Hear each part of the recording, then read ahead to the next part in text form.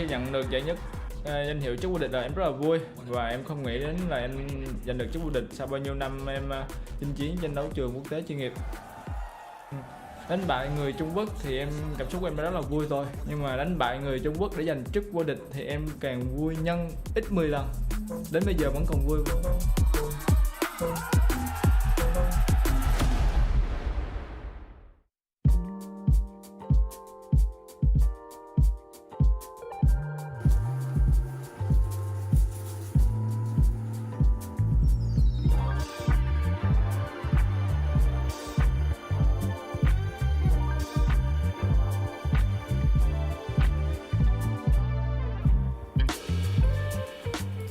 Em đang ăn mì tôm.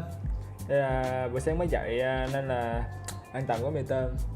Một ngày bình thường của em thì em ngủ thì sẽ rơi vào tầm 12 giờ trưa em dậy, và em sẽ ăn trưa. Thì có những hôm thì em sẽ ăn ở ngoài, có những hôm thì vợ em nấu ăn. Nếu như hôm nào vợ em bận công việc hoặc là mệt quá thì em sẽ đi ăn ngoài hoặc là ăn mì tôm cho nó nhanh, và uống thêm một ly cà phê.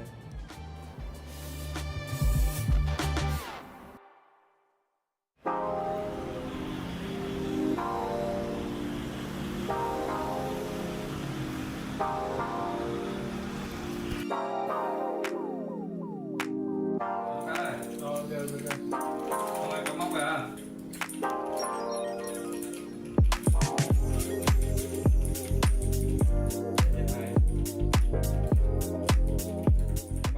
Theo em thì ở trong game thì Lucas là một người rất là kỷ luật và chăm chỉ tập luyện.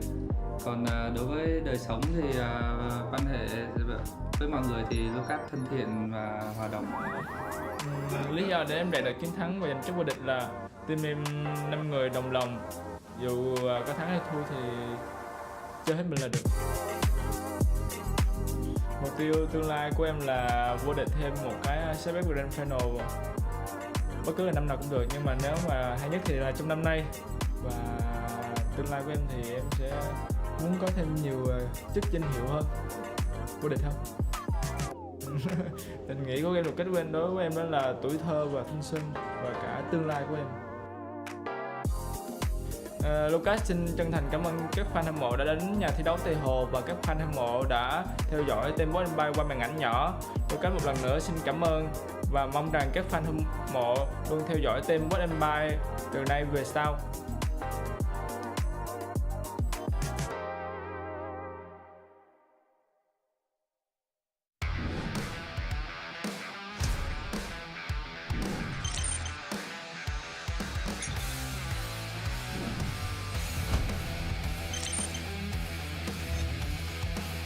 Rồi, DB kết thúc rồi.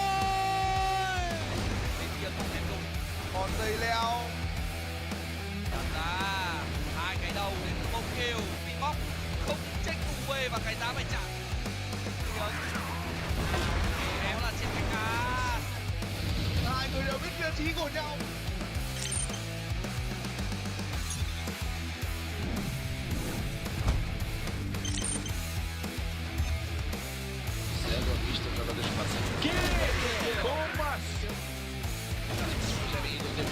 Cobrado na sequência varado pra acabar, volta apenas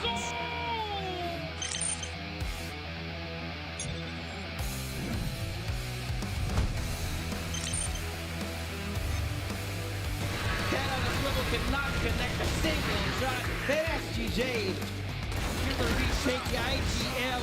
So good right now.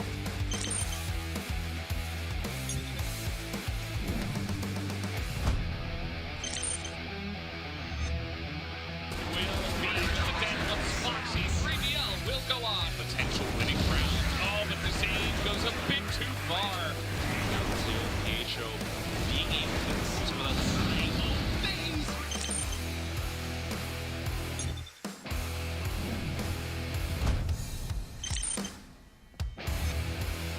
The plug is up a little bit. Now a good spam. No, he's gonna hunt. He is absolutely gonna hunt. Why wouldn't he? It's famous.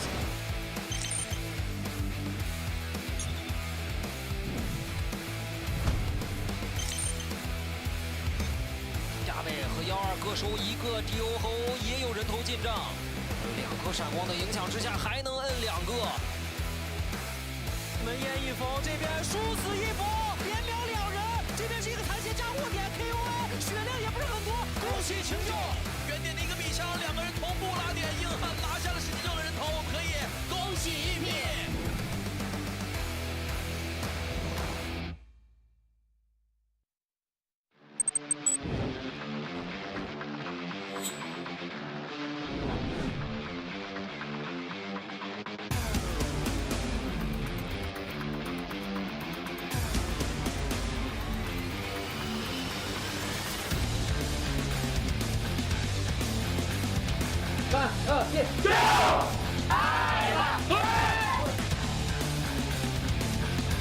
Hit the shot this time, and as I mentioned, a little bit less support in mid. And Going to leave Humera there. He's not going to get it done every single time. It needs to come down to somebody else. It'll have to be PM. Some players off on the sniper, but Ranking are going to try and push their way through the smoke. I'm not sure how well that's going to work out. YJ.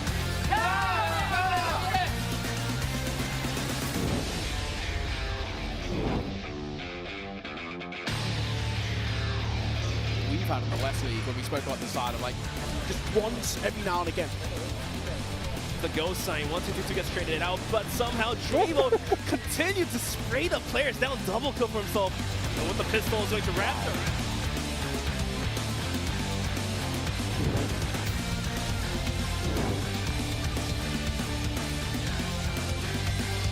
Ghost sign here, Origami's going to swing in. GDSC finds one. Ruzao's going to find a double kill of his own. And all of a sudden, Lotus is barely holding in deep of the bomb site. Can he find the frags? No, he can.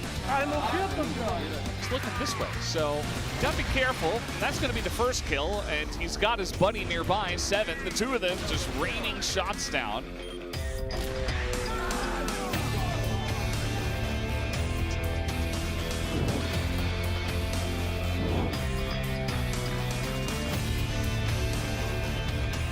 Very tough predicament, all down to 1 now.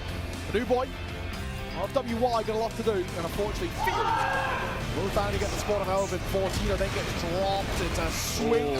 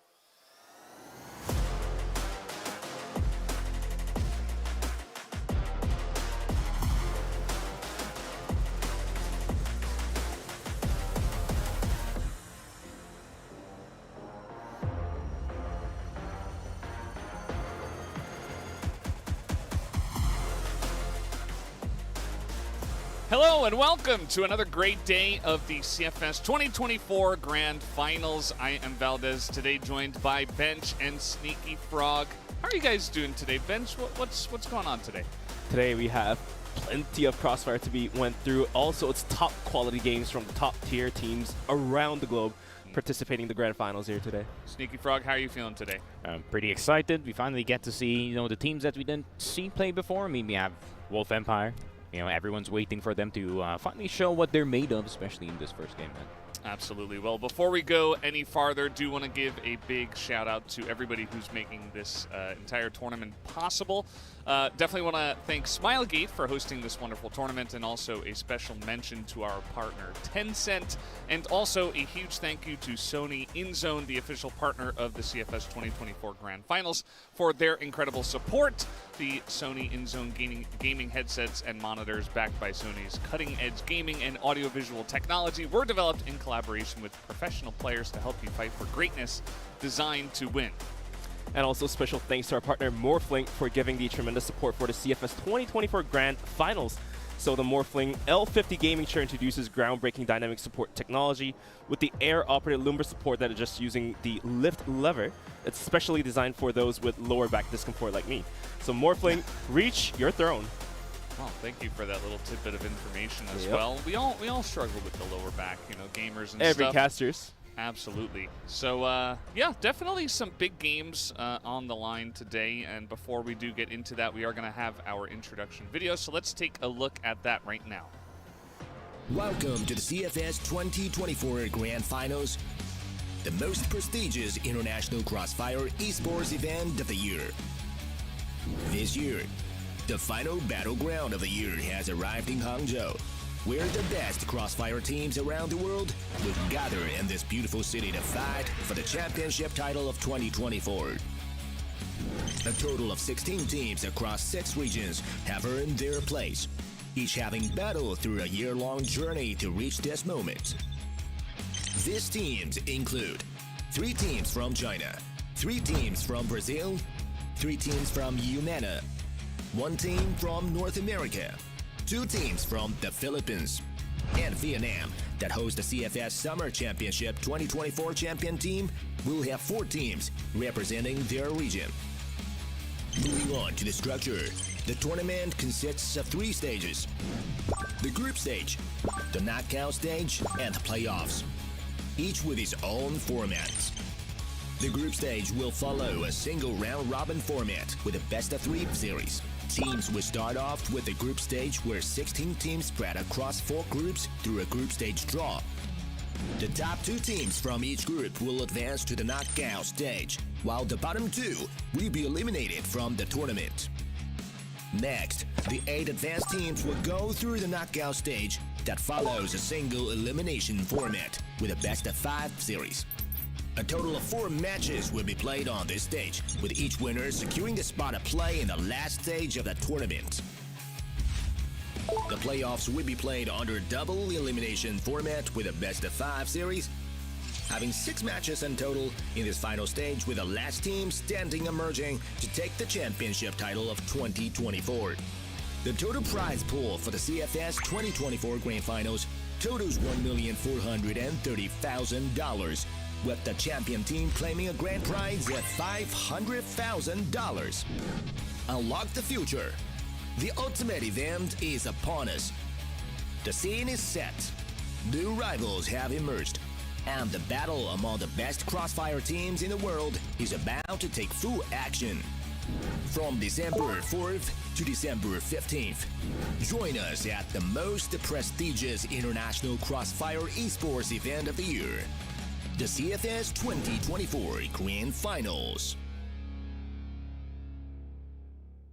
We're here to unlock the future for CFS 2024 Grand Finals, and as you guys were talking about before, we saw half the teams at the tournament so far, but today is the second day of the group stage, so we get to see the other half, the other 8 teams that we do have out of the 16 teams. Very excited to see what else we have in store in terms of skill level here at the Grand Finals. Yeah, we already saw the glimpse of the schedule, or at least people who took a look at the schedule. I mean, we're already seeing, of course, one of the regional top players playing today, which is going to be Ice Cube. Personally, I've been excited to see Ice Cube. He's the closest thing to a Chinese sniper in Vietnam, man. This guy's on another level, especially when he gets the ball rolling. Like, it's kind of hard to stop this guy. He's just going to peek you with full confidence, and I would say he's a very confidence reliant player. If he doesn't feel too confident, he's not going to go for those aggressive peaks, but when he does, then you better be prepared, man. Yeah, Ice Cube definitely needs to get the feels in there to be dialed in, but at the same time, we got also Snare, who's been also playing out of his mind in his own region. Not sure if he can match that to Ice Cube or Do. Also, famous Gouken, all of those snipers up there. Gouken especially, he's been playing out of his mind as well, so I'm actually looking forward to how the other snipers from the other regions can either match up to Vietnam or China in terms of the AUM game. Yeah, I mean, today we are going to have Ice Cube up against Famous in terms of just straight up matchup of the 2 teams that will be part of our first matchup we have today. But we're taking another look at the groups here. Of course, we've had one matchup from all of the groups on day 1, and now we're going to have the rest of the teams And yeah, just excited to see the rest of the teams that we do have coming out here from Group B, which is where we're going to start. It is going to be Wolf Empire up against Swamp Gaming for the first match of today, which is why I was talking about Ice Cube versus Famous in terms of just players. Should be a fun one. I think this matchup, just like all of our other matchups, has a favorite and does have an underdog. I think that coming from the NA region is going to be pretty interesting for them. Of course, talking about Swamp Gaming, but let's take a look at some of our standings here as well. I think that it's pretty interesting that Ranking Esports, Jeez, 93? they do have some high numbers, although round first death is not a good stat. At least they have good clutches. Basically means you lose a player to begin I feel with. like half of that for ranking is just LDX dying. Yeah. But that's the homie though. That's he's gotta die, man. You gotta push as the IGL. The most interesting stat for me, if you guys don't know what the FKRW ratio is, it's a team round win percentage after first kill, and it seems like AG has been converting, I mean, almost all of their rounds after that entry, man. I feel like Joy is just opening things up for the entire squad. Yeah, I mean, if you can make a good standing into the round, just find your first kill and try to utilize that, and just continue to win the round. But here is the KD standings, and of course, who else but Do is going to be sitting on a 4.0 KD. Absolutely insane numbers being out there. He's very far ahead of everybody else, which all includes the other AG players, Jue and ZY, but also Eagles and Ruzal from Imperial. Those are the two teams that absolutely bopped their opponents yesterday, so it does make sense that those players are on top of the scoreboard for now. We'll see if we have any further stomps, any other farming that we have today. Could definitely happen, but I think those two teams, AG and Imperial, certainly put on a special show yesterday. But now we're taking a look at the matchups for today. Any specific matchup that stands out to you guys? I would definitely say Vasco versus LCK. I believe my co-casters have chosen Vasco over LCK, but personally, after seeing how LCK played in the regions, I do have a firm belief that LCK has the caliber to take Vasco down. And especially that MG or the players on Vasco do need that, some time to get dialed in. And True. That's going to be their first game today, so. I mean, did you pick Vasco? Yeah. Yeah, all of you picked Vasco. All of us picked Vasco. I feel like I'm the only one on the English stream that has picked LCK, so. That's true. I mean, as much as I love LCK, man, I'm just a Fefe fanboy through and through. Yeah, I mean, yeah, that's a given.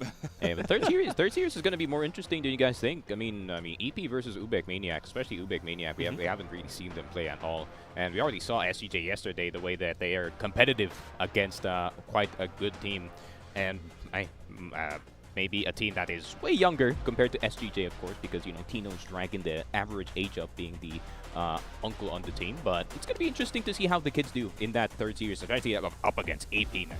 Yeah, I mean, it's going to be a lot of fun matchups. I'm also excited to see if Swamp Gaming has a chance here. I think we're going to find out very quickly if this team can roll with the big boys here at the Grand Finals, because Wolf is an incredible team. But guys, we do have the intro of the players ready to go on stage with Matt Andrews. Let's jump to that right now.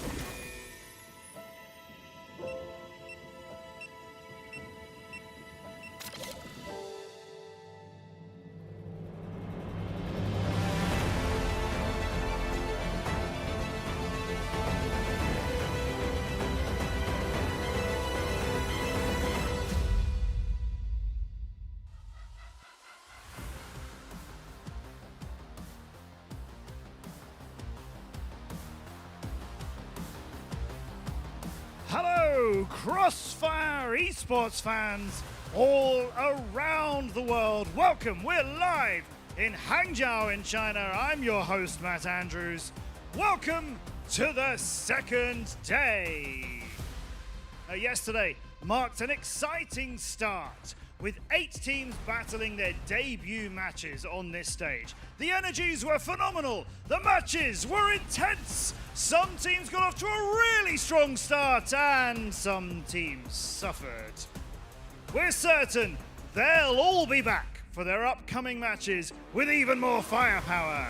And today, it's the turn of our next 8 teams to unleash their talents and showcase their unique skills and determination on this incredible stage, and with so much honor and glory at stake. Every team wants their first victory in today's matchup. So together, let's unlock the future! And let's get day 2 underway. We begin with a collision between the Summer Champions and the Kings of North America.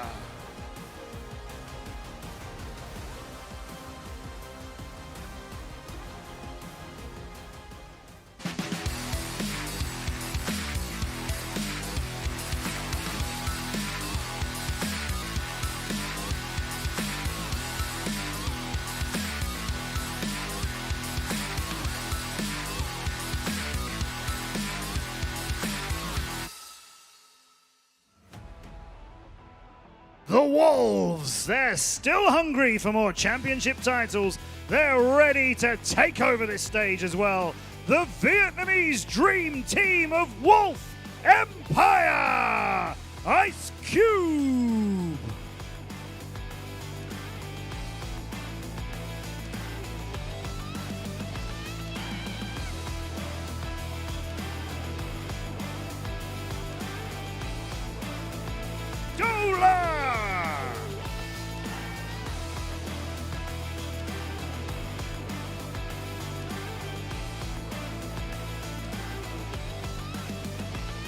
Shady!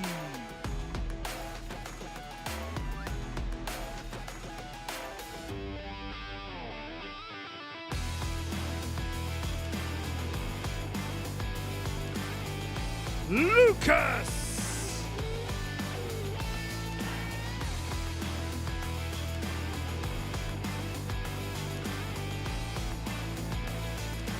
And Rambo!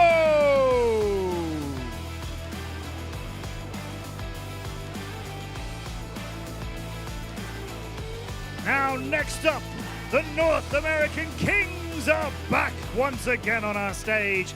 It's Swamp Gaming!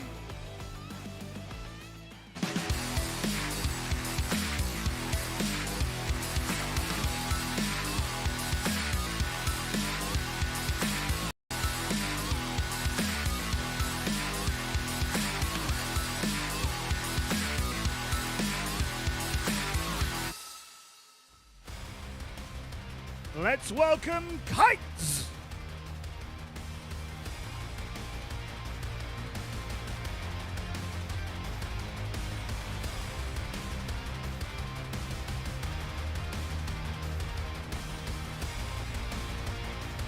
Famous!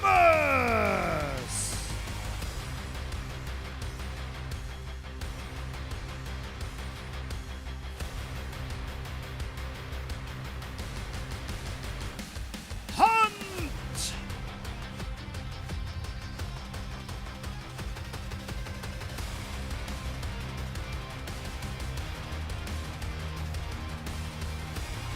Brando!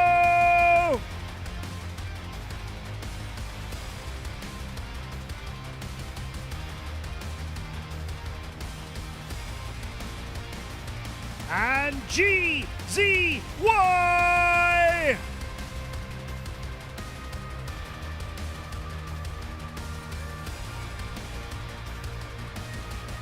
It's day 2. It's match 1 of our CFS 2024 Grand Finals. Who'll claim victory? Let's stay tuned and let's unlock the future!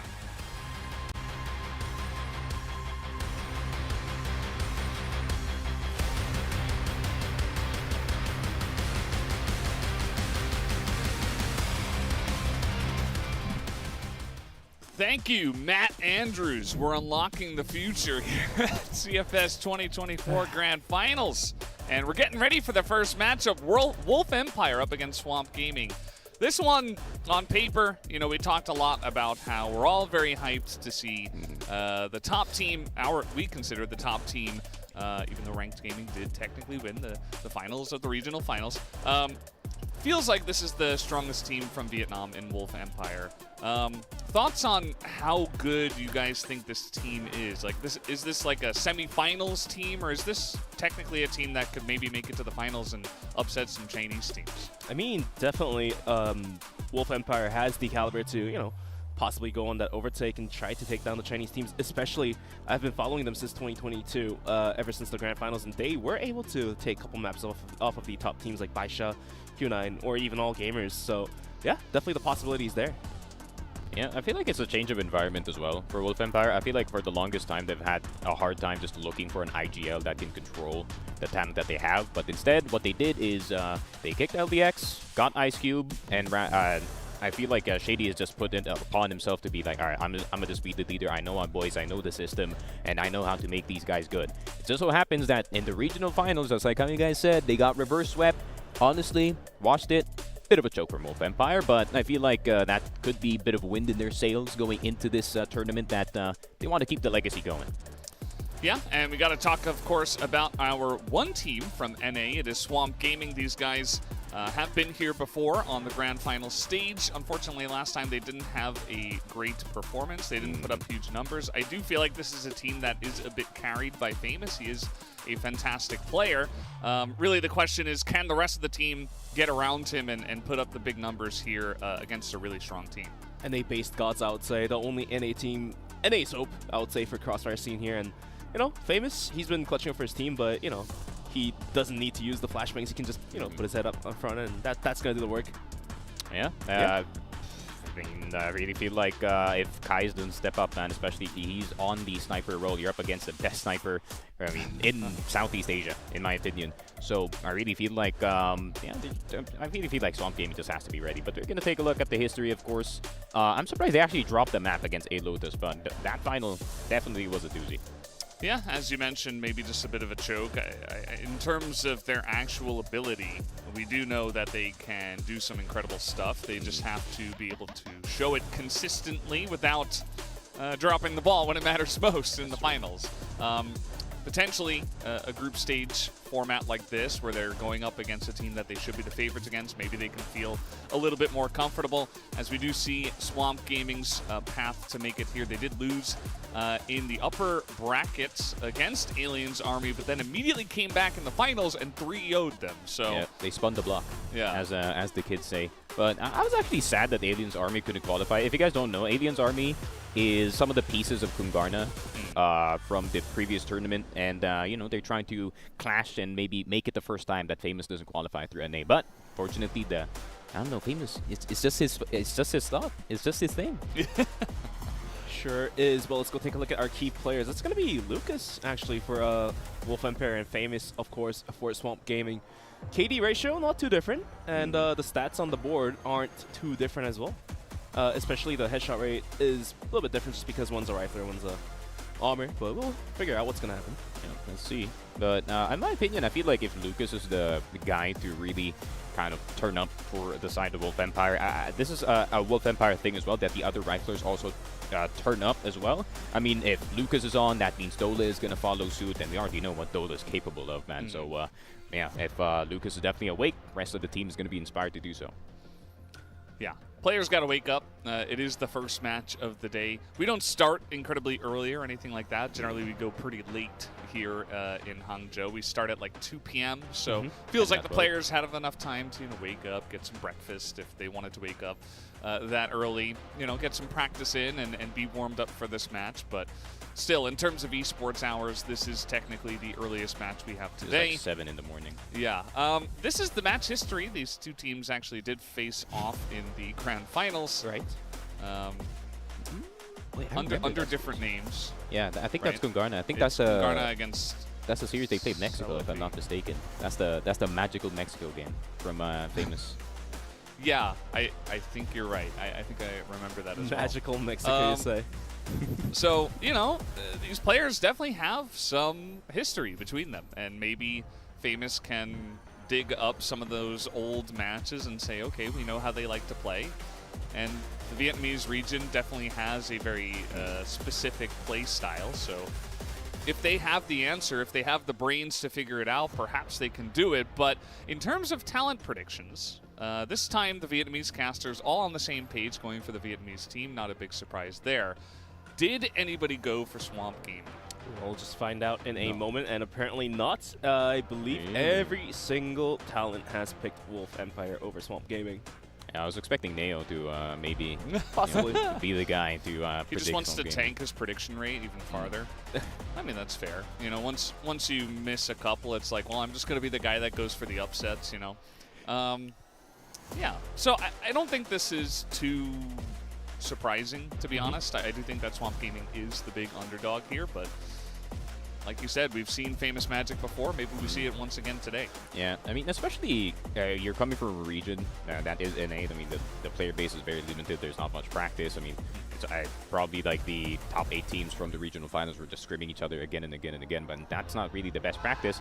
Granted, Swamp Gaming did play in CFWL. They got some games going, but of course the ping all the way from NA is not going to be that good. So hopefully they got some quality practice before they got into the series, man.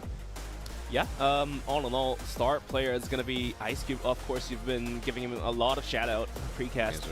And definitely one of the snipers that could match up to the caliber of the Chinese snipers. But can he match up to that of Du? Or can he even match up to that of Famous? Ooh, would be the question right here, right now, for the game that's about to happen. Yeah. Yeah, I mean, there is a reason why when this guy joined the roster, Wolf Empire just kind of really popped off in a big way.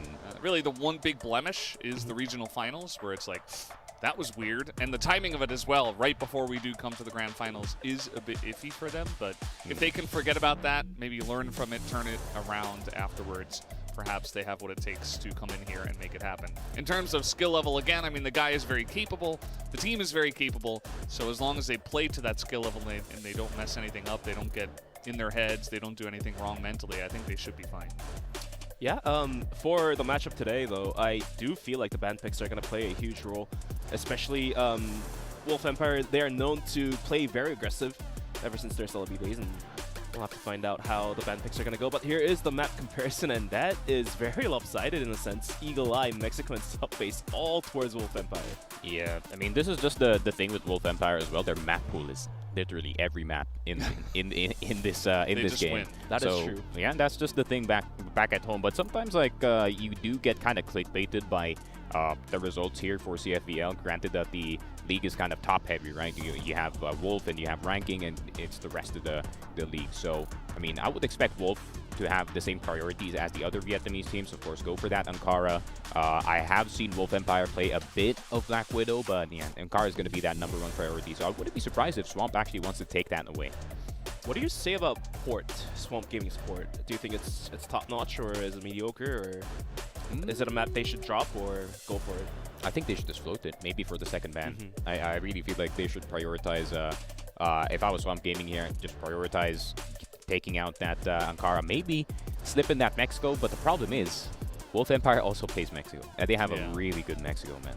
This might just be not a great matchup for Swamp Gaming in that fact because, you know, they seem confident on a couple of maps that also we have Wolf Empire very confident on. So also we were looking at some of the stats for Swamp Gaming, and there were multiple maps where they have played it a bunch of times and they just haven't won on them. Like the Compound, I think there were 0 and 8. Like that's a big problem, right? It's like you got to come in here, you have to have a decent map pool, but if Wolf Empire see that, they might just be like, well, maybe we just pick Compound, because it seems like these guys could not figure it out over the course of many different tries at it. So could be something. I'm sure for the Wolf Empire boys, they have a lot of strategies up their sleeve. Maybe they just go with what they're comfortable with.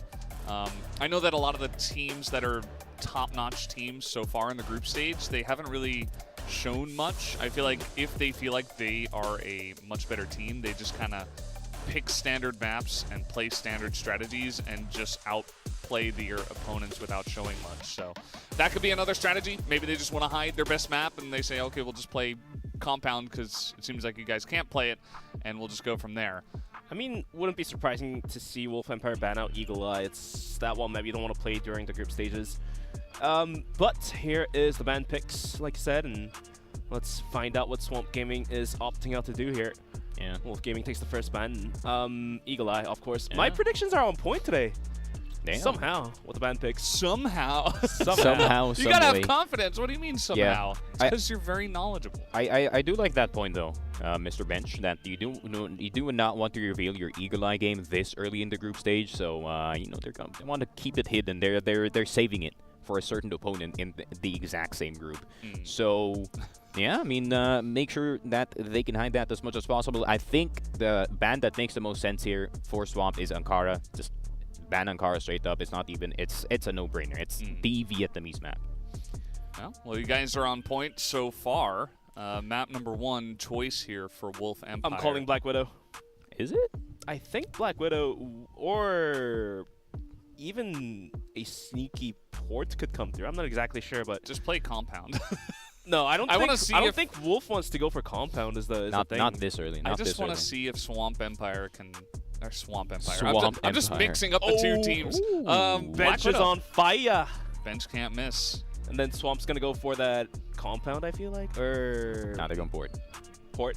Yeah. I think or like a sneaky sub base could work too. But sneaky yeah, sub base could frog sub base. But I think sub base. I don't think you don't want to. You don't want to sub base against Wolf. I mean, the way that they play macro, it's gonna be a nightmare dealing with them on that map. That is absolutely true. But we have to wait and see what Swamp Gaming is willing to do here. Compound, like you said. Really? Oh. I mean, all right. I mean, it works. It works. Bench just can't miss. I mean, less opportunities, I guess, for Ice Cube to do anything, considering that the spots that you can play it at as a sniper in this map is, you know, not a lot. I mean, at most, if you want to be a lot more proactive as a sniper in Compound, you kind of just run it down mid, get into tower as fast as possible, especially when you're on that GR side. But it's kind of hard to pull off, especially at this level. Maybe if Black Widow is very one-sided, we can see Ice Cube doing that. And they are starting off from the GR side as their choice. Yeah. With Swamp Empire. Swamp Empire. It's Wolf Gaming and Swamp Empire now. Can we tell famous, like, you guys should change names. Swamp Empire sounds a lot cooler. Swamp Kingdom. Swamp Kingdom. Describe. All right, let's stop with the scuff names. I kind of want to say Wolf Gaming as well too, but yeah, I'm just gonna confuse everybody on this desk. Not the best, but the viewers as well. True. What's the next man though? Mexico? Mexico? Really? I mean, I thought they would go for Mexico, but they don't want to. Banning Mexico out first is. I mean, if you think about it, Mexico is like, if you play your GR side as default as you can, it's going to be very bland. Like, you're not necessarily revealing any tactics or anything. You know, it's 2 players hold A, 1 player holds middle, 1 player holds B, and then 1 player kind of freely roams around down towards middle and A. So, subbase is manned out, and looks like Port is going to be the decider. Wow. What a fun set of maps. I would say average set of maps to be played. I'm just kind of surprised that Swamp Gaming went for Compound for map 2. You know, based on the stats we saw, it just didn't seem like they had a lot of success on that map, whereas that's just another map that is pretty standard. As you were mentioning, maybe they want to see if they can kind of shut down Ice Cube and kind of play a more aggressive style. Yeah. Maybe that's the way. I do feel like Port's going to be a tougher map for Swamp to play just because how Ice Cube can hold down the top of A bomb site by himself. And the band picks are done. Black Widow will kick us off into the first match of the day, followed by Compound. Can Swamp Gaming take a map point to go into Port, which is also seemingly pretty hard. But, you know, this is the grand final of all things. You have to give all you got.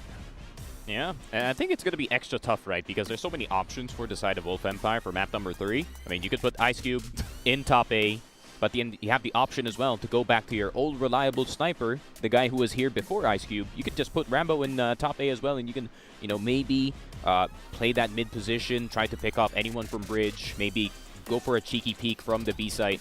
There's so much flexibility that you can do, and that's why I feel like Ice Cube is enjoying his time in Wolf Empire because of Rambo's presence. Yeah, I mean, because of Rambo's presence, on any map, potentially, they could go for that double ARM setup, and it's not going to be those double ARM setups where one of those more unanimous players pick up the ARM. Their ARM skills are not at the level of, like, top-tier sniper, of course, but for Wolf Empire, they do have Rambo, and he can always go for it, and it's going to be a different feels to the teams that go against the Wolf Empire that faces the double ARM setup. And that might be a problem if the enemy teams, not just Swamp Gaming, but for any teams that goes onto the longer ranged firefighting maps like Ankara. A bomb site has the ARM, B bomb site has the ARM, mid has the ARM. You never know what's gonna happen. Yeah, it's like going up against Wolf Empire is like a preview of what it's like to be up against Q9. Because you got like X and Y, and you got Koi, and then you got Rambo, and then you got Ice Cube, and yeah, and it's not just that. Rambo doesn't like snipe 24/7 as well. He's also very effective on that rifle, and he's gotten a lot better with it. But we do see statistics here on the Black Widow map. BL side win is pretty good for Wolf Empire. A lot more way down from the GR side, so it seems like Swamp for their path. Their defense really good. I mean, it's above 75%. Yeah, just gotta remember the different regions. It does feel like the Vietnamese region, as you mentioned, is pretty top-heavy, but at least some of those maps should have been against some of the stronger teams in the region as well. So might mean a bit more when it does come down to it. Black Widow is a map that both of these teams have played quite a lot and to decent success. So I think it's going to be a fun one. I think that Swamp Gaming do get a chance here on Black Widow, even though it is a very strong map for the side of Wolf Empire, to actually make some waves here. I mean, of all these three maps, Black Widow, I think Swamp Gaming has the biggest chance of all three maps to actually win here. So might as well as, you know, pull out your strat book and try to use the strats you prepare for the playoffs. But might as well as do it here, because like we talked about this yesterday, how Swamp Gaming is also one of the most expected team to be knocked out. Yeah. So I mean, when you're at the bottom, man, there's nowhere else to go but up. Backs against the walls, right? Backs against the wall. All you have to do is fight back. But you could also just kind of stagnate at the bottom. You kind of just sit there for a bit. Yeah. But there is one direction. That's true. You can't go any farther down. Yeah, you gotta fight tooth and nails at one point, and this just might be it for them. Yeah, I do think group stage is ripe for upsets, right? Compared to going into best-of-5 knockout rounds, that's going to be a little bit more difficult. So this is going to be a best opportunity, and we talked about how if you don't win one, that puts you, back against the wall. You got to beat the other two teams, otherwise you're probably just knocked out. So everything on the line right now. Round robin works wonders, I'll tell you that. Yeah. And best out of 3 also works wonders. So you put one wonder and the other together, you might witness something greatness happen for Swamp Gaming or the whole region of NA. Yeah, especially Group B, man. I feel like if you lose just like a single game, now you have to win against like Unnights or All Gamers. That's, that's tough for ask outside for sure. It's really like this is the closest thing to a Souls-like group in this tournament. So yeah, it's gonna be a tough challenge, but I mean, if it is Swamp Gaming, man, you're just gonna take it head on. Yeah, I mean, based on what we saw yesterday, Unknight's a relatively strong team in their region, but then up against All Gamers, it was like there just was no chance. Like there was not a single chance they had. They experienced the Do special, the ZYAK. Man, that ZY yesterday was so lethal, actually. Like, if he did not shoot him in the head, like, you're just a dead man at this point. Like, it's just unbelievable, like, how some of these players are so good on the rifles, especially the spray control while running is perfect. And it's kind of just hard to counter, especially AG. You have 3 players rounding it off, and they got this new player from AG named GA, who they picked up recently, actually. Kind of rounded out the roster really well. I feel like the direction that the meta is going for 2024 and beyond is having another like capable sniper on the squad, because fully knowing how important defense is now for some of the maps, just like Compound, just like Black Widow, and just having a second sniper that is just as capable as your first sniper is kind of the thing now, man. It's very difficult to have that though. But if you can pull it off, and you have 2 guys that are at a similar level, at a very high level, you've got a recipe for success. And some of our best teams here have exactly that. And we have one of those right now. Wolf Empire going up against Swamp Gaming, moving on to Black Widow for our first map here of this match.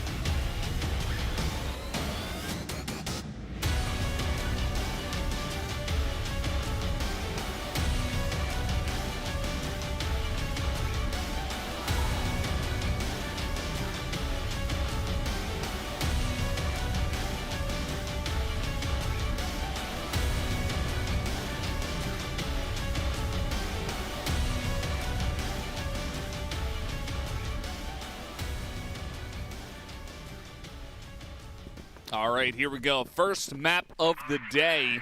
We've got 4 matches today once again, and every one of them best of 3, as once again immediately going to jump straight out of storage and start firing through the smoke. And Famous is getting started very early on, already picks up 2 kills, but is eventually going to go down. Kite alone in mid is going to hit the shot, but Wolf Empire, they did not waste any time to run straight at Swamp Gaming and say, all right, you want to fight, let's go.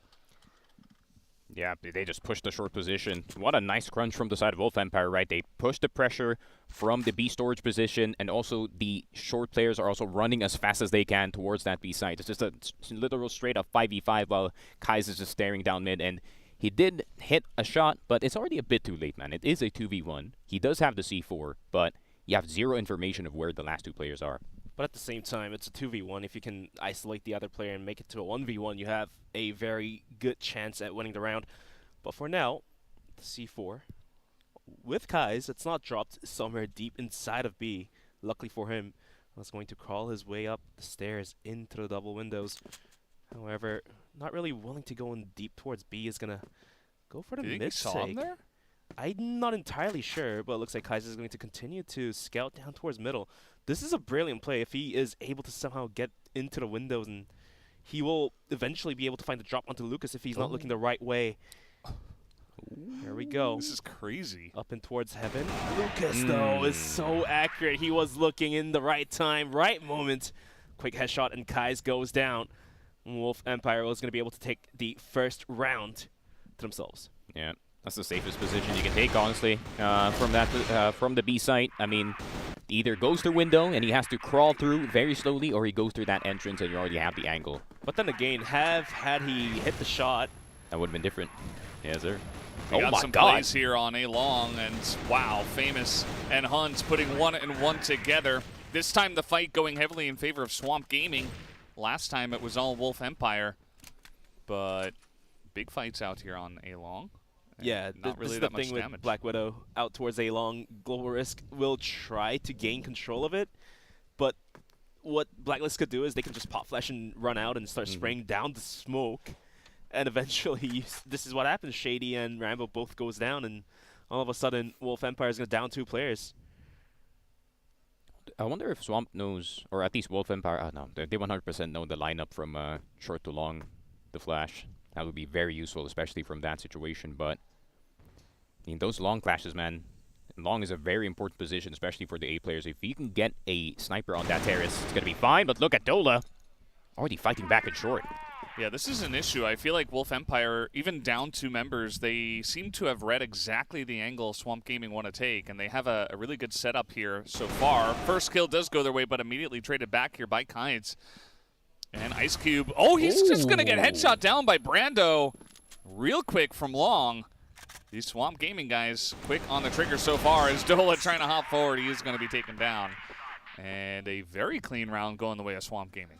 Swamp Gaming quickly finding the equalizer after being able to successfully take control of A-Long and then, you know, brilliantly just going down towards middle. Unfortunately for Dola, he did spot the players going into Catwalk, but he just wasn't able to find any tip of the heads. Of course, Lucas was trying his best, but it didn't work out at the end of the day. And here is another long take. And looks like after that miserable failure of controlling A-Long, Wolf Empire is going to play rather, you know, stuck up in the back sites of the bomb site. And I'd rather play short here if I was like Wolf Empire, because you already know that you don't have any long control, so might as well just use the pillars for cover from the short position and make sure you don't get flanked from there. So you already saw Shady and Doda doubling up in that short area, so they're gonna try to at least force Swamp Gaming to go long and take those long fights, and they're gonna have just better angles at the end of the day. But they're not pulling the trigger just yet. Hey, Swamp Gaming, they're being very patient at the moment. Well, patience is virtue. So is for Swamp Gaming and also Wolf Empire. After some utils being spent down towards A-Long and middle, they were able to smoke down mid double doors, but no commotions happening there. Swamp Gaming is going to start leading their way into the storage, into the double windows. The C4 following as well. Yeah, I mean, this push is coming in towards storage. We do see Wolf Empire. Of course, they didn't lose anyone because they didn't force the fight on long, as you guys were mentioning. But they still have 3 guys on A. We'll see if they can hold off this push towards B. They're not holding storage. They're just holding the site. And the one smoke that was thrown out by Brando, I believe, yeah, on A-Long has got a couple of guys distracted from Wolf Empire. Push not coming through just yet, though, from Swamp Gaming, certainly taking their time. I mean, surprisingly, Wolf Empire not really putting any player to play the new box in the front of the site. It's one of the good positions, but Rambo's going to hit that arm shot to open things up.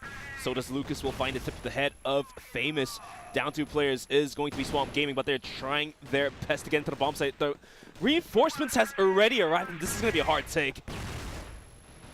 Yeah, Pop flashes out. Oh, I'm not so sure about this one. Bench, not gonna lie, it is not working out for Wolf Empire. 1v1, and Hunt shoots Ice Cube, melts him as he tries to go through that window. I really thought that Wolf Empire had that. Not gonna lie, what happened in that door fight? Yikes, slow start for Wolf Empire. Is gonna drop 2 rounds in a row.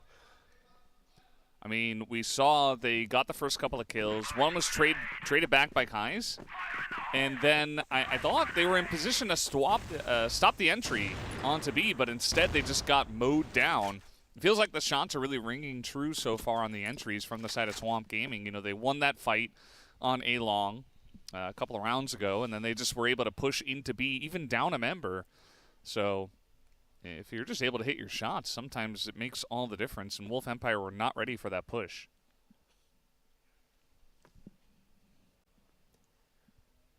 Playing with patience once again. Swamp Gaming this time does invest 3 players to come down and towards middle.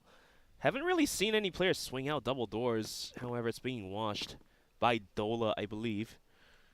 Maybe on this round number 4, Swamp Gaming may think about running out towards middle. But as you can see on the minimap on the top left, we do have Shady scouting out towards A-Long. And that might become very handy for Wolf Empire. They're gathering the information that there's nobody here. They can, at any moment in time, send a player down towards B, down towards middle to help with the defense. The setup is out towards A. Ice Cube's already here. This is going to be a very nice angle as they try to cross. Instead, they're going to go mid. Lucas is going to get GCY, but Hunt will get Lucas in return, but Famous, the answer back.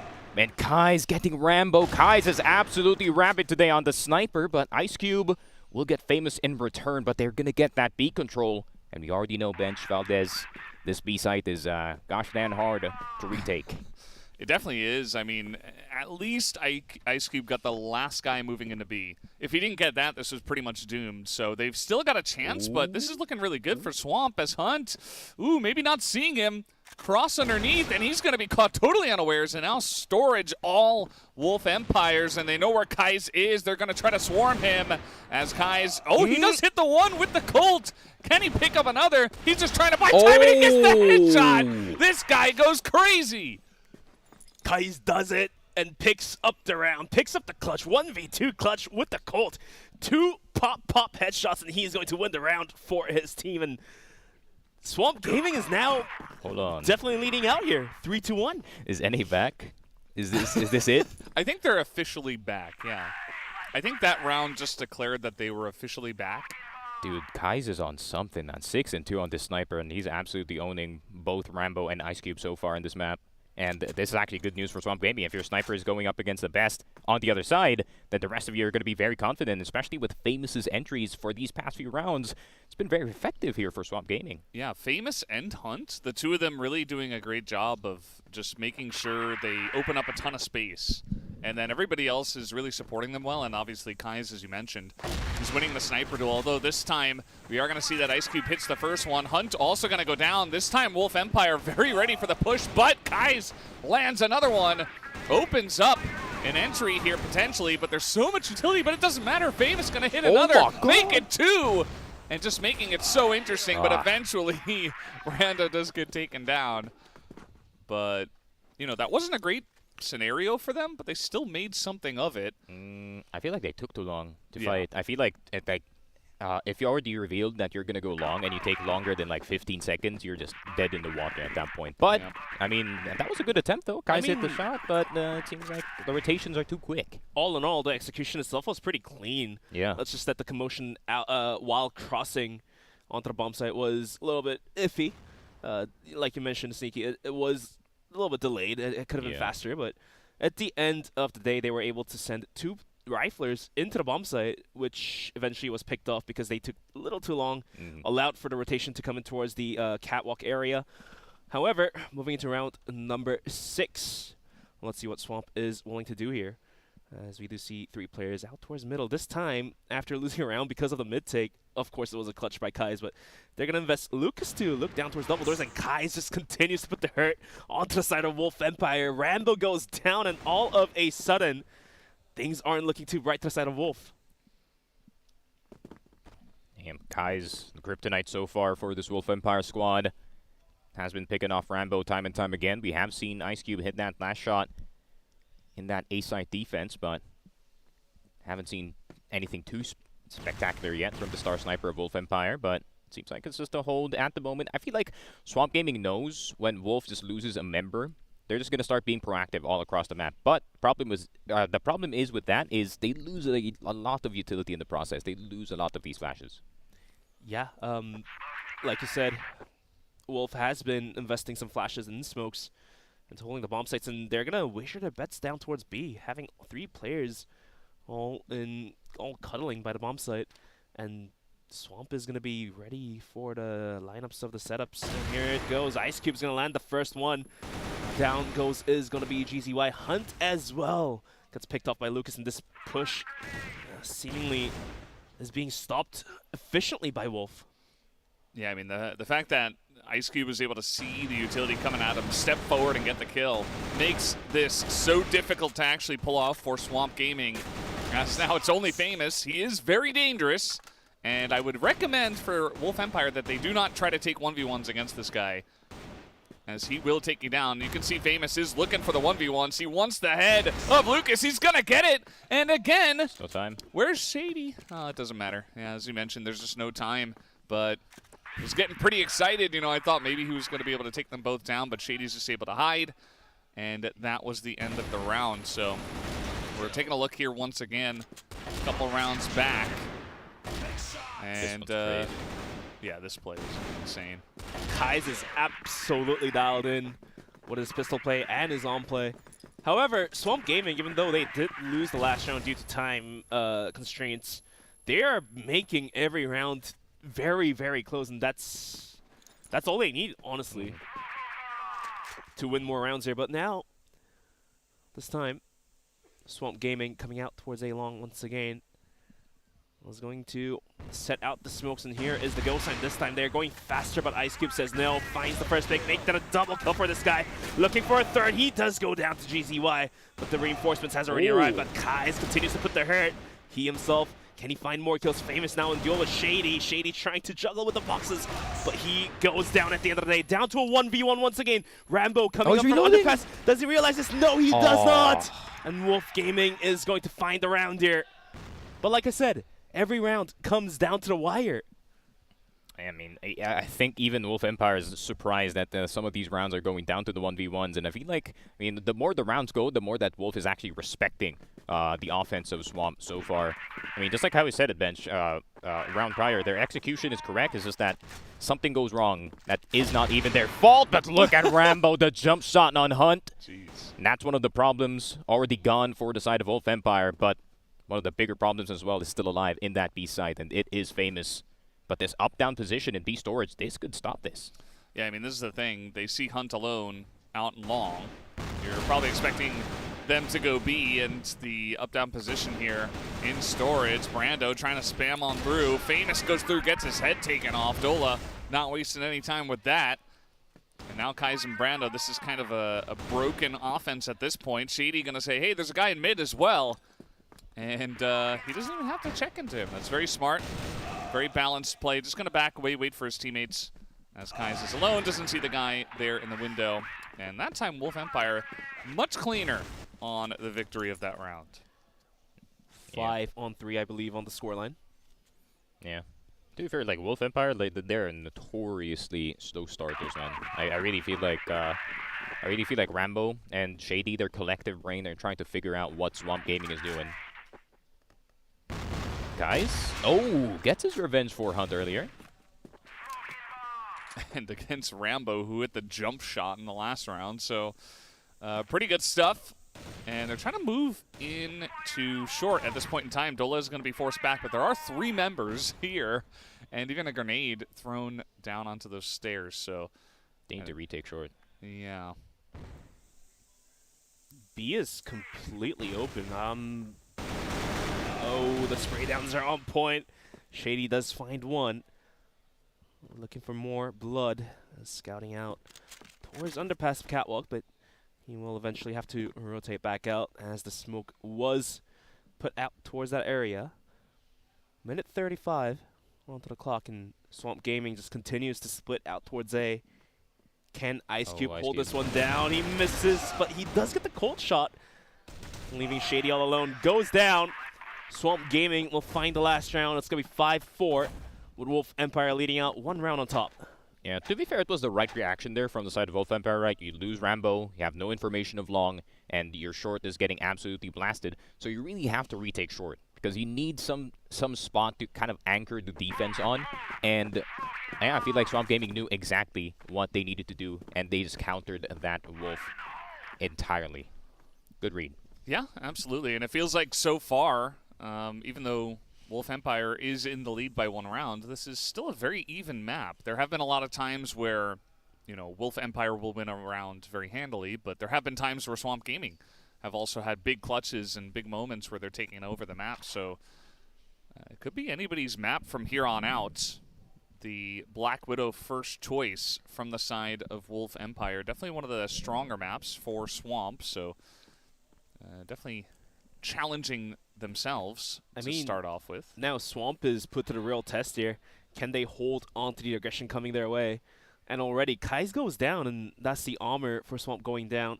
They do lose the ability to duel long-range fights, and onto a 4v5. They're going to split into 2-on-2. Yep, Rando has to retake short, or at least check for it, just to confirm if it is an A take or not. But I feel like after that shot, it's definitely somewhat confirmed. But Ice Cube being this deep in the terrace in long A is definitely key. You just have to push out any of the players here. And look at Wolf knowing exactly where Swamp Gaming is going. Famous is going to go down. Hunt will get Dola in return, but it seems like a lost cause here. Yeah, the 2 players of Swamp peeking into Dola.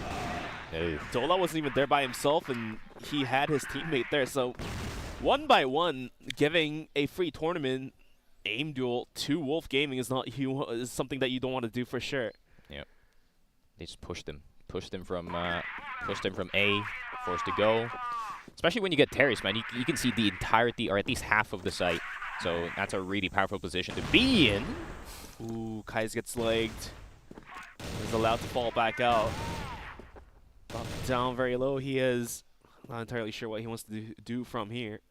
Yeah, I mean, at least Long is going to be secured here by Swamp Gaming, so they're able to just stick Famous over there and just have him wait for a while, force Wolf Empire over to the one side of the map, over towards B or mid.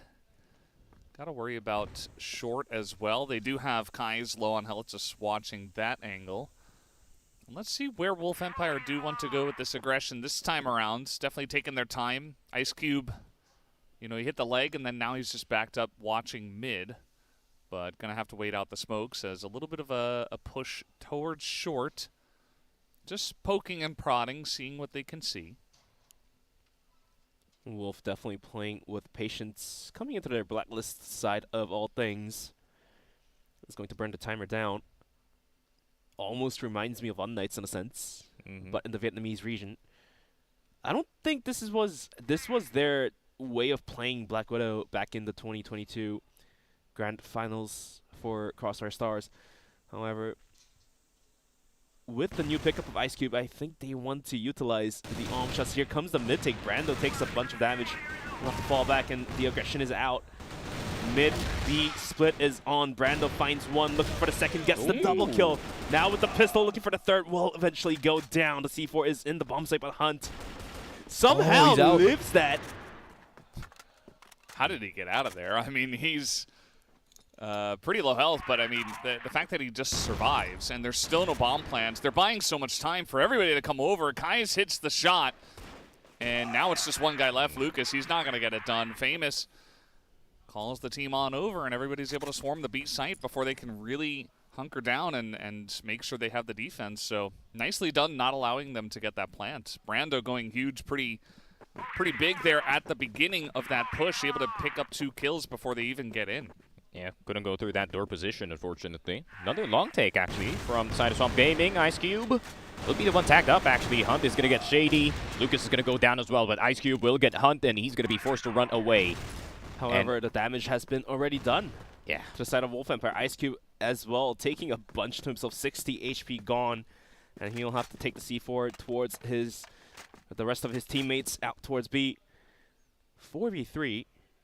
Well, however, if they can utilize their smokes and isolate the bomb site, they can make them into a 3v2. And see if they can take it from there.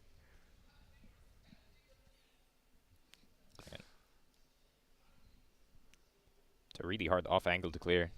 James is sitting on, but Ice Cube does see him, but I mean, Swamp Gaming, they're not willing to just throw these lives away, especially they have the advantage at the moment. Ships passing in the night. Rambo, will he check again? Okay, well, they're going to see each other. But a couple of guys still hanging outside of storage. Ice Cube's still looking for it, but Famous is going to hit it. Once again, just a quick headshot onto Dola as he's poking his head into storage. And now it's a 2v4. Yes, GZY is pretty low, but at this point, still feeling pretty good. But that shot is going to be hit by Ice Cube, gives them an opportunity to make their way into B. It feels like they're just beating Swamp Gaming members to check this and looking for picks. Not committing just yet, although Ice Cube is going to make his way behind the box here.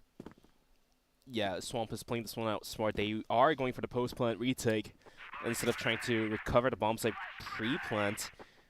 Well, here comes the plant. They do have some utils to work with. Swamp Gaming is going to use the smoke to gain some ground. Quick arm shot comes through. Rambo trying his best to hold it down. Gets one. Has to find 2 more than Nate. Completely goes potato mode. Eventually gets swung by GZY. And the C4 gets defused for the equalizers. It is going to be 6-on-6. Well, these two teams going toe-to-toe, which is completely out of our expectations. Well, maybe because, like you said, Sneaky, Wolf Empire, they do need some time to get warmed up. They do need some time to, get dialed in. But they don't want it to be a little too late. They want it now. Yeah, I mean, it seems like Kai's and Famous already got the gist of things, or whatever Wolf Empire is trying to do in this map. And it seems like the rest of the squad is also kind of following suit. I mean, GZY is also starting to wake up in this game, and it seems like Swamp Gaming, if they do get the right round, they're going to get the lead. But, yeah, I mean, Dola's not having that good of a game. Shady, kind of quiet. Rambo as well. It's mostly been Lucas and Ice Cube this time. Yeah, the thing is, Ice Cube, you know, he's picking off people here and there, but he's also died 10 times. You know, it's been good for him, don't get me wrong, but it's not like he's taking over the server by any means at this point. So the fact that this map is this close, I mean, maybe you're favoring Swamp Gaming the longer this one goes, unless Wolf Empire wakes up.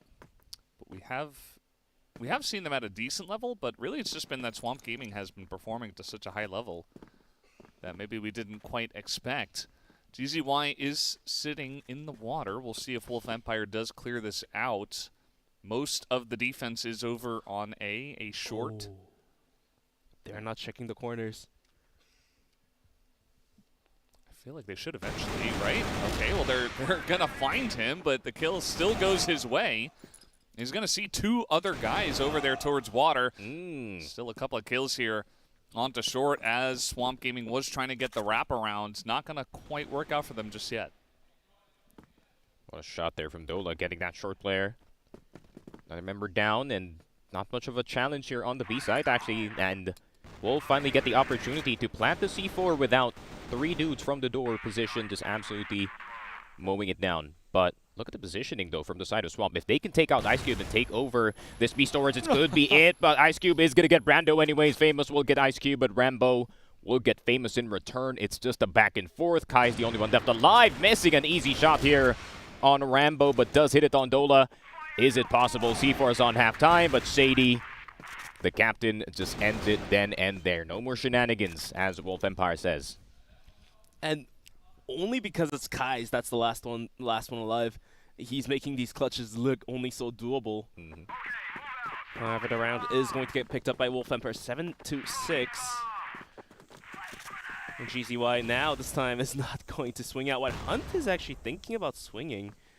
Not entirely sure if he wants to do that. As Wolf, they're lining up a pop flash ready by Shady, and they're going to send it in to storage. And the flash is absolutely on point. They're cooked. Hunt and GZY goes down. And Kai is trying to hold the bomb site down by himself, but can he do it? That's going to be the question here. Well, they can hear this plant coming in. I don't know if Swamp Gaming can really hold this one off. They've already lost 2 members, and Kai's in the window with an Hom. And the rest of the team just hanging out in mid. Not going to be an easy retake by any means, with 5 members from the side of Wolf Empire just waiting and ready to stop this. Here comes Famous trying to lead the charge, but they got to clear out storage. There's 4 people in there, and there's also Shady, or rather Lucas, on the side. They do get 3. I mean, there is still a chance he's going to try to hold it, but the kill does come through. As he was running out of time, he had to just try to go for it. And like I said, there were 4 people in storage, so even though they got 3 of them, there was just the extra 2. Brando had enough of that. He was like, I'm going to stick the defuse. However, the time wasn't quite enough, and Wolf was able to get the swing onto him and wrap the round up. As they did lose 2 rounds consecutively down towards B, they're going to invest 8 players holding it down. However, Wolf is going to be sending Lucas down towards middle. We are yet to see Wolf to peek out and swing the double doors. If they do so, this could be very critical to lose the map point here for Swamp. Yeah, but look at Wolf. They're just chilling in high mid at the moment. They already got long control, which is all they need if they want to go for this A site. Usually what teams do, especially when you want to take A and you just want to have 1 player in long, is the rest of them just go short. And the long player is kind of the late push in that strat. But I think they're just trying to find as much information as they can. But judging from the positioning of Swamp, they're just sitting as far back as possible. Hunt is just in metal box, just waiting for any semblance of noise. I mean, both of these teams are basically being chilling by the bomb sites, by the entrances. So the timer will be burnt down towards the minute mark. Minute 22 onto the clock, actually. C4 yet to be picked up. Yeah, and it does look like this is almost definitely going to be going A. unless they want to just poke their heads in and then maybe rotate late, but that would be a little bit too fancy, I think. You could just try to go for this onto A. There's a lot of members from Swamp throwing stuff into storage, but that's not where the push is coming in, as the fake seems to have worked out for now. They're trying to root him out in storage. They can't even get him down. Ooh. Nice shot, though, from Kais, and Hunt hitting the cold shot as well. Gives them an opportunity here, but it's just Kais on the back of the site. He's always going to drop that shot and not quite land it. There he's going to hit the second one, though. Takes out Ice Cube and gets another. Just holding down the site by himself and buys enough time for the team to come over. Hunt initially finding the first 2 frags and Kai's finding the rest of the 2. Leaving Shady left alone, scratching his head like, where is my team? No, they're all dead out towards A-Long, and eventually he himself goes down as well. Swamp Gaming will find the round.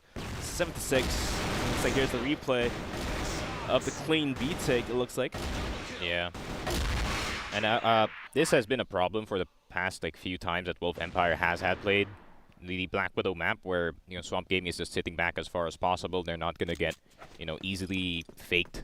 They're just playing default as much as possible. And most of the teams that do play that against Wolf Empire do have some success. It's just that Wolf is that good of a team. They have that good of a players that they can just force some strats sometimes. Ice Cube gets a pick on one side of the map, make sure that they have the numbers advantage. But it seems like Swamp Gaming, they're playing it extra safe this time. They don't want to give Wolf any lead.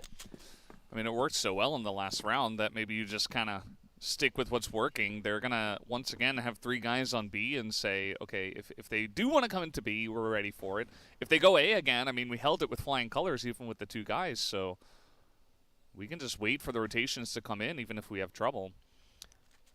But Wolf this time is going to invest all 5 players to possibly hit the storage take. Here is the setup. They're going to go for it. Can Swamp hold this one down with 3 players? We do have a player playing the invincible box by the site, and have Famous in the back of the bomb site. He is getting naded, and he's going to be taken down to a very low HP. Not out just quite yet. Here's the go sign. The spray downs are on. 2 players are down already for Swamp, and Famous himself goes down as well. The bomb site has been compromised, and this just might be the map point being picked up by Wolf Empire. Hunt's trying his best. 2 snipers in the B retake. What a nightmare.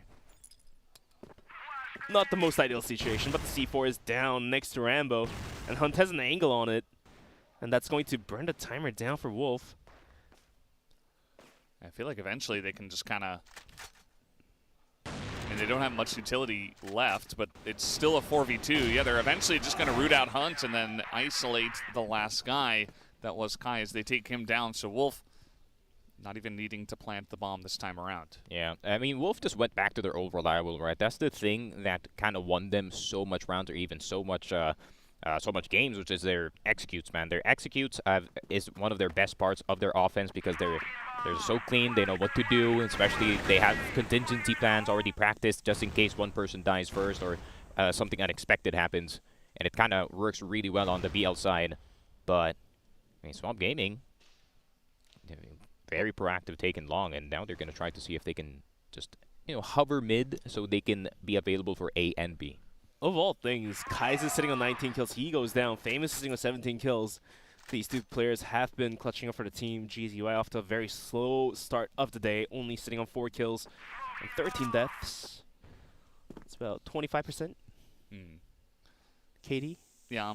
He definitely has had a slow start. He had like the 1 kill that was really important in that 1 round, but besides that, not really able to put up the clutch moments. But across the board, I feel like Swamp Gaming have done a very good job on this map, but I don't know if it's good enough to beat Wolf Empire. I think they've done a decent job, but might not be enough. Hunt is trying to just push up mid. He's like, hello, and he's dead. It's just like me for real.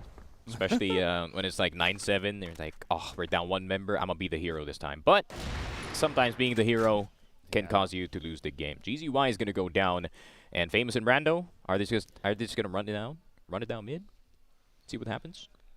At this point, I mean, Wolf are just waiting for them to check snipers, and Rambo's just sitting here waiting for them, and yeah, Dola just ready And there's only one guy left. Brando is going to win the 1v1, but he's got basically no help. There's another kill, but it's not quite enough. So many members left from Wolf Empire, and they will win the first map of this match.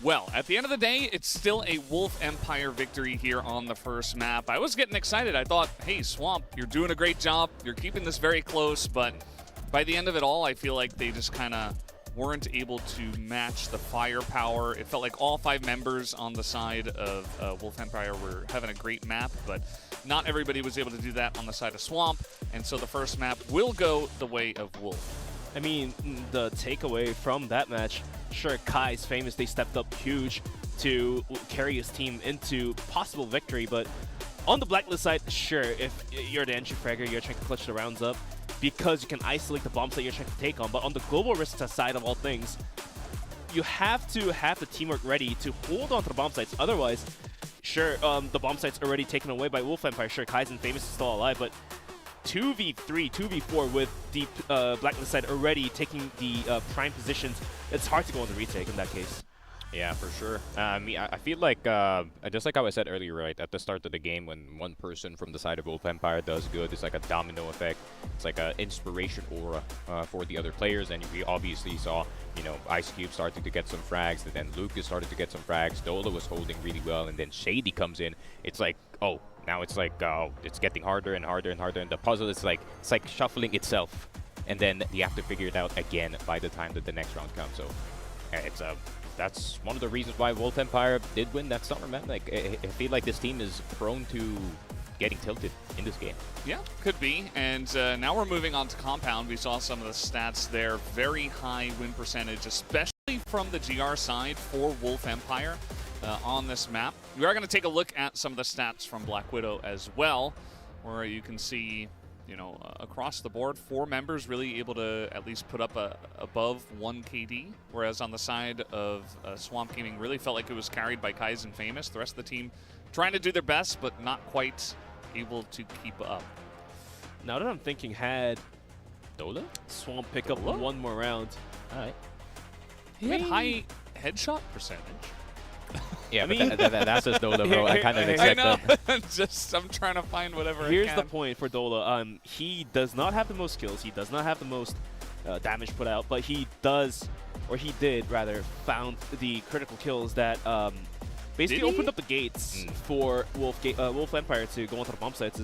Is my guess. I mean, he was the one kind of playing the anchor position, and he was able to pick off the players that were peeking out from storage, for sure, and peeking out from catwalk even. And based on that, Wolf Empire was able to adjust their positions on the Blacklist side of all things and was able to make a pretty good comeback, I would say. Yeah, I would agree with that. I feel like Dola is one of the best anchors that Vietnam has actually ever produced. I mean, he has the temper. Yeah, he has the temper for it. He can go, he can go B, he can go short, he can even go long from time to time, and especially did see his headshot percentage 87% on that AK-47. I mean, I wouldn't say it's a ZY level yet, but if you're approaching close to that level, I mean, it's already very good on your end, and especially in a map in Compound where there's not much action on the M4. It's more of the AK reliant, you know, and there's not much wall banks that you have to go through except for A side. He's definitely going to have a good time in this second map. Yeah. It felt like, you know, if you're just looking at the KD stats, you probably wouldn't go for Dola. But in terms of, like, what made the difference on that map, it really just came down to the depth of the roster. So maybe you're looking at guys like Dola, those anchors to actually do the job, whereas on the side of Swamp, it was kind of like, well, you've got your big men, they're popping off, they're doing a great job. Kai's was able to match Ice Cube, I would say, on that map. But at the end of the day, they didn't quite have the depth, so wasn't enough to get across the line. And now we're moving on to Compound, which is the map that was chosen by Swamp, funnily enough. But I'm just not sure if they're really going to be able to match them here on this map. But then again, based on how Famous played, based on how Kai's played, I think it's quite safe to say that Swamp has a pretty good shot at taking Compound as well. Mainly because of the ability that Kai's is putting out on the board right now. He can be the one playing by the servers, by the A bomb site. Not to be downstairs servers, but you know how snipers would usually play the A bomb site with the snipers. Look down towards middle, look down towards A long, and if Kai's can just find the frags 1 or 2, that just might be it. Yeah, I feel like Compound is the type of map that where the individual plays really do shine compared to Black Widow. Black Widow's like out in the open. You're gonna expect as soon as you swing the corner, there's gonna be 2 dudes staring at you. But in Compound, you know, there is a lot more opportunities for the 1v1, the individual pickoffs, especially the amount of space that you can get. You know, catwalk going into the pillars. That's very, it's a very aggressive angle you can take as a GR player, or you could, you know, fist fight mid. But I don't see that happening in any other region except ours. So I wish I wish the EU. I wish the EU teams or like the NA teams or the other teams. I want to see them fist fight for container, man, because container control is actually very important and it's very underrated. Because if you have container control, you have the opportunity to go catwalk or go A long, and it kind of splits the map in half and makes it a lot easier to play. I mean, from time to time, you do see teams throwing all 5 potatoes at each other for the fist fight. And then all hell breaks loose. You see flashes, you see smokes. Like there's like 3 smokes that are stacked together, and players trying to knife each other inside of smoke and all that. As it should be. The chaos could break loose, but I'm not entirely sure if that's gonna happen for this one. NA versus Vietnam is a different side of all things from your region, so. Yeah. But from the history of FPS of NA region, it could possibly happen. NA has that ability to go all hell break loose mode. So I'm expecting it. Hopefully, maybe Famous can have another one of those magical games as he did not too long ago.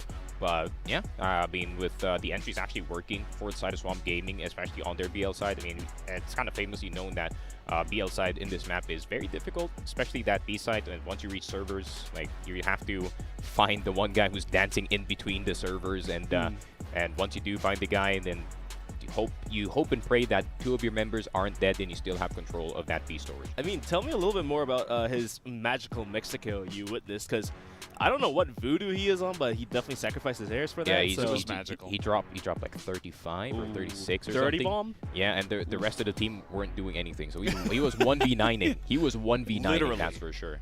Did they win that map? No. I feel like they lost. No. Yeah, they lost, lost, right? He got like 35 kills and the team lost. And we were just sitting there like, what? Why? We need another one, Nick. We need another one, man. I just want to see it in person, in Hangzhou. Him dropping 40 kills and still lose the map? It's got to be what Mexico, you're going for, right? or do you want them to win a map? Mexico. I feel like Compound might be that map. Could be. It could be a map. I feel like excellent riflers can have a lot of success on this map. You know, you talk about servers play, you talk about some of the entries, some of that curve action that we do get. I feel like Famous can really thrive in some of those angles, so yeah, maybe. I mean, there's a possibility. But yeah, Compound, like you said, down towards B, down towards middle, riflers do have a pretty good chance at shining bright. So let's see if Famous can do so. But for now, we do see the beautiful faces of Wolf Empire. Dola not wearing the glasses this time. Dola's going to be just chilling. Running the Swamp contacts, Gaming. We got GZY off to a very slow start. 4 kills. Probably around like 5 or 6 at the end of the map there, but definitely very low on the kill point. It's kind of crazy that there's 6 Vietnamese dudes in the server. What? Yeah. Yeah. GZY is Vietnamese. Yeah. I mean, it makes sense. Emerging region. It feels like they are the 3rd strongest region. Yeah, fastest growing region too, man. Yeah. The amount of players joining CROSSFIRE in Vietnam is actually insane. And maybe this year they become the 2nd strongest region. Really just depends on if they can challenge Brazil for that second slot, as China is, I think, very, very securely, very safely in that first place spot in terms of region ranking. But guys, we do have the game ready to go. Compound is loading up right now, so let's hop on to map number 2.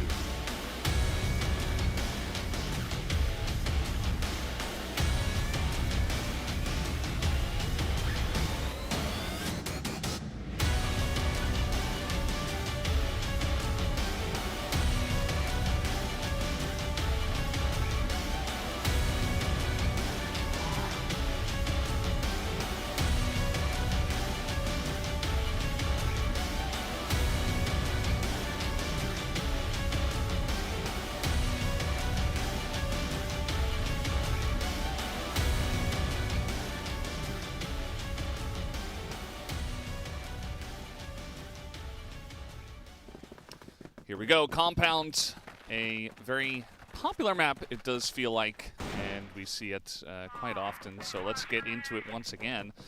As we're getting ready, hopping through the pillars quite aggressively does come Wolf Empire. They're going to take over the entire pillar area, and we'll see if they get more aggressive from there. It can be very dangerous to actually push out of there, but they will deny that area of the map right now, and they're actually going to leave Curve wide open. I mean, Swamp was able to guide themselves in towards container, in towards middle in a rather rapid manner, but they did give away the control of double pillars, which means Wolf Empire could swing out from connector any moment here. They do have an eye on it. Now Ice Cube, deep in A. Is going to be looking down towards the curve. Kai's in the duel. He gets completely crouched. And Ice Cube continues to put the damage out. What in the world is going on? Almost got the fourth as well. But it's down to a 2v4, now to a 1v4. All down to the hands of Famous. Ice Cube is gone and down and dusted, but I don't think this is a easy clutch to be done with the C4 down right outside of Hut in middle. And Famous is left alone. He's like, guys, what happened? Well, Ice Cube happened. I mean, they didn't throw any utility into his face, really. I think there was maybe one smoke that wasn't covering that angle. So Ice Cube was just given the free shot onto everybody who was running into mid, and he lined up 3. He went very aggressively for the 4th. He didn't have to, but I don't blame him. I would do the same thing. Try to just line up 4 or 5 for himself after that crazy start to the round. But I do feel like while Ice Cube is very capable, also Swamp Gaming didn't do anything to shut him down. There was no smoke and entrance. Usually how teams do it is they just smoke entrance and they just push through it. And hope for the best that they do find Ice Cube in time. But that didn't happen. That was just a free shooting range for Ice Cube. Indeed, it was. And this time around, after licking their wounds coming into round number 2, I was going to go for the mid take once again, Swamp Gaming, bringing the C4 as well. They're going to be sending it down towards connector, but look at this setup by Wolf. They have Lucas and Dola both waiting for with open arms. Gets one. Dola now swings up, but he gets knocked out. Somehow, Famous is going to be able to find both kills, and all of a sudden, double pillars is being contested. Shady cannot find much of a value. Will go down. And now servers being held down by Ice Cube. 1v4, but from what we've witnessed last round, it only seems so doable for him to hold it down. The nades are flying his way, and eventually his gun down through the smoke. And Swamp Gaming will be able to find their first round into the second map. Yeah, I mean, they just absolutely swarmed that Catwalk B position. Shady was busy running away. I'm surprised he didn't keep running away, because that would have been a defendable site if they had 2 people in the B side, especially Ice Cube was actually around the corner. But yeah, Swamp Gaming got their shots, got their kills, and now it is tied up at round number 3. But Shady rocking the sniper this time instead of Rambo, so Rambo, we might want to be on that rifle for a bit, especially you are holding that long position. Could be going for a chicken knife kill. We saw him holding onto the knife.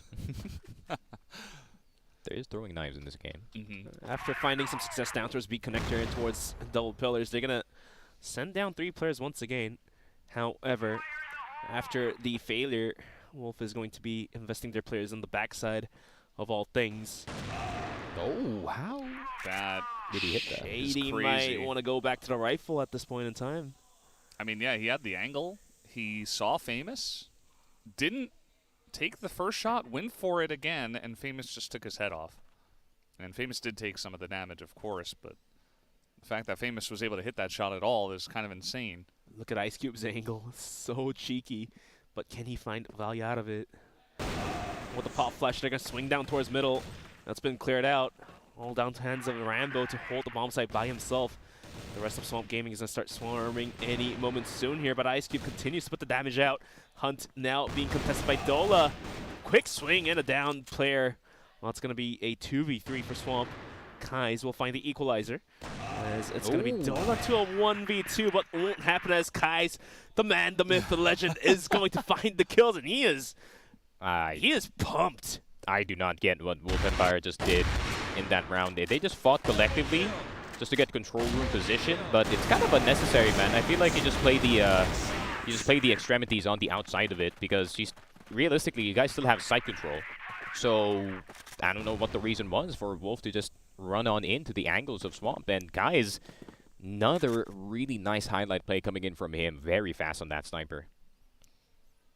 Swamp Gaming, in opposition and rebuttal to our expectations, is putting up a really good fight on Compound of all maps. Their macro is clean, actually.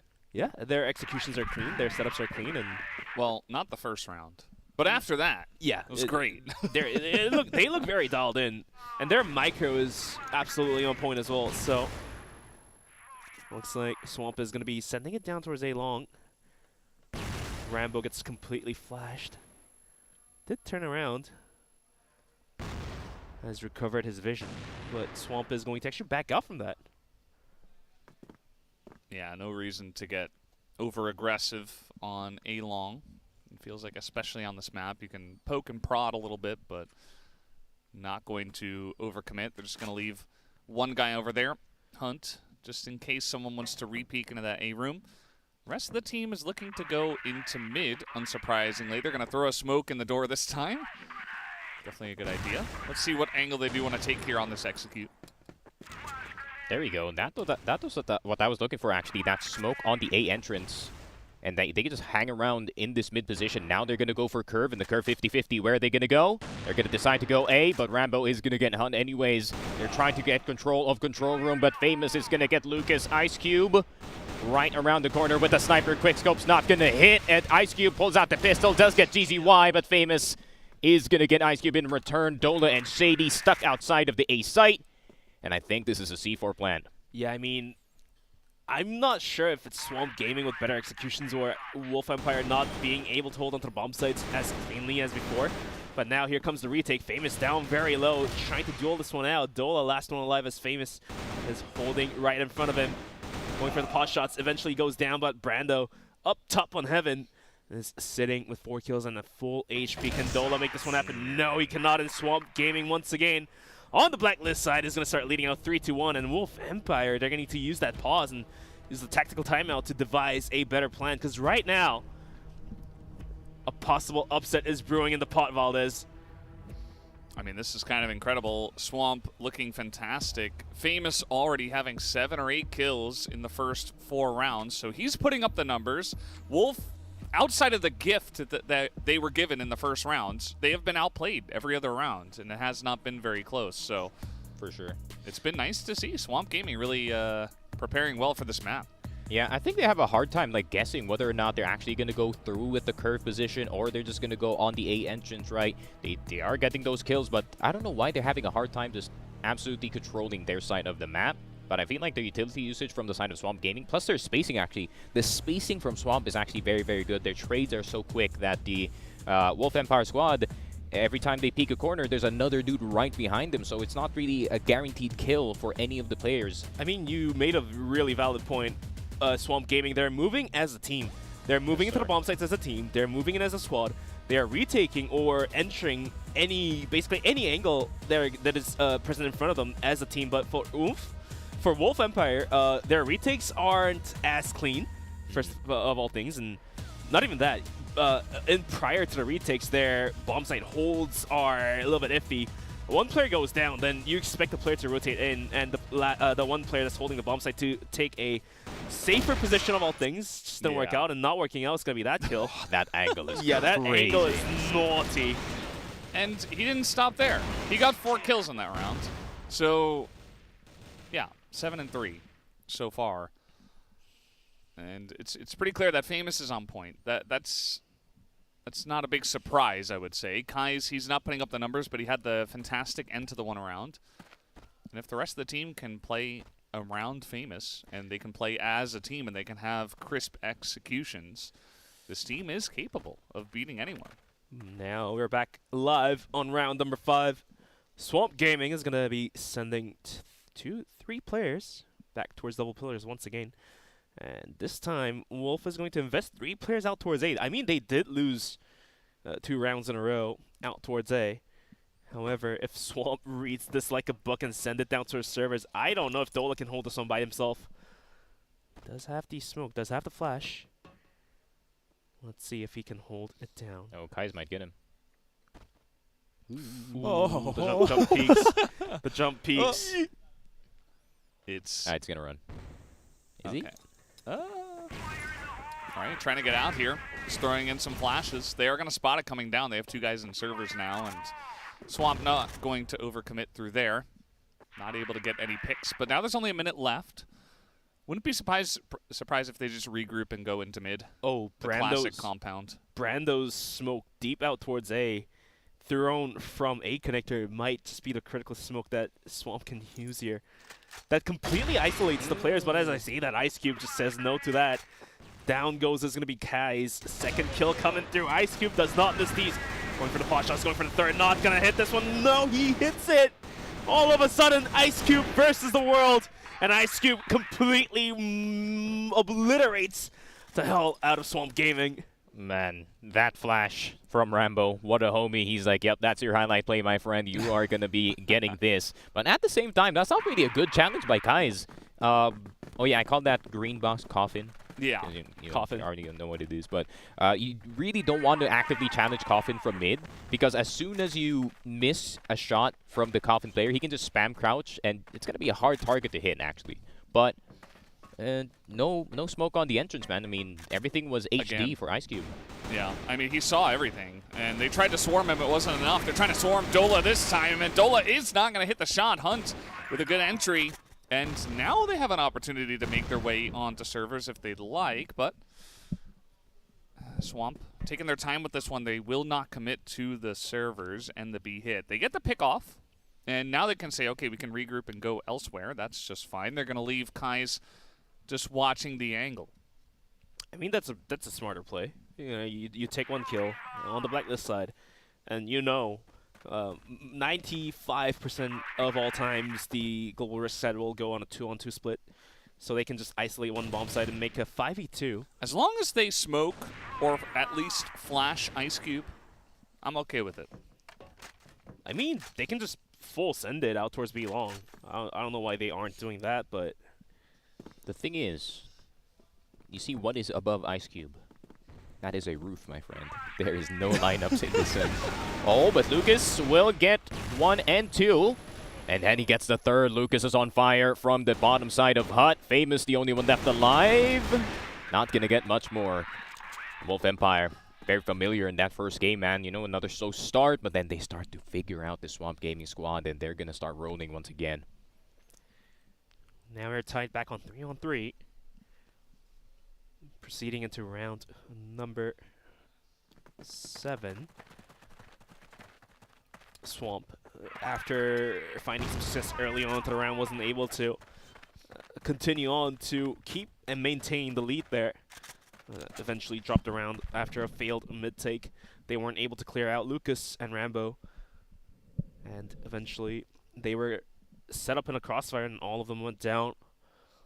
And this time around, let's see what Swamp wants to do here.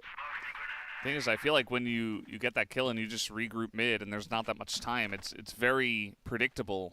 Oh no, where Swamp are gonna go, and Wolf just able to figure that out pretty easily. 3 members were heading in towards pillars from the side of Wolf Empire. They don't see anyone; they just back off. Yep. I think it was that A smoke made them back off there, Valdez. And we'd like to see more of those A smokes pretty consistently.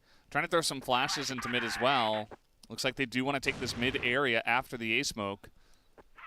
But they're only sending GZY, it looks like, to post up in the mid. The rest of the members actually going straight into B. But Ice Cube, this time, he's got the angle on B. They didn't expect this, but Famous is able to trade it back, and that is a huge kill from him. Oh, GZY coming in. He's going to be cleaned up, though.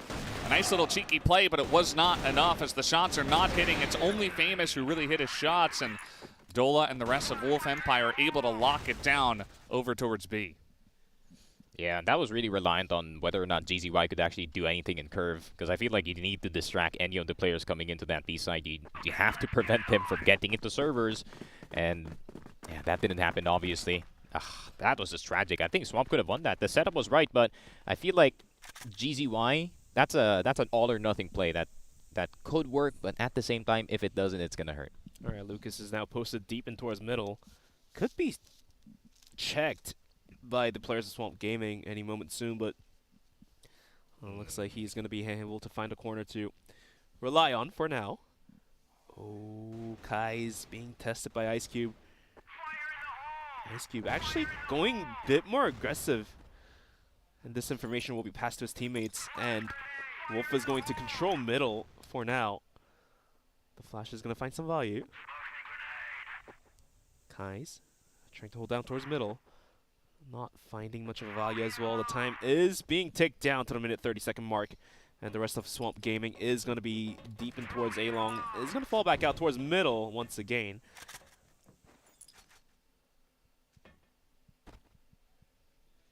Yeah, pretty cheeky aggression from the side of Wolf Empire, but they just back off afterwards. And Swamp Gaming, they were getting ready for the retake of mid, but nobody actually there. Now they've got 4 members looking to go A-Long.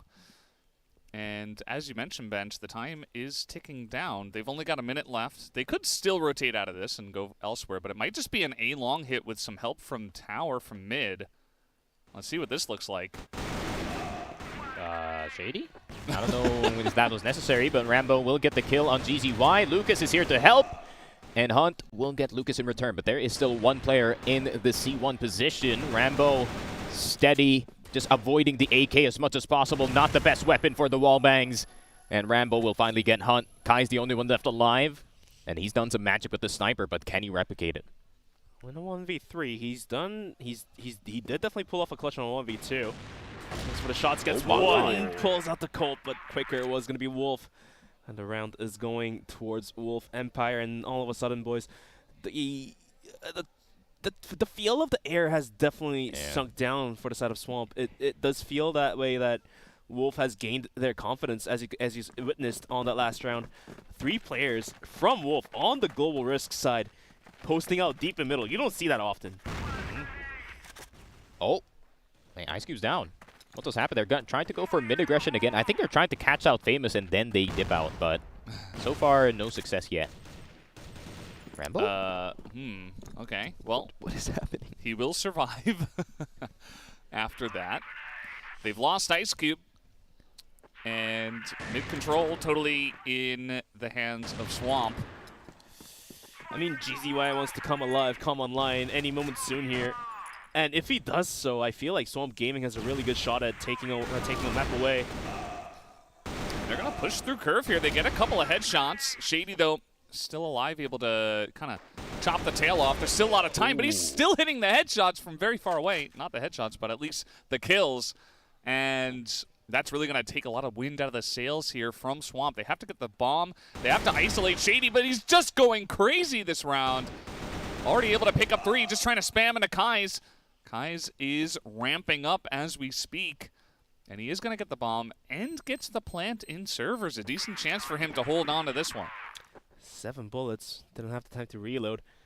And a duel with Rambo. Rambo's down very low, but does not matter. This man will find the tip of the head. Gets it done. And the round will be picked up by Swamp Gaming. As now we're switching sides, and this is the real deal. Once again, Swamp Gaming put to the test whether if they can take a map away from Wolf Empire.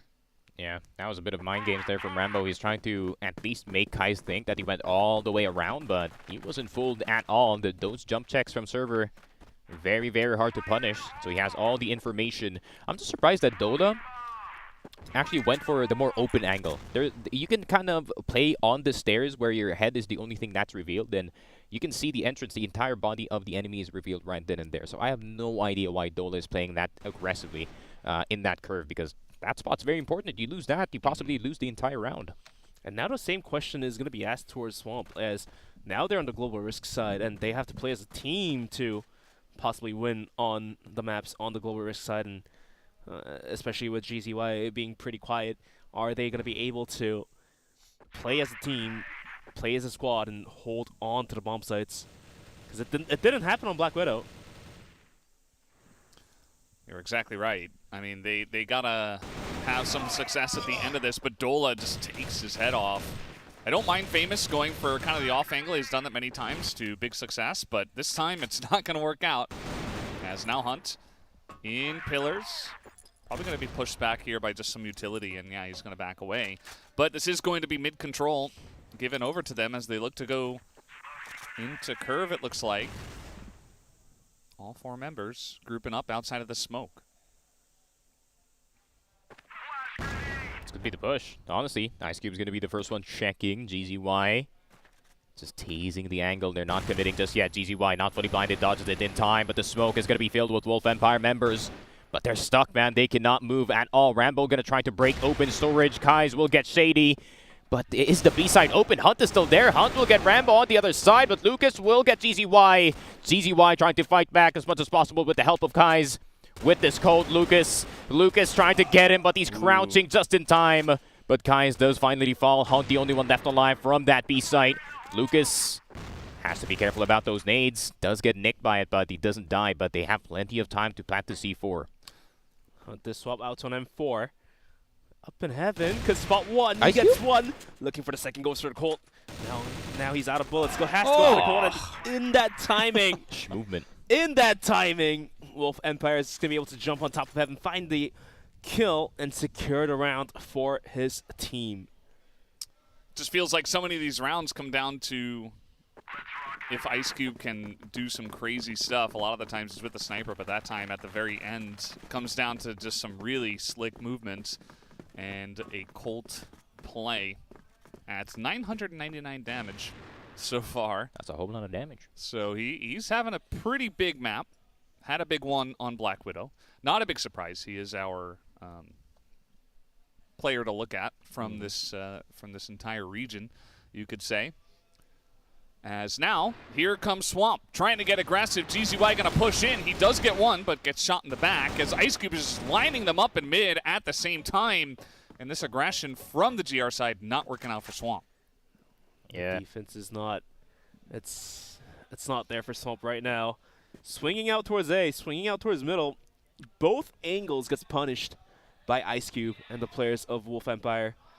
And you know what's even scary is that after taking 4 kills, Wolf is going to take this one with patience. They don't want to give Kais a chance to clutch. He absolutely made it very close last time around. Brought the 3v1 down to a 1v1. I love this logic though. They're like, all right, which site is hard to hold with a sniper? All right, let's go B.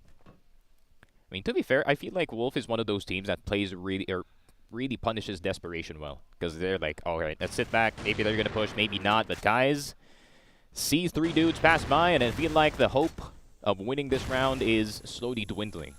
Yeah. If he hit that first shot, then you're thinking, okay, maybe. Give yourself a better chance.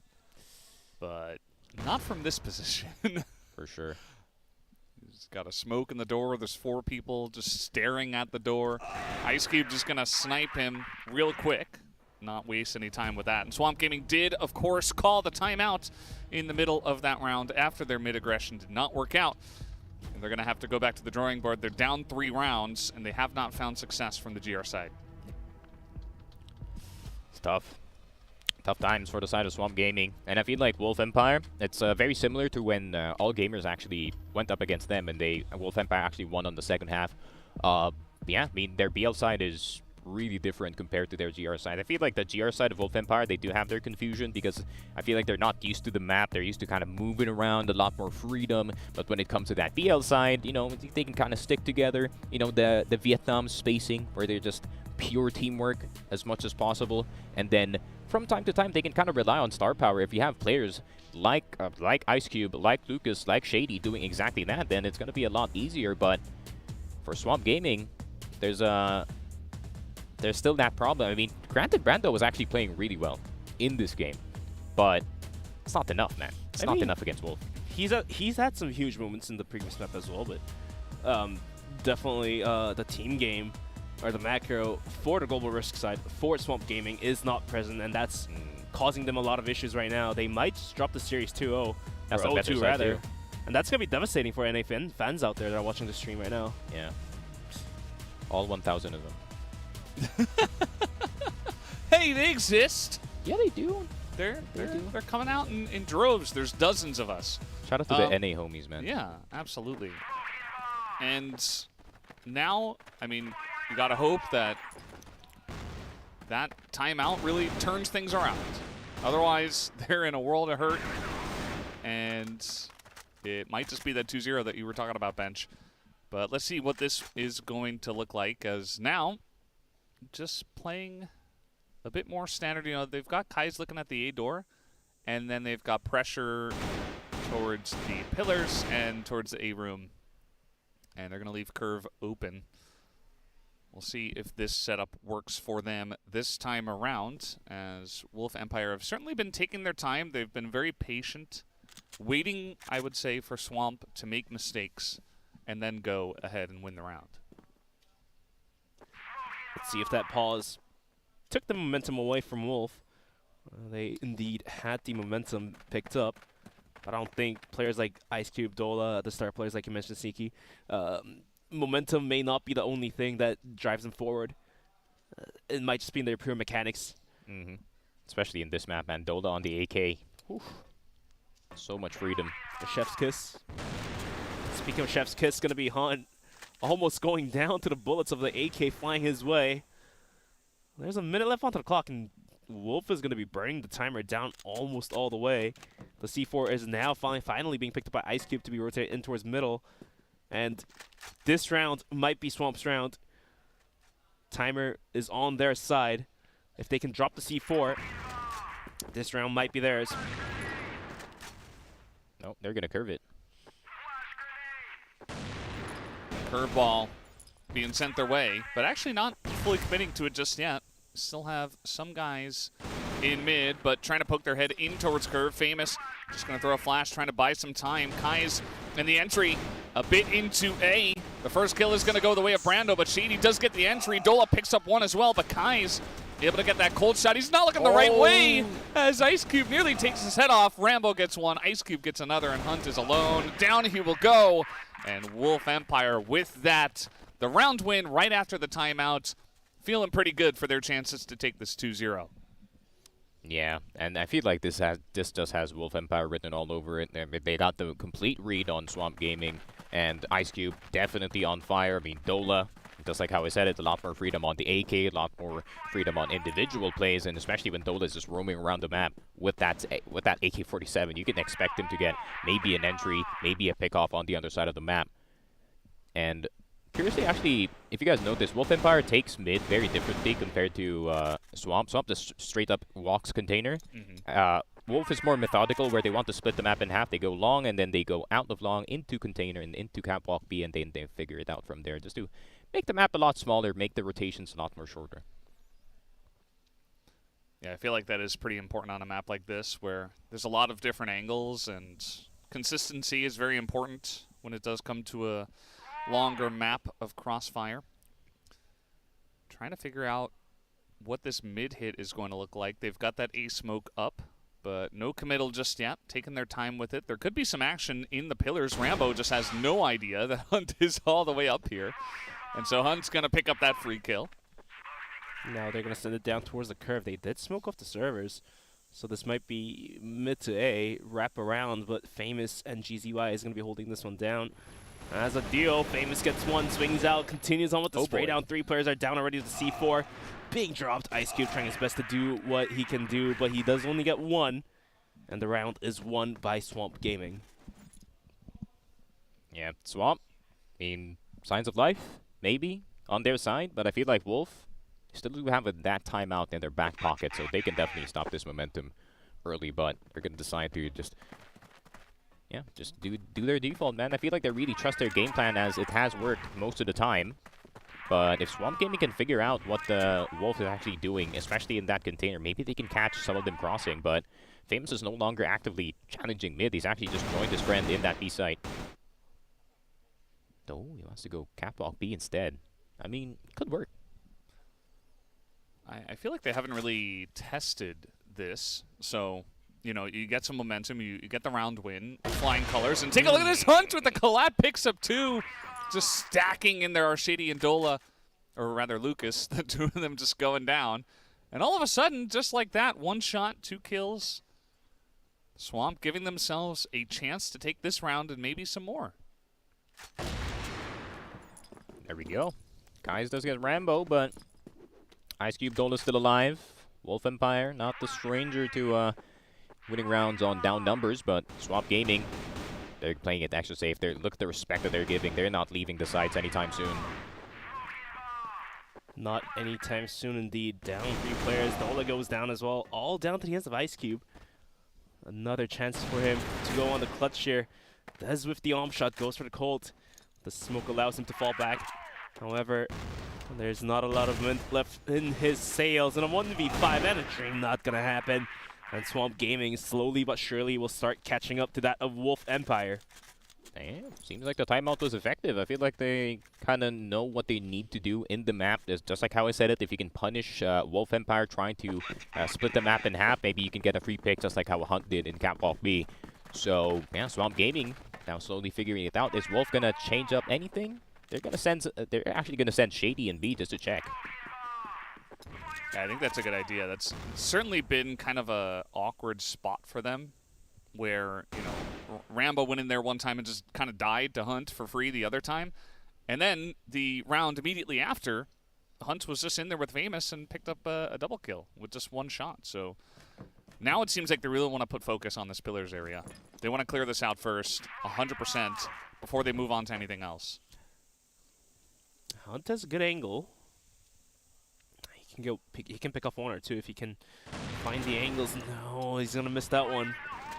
Eventually, the rest of Wolf is also going to rotate out from Pillars, expecting more players to be holding down in towards the office area. Don't want to risk it. It's 8-6. There's not a round difference up there. Out and towards middle, in towards A, long through connector. But as you can see, 3 players are holding down towards A. If they can trade GZY out, that might just be the difference maker for Wolf. Lucas getting Kais. That's a very important pickoff, man. That sniper has been a problem for the side of Wolf Empire as well ever since that first game, but Shady. I mean, this could work. If they can go for an A split, late lurk on A, why not? They just ignored that flash on A site. So, yeah, Swamp Gaming, they want this mid control, but Ice Cube is going to get Famous GZY. Got to spot out Dola, but this is a bit too hectic. Now GZY gets completely flashed and gets swung, goes down. Absolutely rough tournament to begin with for him, but now the server is being contested here. Down towards A. Shady goes down. Brando trying his best. Eventually goes down, and the map point and the match point will be picked up by Wolf Empire. Yeah, just like that. I mean, you could feel like Swamp had something going. They had a couple of great reads 2 rounds in a row. But then you have a round like that, and it's a really important one because that gives 9 rounds over to Wolf Empire. They are on match point here, just 1 round to go. And they took that last one with flying colors, just absolutely outplaying Swamp Gaming. Let's see what this last one potentially is going to look like, or if Swamp Gaming is going to make it interesting. All right, Wolf Empire, they're going to be sending it quickly down towards middle. Swinging out towards A. Kais whips the arm shot, and now nades are flying his way. Brando trying to hold the bomb site down. Kais picks up 2 huge double kills. Brando follows up with a rifle of his own. The C4 is down deep inside the bomb site. Ice Cube gets almost 1. He gets almost a second as well. down to a 2v3. However, Ice Cube goes down and Rambo in a 1v3. And a Dream cuts the corners into the curve, but Hunt will get him, and the Dream is still there for Swamp Gaming. Yeah, good hold by Kais once again. I mean, they didn't actually overcommit for that container mid control, which I really do like, and they'd rather just take the longer angles here. And let's see, Swamp Gaming. 2 more points before we approach overtime, but Wolf Empire, 1 mistake from Swamp Gaming, and this series is theirs. Look at Famous, man. He just ran it down container. He's going to go CB. Oh, this is going to be interesting. Is Wolf going to even check this? He's just going to back away, though. He's not going to be there on time for the push to come in. Doesn't want to be isolated, just backs away. Doesn't get much of an opportunity to take anyone down. But Wolf Empire, as 5, moving into the pillars. They're going to be a little bit more careful in this round after they went a little bit heavy into A the last time. I mean, Hunt, he was playing a little bit aggressive in terms of his positioning. He himself as well. This time, on possibly the very last round of the first match, is going to position himself in the backside. Kais, deep in middle, will find the huge pickoff onto Lucas, and that might just be the game changer here for Swamp Gaming to go into overtime.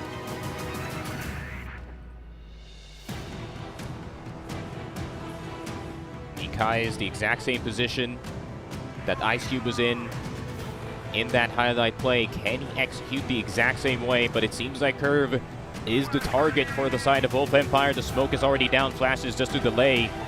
But Dola, he wants to go for something. Rambo's going to get Hunt. That's a huge pickoff. They might get control in that B storage, but I feel like Wolf wants to see more action in Curve rather than storage itself. They're going to calm down for now, but B-side is the target here. Smoke's going to go down. Brando in a very nice position to defend from the Curve players. Dola trying to take his head off, but it's not working just yet. Rambo trying to make his presence known in the B-side. Famous is distracted. Brando repositioned. Rambo really trying to get Famous, and that's a good pick-off. This could be the beginning of the end, but there is still 1 man on the site, and it is Brando, but Brando's going to go down as well. Kai's the only one left alive. 1 versus 3. You have clutched multiple times, but it is the B site of Compound, and Wolf Empire take it 2-0.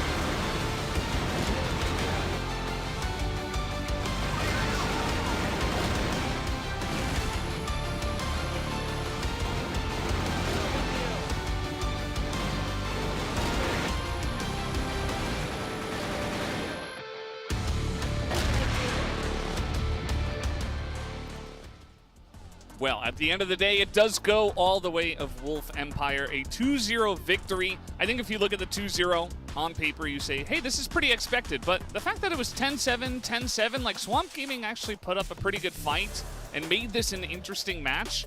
But it still feels like the expected result came true.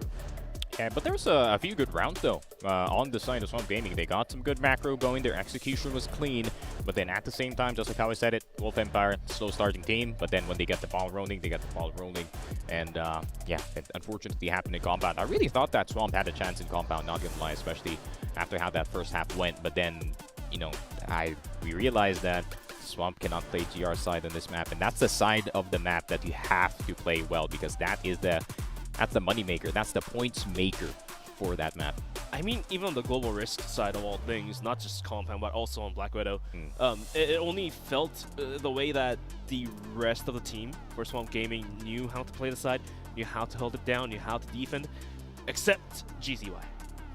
He's been off to a very slow start. Like, shots fired, of course, but he just wasn't there. He just wasn't present in this game today. Yeah, I mean, it takes 5, right? And unfortunately, this can happen to pretty much anyone if you're not like one of the super top players in the tournament. So kind of unfortunate. Might be nerves, might just be, you know, first match of the tournament. But, you know, you guys already talked about it, but this is a very difficult group. And it feels like if you're not getting a map here, not getting a map there are 2 expected very strong teams to get out of this group. And unfortunately, Swamp Gaming weren't really able to put up the upset here tonight. So it's going to make their chances of making it into the next round infinitely more difficult, because they probably have to defeat All Gamers. That's a tough ask. This is why I say infinitely, because that's almost impossible. I mean, All Gamers are one of the big favorites to win the entire tournament, and it's a very difficult team for anyone to take down, let alone Swamp Gaming. Yeah, I mean, the only team that has beaten All Gamers in the past is only Wolf Empire, and that's pretty much it. That's where it ends. And now it actually makes it interesting on what the Swamp Gaming versus Unknights game is actually going to look like, because now it's online. It's no longer going to be online. I wonder, is it going to change anything for Swamp? Is it going to be them being a lot better on LAN compared to what we saw in CFWL? Kind of excited to see what that matchup is going to look like on the 7th. I mean, on paper, Unknights do look better, but from what we witnessed on LAN, I think Swamp Gaming has a really good shot at taking down Unknights. Not even an underdog position. They are the top dog, I feel like. Just based on the performance that happened moments ago. Yeah, so they said literally, see me on LAN. So that's what they see me on LAN. Oh, that's what the boys say every single time. Well, we're going to take a look at some of the stats from the second map. Ice Cube, obviously, having a very big map here. And at the same time, Kai's, you know, he did a lot. I feel like the 2 snipers, that was one of the talking points coming into this match. Can Kai's match Ice Cube? I think that he did a fantastic job individually. Kai's did. At the same time, Ice Cube is always going to be present, and he was present in a big way on both of the maps. And unsurprisingly, he will be our set MVP here with a 2.11 KD. Yeah, that 3K in the A bomb site with the AWM, quick scoping 3 and then taking out his pistol to find the 4th was absolutely out of his mind, or rather, just a daily task for him, I would say. Yeah, I mean, he did that exact same thing against AG. He 1v4'd against him, so I feel like this is just another day for Ice Cube. But at the same time, I can't really discredit Swamp Gaming, man. I really feel like they did outsmart them for some of these rounds. That's why they got all the way up to 7. Kai's is obviously performing on LAN, but obviously, just like how you said it, Valdez, it's if one of your fingers is missing, it's not the whole hand. You need all 5. You need all 5 fingers to make a hand, brother.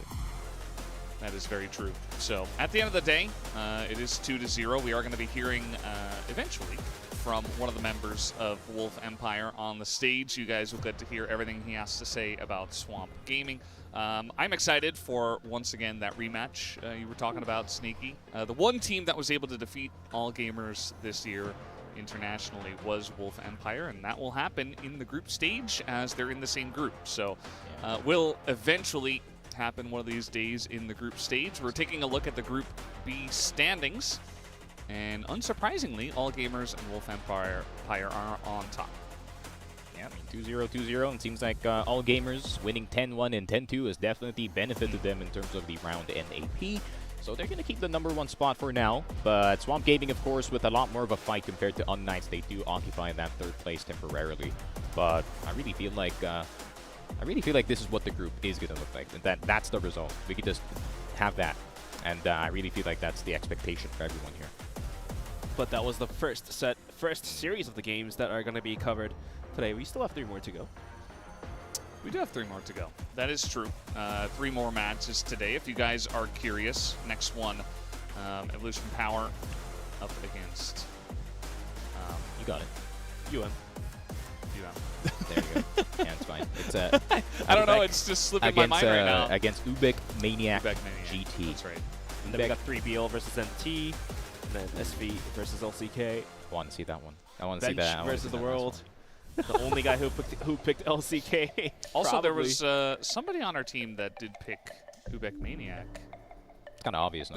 It's kind of obvious. I gotta support the boys. I gotta support the boys. Next match is gonna be interesting because I'm gonna pause on that. I was gonna say something about scrims, but you know we can't say that. We can't say that. We're gonna reveal that in a later date, maybe on a podcast or something. But I mean, I'm just saying, guys, do not sleep on these kids. But at the same time, they have the excuse of if they lose really hard, it's like, oh, I'm young. It's the experience. They're in such a perfect spot because either they're very nervous, inexperienced, okay, we lost because we're not really ready, or it's like we got the Zoomer hands, and you know the young kids are better than the old fogies that have been around for a long time. Fogies is crazy.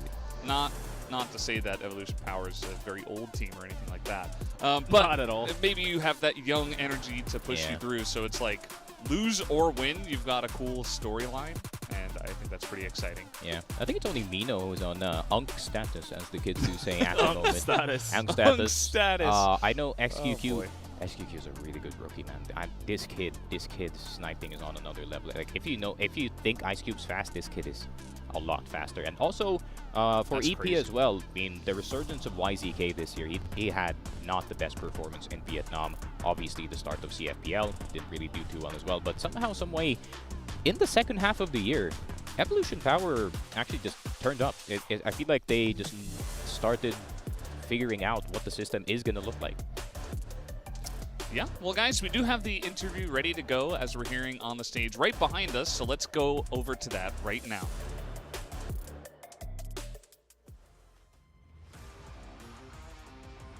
Our first match of the day, we have our MVP, Ice Cube! And Wolf Empire getting their win. MVP, Ice Cube, I want to ask you, do you think you had a great game? Cái trận đấu lần này đã kết thúc rồi thì em cảm thấy là như thế nào? Cảm nhận của em? Em cảm thấy rất là vui vì em đã trước khi lên sân khấu thì em có tâm lý không biết hôm nay mình bắn sẽ thế nào, nhưng mà khi kết thúc thì em được MVP thì em cảm thấy rất vui. I think before the competition I feel a little bit nervous. I don't know how I can play here, but now I feel very happy. Okay, right, I understand. I think that came across on the first map. You're in the same group as AG. You're in the same group as Unknights. Do you think you can beat both of them? Mình cùng bảng với AG và UNK thì em nghĩ rằng mình có thể đánh bại được hai đội này. Team em sẽ cố gắng hết sức có thể. 我们队会尽力吧。 We will try our 打 best 败他们。 to beat them. I know you will try your best. Okay, I'll let you off. Summer Champions! Summer Champions! So is there more pressure on you to perform well here now? Vì cái mùa giải trước mình đã được vô địch ấy, thì cái giải lần này bọn em có áp lực gì không? Đến với JBET Grand Final lần này thì bọn em cũng có một tí áp lực bởi vì Summer bọn em đã là nhà vô địch, nhưng mà bọn em sẽ cố gắng loại bỏ hết những cái suy nghĩ đó và cố gắng lúc trận nào cũng 100% công lực. 就是来到这次的比赛，我们 On 会 the 有一 World 点的压 Grand 力，但是 Finals, 我 we 们 feel a little 会 bit 用 nervous, 100% but we will 的 bring 激励 out 去 100% of our efforts on the game. Okay, a little bit nervous. Understandable. Early in the competition, though, of course. Anything you want to say to all the fans cheering you on from Vietnam? Em có muốn nói gì với fan không? Em xin cảm ơn tất cả mọi người đang theo dõi qua màn ảnh nhỏ, đã cổ vũ World Empire cũng như là các đội tuyển Việt Nam. Em mong sẽ cháy hơn nữa. Các khán giả sẽ cháy hơn nữa. 感谢你们一直对我们 Thank you 队的 for 支持，不仅 your 是我们，还 support, 是越 not 南队 only 的 on 支 us, 持。 but 非常 also 感 on 谢 all 大 the 家。 Vietnam teams. Thank you all. Yeah, that's great of you, Ice Cube. Yes, a lot of support coming for all of the Vietnamese team. We have another Vietnamese team getting their first win. Congratulations to Wolf. Congratulations to you, Ice Cube. Don't go anywhere. This is day 2. That's only the first game. We've got 3 more to come. We'll be back after this break with the next.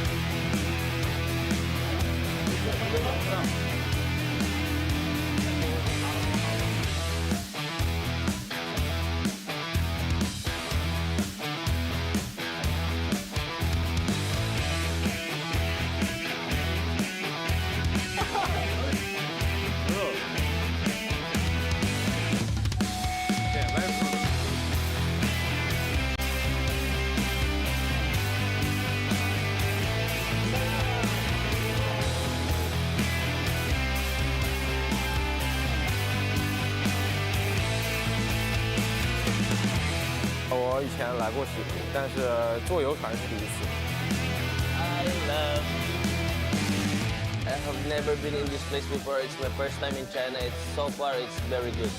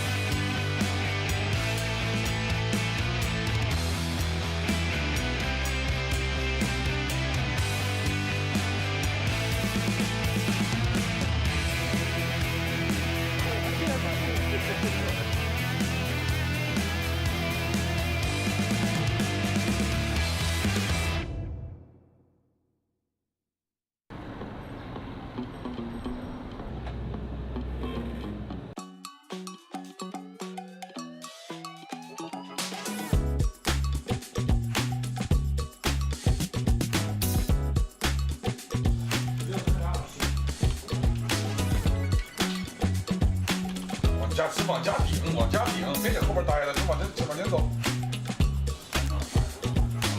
听指挥啊，不能上。地特雷加油2期。我现在是EPCF 端游的投资人，以前是一名职业选手，这个行业也大家都很了解了。从职业选手转型一位投资人做一个管理，可能是对我很大一个考验。有道具。我主要是给他们一些以前我那些宝贵的经验吧，就像比赛的经验，还有做职业选手该有的态度。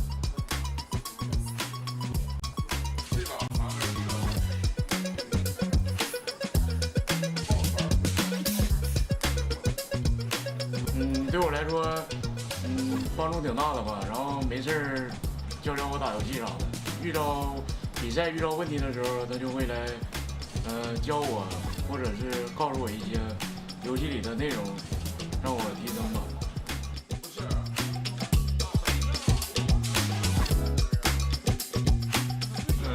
就我经常会学习他比赛会分析嘛，然后我就会看，然后哪做的不好的会去思想从他的角度来。这把3个人地道奖。你们从现在开始，你们打我。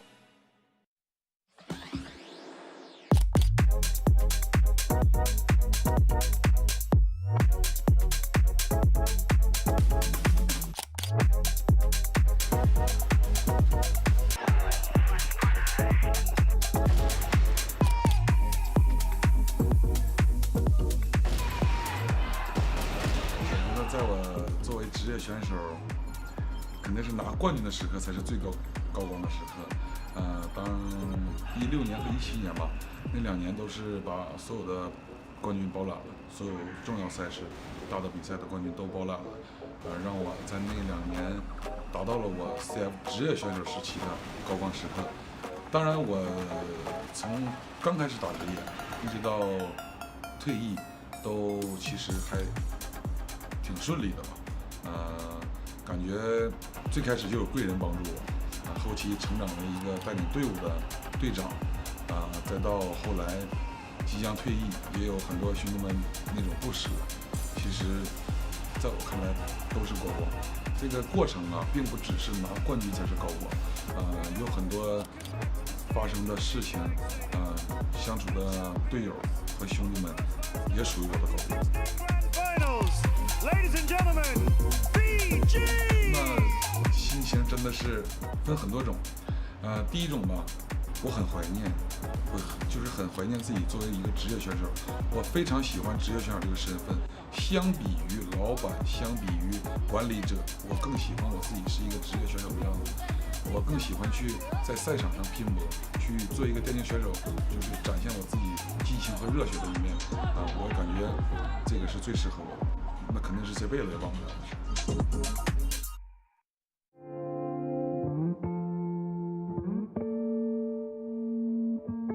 自己他妈能力大如果没得了的话，是不是直接 rush 保卫得的话就是防 rush A 区？如果前锋得的话，就是保卫防保卫打比赛的，上来这么重要的比赛，第一把能秒杀。我看比赛呢，直播呀，这败日的决赛。因为我是一个 CF 的赛事主播因为所有的 CF 的比赛我都会观看，特别是像这种重要的，而且要投入100%、200%的精力去看。一个是分析比赛带自己的粉丝去看比赛，再一个就是直播也是我的一项工作。被叫一批大哥，太惨了！这波 ROB 前锋 ROB 也好 ROB， 我感觉心情都是围绕着 CF， 变化呢只是从一个身份转变到另一个身份，去努力适应这个角色。心情倒是比之前更沉稳了，因为毕竟年龄也大了，到了一个该做自己突破的时候。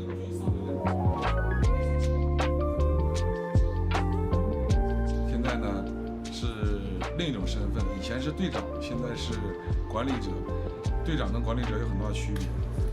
比如说以前只看眼下的比赛，现在要看未来的自己的队伍的发展和规划。对我来说是很大的挑战，自己在这方面的能力肯定也是要慢慢去学习。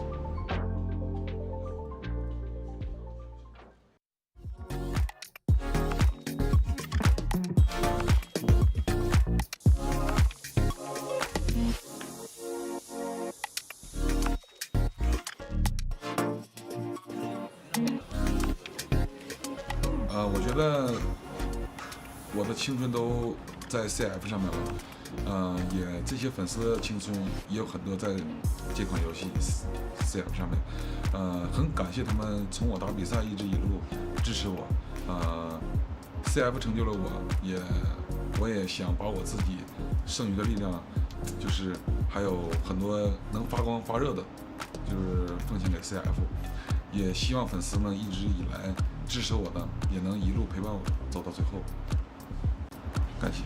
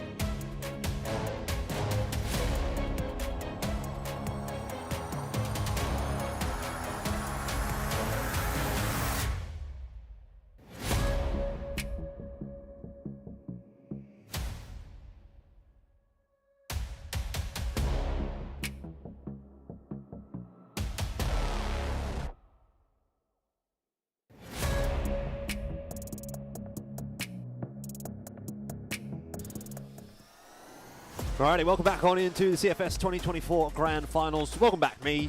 Welcome back, you. Thank you, guys. Looks like we're joined with Elfish Guy. Yeah. Valdez is gone now. Valdez has been replaced. We've got Bench and Sneaky still here, ready to go. Look, guys, first game of the day, I have to say, probably going to plan. I don't think there was really too many surprises there. Quick 2-0 coming through from Wolf Empire. I thought, I thought Swamp kind of put up a pretty decent accounting for themselves, but at the end of the day, this is Wolf Empire we're talking about, so solid stuff. Yeah, Wolf Empire definitely was off to a slow start. They did drop a lot of rounds, but at the end of the day, it was a quick 2-0, like you said. And yeah, now we are met with the second game coming up. It's going to be Evolution Power Gaming versus UBECMANIAC. And our friend over there, Sneaky, I think he has made his pick'ems, and it's pretty obvious, I believe. Yeah, I believe in my boys, man. I feel like UBECMANIAC doesn't really hurt if I predict them or not, because they got, just like how I said before the broadcast started, they had the excuse if they win, great. If they lose, oh, they're young. They're kids, man. They still need to get acclimated to this environment, considering it's their first international tournament too. Yeah, I mean, it's an interesting prospect for me because, again, yesterday going into that game for SGJ, I was thinking, I'm not super sold on SGJ. Anyone from the Philippines that's not Pacific Makda, don't really rate them, basically, was kind of like my mentality. And I think that's kind of what I would have thought coming into today as well, except for the fact that I thought SGJ actually played pretty well yesterday. So maybe there is a little bit of depth actually there in the Philippines region. And Evolution Power did have some issues, obviously, at the last international tournament we saw from them. There was some extenuating circumstances, it has to be said there. But look, as far as matches are concerned, to start off with, this is maybe not the worst one that you could kind of kick into if it's your first time at CFS. I mean, the top dog is unanimously going to be Evolution Power Gaming, but at the same time, like Sneaky mentioned, UBECMANIAC, young, full of spirits, and sometimes that just might be enough, the power, the energy, to make the overthrow happen.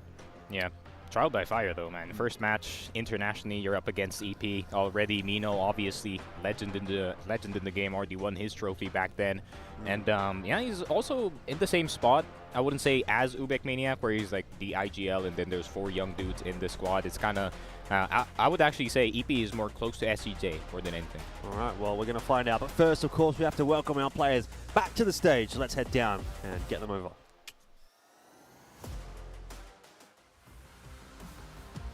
On stage, will Evolution Power make an impressive return to the Grand Finals after 4 years of absence?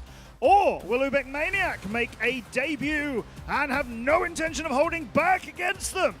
Let's find out.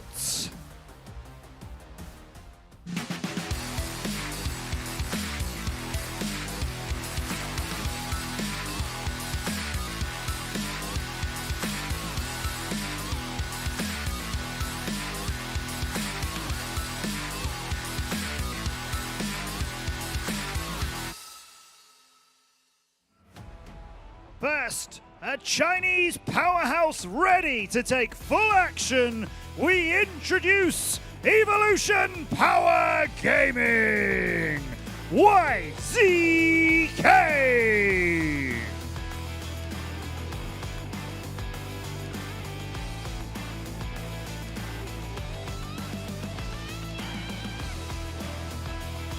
Tight.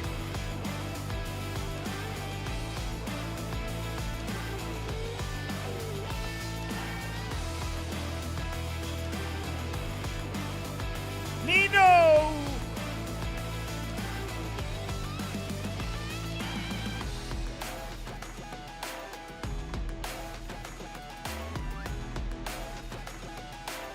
Ying Hai!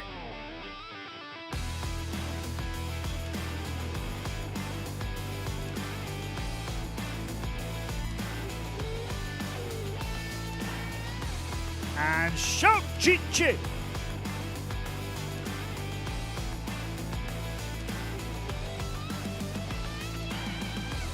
And now we featured some absolute talents from Cebu in the Philippines. Their official debut right here. Please welcome the new Filipino prospects, UBECMANIAC.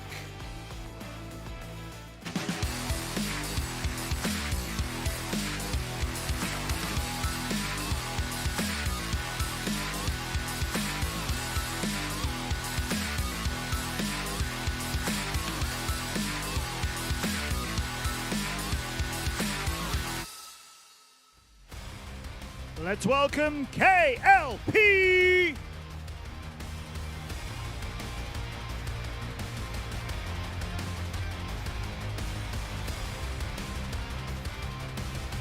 Hano!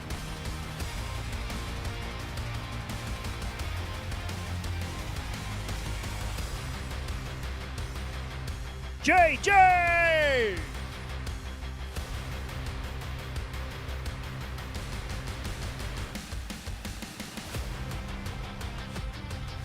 Lloyd!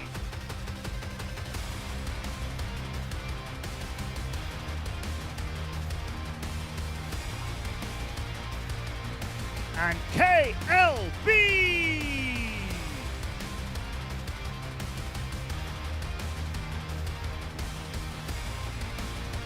It's our second match on our second day of the CFS 2024 Grand Finals Group Stage. Who will claim victory? Stay tuned and unlock the future!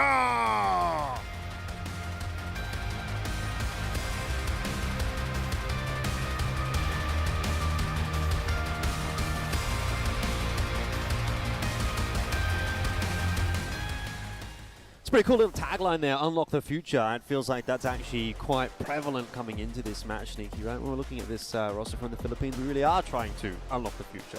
Yeah, for sure. I mean, average age, just like how everyone said it, lowest in the entire tournament. I think average age is around 18, 17 maybe for the boys over at UBECMANIAC. And yeah, the big benefit for them that they're still young, still spry. They still have hope in this game that they can, you know, maybe do something in the future. But you know, maybe they can act as a surprise for now. Maybe EP underestimating UBEC potentially, if ever they do so.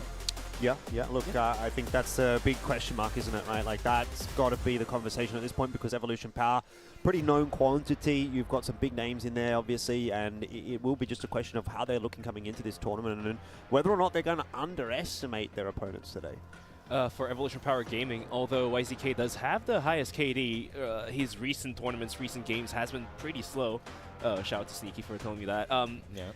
I mean, for the games that I casted for Evolution Power Gaming, YZK has been the one that's been clutching up for the team, but the rest of the team, in my personal experience, Zay was pretty quiet, Mino was pretty quiet, and yeah, the whole prospect of the team play for Evolution Power Gaming, it does lackluster a little bit to that of All Gamer or Baisha or Q9, but they still do have the caliber to match against the other top teams of the region.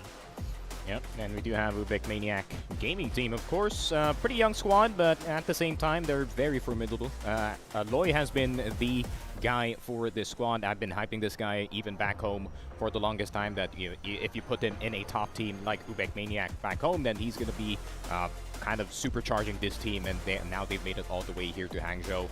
Looking forward to a good performance as well from Kanote, the youngest member of the team, being the star entry of the squad when the tournament back home was happening. So, I mean, expectations are there for UBEC, but still, I mean, being a young team, that means they can crumble very easily, as they did in the Grand Finals, actually, back home. So KLB's put to the real test now that he has to IGL for the new team on the global stage. Now his skills are put to the true test. Can he come out alive, or will he just get down and dusted is going to be the question here, I believe. Yeah, I mean, I suppose that's where the conversation now heads. Like, what is the realistic possibility of a win here from UBECMANIAC over Evolution Power? Take a look back at some of the matches that Evolution Power have played. They've got a couple of losses to All Gamers. That's fair enough. Q9 also getting the better of them, but notable wins across the board, really, against the rest of the Chinese competition. And again, you know, you see Baisha, you see them go down 3-1 to Evolution Power. It's a pretty worrying sign for Baisha, certainly, but it's a tick in the book of Evolution Power. And I don't know how much you really draw from that. Obviously, Baisha have been looking a little bit wishy-washy this year, but I think it's still a pretty impressive win. And on the behalf of UBECMANIAC, just that one loss to SGJ Reborn, which was in those finals, and it was a very close game. So very, very solid run this season from UBECMANIAC. Yeah, for sure. I think that's one of the best runs that we have had in a while back home, where they went undefeated in group stage. Obviously, you don't want to be overconfident going out of that. Winning against Matches, their fellow Cebuano team back at home, but SCJ Reborn, obviously, it's a reverse sweep, and you know what that means, man. I mean, the kids, they were up 2-0, they were like, oh, that's it. We're gonna get this, we're gonna go to China as the first seed, but obviously with overconfidence, SCJ Reborn were there to strike, and as soon as Map 5 came around, team just crumbled. So hopefully we don't see that today. I mean, that best out of 5 just hints to us that this team is a very young team, very new team. Sure, best out of 3s, it does, you can steamroll the other team as a new team, but best out of 5s does take some, I would say, experiences to come out of that alive, and eventually it did come down to the wire, and they lost it at the end of the day. But let's go take a look at the key players. It's going to be YZK against Lloyd. You've been hyping him up 1.16 on the KD there. Does have a pretty high KR ratio. Yeah, and especially Lloyd, it's been an interesting story for him this year because he switched from the entry role to the support role instead, and more of a lurkish kind of playstyle, more individual-centric, which I do expect. I did expect once he joined the team because you already have Kano on the entry fragger.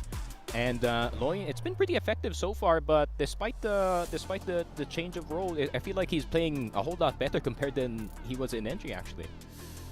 A lot more use for him.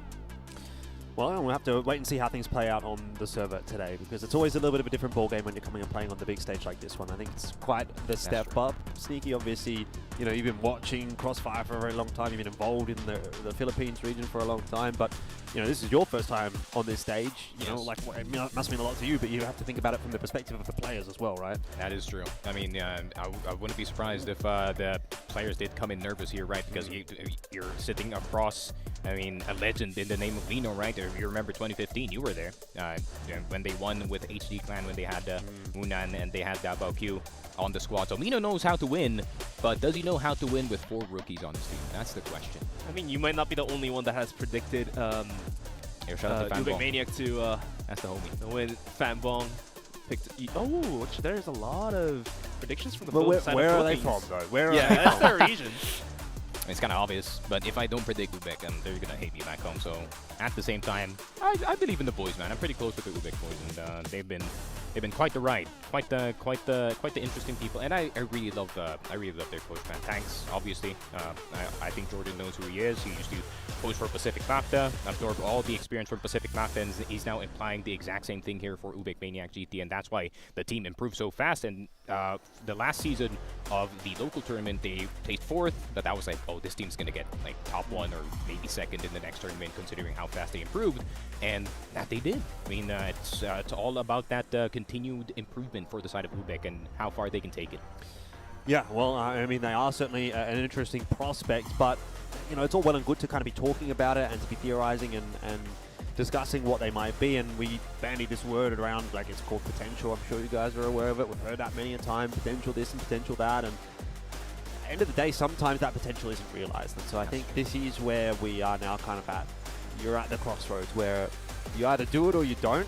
You get this opportunity, but how often are you going to get this opportunity to play at an event like this as a team from the Philippines? And maybe even not even, you know, are they the best team from the Philippines? Well, that's definitely a debate to be had, because they've come in here as the 2nd seed. Pacific Macta have held on to that title for a very long time, and I'm sure that they're not going to sort of disappear in the blink of an eye like that. So, you know, coming into next year, can you guarantee as a team here UBECMANIAC are going to be back again at one of these international events? The answer, I'm sure, has to be no. Like, you cannot say definitely they will get to do this again. So you kind of have to grasp this with both hands and really make that run as far as you possibly can, and turn that word of potential into actually some kind of realization of what they've been able to execute. Yeah, there are definitely a lot of questions being asked to the side of UBECMANIAC, and it has to be answered. But if they are to win a series, it has to happen here. I don't think they have a good shot at winning a series in the best out of 5 in the knockout stages. Might as well as do it on the group stage. The map comparison is given to you guys. Eagle Eye seems to be their favorite in terms of win rate. They have a 100% win rate on the map. That is actually... They never lost on Eagle Eye, man. They insane. freaking love that map, actually. I mean, it's another team, or it's another map that actually EP spams the hell out of Eagle Eye back at CFPL, and they know how to play this map back and forth, being up and down, left, right. But I mean, Mexico is going to be an interesting thing, whether or not that is going to be picked up for the side of EP, because there's so many other bans that you're going to have to worry about. You have to worry about Port, you have to worry about Black Widow potentially, you have to worry about Ankara, and yeah, I mean, EP might just have to play it smart, or maybe they're going to try to test things out in this series. Yeah, I mean, sitting around a 70-ish% win rate on Eagle Eye and around 75% for Port for Evolution Power.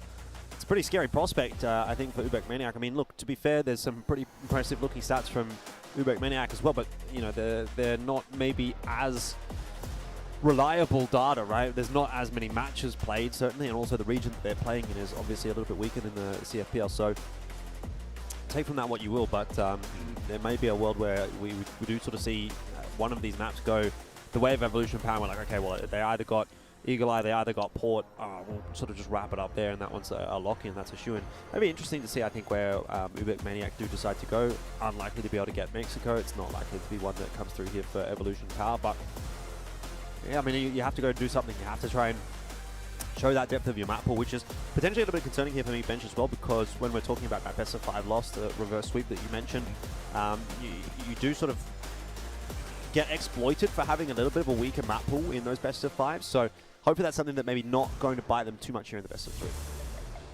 Well, I mean, for at least this best out of 3, I feel like Subbase would be the map that both teams would love to play. They do have a somewhat similar amount of games played on the map and also have a very similar win rate.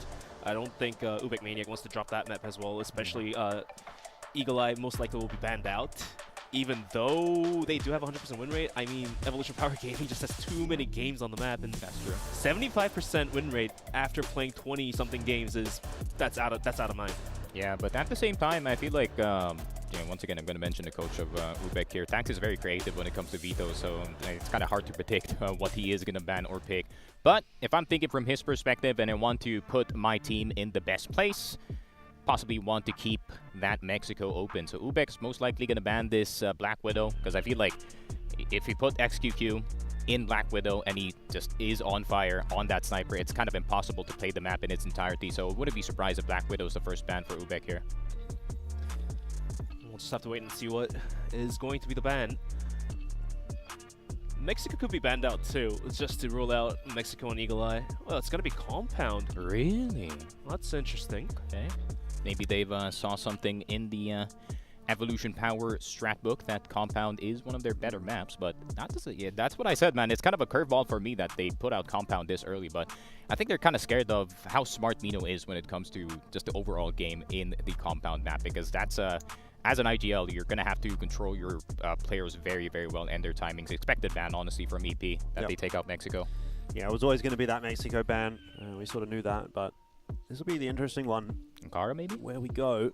I'm feeling Ankara. I feel like Subbase might be the go-to. Maybe. Or an Eagle Eye. It's one of those two, I feel like. EP might pick Eagle Eye for map 2. Subbase? Okay, I'm fine with it, but I'm kind of worried because Mino and the boys have kind of improved on that map, especially at the latter half of the year.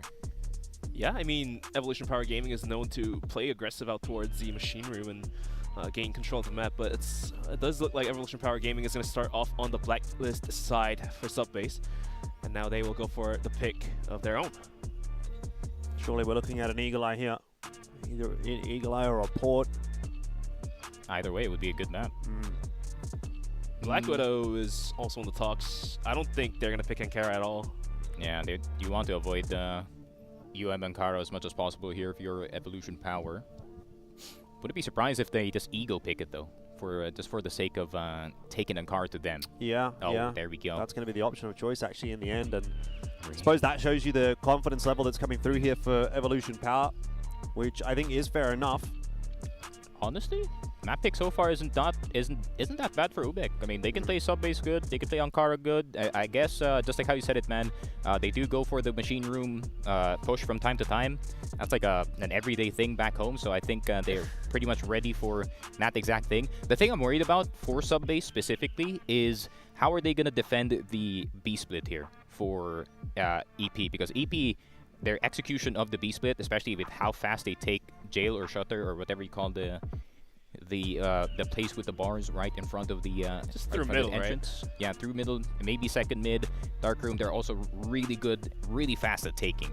So I think the priority here for the side of UBECMANIAC is just to have a really robust B defense and just make sure that they do not give second mid for free, because if you give second mid for free, that's like giving curve in Compound basically. Just waiting for the sites to be picked by UBECMANIAC. Ankara, definitely one of the more balanced maps, I would say. For sure. And if you're going against a team like Evolution Power, realistically speaking, picking the global risk side would be the better decision. I do feel like blacklist side, if you get halted down, if your aggressions are completely halted, there's not a lot of angles you can take. as the underdog here. It takes a long time for them to pick their side here, right? Like, the coaches surely can't be that much of a conversation. You know, I would like to think that if you're standing on that stage right now, you've already got a game plan, right? You don't need to be discussing things at this point. Because that means it's a little bit too little too late. At the same time, it is EP, man. Gotta be careful about that, just in case. But honestly, either way, either side, I wouldn't mind UBEC actually starting if they started on BL. They have a really good BL on Ankara. GR side is pretty good as well. So either way, could be a good start for them if EP doesn't, you know, pop off early in this game. But UM, what's going to be the next man? Eagle Eye makes sense, honestly. I think EP has infinitely more games than them compared to the 7 games that they have on Eagle Eye. I mean, yeah, you can have a 100% win rate on that map, but we're talking about evolution power here, my friend. Well, the next man is going to decide us which map is going to be the map 3 to be played in the series. Maybe Evolution Power. I mean, EP had found some success in Port, but it looks like they'll just rule it out from this one. Yeah, I remember the EP versus Q9. Yeah, I remember the EP versus Q9 game on Port. That was painful for the eyes, my friend. No one knew how to play the Port map, and everyone was just running all over the place. So I think they do want to avoid that as much as possible. Black Widow for map number 3.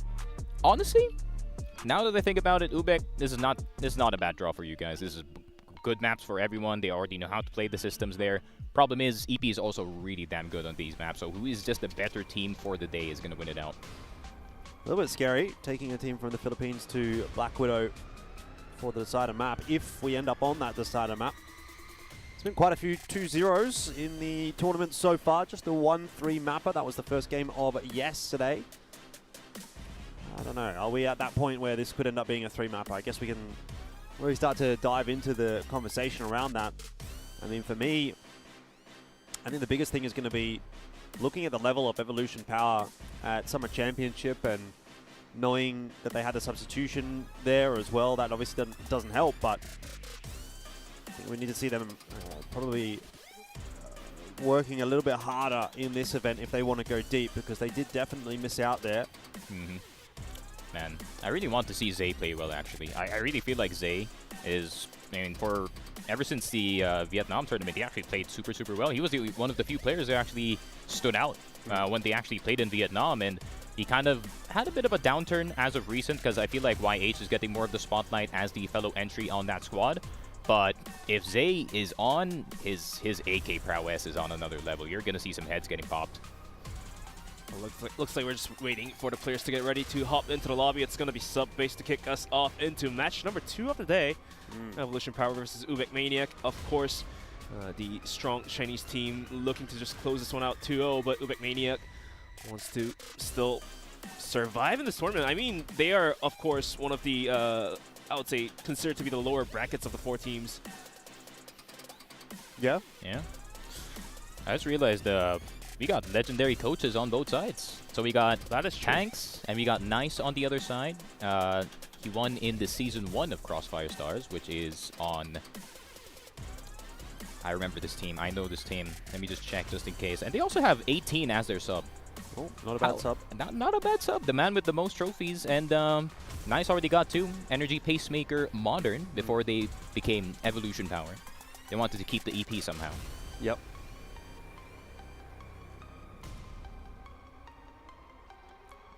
Talking about the map, though, I think UBECMANIAC would stand a pretty good chance in sub-base, only because I saw how they scrimmed on sub-base. They are very aggressive on either side.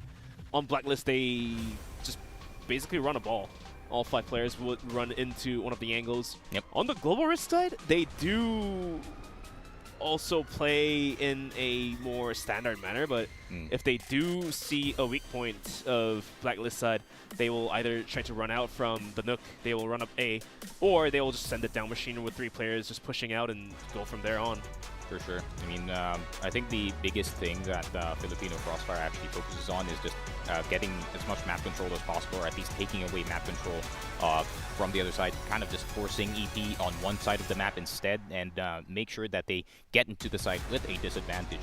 But it's kind of hard to do that, especially... That's like the old Roman tactics, right? Yeah. Hammer. The hammer? So you hammer from the one side, and you have the other two player kind of just hold it down from the other side. Oh, that is true. That could be some Roman strategies here in Crossfire. Just gaining ground, right? Ground control. Ground control. Indeed. I'm learning a lot today. Yeah, me too. That's my takeaway. Well, we get the little huddle out here from UBECMANIAC. A conversation about what they want to be doing into this game. You know what I think this boils down to 9 times out of 10 is, guys, let's just play our own game. Yep. Keep the spirits positive, etc., etc. Always what gets said in these kinds of huddles, because you do every now and then get a bit of a look in, right? Like someone's got some footage of one of these huddles, and they always are saying the same thing. Yeah, but the tank's motivational speech, man. That is something, that's for sure. Even I get motivated when he does his thing, but you know, it's a big challenge. Mountain to climb right in front for UBECMANIAC.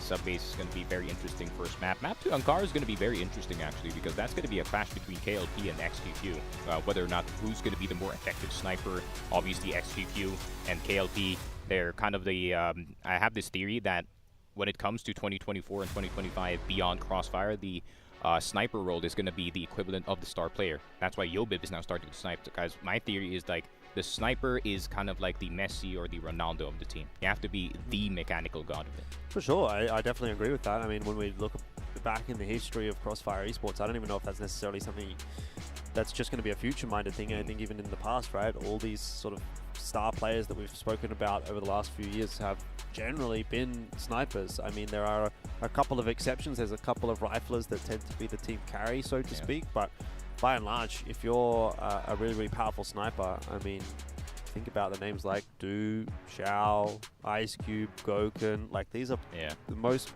famous players in the world. They're the best on their teams by a margin of some degree, and there's a reason why, and I think largely that does come down to the weapon that they use as well, and it sort of sets them up for success. For sure. It's an exciting weapon to watch, man. The AWM, of course, one shot, one kill, but if you miss, you die, basically. But yeah, I think the only like famous player that is not a sniper that's outside of, like, you know, the sniper role is probably N9. N9 and ZY, like those two, like even without the sniper, is very effective. And actually ZY, I do miss the times where ZY actually picked up the sniper rifle, because he's actually kind of good with it. Like he was an effective double sniper when they still had ZQ on the squad. But of course, that is just ancient history at this point. Yeah, I mean, there are some players that does opt out to pick up both weapons. Go with the rifle, usually M4, and then also would pick up from time to time if it's more, if they have to play on a map that's more of a long-range fights, like Ankara. Black Widow, of course, is one of those. Port, can't leave that out. A bomb site on Port, that's the graveyard for all the riflers trying to rush onto that A bomb site. The sniper holding on top of the bomb site, it can easily just gun them down one by one, walking into his crosshair. Yeah, it's a highlight reel machine, top A of Port, that's for sure. And unfortunately, we will not be seeing that map because it was banned at the very tail end. Black Widow, though, what's the conversation on Black Widow? What do you guys think? Because I really feel like, just like how I said, I feel like it's just going to be the battle of the snipers once again. But I mean, it's going to be the battle of macro as well. As we obviously saw earlier, Black Widow, I mean, you can definitely play it slow, you can play it fast, you can play some fakes and play it methodical, just like how Wolf Empire did on that DL side, but you can also crumble very, very quickly. So it's kind of a 50-50 map, which is perfect for the side of UBEC, honestly. Come out the gate strong, and maybe they can make something happen. What I kind of want to see from them is a strong start, similar to what we saw from SGJ last night. But obviously with all of this downtime, you know, you kind of are just sitting there nervous, and who knows how that first round or couple of rounds is going to go. You really just want to get into the game at this point, but yeah, they're kind of being made to wait. I don't know what the reason is, obviously, for this delay, but there's something going on in the background, and that's, I think, a problem more so for these newer teams, these younger teams that might not necessarily deal with that quite as well. But either way, ready to go. It is game number 2 of the day. Evolution Power up against UBECMANIAC.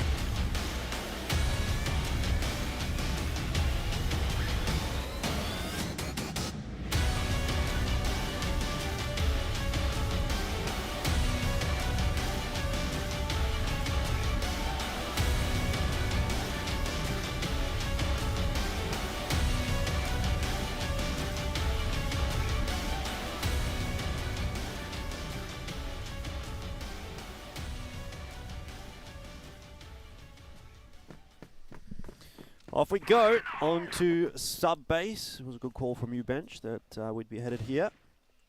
Let's find out how it goes for Evolution Power. XQQ already wanting to make his presence known.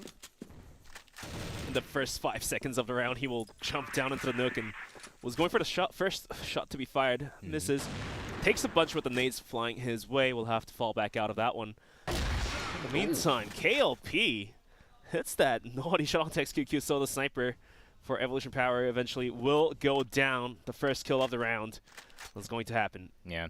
XQQ probably had the best spawn for A, and he's like, yeah, I'm just going to run it and try to see if I can get the timing on JJ here, but unfortunately missing that shot, down to half HP, has to run back. Kind of gives a pause on EP strat at the moment because they already lost their sniper.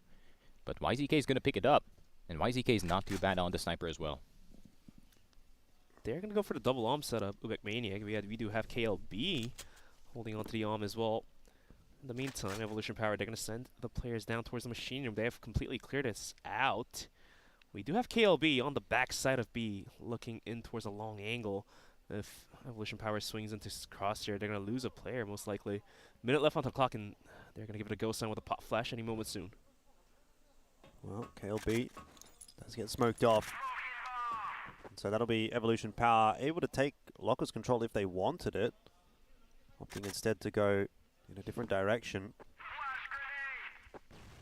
I like this though from the side of UM. As soon as Lockers was made presence, or someone made their presence known in Lockers, they immediately looked at Passage because that is where usually EP likes to take that B site, but they made a U-turn back on A. JJ, the only one in that metal box. YH gonna be the first contact as JJ finally goes down. Loy down on under. KLP will get YH. Loy will get Zay in return. Mino, YZK, the last two left alive, but not much they can do. They're kind of stuck here. Yeah, there's not a lot of time left onto the timer. 2v1, the flashes are completely blinding them to make things worse. 15 and ticking. YZK has a good angle, but he can't land the shots. 1v4 and 10 seconds. Not a lot could be done here. He will eventually go down, and UBECMANIAC is going to be able to secure their first round coming to this matchup. Yep, that's the start that UBEC is looking for. SGJ, I think a team that they would have looked up to at some points yesterday evening and thought, let's try to replicate that. Yeah. A strong start is exactly what the doctor ordered for UBECMANIAC. Evolution Power, though, it felt like they didn't really get a particularly good go at that round, having to play it out 4v5 pretty much from the outset. So whatever plan or foundation they had laid, it didn't really bear any fruit. This would be a different story. Surprisingly enough, Sneaky, like you've mentioned, UBECMANIAC, we expected them to play aggressively on the global risk side, but it looks like they're holding on to their composure. Yeah. They're playing patient, they're playing back. Except one player that is kind of just holding the Nook in the front side. I believe that's JJ. He has been traded out last round. However, he did buy enough time for the rotation to come in. Ooh, counter boost. To come in cheeky. The pistol play is on point. Finds the head off of YZK. Vents fights are so trippy because you're just crawling slowly forward. And whoever just gets it first. We've seen some EU teams would go for the XM onto the vents, counter boost on top of it and just shit the hell out of that one. However, Evolution Power this time is going to send it back down towards the Nook. JJ put to the test here once again. Failed to hold it down last time. This time around, he does find the head. He is down very low. Not looking too good for Evolution Power at the moment. They're just really not in the server at the moment. There's another perfectly timed peak coming through for UBECMANIAC, and yeah, really Evolution Power are looking like they maybe didn't wake up just yet. Damn, fully flashed on towards that second mid side. KLB also gonna eat the dirt. Kano will get Zay in return. Mino, the only one left alive, and let's see what the captain can do. Loy gonna shoot him through the smoke, so they are aware that he is gonna go to this A site, and they're just probably gonna wait for him to plant and get into good positions. Yeah, the Mino is completely boxed in. There's not a lot of angles he can then utilize. He has to find one player to even have a chance to clutch this one out. The push is coming to shove. He can't hold this one down. And UBECMANIAC will lead out 2-0. And this is something we did not expect coming into this matchup. Strong start. Definitely from the squad from the Philippines, and Evolution Power very, very slow to kick things off here. That shot was crazy. KLP's crispy today. I like this. I mean, he had his nerves back in the finals back at home, but it seems like he's not nervous at all for this one. It's good to see. Big stage, definitely. What's going to be the approach this time from Evolution Power? Another 4v5 to start things off. It seems like they're trying to get XQQ involved in the fights early, but that's really just blowing up in their face. Yeah. And you already know, like, they have every single wallbang memorized through that wooden door. So it's not going to be safe for a sniper to just be sitting there this entire time. Yeah, it's not been working out. Evolution Power, after 2 consecutively failed A strikes, going to send it down the Nook once again. YH leading the charge, but we'll find another drop onto Loy. So they do have the bomb site, but the nades are now flying, realizing some value. That's why YH did take a bit of damage, and the second nade as well completely is missed. The bomb is now planted, going to post plant, and a 4v3. And 2 players up top of heaven, another player goes down, and a 2v4. The flashes are going to delay the retake further. KLP is going to lead the charge down with the Colt in his hand. He does find the headshot, but he is instantly traded out. Now KLB trying his best to go on a 1v3 and a dream. Not a lot of timer left onto the C4 here. He does find the headshot on towards YH. Needs to find 2 more, but Mino, with the pistol in his hand, is going to be able to secure the kill and the round. It's going to be 2-1 with Evolution Power basically catching up to UBECMANIAC. It's going to be just a 1-round differential. Yeah, I like what YH did there, man. I feel like the biggest problem for any team that is going up against the A defense of UBECMANIAC is the follow-up from Loy coming in from the tight stairs. So, very nice that YH just ran into the side, got Loy down when he was throwing all those flashes, got all the A control, and A's going to be very hard to retake with the amount of players that they still had left. Sure indeed. Evolution Power, after a finally successful A hit, seemingly is looking to favor that side of the map over the other. As we do see, they're going to be sending it down, but this time it's going to be KLP. Oh, he is dead stuck. He has nowhere else to go. Is going to go down eventually. The bomb site is compromised. Another kill is followed up by Evolution Power, and it's going to be Kano. That's the last one alive. In a 1v5. And with nades flying in his face, I'm not entirely sure, Sneaky, if he can hold this one down. The bomb has been planted. And you can see already 2 players from Evolution Power is making a big rotate around for the flank. Not even needed, honestly speaking. He does find one through the wall, but eventually is traded out. And Evolution Power quickly catches up to UBECMANIAC, and like that. That's an early timeout being called out here by UBECMANIAC.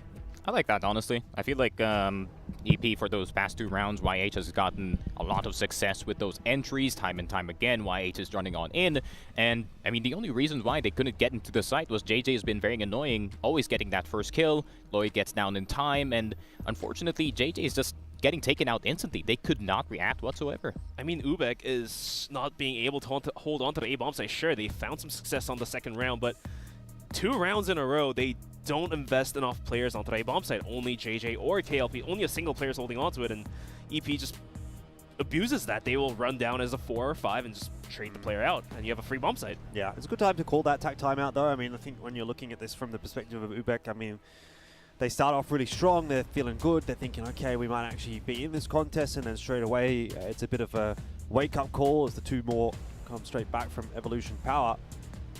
You've still got a lot of time left in this half to kind of stamp your mark, so... Yo, peep the keyboard.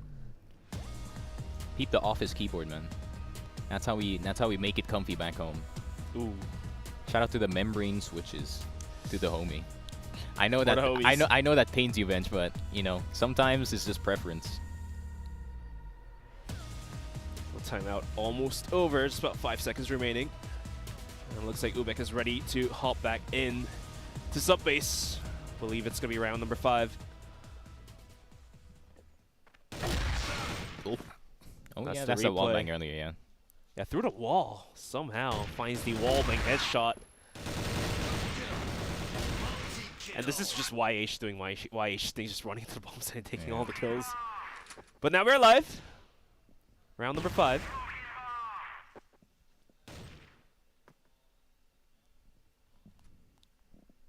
Well, not as explosive to start this round off as some of the previous. No players going down early on in the piece, and Evolution Power taking it slow. Not really up to much, just chilling back towards BL spawn for the moment. Well, we're anticipating maybe some aggression out from UBECMANIAC off the back of that timeout. Not going to really come. And this time they're going to be sending the C4 out towards Machine, towards B. So after about like 4 rounds, the Chinese team is looking for a possible B take. Although they could always go for the trade kills and then rotate it all the way around towards A bomb site like they have done in the second round. Pawn shots being fired, the nades are not finding much of a value here. Minute left onto the clock and they're going to rotate the C4 back out towards A. Yeah, and Dockers is so hard to hold now ever since they changed the lights on the ceiling. You can no longer go on them. So angles are now limited on that side. See what they can do on A though. Another A take for the side of EP, man. KLP last time was completely boxed in. He does whiff the first arm shot. Goes for the second now, has to go for the pistol, but he is traded out. Kano was in the bomb site to find the trade kill. And now it does buy enough time for the rotation to come in. Loy just trying to hold on to things, but he is going to have to be a one-man army really at this point, which apparently is exactly what he is. Great hold from UBECMANIAC. Yep. And our friend Sneaky over there is getting all excited. I was like, Loy, come on, man, let's go. I was so excited because I was waiting for something like that to come from Loy, man. And that's exactly how their A defense actually works, is the guy inside just delays as much as possible, and they just rotate very, very quickly. And I feel like despite KLP dying in that round, he's already done his job. That's all he has to do, is just delay as much as possible and let his teammates play around him. But he's in vents now.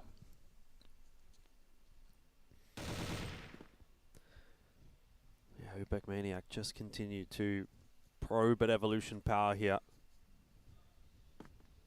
Gone are the days of these super one-sided matches. It's crazy to me to think about CROSSFIRE in 2024 as opposed to, 10 years ago, what it was like.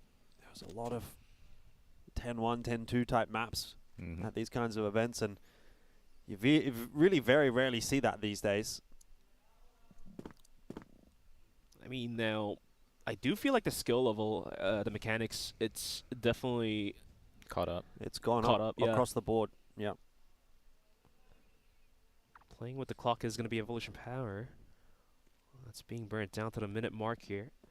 And they're going to go down towards the Nook. Looks like XQQ leading the charge with the AWM, but this time around, there are 2 players from UBEC holding it down with the pistol. XQQ goes in, but is knocked out instantly, and still alive is going to be JJ by the Nook. Trying to hold Mino. No? What? How did that happen? Oh, YZKYH is going to go down to Kano. Mino, the only one left alive, the man with the most frags on Evolution Power. But the nades are going to start piling on in. That's the second one.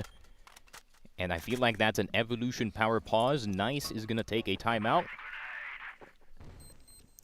He will get the bomb planted.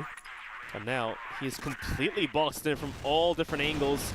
Can he hold this one down? The flashes are going to hurt him even more. KLB just walks in, casually knocks him out, and the C4 will be defused.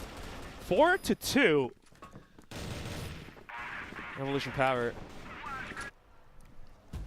will call for the timeout. Both timeouts from both of these teams are going to be used very early on. Only 6 rounds in. Yeah, Nice is not liking what he's seeing. Multiple times, and XQQ has been shut down in this map. And I feel like this is what I said as well. From the Filipino teams, they really know how to shut down certain star players.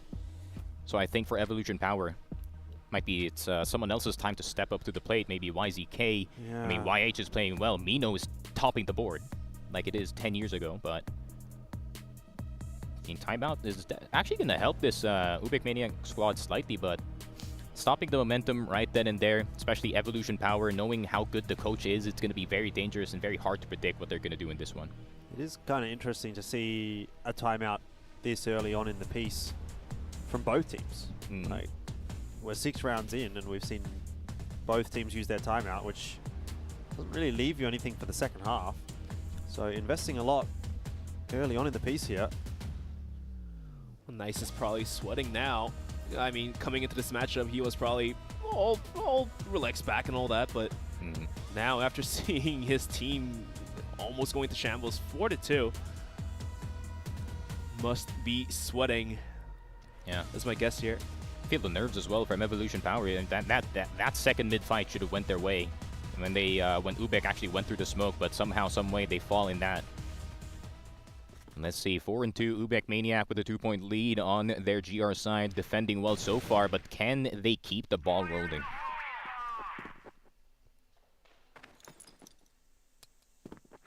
Evolution Power definitely aren't too happy with how this Blacklist side is going. You don't want to get the last 3 rounds of this half, really. Yeah, especially the map being sub-base, you do want to go into your global risk side with some more rounds in the pocket. 2, definitely not enough. Pot shots being thrown out from Zay. Not quite hitting. Damn, they're avoiding B site like the plague. Well, I haven't seen them take B at all. I mean, they have been trying to sell the fakes, and they would instantly rotate the C4 out, the whole team out, down towards A.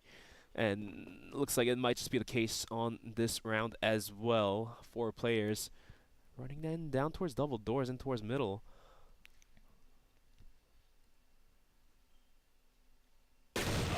Ugh. Not the best opening there for Loy, and they're going to get control room control. JJ on the underside is going to have to defend stairs with his life, but XQQ, he had 10 seconds to react to that, but he didn't. JJ still on the underside, making as much chaos as possible. He's just avoiding every single EP member, but Mino finally gets him, but yeah, he had nowhere to go. TV4. Eventually, he's going to get run down. Needed to probably get one more there, which is, you know, a tough ask, to be fair, but has left UBECMANIAC in a 3-on-4 for the post plant. They're going to have to retake the stairs position. Get through a couple of members, so tables have turned. It's now UBECMANIAC that basically are playing on the attack. And going through a smoke down the stairs, it's just never going to work. The first flash was not a bad one, but a little too easy for Evolution Power to hold on there.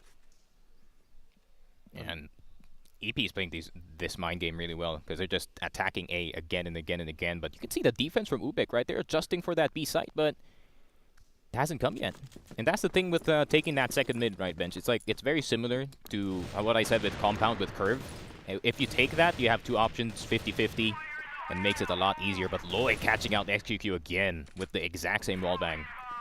Yeah, I mean, XQQ, the sniper on the team for Evolution Power, just not being able to provide some value for his team. Knocked out again. This is like the 3rd time in a row. With the same wallbang, actually. It's got to be getting frustrating for Evolution Power, playing out these 4-on-5s. Yeah, dropping a player, especially your sniper early on. That's not going to cut it for Evolution Power. However, well, they were able to win the round last round with only 4 players. Let's see if they can do so again for the tie. 3 players down, coming in down towards middle once again. Last time, Loy wasn't able to find much of a value for himself. Was knocked out with a clean headshot towards his head. But can he find a headshot of his own this time? YH is spotted out. The spray down is not there. Need some multi-frags from Evolution Power, and they're just not getting them. Barely even getting frags. It's a real struggle this round to get things over the line. That, though, could be a pretty critical one. C4's dropped in an awkward spot, though, for Evolution Power, so they're going to have to go back and retrieve that. Even though they could have had control of A, it's not really going to be much benefit to them. We do have a huge wraparound from YZK all the way in towards Machine Room. And if UBEC is not aware of this one, they will be backstabbed in any moment soon. Like that KL. Oh, he missed the headshot, and that will be a problem. Zay left alone with 43 HP. He does recover the C4. That's 1 kill for the equalizer. It's down to 1v1. Just going to book it over to A. KLP reads that reads him like a book too. Well, does he? Has Zay heard a step here? No, he's read like a book, just like you said. There we go. He was worried about the other drop down as well from Vents. Ugh. Yeah, it's not working out for Evolution Power. I mean, sure, the pause earned them a round, but right after that, UBECMANIAC is just running away with the rounds here. 5-on-3. Oh, here comes the Myanmar push. Oh, here we go. KLB will get Zay. He wants to keep going. Nino going on the underside, but KLB has his boy covered. But can he go for more? Does not go for more. Instead, YZK is going to take him down. YH is going to get KLB now fighting YH tooth and nail, but he's going to go down instead. Loy, the only one left alive, does spot YH in Darkroom. Now going into the site. XQQ is going to get him for his first kill of the game. And that's going to be quite the close half, actually. Yeah, I'm not sure that half really tells us a lot. A bit of back and forth, honestly, but you can kind of split the difference. Both teams had some success, some failures. It's a good contest. Into the second half on Evolution Power. Just with a slight deficit, but be picked up pretty quickly. Now, UBECMANIAC on the blacklist side. Let's see if they have devised a plan to break the defense of Evolution Power. For now, they're going to be playing with the clock, just like how Evolution Power did. Just watching all angles where the global risk could go aggressive on. Maybe trying to punish overconfidence here from either Zay or YH.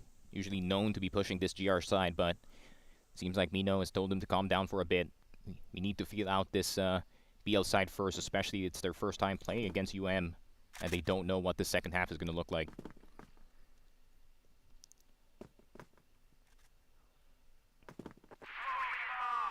The setups are now being thrown out down towards middle, alt mid, supposedly.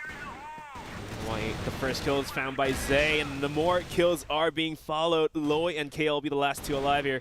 The C4 will be picked up. 2v4. Just about a minute onto the clock. They do have a shot at going down towards A. Only YZK is holding it down with an AWM.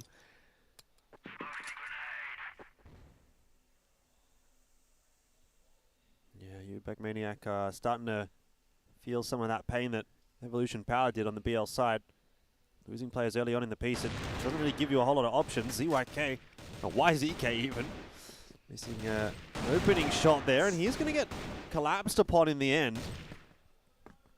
So that's a little less than ideal for Evolution Power. He's now going to force them into the retake. They're going to try and get in front of it. The flash was not a bad one. You know, however, unable to find that trade, and Evolution Power, that's a stinker of a retake. They're not going to be very impressed by this. XQQ will have to save the day. Gets one, pulls the Colt out, but the flash is blinded him out more than ever, and Loy will do it for his team, and UBECMANIAC continues to run away with the round score here. And Evolution Power at risk of dropping map number 1. Not entirely sure what they want to do here. 6-4. I'm not going to knock it. I've already seen what happened yesterday, but it's already a good spot. Already a good spot for the boys over at UBEC. EP. Yeah, I mean, if nothing else, you can say they've put up a good contest. Yeah. But man, YZK, he just got absolutely swarmed on that A side. But just like how I said it, guys, like this Loy kid, you have to watch out for this. Like, he's not afraid to take the fight to the enemy. He's doing very well for himself. Might be the case this time around as well, but UBEC, as opposed to their region's playstyle, is actually playing really, really slow for the past couple rounds here. Just burning through the utils of Evolution Power.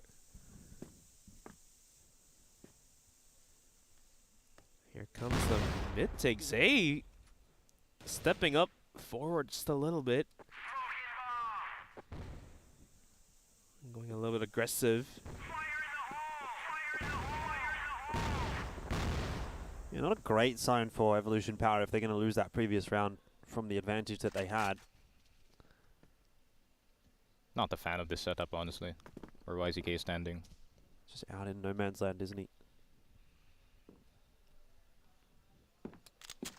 Here comes the pop flash and the ghost sign. UBECMANIAC sending it down the staircase. YZK does find the first opening frag. Oh, vents. Someone's in vents.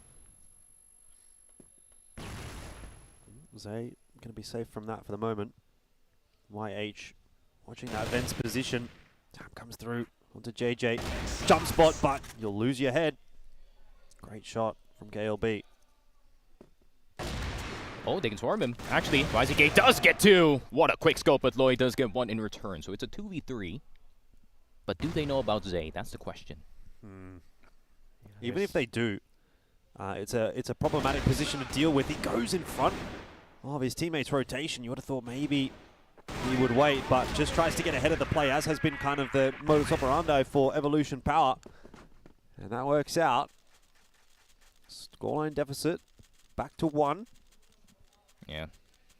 Zay's on point today, man. His positioning is pretty crazy that he's just walked up all the way into stairs. 0 info over where UBEC could be. But that's a Zay for you.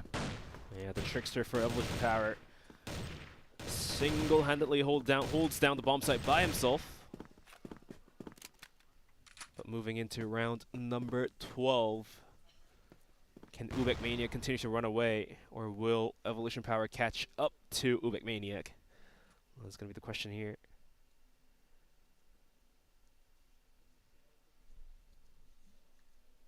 Yeah, surprisingly enough, this is one of the slowest sub-base I've witnessed in the past, let's say, 6 months. Maybe it's the respect.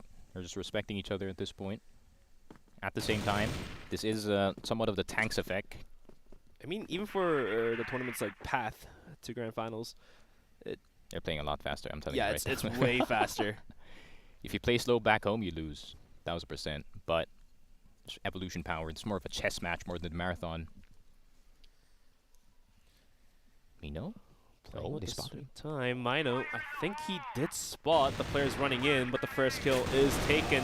And they're going to be swarming onto the B bomb site. 3 players down, dusted in the blink of an eye. The bomb is planted going to post plan. KLB's position is nice. Lurking will pay off dividends. All down to the ends of YZK. And a 1v4. The timer against him, I'm not entirely sure here if he can pull this clutch off. Yeah, it just seems like we're going to continue to go tit for tat in the second half, and if that remains the case, then that'll be good news for UBECMANIAC, who have got themselves the round advantage at the moment, so 1 for 1 will ultimately see them winning this map.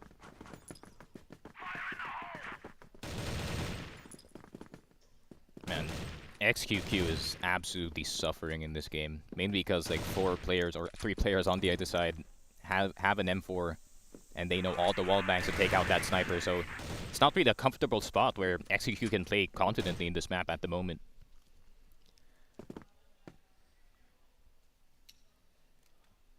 Some early utils being spent here. 3 smokes, 4 smokes actually.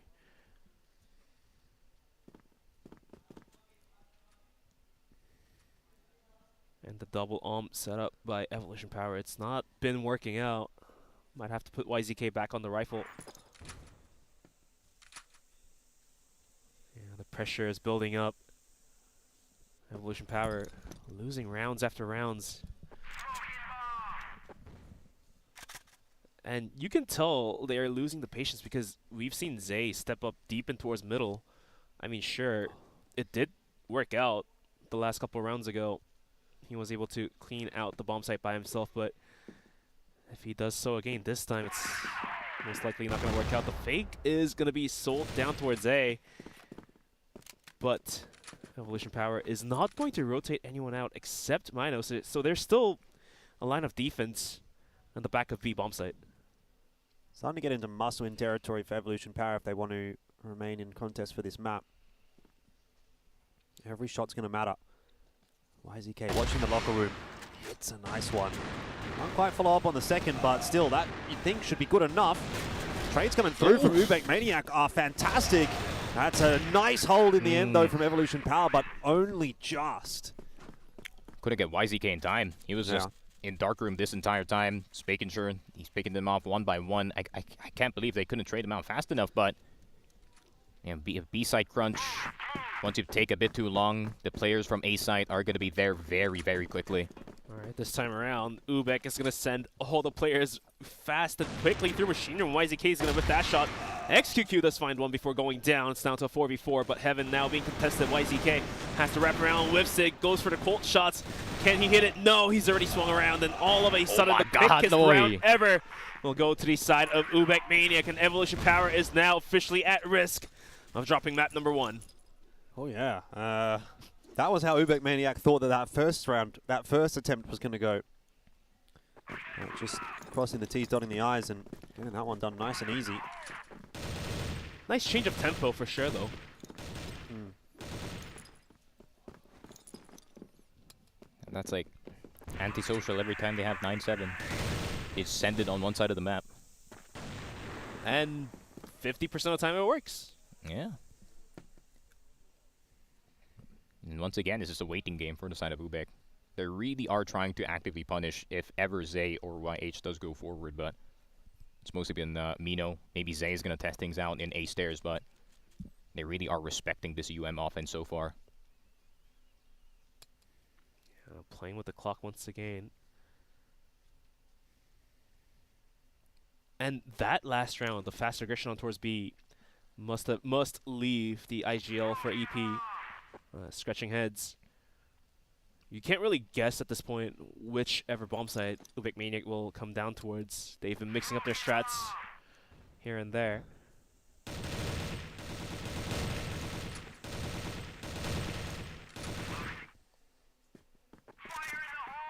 And last time they actually went for a second mid, didn't really go too well for the side of UM. But maybe they're going to try another attempt for the sake of getting this ace site. But Mino has this second mid locked down. Just about a minute onto the clock. Going for a 2-3 split. The C4 heading over towards B. And it looks like the main aggression is going to be out towards B. It's a fake. The fake is being sold, but can YZK hold this one down? He gets one, pistols out, repositions himself and gets the second. What? How does he do that? The flick was there. But now in a 1v3 is going to be Loy. This seems like an impossible task with the positions that Evolution Power found themselves in. One player coming through from lockers.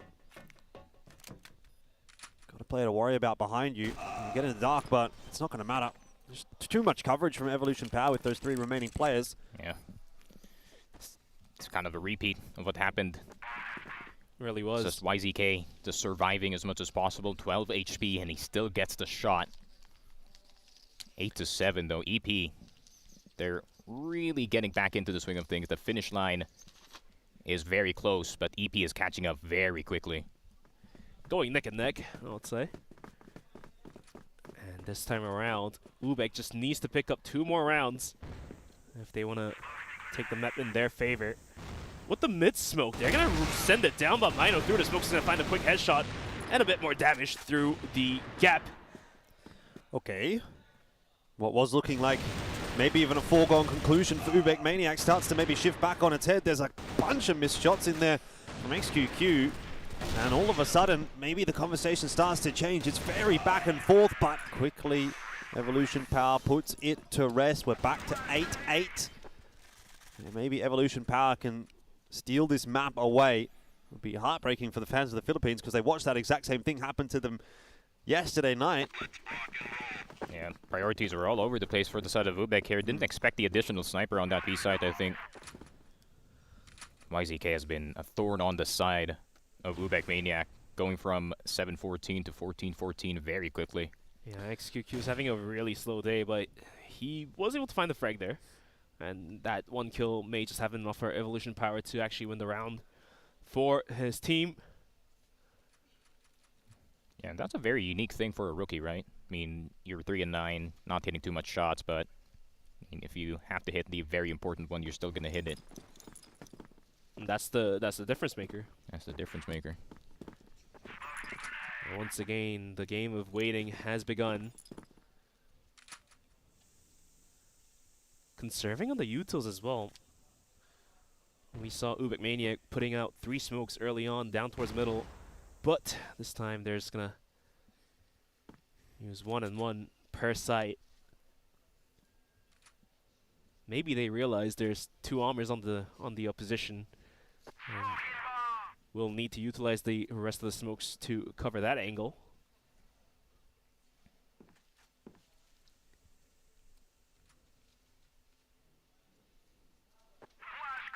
None of the snipers are on A though, so it's a full rifle A defense. Fast is gonna go through. Think they got information. All 5 players on the side of UBECMANIAC is fully blinded, and they're taking their sweet time crawling in, but they don't know that Zay's on the right side of the stairs, finally taking them down, and Zay's gonna go down as well. But there is already the rotation here. Mino with the headshot on KLB, but can UBECMANIAC take over this site? Mino is fully blinded, but XQQ, he's gonna try to bring it back all the way from heaven, but Loy is already spotting him out, shooting him. Half HP for the sniper. YZK also rocking it, but he's down. 2 of them got dinked by Loy. And the nade is going to cap it off. XQQ is going to go down. UBECMANIAC for match point. Not over yet. It's not over yet. Evolution Power have been trailing a long time in this map. But it seems like they've just been able to hang on. Can they hang on one more time? What's going to be the option of choice here for UBECMANIAC? One big important round. Do they go fast? Looks like they might be.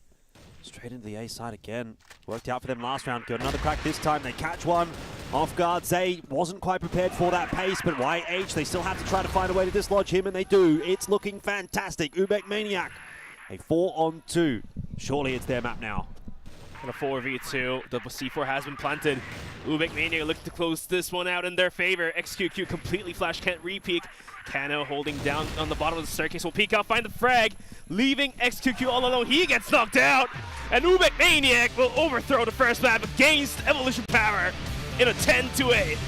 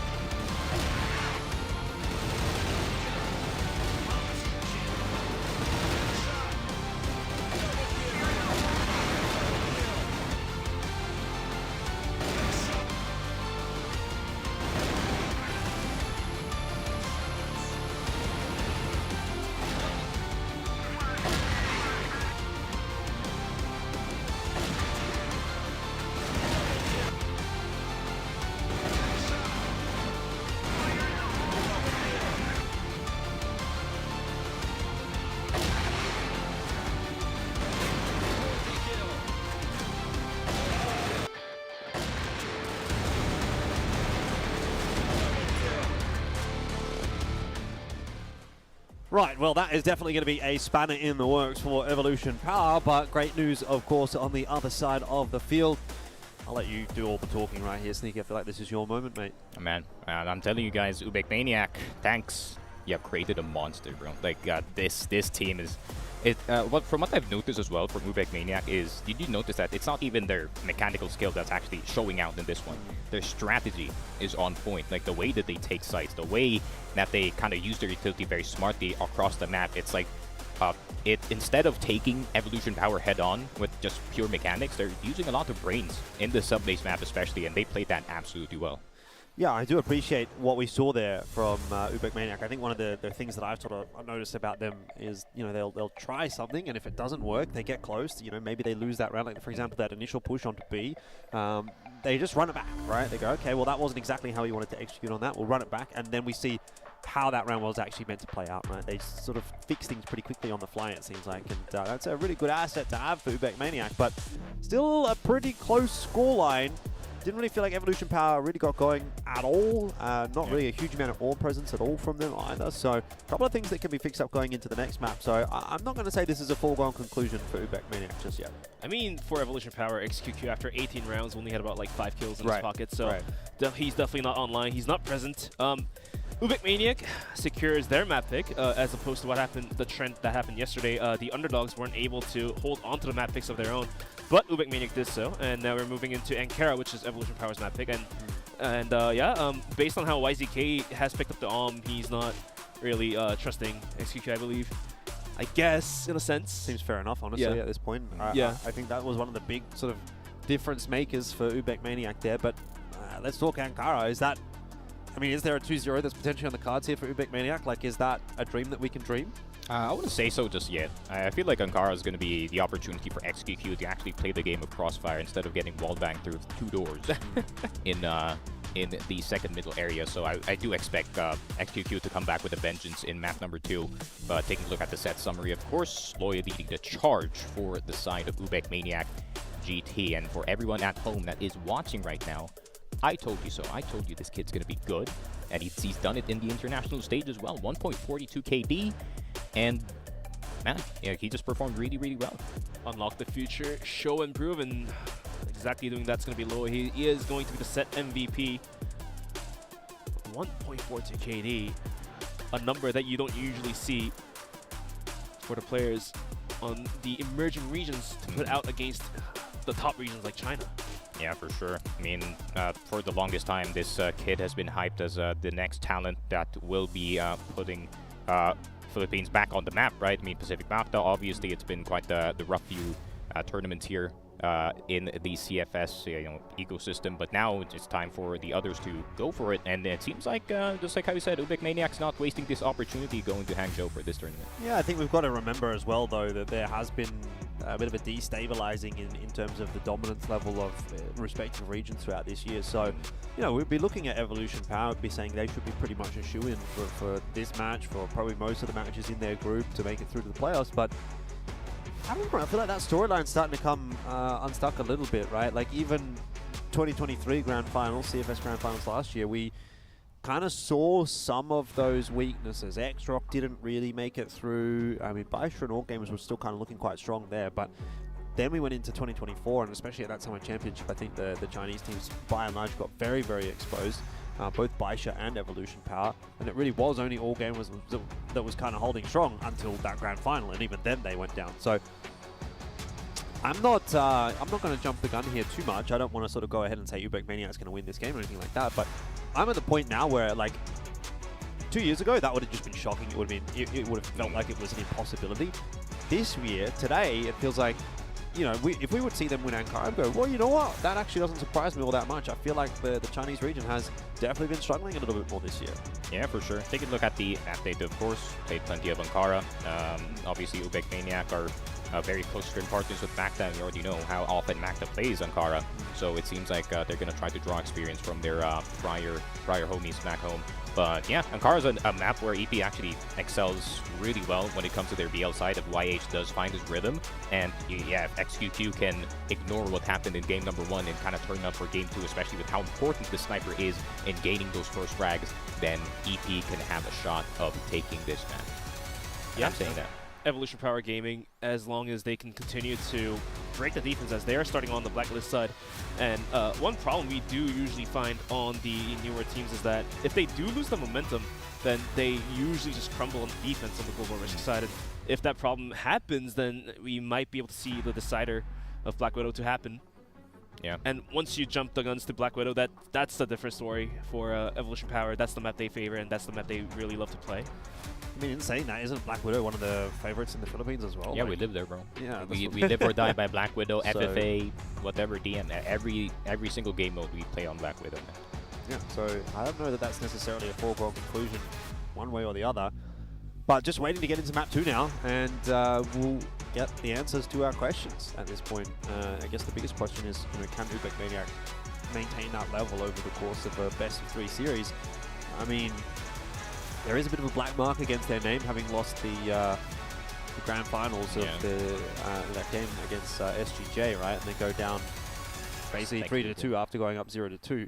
So, have to kind of question their mental willpower, resoluteness, whatever kind of terminology you want to use there. But can't ask really for a better start here, and now it's just about converting on that. And it's the same kind of conversation we were having yesterday, at least on the behalf of ranking, right? You don't start 1-0 against one of the top teams in the world that often, especially on a stage like this. So got to grasp it with both hands and run with it. And I'm kind of hoping we get to see that from UBECMANIAC. Like, I don't really feel like we've seen any upsets so far in this event. You know, we would like to see some sort of chaos get thrown in a little bit, and this would be a pretty good game to get it from. Yeah, for sure. I mean, beating Evolution Power, you know, one of the, even if it is only the 3rd seed of China, it's still China at the end of the day. It's the best region in the world. I mean, it would be nice for UBEC, and it is coinciding with their storyline as being the fastest improving team back home, and they could also bring that title here of the fastest improving team in this tournament with the way that they can adjust on the fly very quickly, especially Tanks. You already know, veteran coach, he knows what to point out, and especially since the team is so young, they fully bought into Tanks' system, and it's really working out in their favor. Yeah, it just comes to prove that the macro game for UBECMANIAC, it's very fluid. Like the rotations, the backups, aggressions as well are very fluid. But jumping into Ankara, it's one of those maps. It's very easy for the Blacklist side to basically invest one smoke and A bomb site is completely blocked off. And the fluid rotations that UBECMANIAC has been enjoying may not be as effective coming into Ankara. And I'm not entirely sure if they are able to hold it down, but I can only wait and see. Are you still on the Evolution Power hype train then? A little bit. I mean, they're still the upper dog. Okay. Yeah.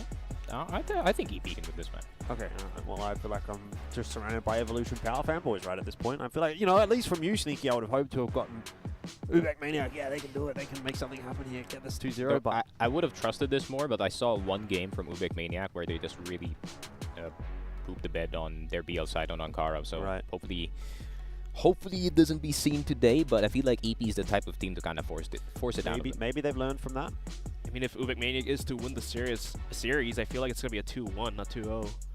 Yeah, but if it is 2-0, they're going to be tied up with Imperial. They're going to be goated. Yeah, they're going to be goated. And it's going to be possibly another disappointing exit for EP, man. And I don't think EP wants to be eliminated, especially after what happened in Vietnam. They're trying to kind of regain whatever happened there. Taking extra time here to load into the lobby. YZK had hit some naughty shots. Yeah.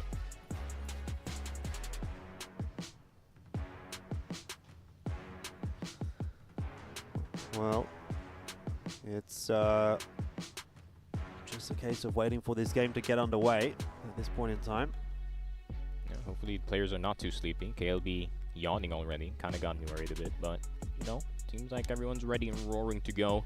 Just waiting for the press start in this one. But Evolution Power, I wonder if Mino can keep it together, man. Because I feel like Mino, he's a really good IGL back home.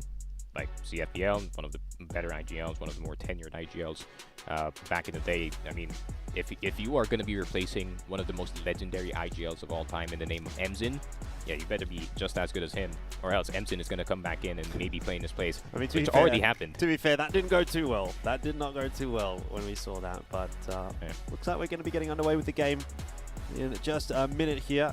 Map number 2 between Evolution Power and the squad from the Philippines, UBECMANIAC.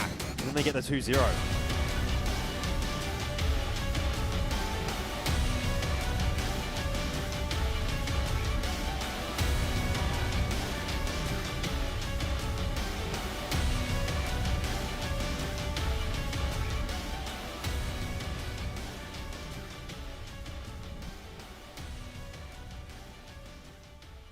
All right, looks like we're ready to kick it into Ankara. It's going to be Evolution Power versus UBECMANIAC on map number 2. As UBECMANIAC is going to starting on the defending side of Global Risk. And they're going to be investing 3 players out towards A to begin things off. As for Evolution Power, they do have the C4 just getting picked up by Mino in the meantime. And it's going to be a quiet start.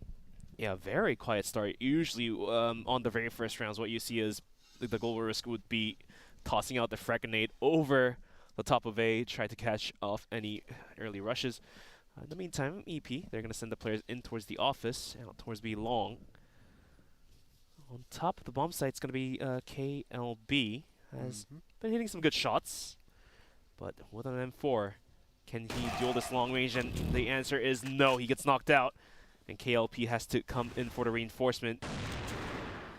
Yeah, already a pretty big difference we're going to be seeing from game 1 to game 2. Evolution Power just bringing a bit of a different brand of Crossfire on map 2. Looking very, very dominant in that first round.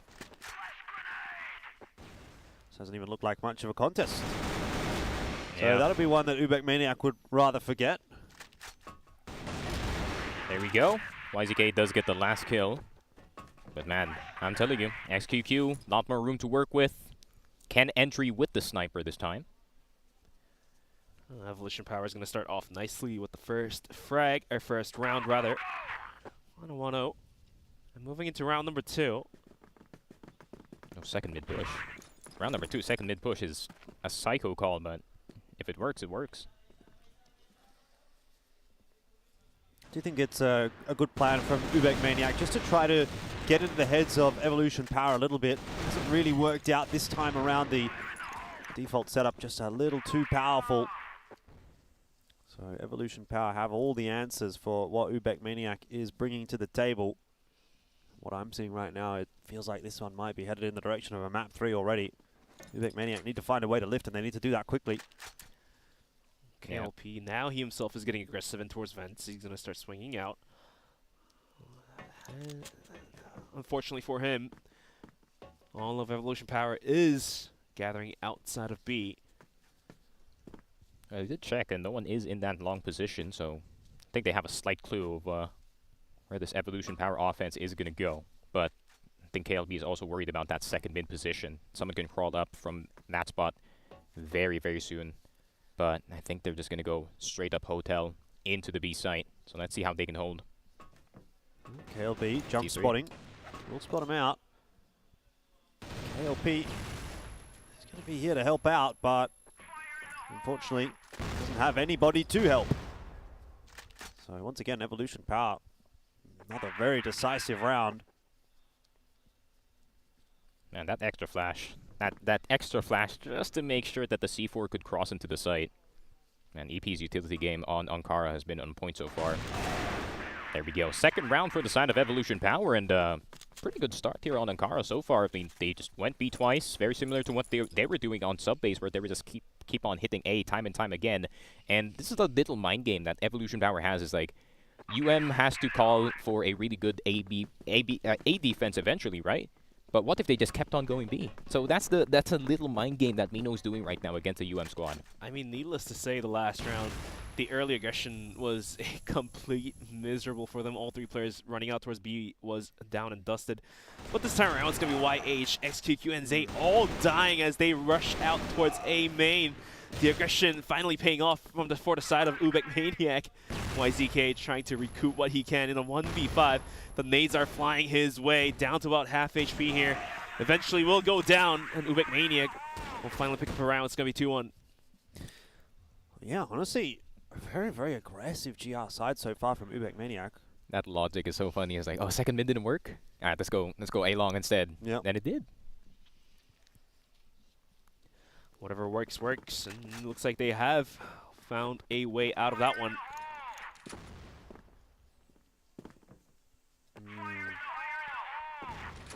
What? That didn't do any damage? Yeah, I was just wondering that.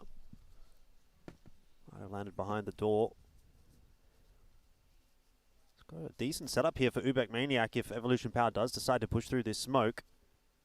Loy will have to come swinging across to help out.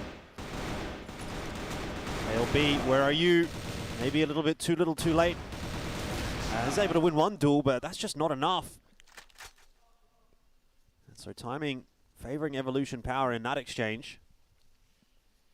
Yeah, this is bad. That's going to put second mid under pressure here for and now they're going to have to assign an extra player just so they can help KLP hold down the site. So Kano has no choice but to go into vents and hope for the best that he can win every single fight.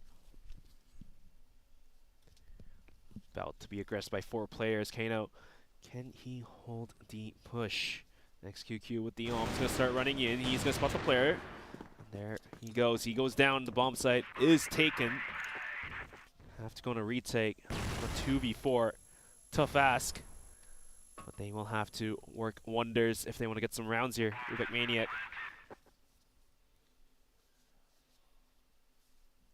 Yeah, this is a pretty impossible retake. With too much coverage here from Evolution Power. JJ going to give it a crack, a very nice crack, but doesn't have the time to be messing around. How's he got Mino there? I don't know, but there was just one too many members. It was never quite going to happen, despite some fancy footwork. I think if KLP stayed alive there, that would have been maybe a bit more of a chance, but the XQQ had Vents locked down, man. No problem whatsoever. But 3-1, Evolution Power having a hell of a start on this BL side so far. I mean, taking a long and then taking B. So they can confirm that they can take both sides, but they're kind of stringing UM all over the place here. And that UBECMANIAC's going to start running out from A. There's the trade kill here. And another player from Evolution Power goes down. YH is traded out as well. Down to a 2v2. YZK what is gets going knocked out. And what is going on here? I mean, the thing is, Evolution Power, like, they know UBECMANIAC's going to keep coming. Like, they know. Once you see a couple of players push, you know the rest of the squad is pretty much going to be there. So it really just comes down to a couple of nice snipes from KLP that kind of keeps UBECMANIAC into that round. Evolution Power had the setup to deal with it, just didn't hit their shots. Now it's down to Mino to see if he can clutch this one out. Ooh, pause immediately. Most likely from the EP side, but would be awkward if Mino does get this cheeky 1v2. But UBECMANIAC's actually playing this one very, very safe here, Jordan, because they're just staying together, making sure that their backside is covered. I think that's why you got to do it when you're in a 2-on-1. Just make sure you can play that trade game. Unfortunate reality is that bomb plan's going to go down about as far away from them as it possibly could have, and that's really going to give Mino a very good chance of clutching this one out. Oh, I thought he was going to keep going. That would have been the round-winning strat if Mino just went for the wraparound. He might have already won this round, though. Like, how long it takes UBECMANIAC to get across means that there's not a huge amount of time to actually clear this site out.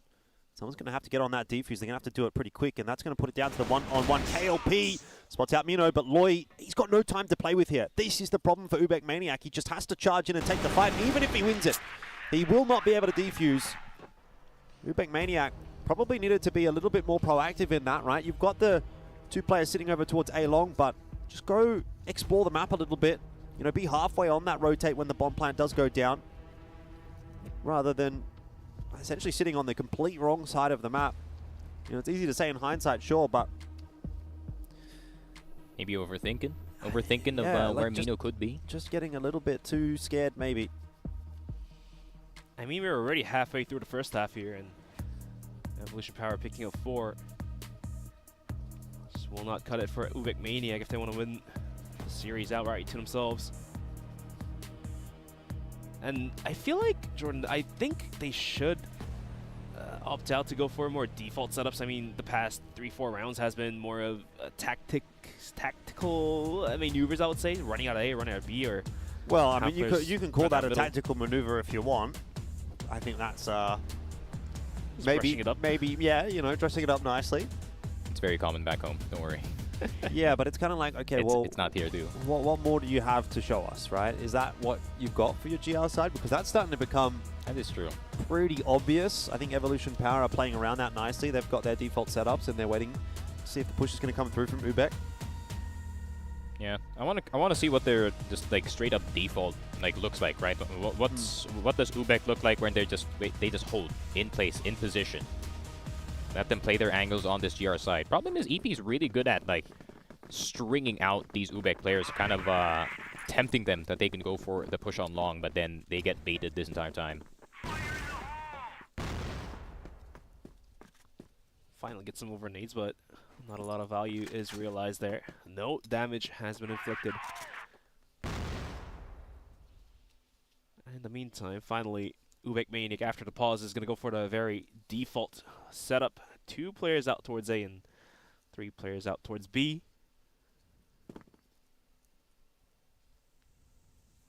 Let's see if they can hold this one down.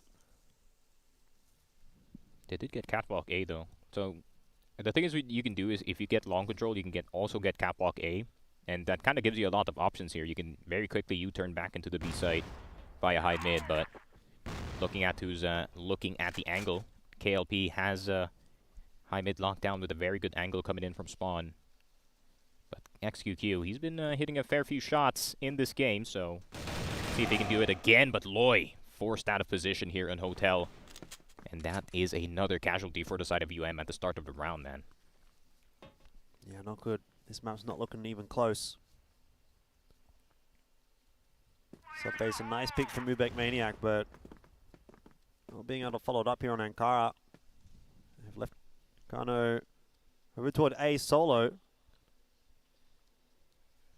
Don't imagine he's going to be able to hold this side against 5 of the Evolution Power members. I think if you're going to do this, like, you may as well just leave A completely open at that point.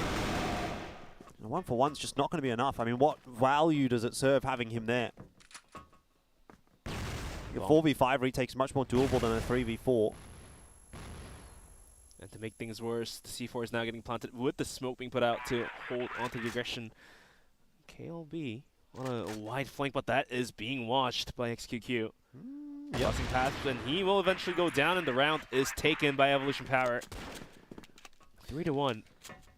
Yeah, there's not much positive to really say about this one for Evolution, for UBECMANIAC at the moment. Yeah, it's pretty tough so far. I feel like they're just getting outshot all over the place. Loy getting picked over and over again from Hotel. Might need to play that a little more disciplined, but KLP, he's like, nope. Not going to follow the script. I'm just going to straight up peek for YZK and see if we can get him, but KLP instead. First casualty, but they do take down YZK, and I feel like if KLP did spot the C4 drop, they can kind of play around it, but I don't think he did. Yeah, the refrag was pretty quick, and now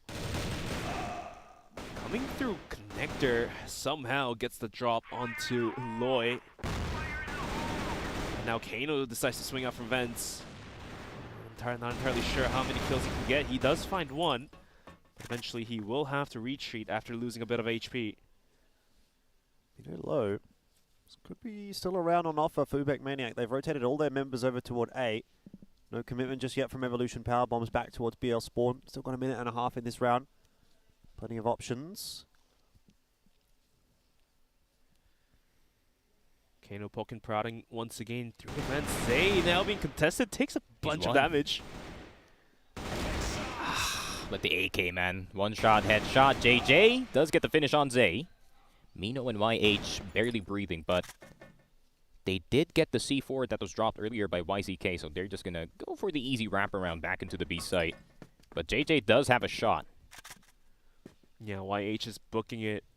However, Mino posting deep inside of the global risk spawn is going to start lurking. And JJ has to realize this. He does find the C4 and almost a second kill for the clutch, but eventually that's going to go to the side of UBECMANIAC. Yeah, I think it's kind of over at this point, I'm not going to lie. Coming back from a 6-1 deficit. Just not really seeing that same pizzazz from UBECMANIAC. Loy's 0-6. You know, the tables have really turned. I feel like map 1, that might have just been just a massive underperformance from Evolution Power. Let's be real, like, XQQ barely did anything.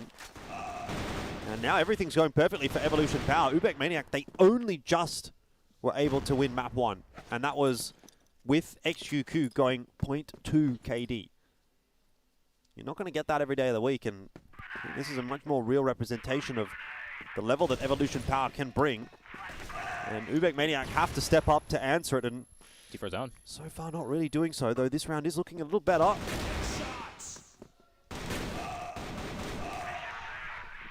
And it worked out. Worked out in their favor, that second mid push. It looked like a tragedy at first after that first collateral, but yeah, they just kept on rolling on forward here. Making sure that Long is not going to be there for free. And I like that as soon as they knew that EP realized that everyone is in this B site, KLB just bolted back into A, went back into Catwalk A, got that pick off on the C4. The delay was enough.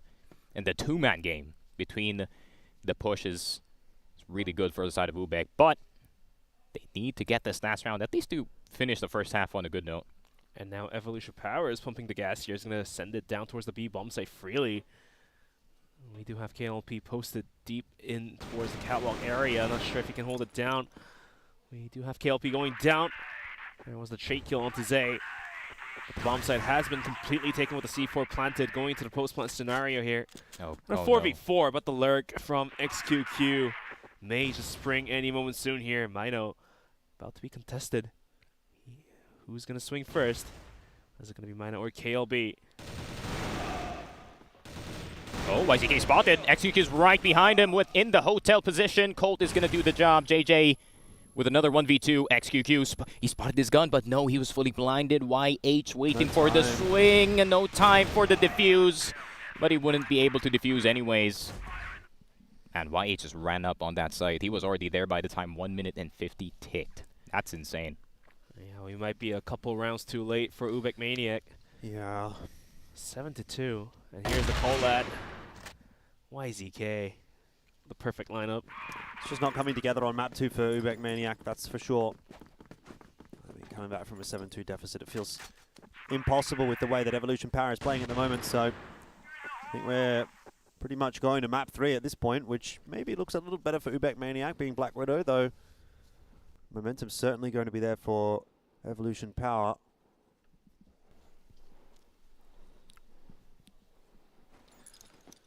Well, at least now they're on the aggressing side of all things on the blacklist. UBECMANIAC, they're going to be sending the C4 through a connector. KLB with a nice pickoff on Tomino will open the round up and towards the hotel area. If it's going to be doable for UBECMANIAC, it has to be off the back of a good start in this half. Definitely need to be winning this round. Probably need to be putting on a string of 3 or 4 quickly. Build that self-belief back up, because I'm sure it's at an all-time low for this series at the moment. Oh, they're going to run into XQQ. This is, if XQQ misses, he's going to be a dead man, but not the type of guy to miss, but instead he just concedes the angle. He wants to go for the repeat, but UBECMANIAC is already here. But Zay, can he keep going? He only gets KLP. The miss by YZK. The pistol's doing it, but he doesn't have any bullets. YH, the only one left alive, but if it's anyone to do it, it is going to be him. He has been playing well. But can he do it against Kano and KLB? Well, Bombplant's not actually gone down yet. He's already gotten his way over toward the B side. He might be able to isolate this into a 1v1 duel. Instead, goes out too early, and UBECMANIAC, they give themselves a chance, however slim it is at the moment. We'll see. I'm not convinced yet. I'd need to see, I think, another 2 to 3 rounds before I start getting excited. The hope is still there. But yeah, the hope is there. It's just very slim, like you said, Jordan. Well, this time around, UBEC thinking about clearing out towards long 8. They will have 4 players just outside of it. Could be hinting to us yet another connector takedown towards middle, like how it worked out last round. They're going to nade stack vents, and unfortunately, they're not going to be able to find much of a damage there. Already taking mid control though.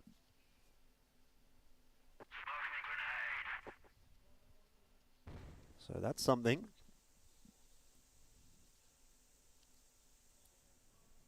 So they know XQQ would be the player holding down underpass. Well, they were able to swarm him last round, but unfortunately for UBEC, it's going to be Mino with a rifle to hold it this time.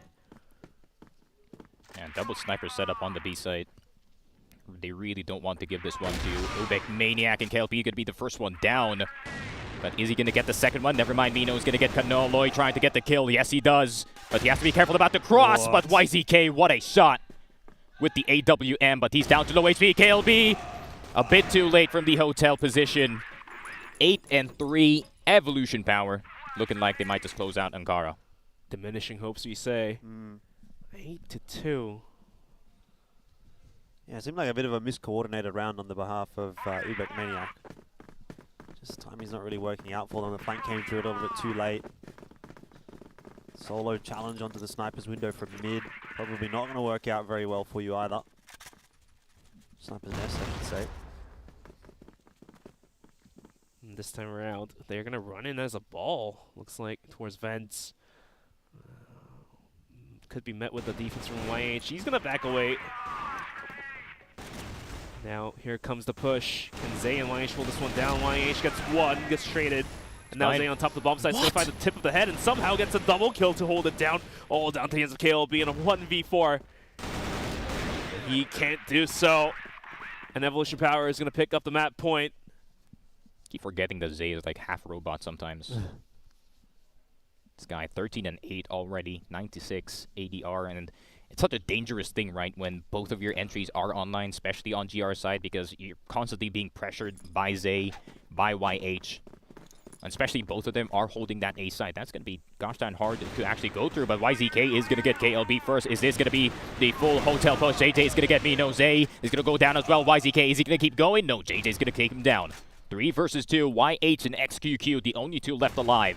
But XQQ could have a shot to redeem himself, but Loy once again taken down. But JJ, man, this round, he's just getting every single kill, but see what he can do. XQQ bouncing on into his death. So 4-9. Still fighting, but yeah, honestly, it looked like a good read from EP, but just didn't land that shot. UBECMANIAC getting away with one. Not a super convincing round, though, let's be real. Like, that's more on EP kind of messing up and not converting rather than a great call from UBECMANIAC. So 4-9, I'm not convinced. Not convinced indeed, and they're going to send it down towards Underpass. UBECMANIAC sending it as a 4 and 5. XQQ waiting, he gets the leg shot. And now YZK with the pop flash of his team's going to swing, but he gets caught off guard with pants down. XQQ as well is caught dead. 2 snipers from EP down and dusted. The bomb site is compromised, and the C4 gets planted. Just a bit of unfortunate timing really for Evolution Power. Like, they knew what was coming, just got their flash timing wrong. And so that's more or less gifted UBECMANIAC the site, if not even the round.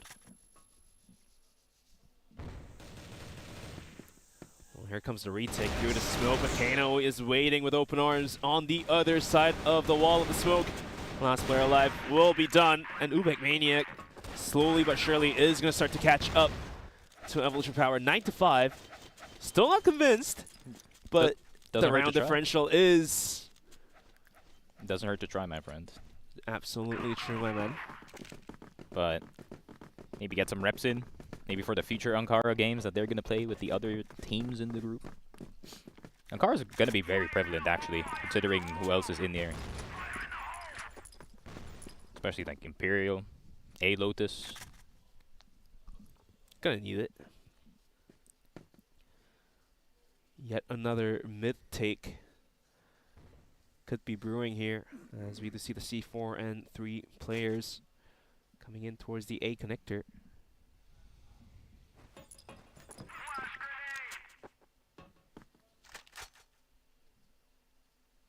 Oh, they expect an A split, actually. Complete misreading.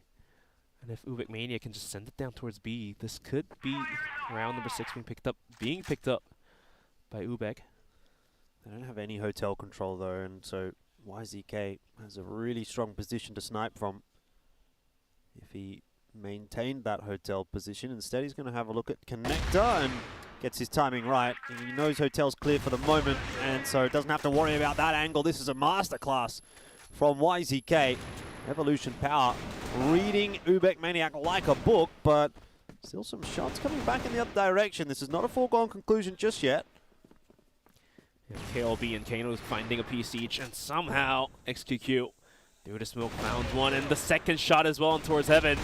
And the last player is down and done. Evolution Power is going to be able to secure map number 2 of Ankara. This was their map pick, and somehow UBECMANIAC, after a very strong start, is going to start shrimping.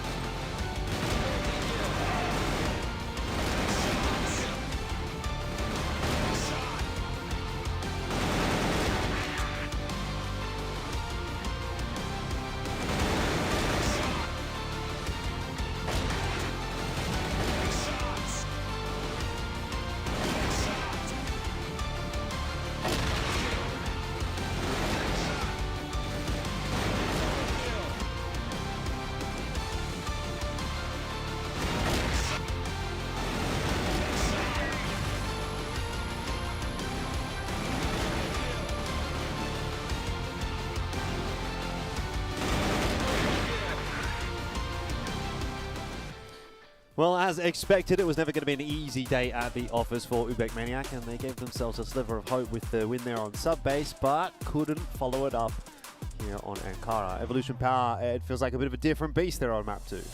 Yeah, Ankara, this comes to show why Evolution Power has been finding success in their own region.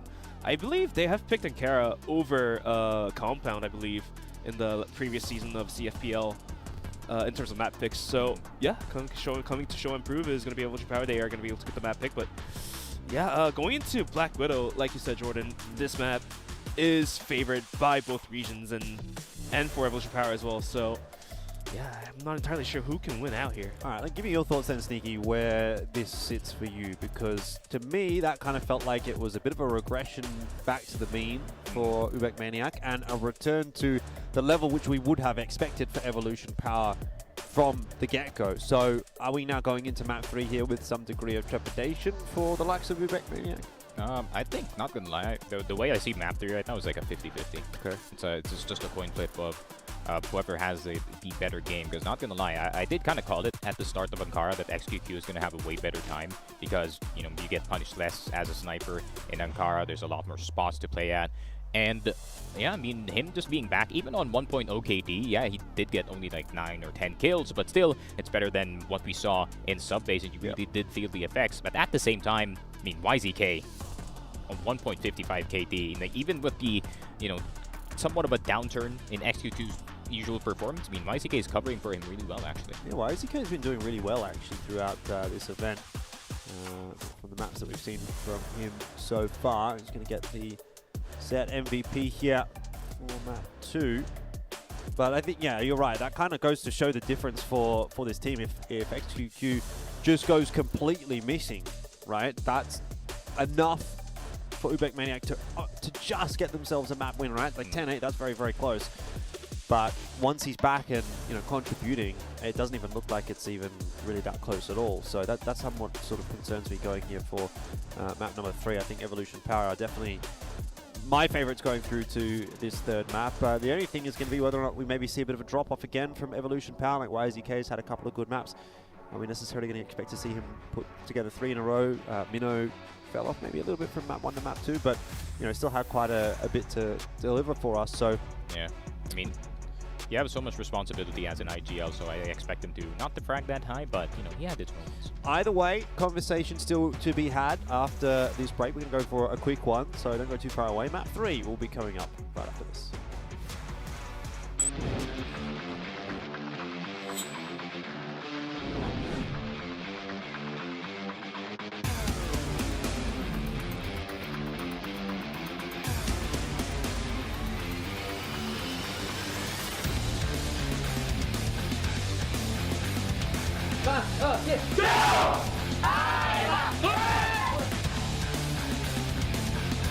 Hit the shot this time, and as I mentioned, a little bit less support in mid. And going to leave Humera there. He's not going to get it done every single time. It needs to come down to somebody else. It'll have to be PM.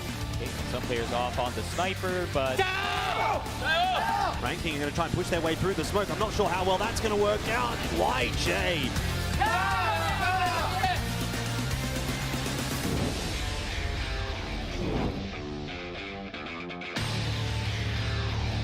We've had in the West League when we spoke about the side of like just once every now and again. The ghost sign, 1-2-2 gets traded out, but somehow Dravo continued to spray the players down, double kill for himself. And with the pistol is going to Raptor.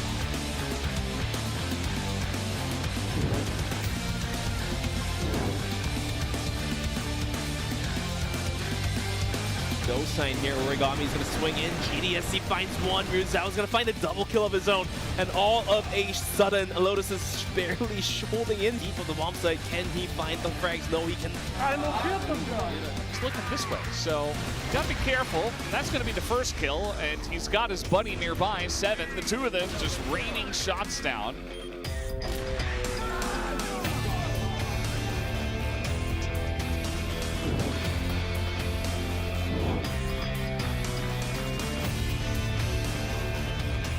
Very tough predicament, all down to 1 now.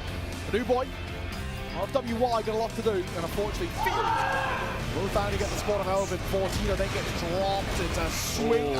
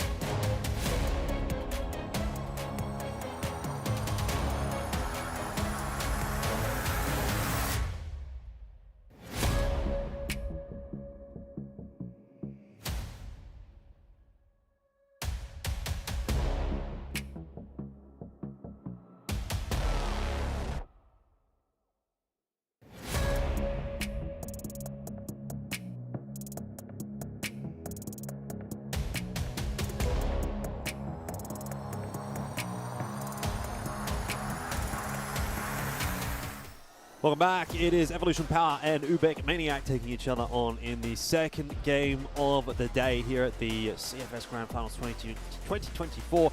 Stage 2, so we're not too deep even into the competition already. We've got a pretty close matchup right here. And the Chinese squad and the Filipino squad going head to head. But we do move on to Black Widow, and the jury's out as to which way this matchup is going to go. I think we've seen good and bad from both teams. But where are we sitting now? Are we leaning Evolution Power? I mean, my vote would have to go to Evolution Power. They're going to start off on the Blacklist side, and Black Widow, seemingly a map where Blacklist side has the upper advantage in terms of balance, I would say. And I know Evolution Power is a team that can utilize that advantage to come out as a win. All right, what about on your side of the field here, Sneaky, UBECMANIAC? I know you sort of said it was a bit of a 50-50 here, but I want to know, I mean, is this going to line up with your prediction? You did predict UBECMANIAC at the start of this matchup, so... Yeah, I really feel like Black Widow can definitely just be good for UBECMANIAC naturally, but with the amount of reps that the amount of reps that EP had in CFPL already in this map has kind of got me worried, because I really feel like UBEC is trying to avoid that Black Widow because it's a very common map. Everyone knows how to play it, so there's no point in kind of pulling it out early in the group stage back home.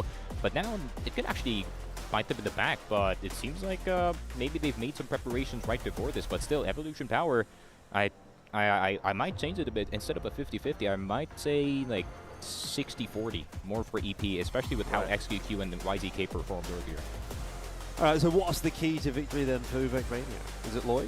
Yeah, it's Loy. It's got to be him. He went a little bit missing on Ankara. Yeah, it's either going to be Loy or Kano. I think Kano really needs to step up, especially on the entries here. He's going to be a very important piece in opening up these sites, especially B storage, right? I mean, B storage is going to be such a hard egg to crack in this map, and if they successfully do so consecutively, then definitely they're going to have a comfortable time. But I mean, it's Evolution Power starting on BL side, and the last time they did start on BL, it did really go, really run well for their Ankara map. But the thing is with Black Widow, it does look like a simple map, but the amount of like chess-like moves that you have to do, especially up against the more, the better teams in this map is there's quite a lot. Yeah, like the big long flanks is always a factor when you're playing on the GR side if you can get in behind the BL side. But that's a conversation for a couple of seconds. Right now, let's get ready for map number 3 between Evolution Power and UBECMANIAC.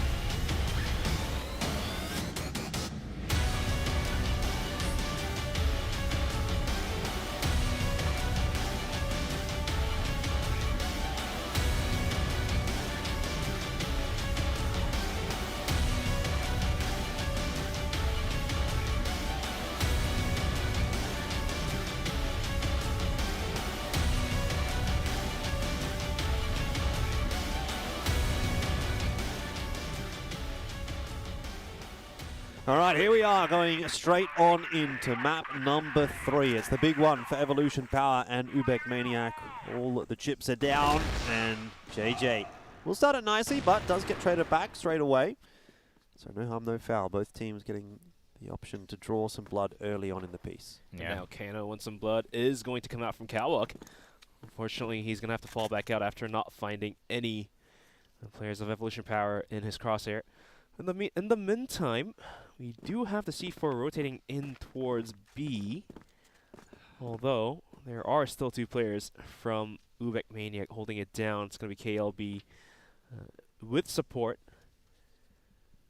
from Loy, who's been pretty quiet last round, but let's see if he can do so. KLB gets contested and he can't provide, so does Loy. He goes down and B is completely pried open by Evolution Power. To C4 will be planted any moment soon here. The flank is coming from Kano, but he gets spotted out, and that will leave the armor for UBECMANIAC all alone for the retake.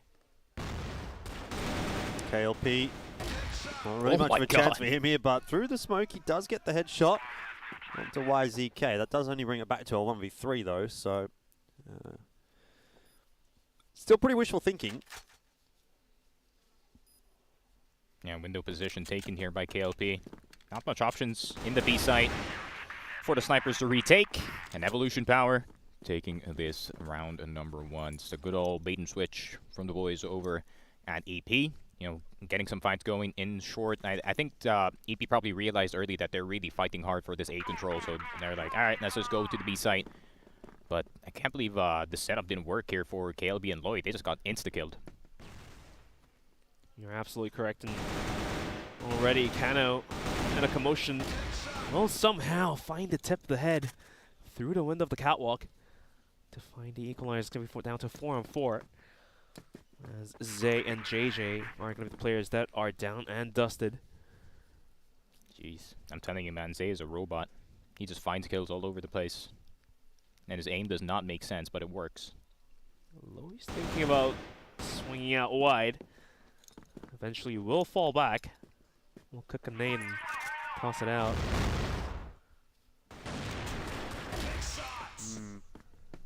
It's not a good duel to be losing.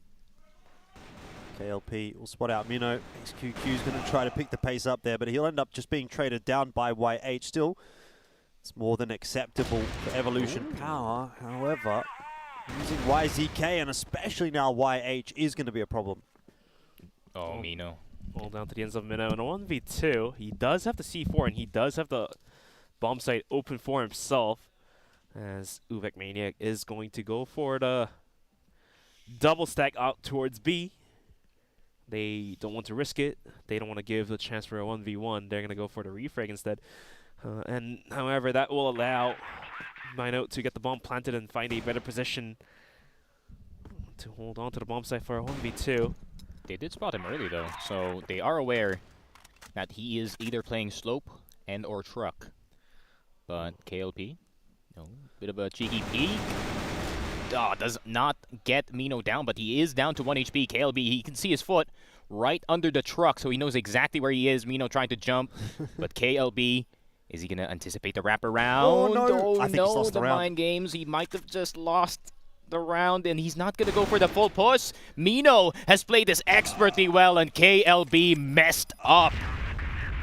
Just went straight to him. Indecisiveness, really, from KLB, isn't it? Like, Mino, he had no options there. He couldn't really do anything, but by KLB not making a choice, he ends up timing himself out of the round.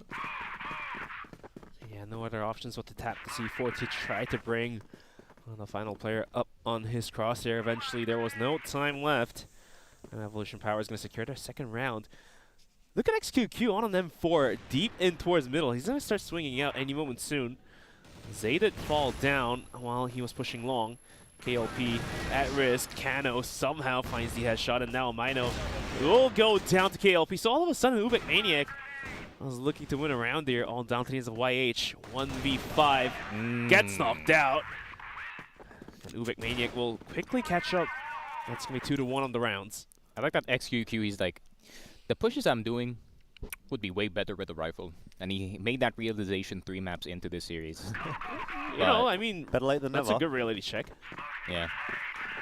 I wonder if YZK just looked at him and was like, let me be the sniper for now, man. Sit down, little bro. I'm the sniper now. And he's going to rocket again, though. He has to be careful. Kano's around the corner. I mean, the smoke will help him to retreat if anything happens. For now, we do see 3 players from Evolution Power investing themselves in towards A long, which is not being watched at all. XQQ finally gets the drop. Oh, it's going to be Kana going down, and JJ trying to swing this angle again, but somehow XQQ is going to whiff this one. 4v4. I think a 4v4 is more rough for UBEC more than EP, more than anything.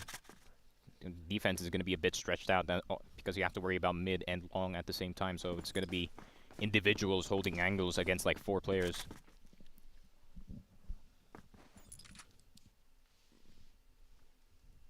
Yeah, the timer is being burnt down. Minute 23. And Evolution Power is not really showing some signs of aggression. They're just clearing the angles one by one, playing with the sweet time. Finally, Zay's thinking about poking, prodding in towards middle. He's going to try to cross, but KLP is waiting, and the timing was off. And looks like A split might be the go-to for Evolution Power here. JJ needs some help. He needs some help right now, but here comes the rest of UBECMANIAC. KLP has found himself on the site. He does get YH, but can he get Zay? Yes, he can. KLP starting to come alive, and that's a 3K from the truck position.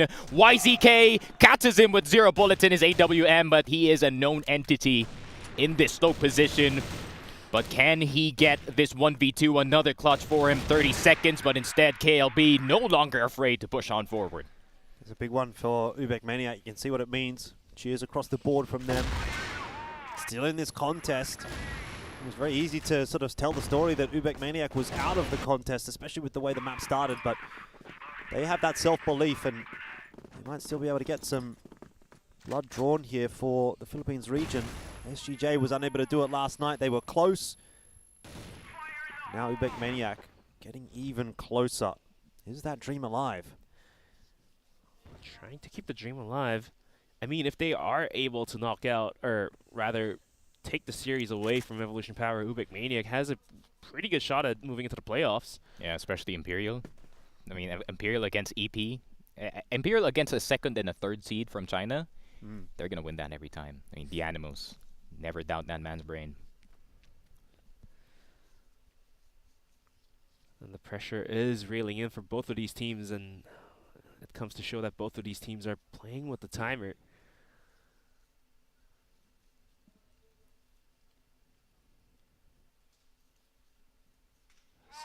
Nades are going to find some volume on XQQ.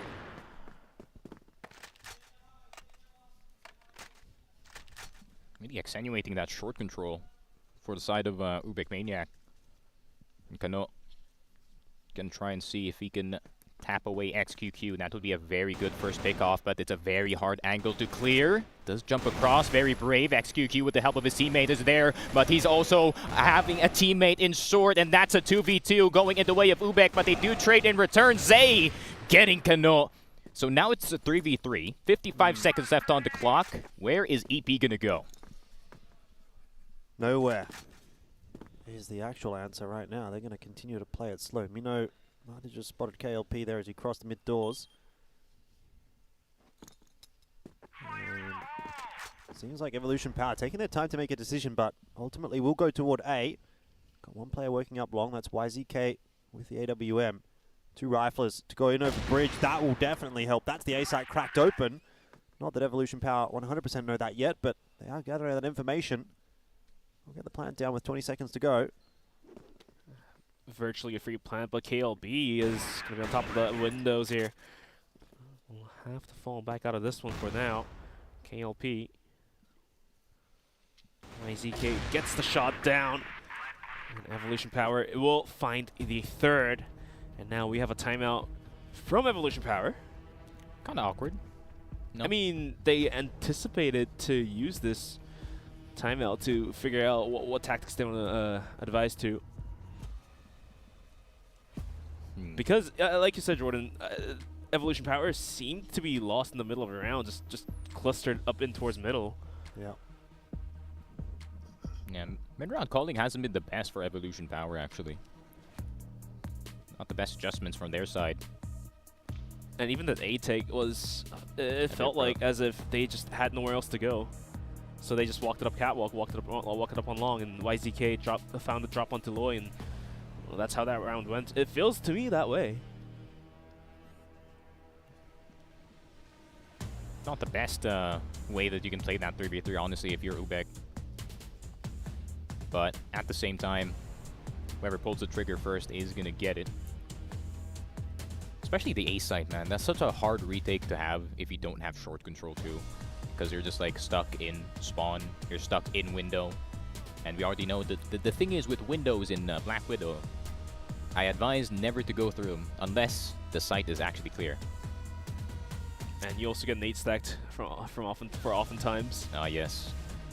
That's a bit of a mini game actually that we do back home on Black Widow. Who can get the nade in through window? Little basketball action and over at Black Widow. Taking a look at the replay, KLP hit some nice shots in round number 4.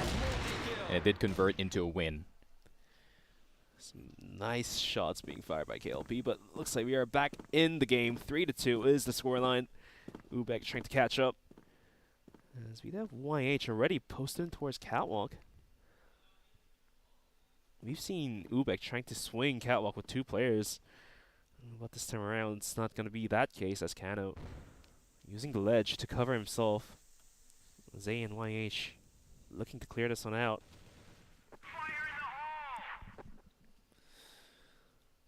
Yeah.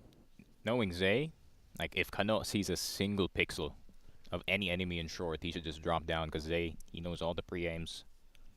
And he's going to crawl slowly. YH is going to go first, entry first, of course. Zay and YH now spotted from that short position, and they're going to try to enter this A site. And Evolution Power, they're going to lose YH first, and Mino's going to come from long. KLP will go down as well as Loy, but JJ's trying to defend with his life. Kano is going to go down as well, but JJ still alive within the site. Right. But the numbers are there. XQQ tunnel vision for the sniper of Evolution Power. And JJ, he's fighting demons here on the A site on his own against 2 players. Mino's down to 1 HP. And this is just pure chaos on the A site. Call him a Demon Slayer, though. He's actually managing to survive pretty nicely around here. JJ changing up his position. It has allowed Mino to progress further forward. But both the UBECMANIAC members able to group back up together and could have taken that swing as well. Oh, C4's dropped. Chance in here for KLB, but spotted out by YZK. Ultimately, an Evolution Power will get another. 4-2. Not the best way to hold that short position, knowing that XQQ was 1 HP. But Yeah, I mean, if he was to go for a wraparound, might as well go all the way towards long, not... You're going to get sniped, yeah. A double stack towards catwalk. The nades are going to find bunch of value on towards KLP. Whips the shot as well. Goes for the repick. However, he won't be greeted by any players of Evolution Power. And now, deep in catwalks are going to be JJ and Kano. Do they realize YH is right by their nose? Well, they will now. Ends up being a 1 for 2. 2 for 2 across the board. Neither favouring Evolution Power or UBECMANIAC. Maybe you can make the argument it favours Evolution Power slightly, as it does split that defense up a little bit. Did spot each other. XQQ is going to see KLP, but YZK is going to get taken down. But oh, KLP did not expect XQQ to still be in the catwalk position. So Mino and XQQ, the captain and his sniper versus the lurk and the sniper from the other side. He sees a pixel, but XQQ, his head ducks just in time, but JJ's going to get the kill on Mino. He doesn't have to move. He just has to hold. XQQ down to 1 HP, and JJ gets the headshot. And UBECMANIAC around on the board after a long drought. And they're going to be the ones pulling the timeout this time. Already, both timeouts being used early on into the rounds here. Even for sub-base, I believe it was both of them used before round number 5. And coming into Black Widow, getting used before the first half even finishing. It's very useful, right? I mean, the timeouts, I mean, both teams, tenured coaches. They know what to say at the right moment, at the right time, and especially for UBECMANIAC. I mean, you gotta keep the kids calm, man. And especially it's extra responsibility for like tanks to like kind of eliminate nerves from such a young core roster. You are very difficult task. right. Yeah. But so far, from what we've seen, it's not Evolution Power is making a great entrance onto the bomb sites. It's rather UBECMANIAC is not playing as a global risk, so to speak. It's like as if they're aggressing out towards different angles and getting dropped like flies, and that's the reason why it's not working out for them right now. Yeah. That's that map control heavy style, but Evolution Power very familiar with that style as well. Knowing in CFPL there's at least 3 teams playing that exact same style. It used to be Baisha, but then they're not here at the moment. Oh, the timeout is about to be over. Quick reminder, 4-3 on the scoreboard. UBECMANIAC has just won that last round. Let's go take a look at the replay here on towards catwalk. What a clutch though by JJ. Keeping cool, 4K. calm, and collected, yeah. Back on the round here as we saw XQQ posting up in towards catwalk.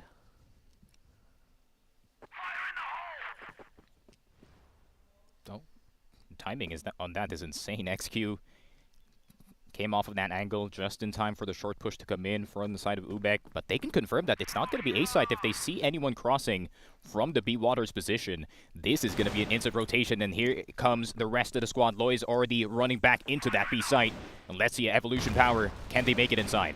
Good call.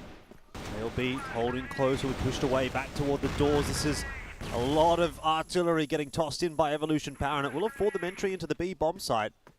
UBECMANIAC actually choosing to play for the retake instead.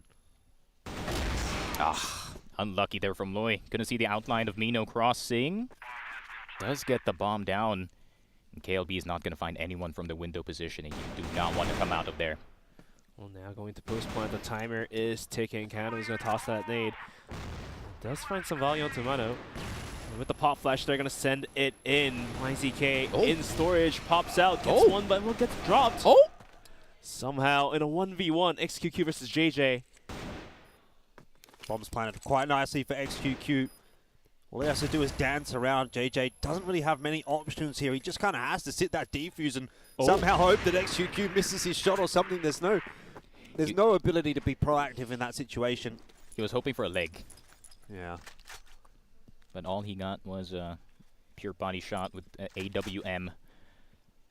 He got bopped.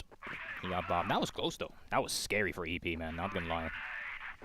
But just like how I said it, man. XQQ. Lot more freedom in this map. Granted, it wasn't the best start for the sniper of Evolution Power.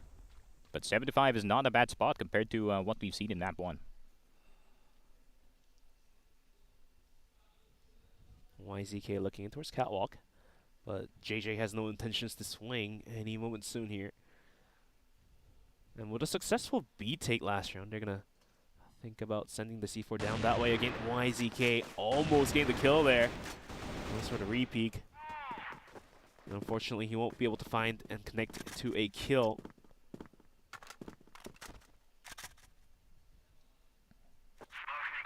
And they're really attacking this B site. Evolution Power once again. Another B take is underway. KLB is going to get the first kill on YH. Zay could be the second one down. He's surviving so long. But here comes Loy. Headshot for him, but it's a 2v3. Finally a B situation going well for the side of UBECMANIAC. XQQ left behind. He does get Kano anyways, but that means YZK is the only one in the B site. Problem is, UBECMANIAC, they do not know who has the C4. Yeah, XQQ looking to take some space here. Not a bad shout. KLP. Almost want to see him take a risk and push through the doors. He's not going to do so. Not yet anyway, but does start to have a bit of a little bit of a look. See, I think he made a step. XQQ peeking on the timing anyway. Oh, did he know? Oh, JJ. Oh, he needs to get this kill. XQQ. Pistol, snipe. Second try. Never mind. It's the other sniper actually getting that kill. YZK capping on out. And here comes the side switch. UBECMANIAC now have the opportunity to play some BL action here in Black Widow. And just like how you said, Bench, they're playing GR like they are on BL. So now let's see what their actual BL looks like. Yeah, I mean, 3 rounds is definitely a foothold for UBECMANIAC to make a comeback. Better than 2. That's a pre-fire. Jesus, Loy's already out. He's already out. And if you think about it, how UBECMANIAC was able to win on sub-base because Loy was the MVP, and then they lost the second map because Loy was sitting on 0.43 KD. And now you're looking at Loy going down, coming into the side switch. Not entirely sure how UBECMANIAC wants to recoup from the wound there. It's a good position, though, taken from KLP in that long side, so he can kind of see half the site.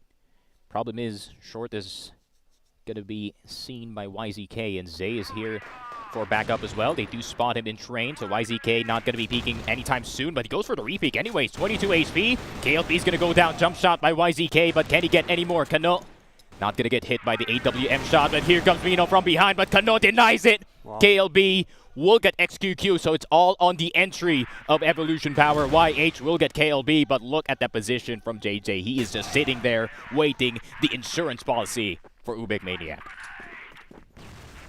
Locks it in nicely. But that is one step of many that is required for UBECMANIAC. Can't be resting on their laurels right now. Especially half score is not that far. I mean, it's 6-3, but 3 rounds, they can be back in action. JJ having a really good game so far. There's a couple rounds more for UBEC to come for a tie. And looks like they did gain control of A Long, but not really willing to invest more players. They're just going to plant KLP, see if he can find any picks onto the players that are on the bomb site, swinging at his angle. And whilst all that, Loy was able to come in deep part of middle. He's not looking to exit through double doors any moment soon. He might even try to pop flash himself out, but it's not going to be the case now. No, short play coming in from UBECMANIAC. And KLB going to be the first one in. He's going to oblige. There's 3 people right in front of him. XQQ will get Loy from that mid position. YH spraying down 2. And it's only KLP. Teammates gone. C4 down in short. YZK right on top of triple. Quick scope though. But the problem is you can take that 1, but they still have 2 snipers. So what can you do? That is a real firing squad from Evolution Power. Not much you can do about that one. Perfect read from the Chinese team on the defense. UBECMANIAC back to the drawing board here. Running out of rounds to play with. It's been a good effort from them today, but might not quite have enough to topple the Giants just yet. You're gonna need a little bit more than this one. Loy swings from catwalk. Eventually, that's YH being contested by the bomb site, and the nades are flying his way. He gets cooked completely, down to a 3-on-3. Mino on catwalk will go down as well. The C4 soon to be picked up and will be planted any moment soon here. In a 2v3, we do have a big flank coming out from Zay. Oh no, there's a gap in that smoke. Oh, thank God he got off that angle, but I think they can win this still. Honestly, never mind. I take it back immediately.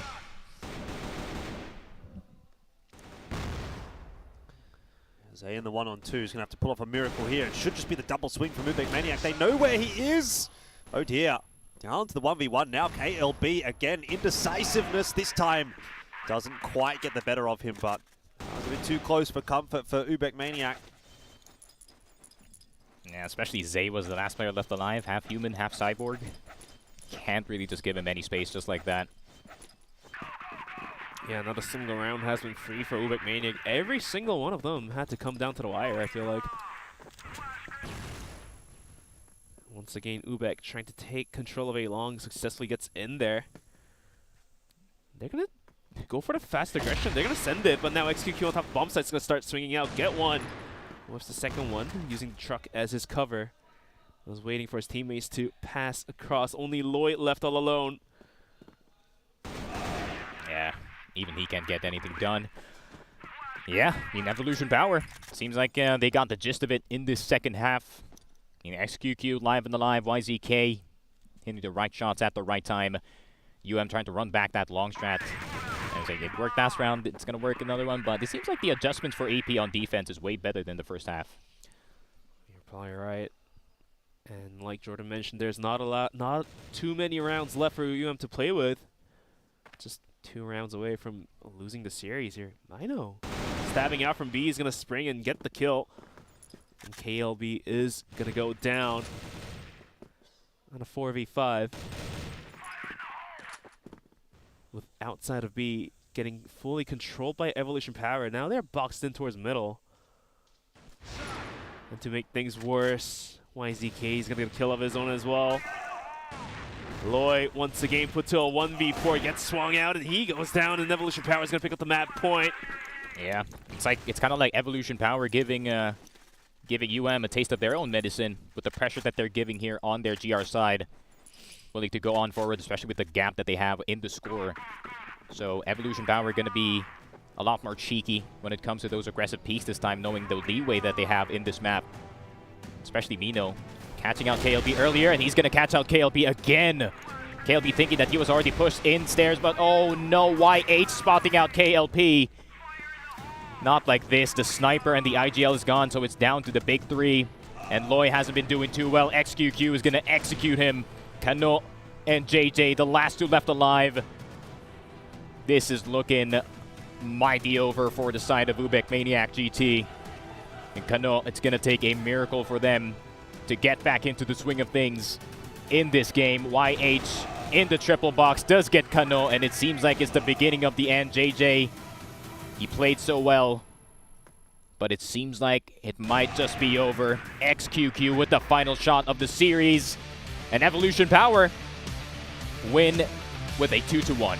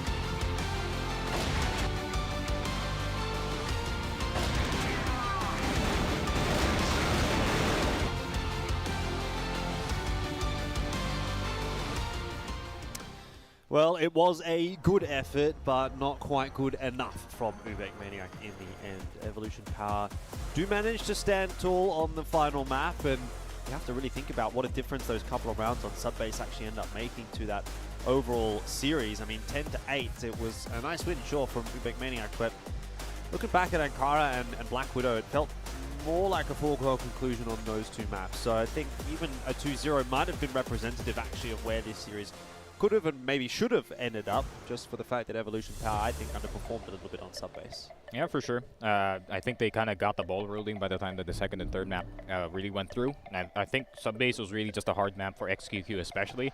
But when it came to map 2 and 3, you can actually feel their impact. But at the same time, man, YZK, it's a night and day difference from what we saw in Vietnam compared to now. Like, he is absolutely carrying Evolution Power at the moment in terms of the frags. But at the same time, you know, Zay has had, you know, pretty bad stint in CFPL as of recent, but now it seems like he's back in the picture. Yeah, any surprises on your side? Well, I mean, for UBECMANIAC, I mean, coming into this matchup, we thought they would get 2-0'd, or 0-2 rather, but they were able to take a map away from Evolution Power. With regards to Evolution Power underperforming a little bit, but at the same time, even for the latter two maps that they've lost, it's not completely lopsided. It's not like 10-1, 10-2. It was rather 10-5, 10-6. So putting up a good fight, I would say. Yeah, most definitely. I mean, as far as I'm concerned, I think UBECMANIAC, you know, you do have to give them some credit, right? And it's the same thing as SGJ last night, like good enough stuff, decent enough to kind of keep us interested, but unfortunately just not good enough to actually get the win against a pretty big scalp. In saying that, though, you know, against some weaker competition in this group, I think there's definitely an argument to be made. Yeah, for sure. I'm very confident that they can beat A-Lotus after from what I've seen today. Imperial is going to be a very tough one because historically, Filipino teams really do band against Brazilian teams. So it seems like it's going to be big trouble for them if ever they do still want to go for qualifying for playoffs. But it's a hard group, man. But see, still, there's a lot to pick up, a lot to learn for such a young squad. And I feel like, you know, it's a learning experience for the boys, and hopefully they did learn a lot, man, because I feel like going up against a Chinese team in your second day, or technically it is their first day playing here, it's definitely going to be a bit of whiplash compared to, you know, back home. What about on the other side of the coin? Like, did Evolution Power do enough today to make us feel confident about their prospects going deep in this tournament? Because I don't know if that was really what I was hoping for. I mean, realistically speaking, definitely an underperformance. I thought EP would just close this one out, but like Sneaky said, XQQ just not being online for most of the maps except Black Widow was one thing. Second thing was Mino just wasn't able to guide his team into that macro gameplay that Evolution Power has shown in the previous Grand Finals.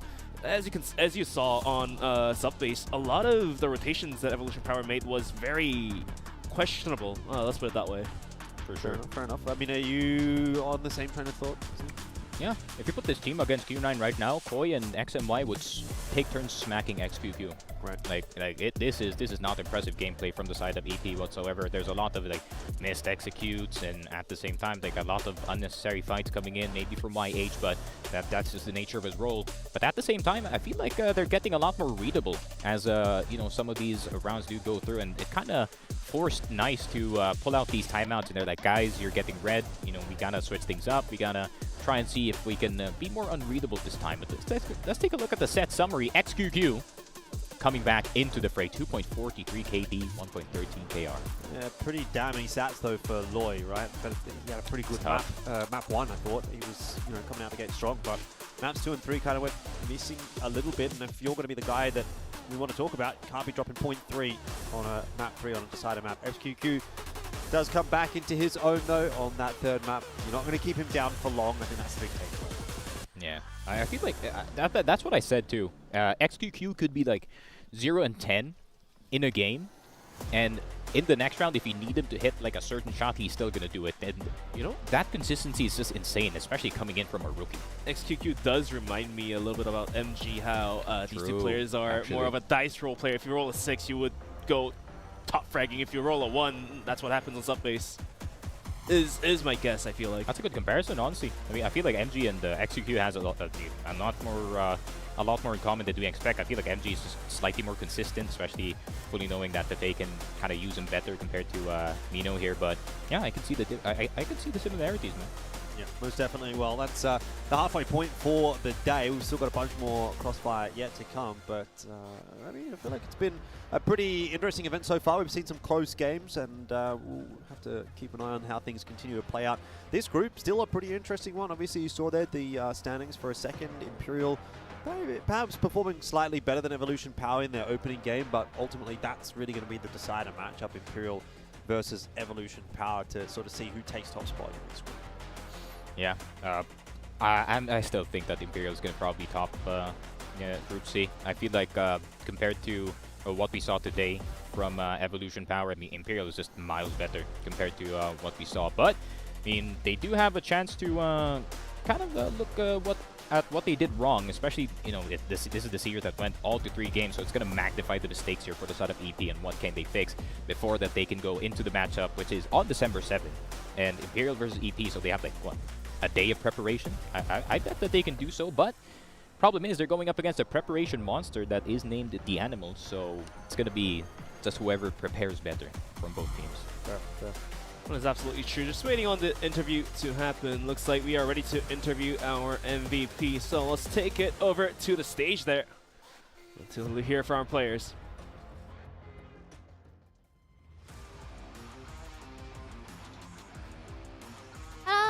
Welcome back to the main stage of the 2024 CFS Grand Finals, and this is for the interview session. And congratulations to EP for winning this match's victory, and this is the first victory today, and the MVP is YZK, and say hi to all the safers. Hi, I am YZK from EP, and for this time, it's the first time to be on the CFS stage, so how does it feel like to debut on the CFS stage?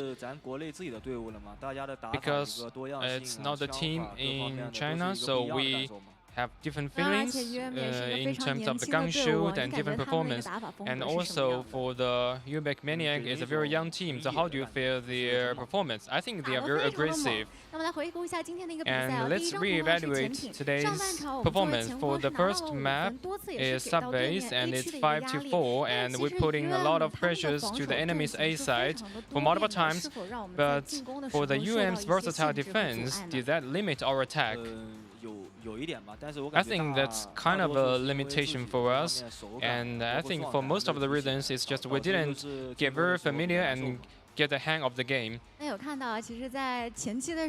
also in the previous stage for XQQ, he was taken down by the enemy's Loy for many times, and so he couldn't bring out his best sniper performance. So how do we manage to avoid this? I think for this problem is that the enemy is very strong, and he also took very aggressive approach to have a face-to-face confrontation. And for the first map, it's a close 10 to 8 loss, and for the second map is Ankara, we get a 7 to 2, have a very good advantage, and UN repeatedly used unusual forward tactics. How do we manage to cope with this problem? It's just we just do whatever we think is good and to cope with the problem. And in this map, we got a victory 10 to 5. And for the last map, it's the Black Widow. So could you please elaborate on the advantage on this map? I think on this map, we have very good performance with 2 snipers in this map. For today's victory, is there anything you want to say to the savers, to your fans? We will try to bring out the best in the following maps and following matches, and we hope that you can support us, and we hope that EP can have better performance in the following games. Thank you for taking part in this interview. And we have 2 other BO3 games, and we'll be back after a short advertisement.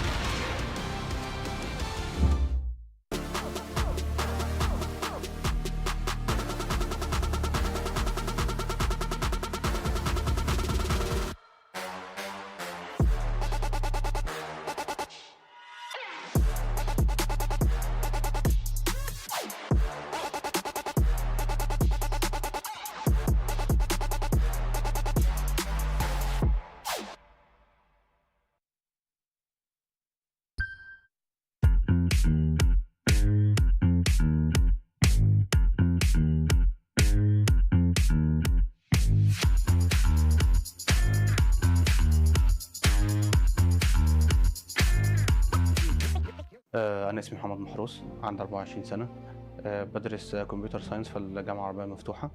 ابتديت ألعب كروس فاير من وأنا عندي 12 أو 13 سنة، كنت بلعبها عادي فور فن، وبعد كده ابتديت ألعبها كومبيتيتيف وإن أنا أخش في مسابقات من أول 2017.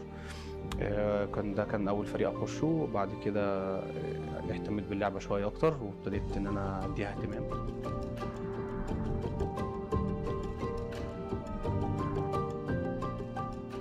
أنا اسمي بينجوين وكنت كابتن فريق 3 بي ال السنة اللي فاتت. يعني أنا عرفت حورس من 3 سنين، كان عندي مكان في الفريق، كنت بدور على لعيب زي حورس، شفت إن أنا ممكن أقدر ألعب معاه، اتكلمت معاه قلت له لو أنت عندك فرصة إنك تقدر تلعب معانا، هو رحب بالموضوع، بدأ يجي معايا. كان علاقتي بيه مجرد لاعب في الفريق، أنا كنت أنا كابتن الفريق وهو كان لاعب عندي في الفريق. طورت العلاقة بيننا بصراحة وبدأ الموضوع يكبر بيننا، بقيت اتخذ حورس كصديق معايا ليا أكتر ما هو كان لاعب معايا في الفريق. يعني بصراحه حورس المينتاليتي بتاعته ساعدته جدا ان هو يخش في الاجواء بسرعه. كان من اول، انا فاكر اول سيزون جدا حورس بدا معايا يلعب، كان اول سيزون كان يعتبر احسن بلاير موجود في الفريق، كان احسن واحد بيبقى بيساعد الفريق، وكان اكتر واحد بيفتح، كان اكتر واحد عايز الفريق ده ان هو يتقدم. فصراحه المينتاليتي بتاعته دخلته في الاجواء. فاقل من اعتقد 6 شهور كان حورس اسمه بيتقال على كل المنصات العالميه لكروس فاير انه واحد من امهر واحسن اللاعبين اللي وجدوا في الميدل ايست.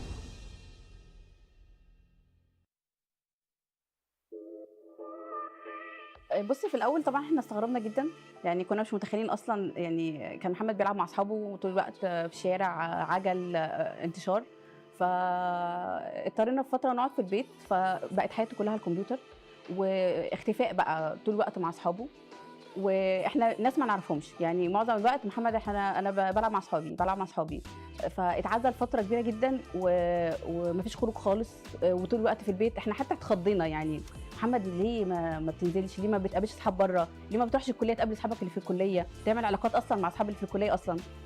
فلقيناه طول الوقت لا قاعد في الاوضه ومحبوس. بس جه فتره لقينا انا مسافر، قلنا له مسافر فين يا محمد؟ قال المسابقه وهنكسب، لو كسبنا هنسافر. فسكتنا، فخدناها كده ايه، خلاص اوكي، او كلام وخلاص. بس لقينا بقى ما شاء الله كسب، والتيم بتاعه اوريدي خلاص احنا مسافرين.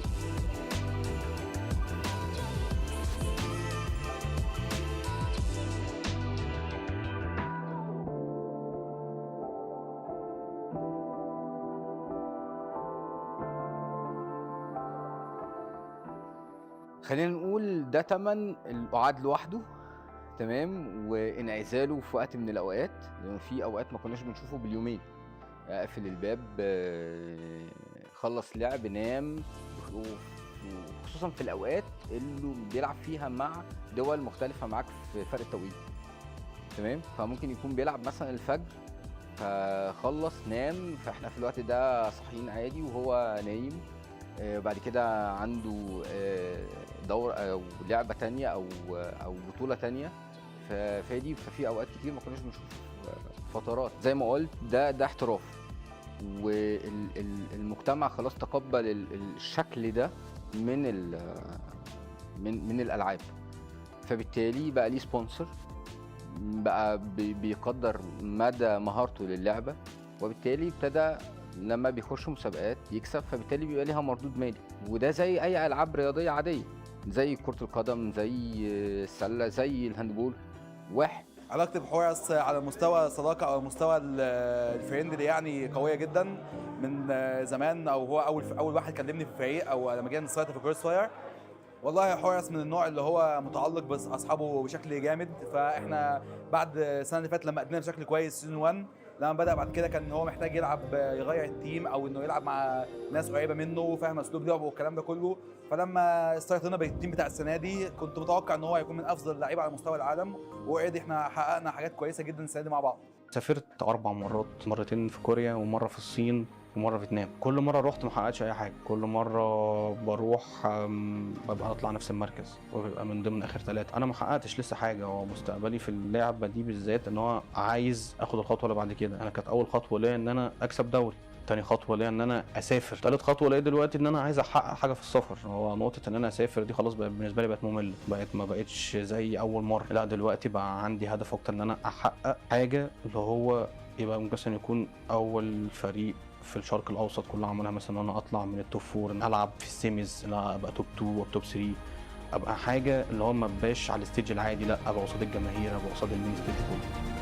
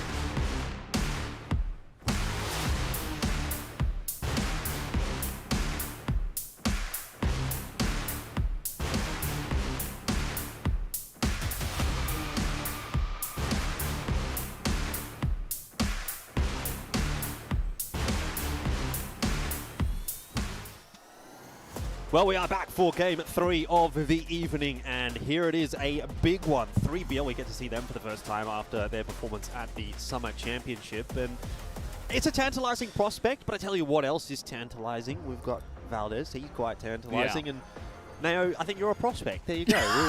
It's all worked out. You guys have done really well on the desk here today, so I'm looking forward to it. That's why you're a prospect. I was tantalizing earlier, and now you're a prospect. Yeah. Okay. There you go. Yeah. Who knows? Maybe after this game, then potentially I can earn the title. Exactly. I mean, Probably not. There's a few interesting titles in this game. Let's just get that one out of the way as well. But look, let's talk about it as we jump through. Obviously, the first couple of matches, we saw that 2-0, obviously, for Wolf Empire. No big surprises there. Definitely expected them to get the dub over Swamp, although I think Swamp did pretty reasonably, all things considered. Evolution Power just now, we get that 2-1 out from them, and then jumping on to map number 3, or match number 3. I guess map number 3 as well was fairly evident in that last series. But yeah, a couple more matches to go. So what are our thoughts coming into match 3 here? I think 3BL, definitely the big favorites coming into this one. I think NEXTTOP, it's kind of like the step below where the line cutoff is in Vietnam, right? You have the top 2 teams. They're far and beyond the best 2 teams in Vietnam. And if we're being honest, after that, it's kind of, these teams are good and they deserve to be here, but they're also not on the same caliber as the rest of the teams from Vietnam. So I would say that 3BL, what they've shown in their region, how dominant they were, how well they did in Summer Championships, they should be the favorites coming into this one. I'm not sure if they can compete in terms of IDs, because we do have some really good ones on the other side. But I will say that in terms of the CROSSFIRE, they're probably going to be the favorites here. Yeah, I'm leaning the same here. I mean, for me, for 3BL, there might be a bit of hopium for the West League to kind of be competitive. But I'm looking at this and saying this is a side who I think can actually make playoffs, or maybe even make a run at playoffs as well. I mean, they actually played some very, very good CROSSFIRE at the Summer Championships. They look very good throughout this year as a whole. I'm expecting big things out of them. And we're for NEXTTOP, new boys on the block, not as experienced, of course, this year in terms of international competition. So I think there's a good chance here for 3BL. Start off the tournament strong, lay down the law a bit and say, you know, Summer Championships wasn't a fluke. We're here to actually truly compete. Yeah, I mean, I think for me as well, looking at NEXTTOP, you know, they've just got to look at this as a really good opportunity because, again, all of that hard work that was put in by the Vietnamese region at Summer Championship did pay off in that they get that 4th slot at this event, right? That could have been a slot that goes to any other region, but it went to Vietnam this year. And so NEXTTOP, big benefactors obviously in that respect. We'll see how things do sort of play out, obviously, with the rest of the Vietnamese region. I think so far, it's been a little bit up and down, right? Ranking didn't do too well yesterday. There was maybe an argument that they could have won that series. Then Wolf Empire comes in, wins their series today. So you're sort of 1 for 1 as far as Vietnam is concerned. But that's a conversation for a little bit later on down the track. We've got to jump back over to the stage and once again welcome our teams and welcome our players back onto the stage. So let's hand it back over to Matt. Time to see if the regional champions of EUMENA can get an easy win, or if the rookies of Vietnam can make it 3 wins for Vietnamese teams out of 3 here at the CFS 2024 Grand Finals.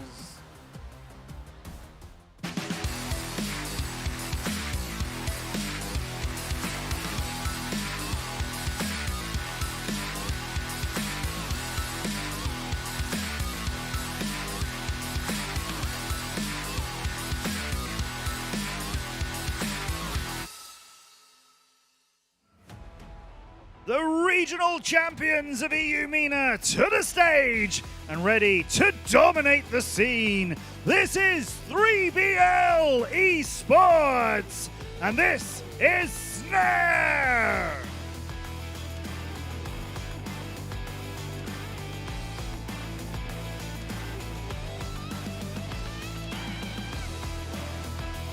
Now Horus.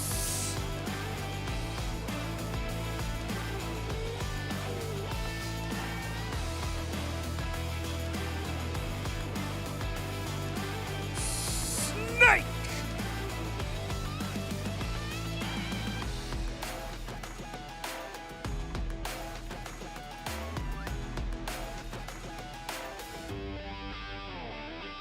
It's Tot!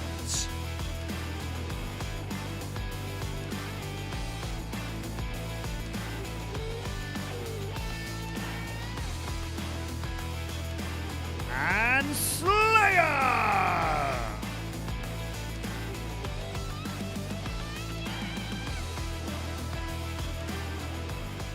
And now let's welcome the rookies from Vietnam to the stage to witness their potential. They are NEXTTOP!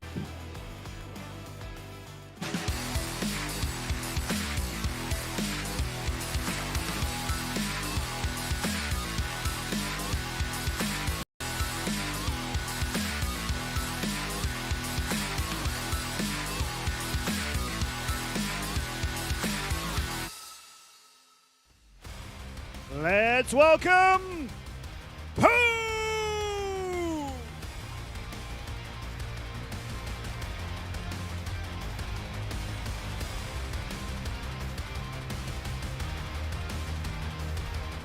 Mouse V!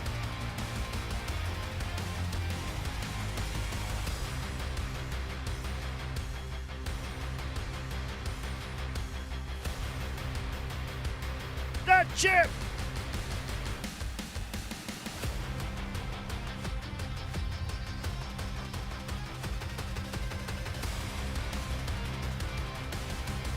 For cute!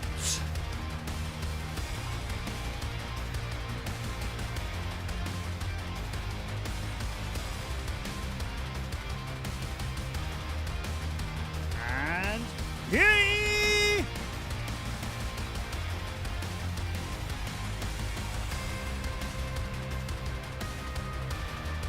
It's our third match of our second day here at the CFS 2024 Grand Finals.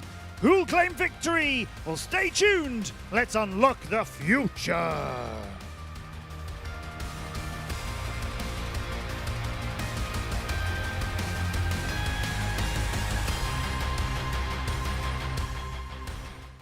All right, there you have it. Both our teams ready to go on stage. And, well, it's kind of interesting to have this conversation now in a bit of a different manner, because I think normally at this point in the competition, we'd sort of be saying, well, 3BL, they're the unknowns on this kind of level, and they're the new kids on the block at the international stage. But that storyline has kind of flipped the script now, actually, after last year, right? They played last year, they played at the Summer Championship, and they did quite well at the Summer Championship. So actually, in this matchup, it's now 3BL that come in as the more experienced heads. Yeah, I think this roster specifically put together for this year, and Snare really stepping up to the plate in terms of being one of the best snipers that we do have in the entire tournament. He is very aggressive, and he's one of the guys that's really going to make waves. You know, he can be reliable, but he's more of a guy who's going to come in and be like, okay, I'm carrying the server right now. Right. And you put that alongside of a bunch of really strong Egyptian riflers with him, and you've got a recipe for success. Like, everybody on this roster can put up numbers. You see that Horus is on the bottom in terms of KD, but, like, this guy carries lobbies by himself as well. So, you know, don't be fooled by the numbers. It really does feel like this is a team from EUMENA that actually has a chance to make waves this time. And as you mentioned, you know, we haven't had a lot of opportunities to say that many years before this one. I agree. I mean, you look at kind of the triple S, I call them, in kind of Snare, Slayer, and Snake. I mean, those three, I think, are probably the best core that we've had in the West in a long, long time. I mean, at the moment, without a doubt, Snare's the best player we've got in the West. He's been incredible. So next up, they've got quite a tough task ahead of them. There's no two ways about it. I mean, this side have kind of a lot to give in their own regards, right? But you know, you look at the ratings as a whole, domestically, it's not exactly been runaway, apart from one man who's been kind of, well, he's making a bit of a name for himself with a pretty interesting name, that Pooh. Yeah, I mean, that Pooh versus Snare matchup's going to be a good one. I think we'll have to see how it goes. I can't, man. Yeah, I'm trying. I'm really trying, you know what I mean? But like, I just can't. Anyway, whatever. 3BL, they had a pretty uncontested run throughout the West League, which has been the case actually for the better part of 12 months now as well. At times, we've kind of seen LCK have a bit of a tussle with 3BL to maybe try and knock them off the top spot, but I think it's fair to say, and it was something that we were saying even at the Summer Championship prior to the result that they had there internationally, that we felt at least 3BL was the stronger of the two teams, and even here in this case it would be stronger of the three teams coming through from the West League, and they backed that up with the results that they were able to get. So good stuff from them. NEXTTOP, on the other hand, look, fair to say that they're definitely not at the top of the Vietnamese region, like you were sort of highlighting there, Valdez. And losses to Wolf Empire, losses to ranking will say one or two things, but they get themselves a dub over A Lotus. So there's, you know, some benefits, I guess, but realistically speaking, how strong is that Vietnamese region? How deep does that region really go? is the question that we're kind of asking ourselves at this event in particular, because we don't really go too far below the top 2 traditionally, and like we said, there's that big matchup between Snare and Pooh, so we'll see which of the 2 snipers is going to be a little bit stronger. True. Just, I thought you were jumping in there, but you didn't feel like it. But no, I do agree. I mean, this probably when you look at NEXTTOP, I think the main talking point is they're losing to all the games that we expect them to lose to, and they're not really making them that competitive, especially against the likes of Ranking and Wolf Empire. And they beat Lotus, but I mean, we saw Lotus yesterday. They didn't offer up a lot. So can we merit that 3-0 over a Lotus in any sort of way? Maybe not really, if I'm being completely honest. So we have to look towards this in terms of a side who have been clearly dominant in the West. And obviously, we can very easily, being from the West, talk about how this is an incredibly weak region as a whole. We have a very little depth. Outside of like the top 2 teams, it drops off quite significantly. Yep. So, I mean, the same arguments we make over towards kind of the Vietnamese scene, we can sort of make over towards the West. The difference is with 3BL is that they are incredibly dominant in the West, to the point where the style of CROSSFIRE that they play is incredibly strong and is replicable here on the international stage, as we saw at the Summer Championship. So they've kind of, as you mentioned, the mentality around 3BL's changed so much, where it's gone from being these rookie underdogs, maybe a dark horse to make playoffs, but anything more is unlikely, to now actually a side who you can talk about making a bit of a run. And if they get a favorable draw, we could see them get some top level placements here. And as these kind of predictions come through, for the most part, pretty unsurprising. Most people going 3BL, part of the Vietnamese stream, I'm assuming. Yeah, nice to get the support from the rest of the world, it seems like, actually. For once.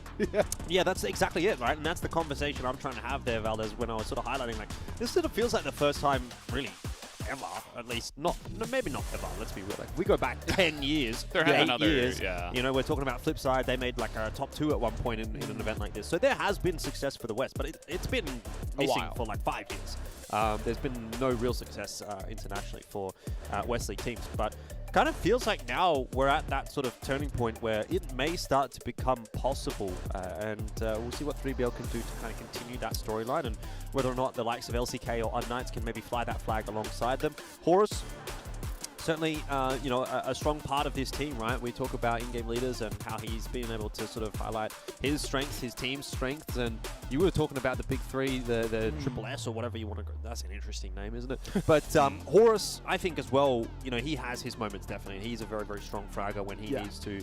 And, you know, if he's having a good day, typically that's going to translate into a really, really good day as well for 3BL, because he's not expected to have these big games necessarily. No, he's not, yeah. But when he does, it's like that added level of firepower, that added level of entry fragging that can really make the big difference for a team like this to go from a decent team to actually a really good team. I mean, I think this is kind of the beautiful thing with 3BL and the way that they're set up, is that, you know, in some cases we look at teams where their IGLs are actually really required to step up in a numbers department. He's not. He can sit back, he can really take in what's happening in the game and find ways to adapt on the fly, anti-strat, and actually find ways to adapt to what your opposition is doing. He can think, use his brain. He doesn't really need to be required to put up these numbers, because even if those 3 guys that we've already mentioned and step up, Tot has a lot of great moments back in the West League. I mean, time and time again, this guy as an anchor on this kind of defensive side, when he's, you know, when he's one setting the pace as well, he likes to lurk a bit, he likes to get a bit of information. So again, for Horus, you know, all he has to do is just take in all the information that's around him and utilize that to find a successful strategy. So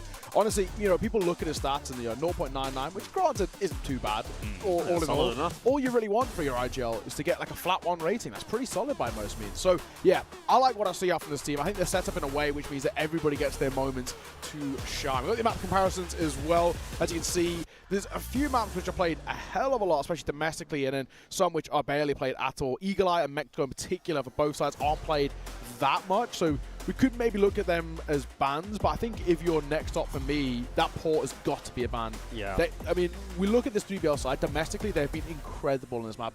Barely, you know, no one's really been able to touch them on it. The only time they picked up losses, I think, was actually just against LCK earlier in the year. So port's always been a very good map for them. I feel like NEXTTOP have basically got to ban that.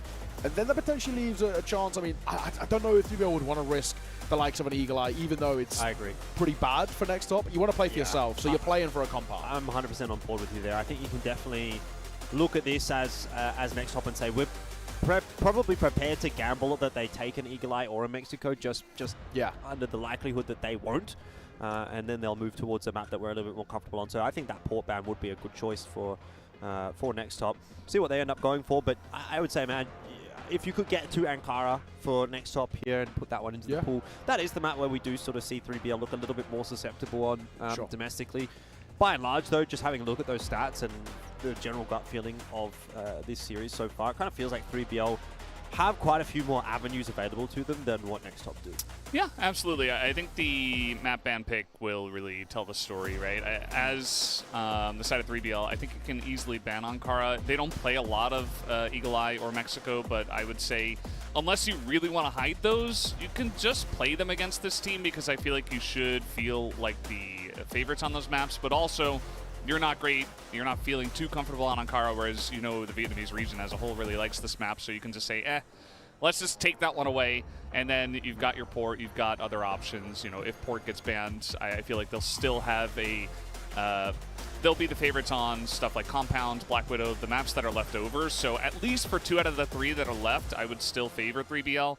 So at the end of the day, you know, it's going to come down to what maps do get banned and picked, and some of the better teams in the groups have elected to even ban maps that they know they're strong on because they don't want to show it. Like we've seen AG do this, where they're just like, yeah, I just don't really want to show this map, so they just go ahead and ban it, and just to not show strats. And we'll see if this match is that one-sided, because I would say that 3BL are big favorites in this one. I would not be surprised to see a 2-0. And if the first map goes very heavily to one side, you might see 3BL just start to run at them and try to hide strats. So I mean, might happen. Honestly, you might actually see 3BL just kind of run at them in general. Yeah, I mean, that's just 3BL, really. It's kind of what 3BL does, you know? Like, the first maybe round or two, they do tend to play pretty quickly. So I always call 3BL style of play organized chaos. It's so quick, right? It's so relentless. That's snare. Which is what a lot of teams really struggle against.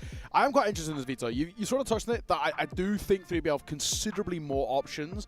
And because they have more options, I wouldn't actually mind them taking a couple of risks here. Even not picking into it, but floating maps like your Eagle Eye or your Mexico's and saying, okay, we won't ban it. We'll ban out like an Ankara because we, know you guys like to play it a lot, but also maybe that's a map which we guarantee will be, it'll be in every best of 5 more or less, and it'll be in the majority of best of 3s.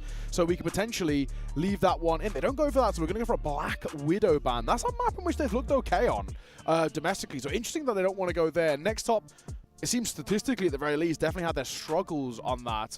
So interesting that 3BL don't want to play that. Also could be, coming back to your point, Valdez, about them wanting to save things for later this down one the makes line. more sense. The port one does absolutely make more sense, though. That's a map in which NEXTTOP basically never would have had a chance on. Yeah, no reason to play that against 3BL. Like, if you feel forced to play it against a different team because you have to ban a different map, then sure. But against 3BL, this is the map that you have to ban. So take that one down. But again, that leaves all the doors, all the windows wide open. 3BL might be forced to play on Ankara if NEXTTOP elect to pick that. I doubt 3BL pick that unless they are like, well, we're going to have to play on this anyway, so we just pick it. But yeah, sub-base available. They just slam that one down. They're going to be... Snare on this map is just disgusting. Like, he might be one of the best players on this map, so at the end of the day, I think they're going to be very comfortable on this one. And then NEXTTOP, you would assume Ankara, like we were saying before. The side selection here, not surprising, they go for Blacklist first. But let's see if they do go on to Ankara, or if they do want to head a different direction. Well, patience a virtue.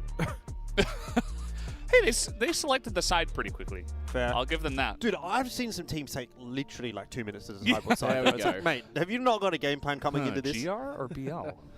It's only 2 choices, you know. Yeah, coin flipper, lads, at this point. Ankara will get picked into, so at the very least, that is the one avenue, the one route where we could talk about NEXTTOP taking us to a third map.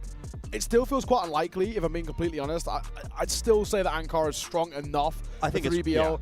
And also, just outside of that, they just play it so much as well. Even if it isn't always successful, they've got so many reps under their belt, both domestically and internationally as well. So for me, I'm looking at this and saying, yes, it is probably the only avenue for NEXTTOP, but at the very least, it's one of those where I don't think 3BL are going to be too annoyed that they're going to have to play in towards that. So Mexico ban comes through. That's not too outlandish. We sort of were saying that could be one of those bans in the first wave as well, alongside that Ankara, if they wanted to spice it up. It does make me wonder, though, what ends up going... I'd assume Compound here just becomes a decider by sort of default.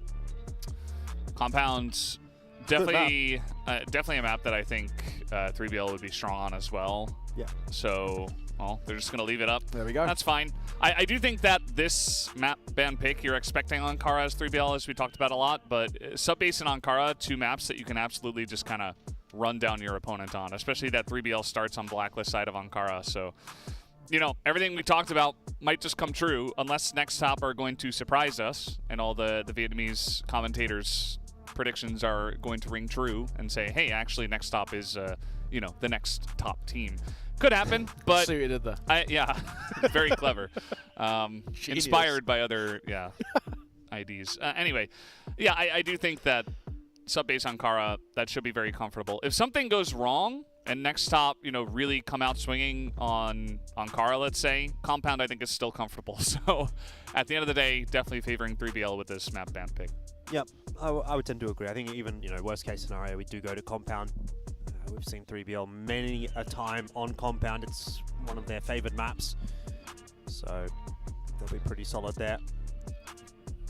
A few last minute considerations on the stage.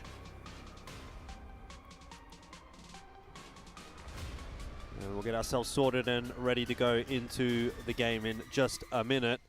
But yeah, I mean, I guess that's pretty much like all that's really needed to be said at this point. I feel like, you know, for 3BL, we have a fairly reasonably high expectation, which is pretty cool for the first time, having a West League team with a high expectation. I've been doing it for a while, and a lot of the time I just come into these kinds of segments and there's a West League team playing and go, they're going to lose. Yeah. I mean, I do remember when I first started kind of coming into CROSSFIRE, you were like, yeah, don't expect these boys to do a lot internationally because we haven't for a while. And then, I mean, even at Summer Championships, we kind of got on the desk and were like, it'd be great to see 3BL do something, but we're not expecting them to get out of groups here, right? You know, that feels outlandish. And they actually, I think for me, at least at Summer Championships, they ramped up. From what we'd seen domestically, they were good, but they weren't great. And then at Summer Championships, they were really, really solid and showed that we actually can compete at an international level. Sure. The only hope, I think, for me is that it wasn't just a one-off tournament, right? And it wasn't a bit of a honeymoon with this new roster, and that they are able to now start to find success consistently now that teams aren't kind of shocked by how good they are, right? I think that's maybe one thing that could have advantaged them in Vietnam. It was a little bit of like, okay, damn, I didn't expect this from 3BL. And in saying that, let's be realistic. Like, that result from 3BL at Summer Championship, it was good. It was definitely better than what we expected, but they only just made it out of groups. Yes. Like, it really did come down to a tiebreaker situation. So it wasn't as if they came in absolutely dominated and, you know, did wondrous things. Like, they did really well given the expectations and given the circumstances, but it's not as if this is a team that's like a super tried and tested on the international. Like, let's not paint the wrong picture here for 3BL. I think they're still a team that's kind of going through the motions of, you know, growing up and getting better and better and reaching that hype level on the international stage. And I think there's still probably some elements that they have to work through. And so hopefully, you know, we're going to see that improvement from event to event. But again, this is their first game here in the stage at CFS 2024 Grand Finals. And so there's still some questions that need to be answered, right? We need to see what 3BL is actually going to look like on that. Yeah, I think that just their combined experience should be very good. On the side of NEXTTOP, you know, one thing we can say is that they did 3-0 Team Lotus, right? Yeah. Lotus did kind of get crushed yesterday against Imperial, I think it was. It was a very one-sided affair. Not quite as bad as AG versus Sun Knights, but it was nearly there. But if you're looking at that and you say, okay, well, Imperial were very good against this team, but also NEXTTOP were. So maybe NEXTTOP is trying to prove that, hey, we struggled against the top teams in our region, but at least we have a certain level where we can beat Team Lotus very consistently. And perhaps that's good enough to challenge West League. You know, this is one of the fun parts about international competition is that sometimes you don't know what to expect. Like the last time we really had 3BL on the international stage was a Summer Champs. They did pretty well, but how's it going to go this time? Is NEXTTOP, has Vietnam leveled up over the half a year? Has West gone down? Is it actually closer than we think? I think we're going to learn a little bit more about that right now. Yeah, I'm with you. I think the one thing for me that I do worry a little bit about with NEXTTOP is that they are super reliant upon Pooh, right? They need him to play well, right? So as simple as that. And if he doesn't, the team struggles. And the issue with that is that that's a fine analogy and a fine narrative to have, if on the other side you know you can win out your head-to-head. I don't think you can. I don't think you can beat Snare here. So then you're looking at your rifling core. And the rifling core is also, I would say, better over towards 3BL. So they've really got to struggle. They've got to find ways to break down this side and actually make them feel very uncomfortable. Snare, I think that's like a null and void point. He doesn't really ever feel uncomfortable. He's so confident. He doesn't really care. We even saw about when they were playing top teams at Summer Championships. He didn't care who he was playing against, right? So that, for me, feels like we've got to see something a little bit unorthodox for my liking. But without further ado, let's get the show on the road. 3BL taking on NEXTTOP here. First game for both of these two sides, looking to prove a point here at the 2024 Grand Finals.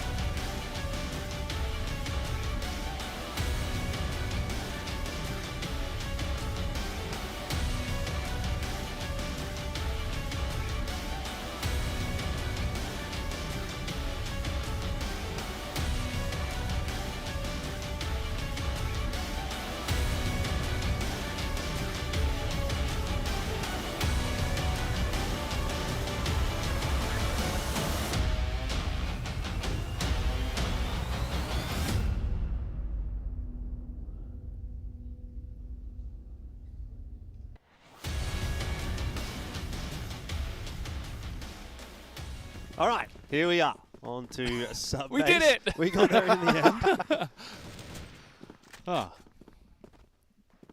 Yeah, this is the Snare corridor. Likes to look through the double doors, and just get a lot of kills.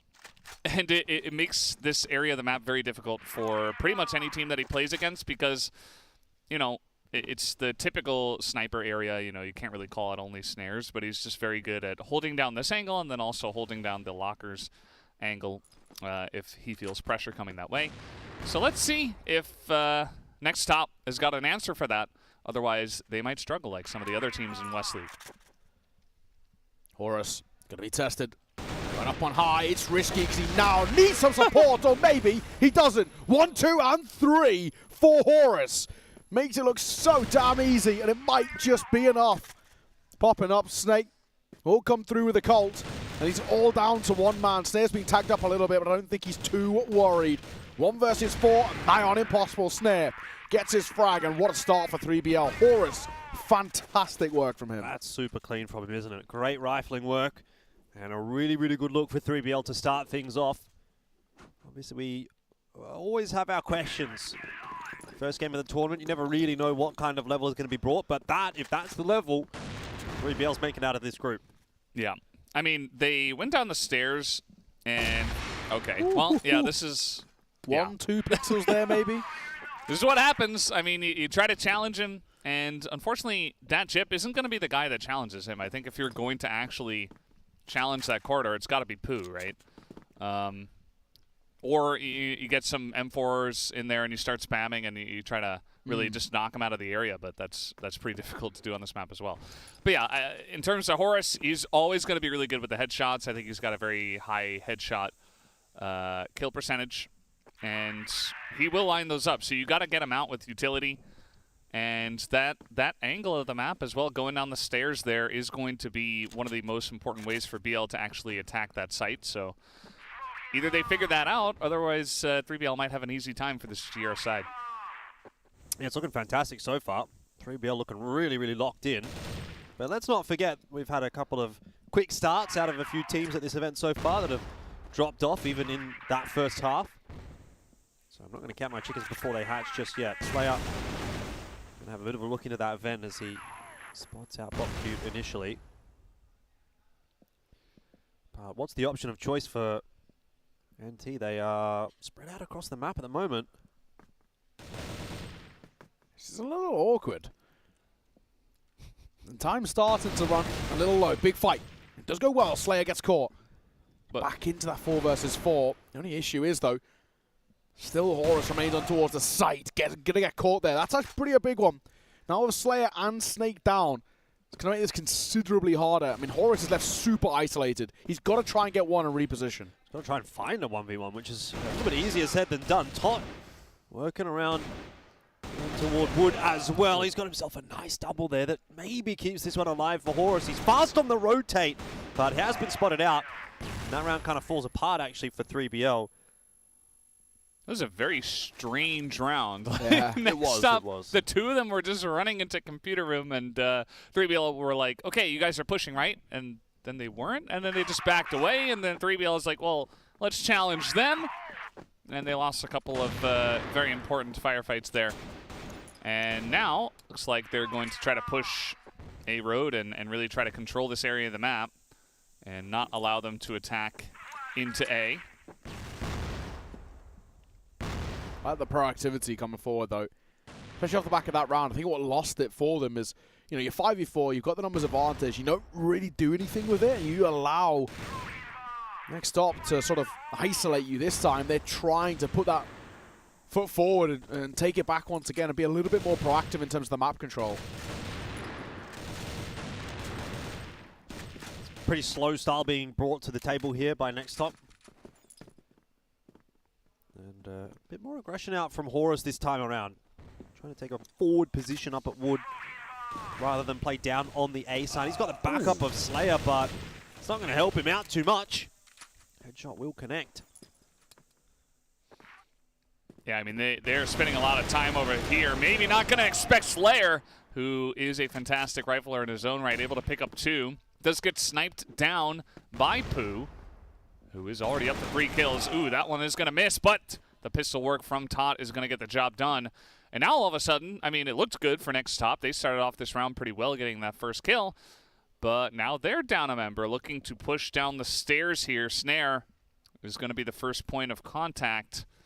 And let's see if he can figure this out. It looks like, once again, 3BL very much just sitting back on their hind legs for now. Don't know exactly where NEXTTOP are, but will be ready for this aggression when the bomb does eventually get planted. I don't know if Snare's going to expect him to push this far, though. No. Yeah, he just has no idea. Yeah, he's so tunnel visioned in. I don't know if that's a miscomm or something, but he's given some information or something to hold in towards Vent, and it cost him his life. Lets him out towards the site, then wrap all the way up the stairs, and now at this point into a tough 2 versus 2. Being held, missed shot though, by Pooh. Well, missed shot on both sides though. Snake didn't land that initial one on the entry. It's going to be bailed out by Tot. Now it's up to Bokute, who just holds the close angle, has now been spotted out and doesn't land his shots either. Taken down, 3BL will maintain the lead. But neither team looking like they're going to run away with a incredibly easy first half here. This is looking pretty tight. Yeah, you can see this was from round 1. Horus, 3 headshots in a row, but also we saw the spray from Slayer in just the previous round. Before that, funnily enough. But, yeah, good stuff from the riflers of 3BL so far. Here comes Horus. Now he's begging for a fight. He's got Tot with him. Slayer as well, pushing into machine room and really trying to challenge NEXTTOP, but NEXTTOP just says, no, we'd rather not. We'd actually wait until we get to fight on our terms rather than you guys just charging into us.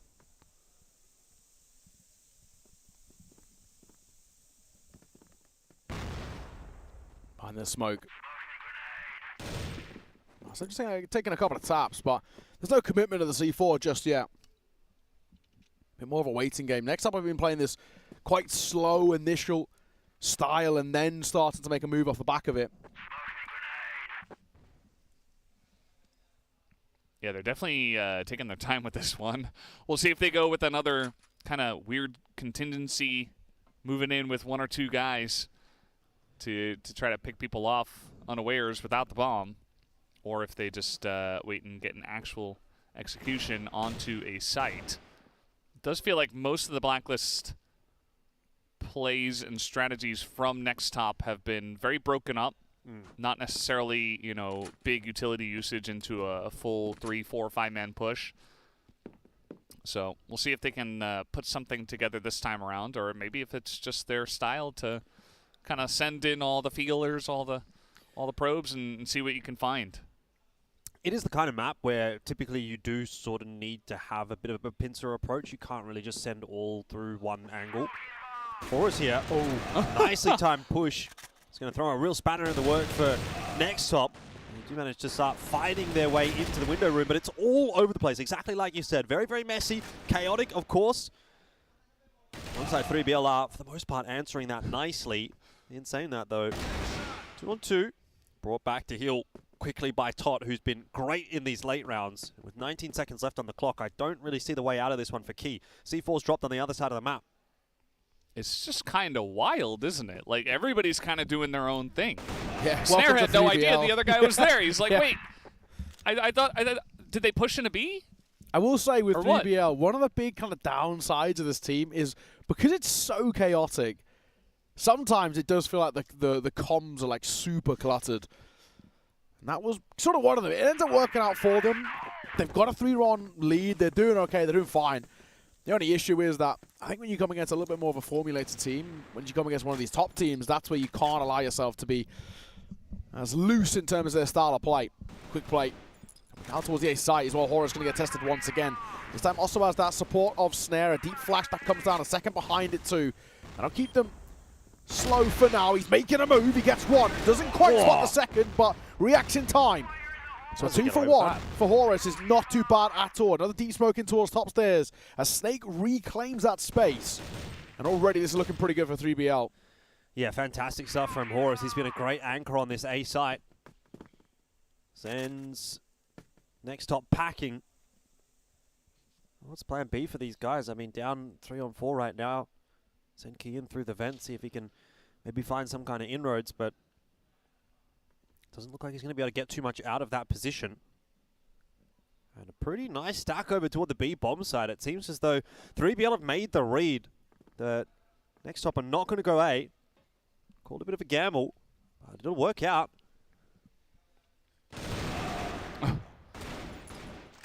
Kind of a crazy attack coming in there. And it does pay off for 3BL, but a nice shot here from Pooh, and he's got some backup as well. Key coming in. And now it's all up to Snake, 1v2. He is trying to isolate the 1v1, but Pooh charging in with the pistol is going to get that shot down. And that will be another round going over to the side of NEXTTOP. And we do have a technical pause, as a player has reported an equipment issue. I saw the coach talking with the admins a bit, so... Yeah, that was like a couple of rounds ago as well, so they seem to have done all right, weirdly. Whatever the issue is over towards 3BL. Maybe that's part of the reason why the rounds were so... scrappy, yeah. Yeah. It seems like on the side of NEXTTOP, they're okay. Yeah, it is 3BL. They were very scrappy as well, but... Whoever's sitting for us on that far right-hand side is the one with the issue. I cannot see. You can't see their heads over the desk. I might see it now. Next to Tot. Well, Never we don't mind. know what the equipment issue is, but hopefully it gets resolved. I would imagine in this case it's like a sound issue? Just based on the way things are playing out, maybe one of the players can't really properly hear the way it's going, or... You know, because if it were like a keyboard issue, I think it would have stopped a little bit quicker. Yep. So, yeah. Got to get those hand warmers out. It's pretty cold here in Hangzhou. Yeah, it drops pretty quickly. The I mean, when we landed, temperature. it was 20 degrees. I don't know what that is in freedom units for you, my friend. But oh no, I don't use freedom units anymore. Well, I've been out for a long time. Welcome. But yeah, 20 degrees, and then I think from kind of now onwards, it's like 11 sort of top. So it's gonna get cold. I guess because when they're water, it might get a little windy. Who knows? Chop taken by Snare, missed a couple. Just take a bit of a tag himself. Like that, nice short tech pause. You're going to have the tech pause. It might as well be a short one, I reckon. Straight back into the swing of things here for 3BL. NEXTTOP have to be prepared for those pushes. Seen it a couple of rounds now from 3BL on this GR side, so something that NEXTTOP is going to be thinking about in the back of their minds. You can see that one of the ways to push the sniper out is just throw a smoke in his face and just spam the door, and makes it a little bit more difficult for Snare to just sit there and take pot shots. Snake has taken over that area of the map at this moment as a big push looking to go down the A stairs, but Snare is over here. He's got Horus with him as well. A couple of entry kills do go the way of NEXTTOP, but they take more in terms of casualties. Grenade damage a bit coming in, but they make it onto the site. We'll see if they can hold on to the A plant. Well, no A plant just yet, but it is going down. And 3BL now aware of the mission ahead of them. Might just be 3 players working their way down the stairs. Until getting tossed over the top. The flash, not a bad one there. It has allowed 3BL out onto the site without much recourse coming through from NEXTTOP. It's down to just Key, and his position spotted out. I'm really impressed with the individual level being brought today by the 3BL players. Their shots are looking on point. It's pretty easy, right? The game plan is working for the most part absolutely perfectly. This was from a couple of rounds ago, just prior to that tech pause, but I mean, so far, so good for the 3BL side. The retake's looking clean. When they're not required, they're very good at shutting down the sites as well. 2-4 scoreline, and for 3BL, if they can get up towards 5, I'd already be happy. Anything more, like a 6th or a 7th, would go a long way. Yeah, it does feel like most of these rounds in control by 3BL, but a couple of them have gone awry and have gotten a bit crazy, caught them off guard. I think NEXTTOP's style is a bit of just that kind of crazy wonkiness, but 3BL should be able to handle that, as we did highlight. Does feel like they're a team that goes for that oftentimes. But yeah, 3BL holding on as some spam coming on through. Snake just trying to push them away. We do see a big amount of pressure is coming in through these double doors. Mouse is going to make his way in just by himself, but there are multiple members of 3BL here. Tons of fire coming down, but nobody actually dies. Finally, Dadchip going to pick up the kill, make it 2. His first 2 kills of the lobby, by the way, is going to take them down. And now Key even able to get one, but now we're just fighting all over the place. It's only Horus up against 3, and the 3 are all separated. So Horus might just be able to take 3 1v1s, although he is being flanked as we speak and doesn't know where Key is exactly. Let's see how this works out for him. Looking for Key, but the flank is coming in quick. He tries to go for the 1v1, he gets it, but he's super low, and Pooh is looking for the 1-tap, and there it is. Close. Not a bad effort there in the 1 versus 3 at all. Pooh was lurking. He was lurking, surprising him, caught him off guard with his pants around his ankles. And does happen sometimes. Yeah, ended up getting that final kill. But close but no cigar for 3BL. And the only issue is that, well, it still feels like it's been pretty good by 3BL. They're not building that much of a gap here in this first half. Yeah, I agree. Like it's looking generally pretty good, but something's not quite there. You know, the X factor's maybe not quite there. That last 10 or 15% that they kind of require to be seen kind of dominant, they're not quite showing just yet. That killer instinct isn't online. By and large, hard to complain, but can't really get too overhyped just yet either. We'll say it is still feeling reasonably comfortable for 3BL at the moment. Got themselves another opening pick. One brought back though. And NEXTTOP bullying their way into the window, but they've got to find a way to get past Horus. Eventually he's brought down as well. 2v3. So another good start for 3BL that doesn't quite turn around in their favor. He's just running at the 2 of them with the grenade in his hand. I don't know what that was, but he had no idea they were still there. NEXTTOP just kind of forced their way through, and 3BL was not ready that time. This is starting to now look a little worrying for 3BL. The way in which these rounds are sort of slipping away from them, but also actually how NEXTTOP are really ramping up. Their level is improving massively after getting out of the back of these last 3 or so rounds. And already a good start. Top will get caught. Not what 3BL wants. The smoke going to come deep over to a server room. Slayer on his back. Snare and Horus simultaneously get caught, leaving Snake and Slayer with it all to do. The rifling core have got to go huge here in a 2 versus 4. Yeah, 3BL try to change it up, and NEXTTOP not having a bar of it. Snake caught in transition. We'll leave Slayer solo. This feels a little too much. And in the end, actually, NEXTTOP will take the lead in the first half. Yeah, it just feels like this one started off pretty funnily enough, it started off pretty calm compared to the second half of the first half, where things just really got kind of crazy. And I think 3BL were just a bit left in the dust because NEXTTOP, I would assume they play this style all the time in Vietnam, where it's just a bit messy, a bit crazy. You're going very fast. You got a lot of M4s. You're just kind of running at your opponents, and it should be very comfortable for them. Whereas for 3BL, yeah, they can roll with it. But I think that in terms of region style, that should still favor NEXTTOP, and they look very comfortable in this kind of position. So 3BL might actually want to slow things down a bit, make it a little bit more fundamental, even from the Blacklist side of this map. Wouldn't be too surprised. Couple of shots. Nothing really in the early part. 3BL just testing them a little bit. Snare had a little look in. Needs to be careful. That chip up and towards the box. Horus did very well from this position time and time again. Double A's banking over around that corner. Nobody there, though. It's just that chip playing for information, waiting for them to go for a swing. Yuzo in hand as well. But he is isolated. If he was to fall, it does leave A pretty vulnerable. Yeah, just keeping a close eye on that pixel gap. It's a pretty safe position to play from. He can just back off. That's a nade out as well. I have to imagine that's a pretty nice one. Bit of chip damage on almost every single member, and he goes aggressive. Maybe too aggressive, but calls the info quickly, and Mouseby down into the site. Grabs himself one more. This is starting to fall apart a little bit now for 3BL.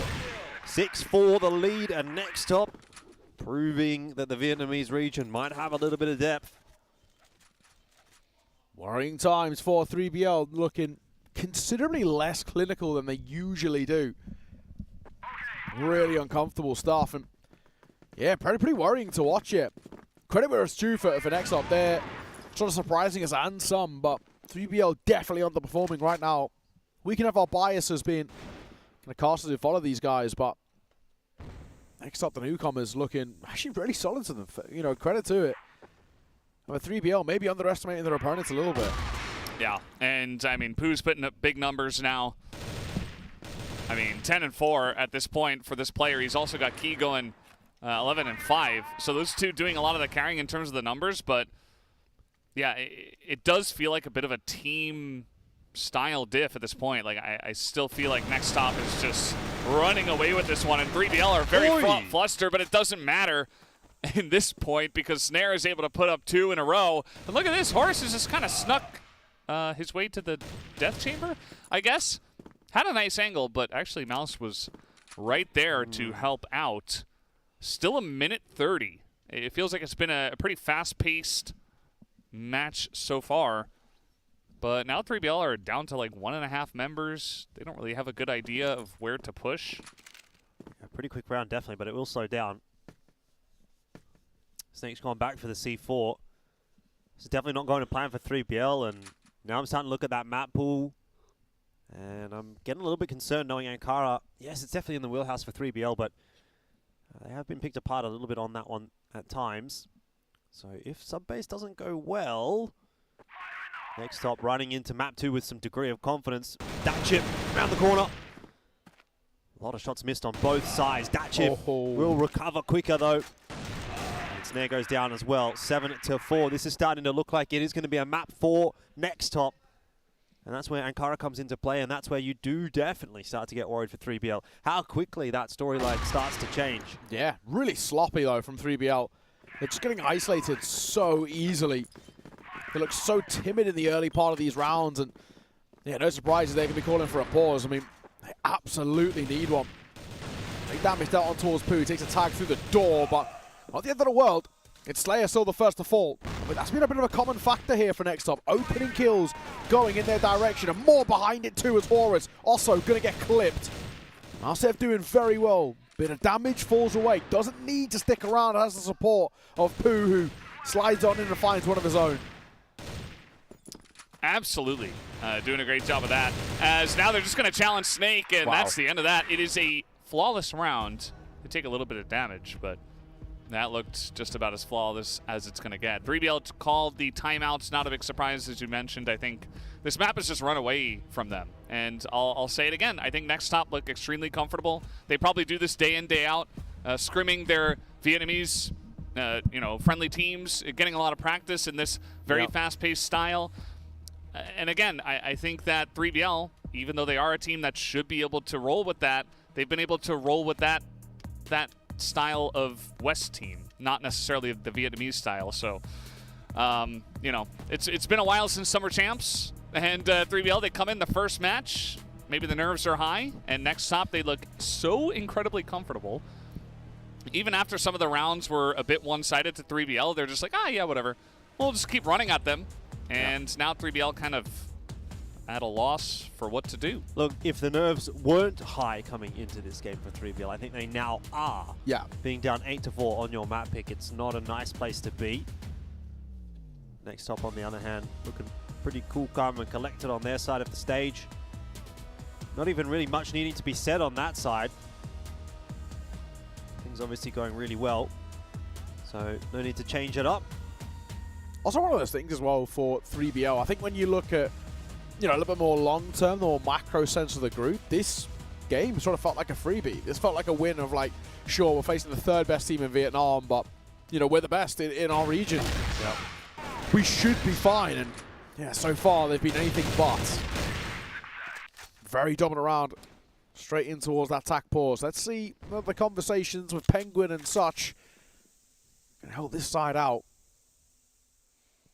3BL, they've got to dig themselves out of a pretty deep hole right now. 4 rounds behind. NEXTTOP 2 rounds away.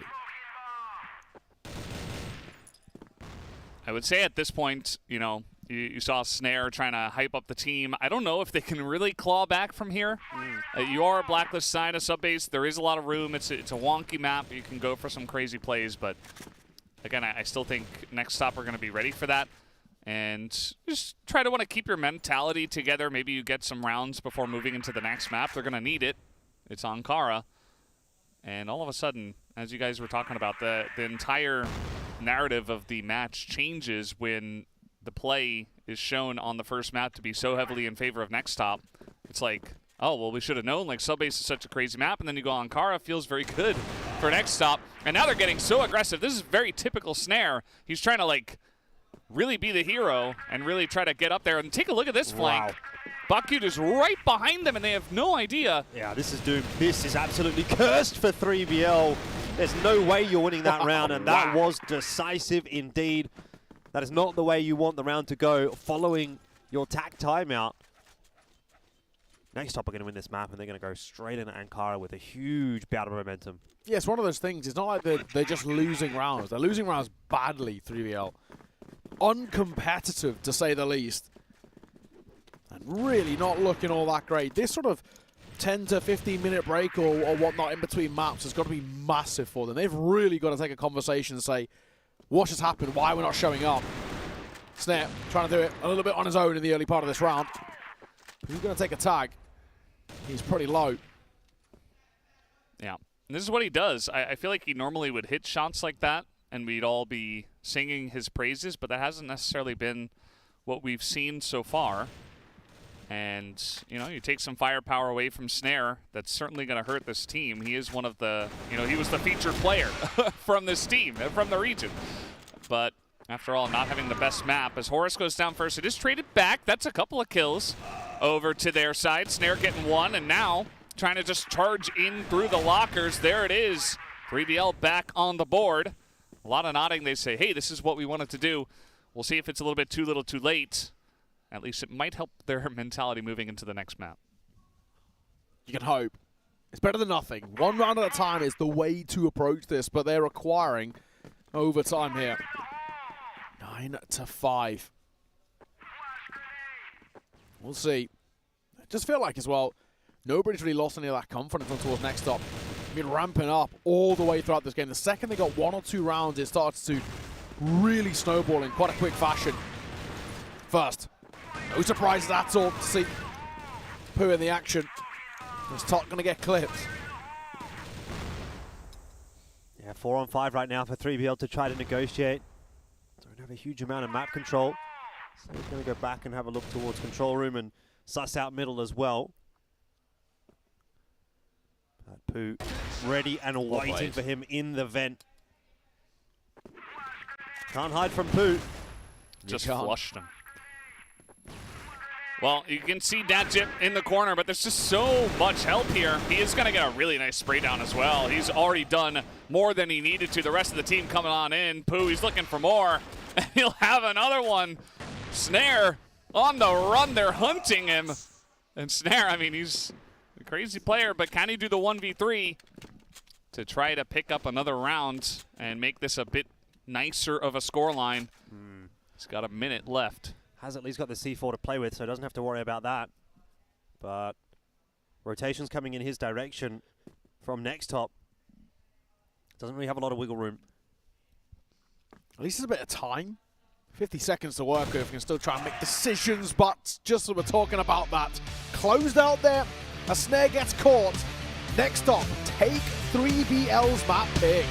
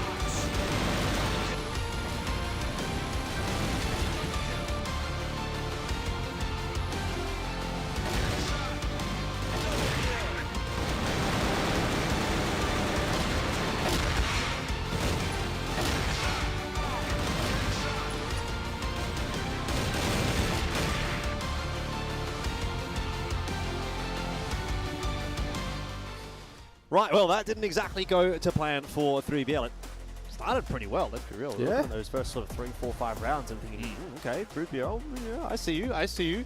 And then we didn't really see them very much. It was NEXTTOP from the rest of the map. And at that point, I'm starting to wonder now, how are things going to look going into this next map? Because I think 3BL, you got to be a little bit tilted after that one. It's not going to be a good feeling starting the map like that.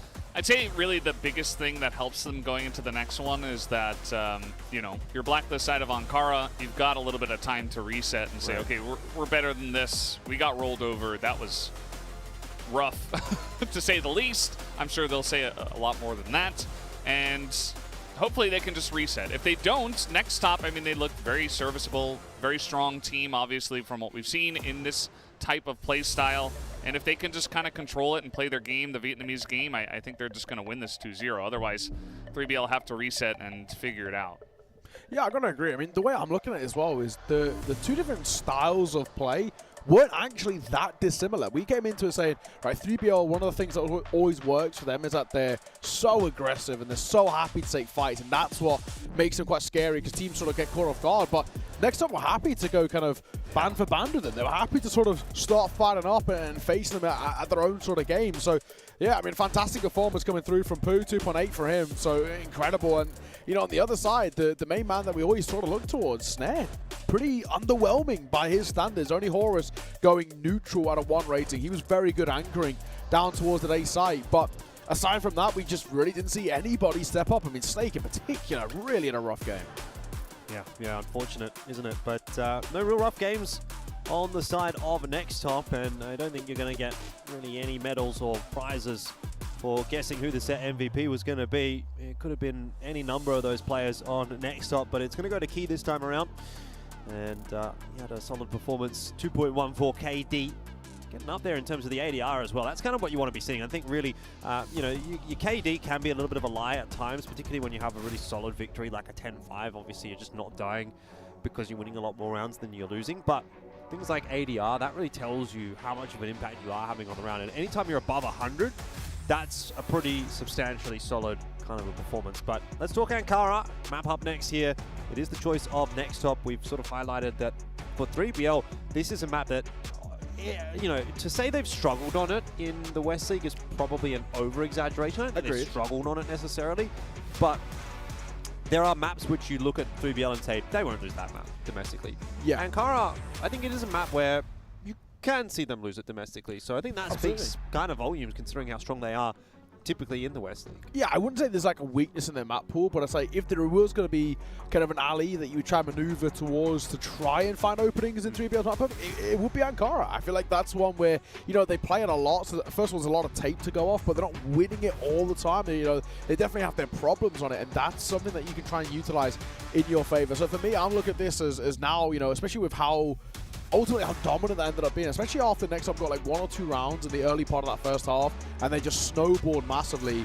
If they can just go in towards map number 2, keep the momentum high, keep the vibes high as well, you know, they were getting kind of fired up towards that tail end, getting loud, celebrations were good. If they can keep that sort of mentality, for me, I don't really see a world in which they lose, especially in terms of the style of play that they were bringing. Ankara leans quite heavily into it as well. I'm kind of going for a 2-0 here. I think NEXTTOP look good enough to win this next map as well.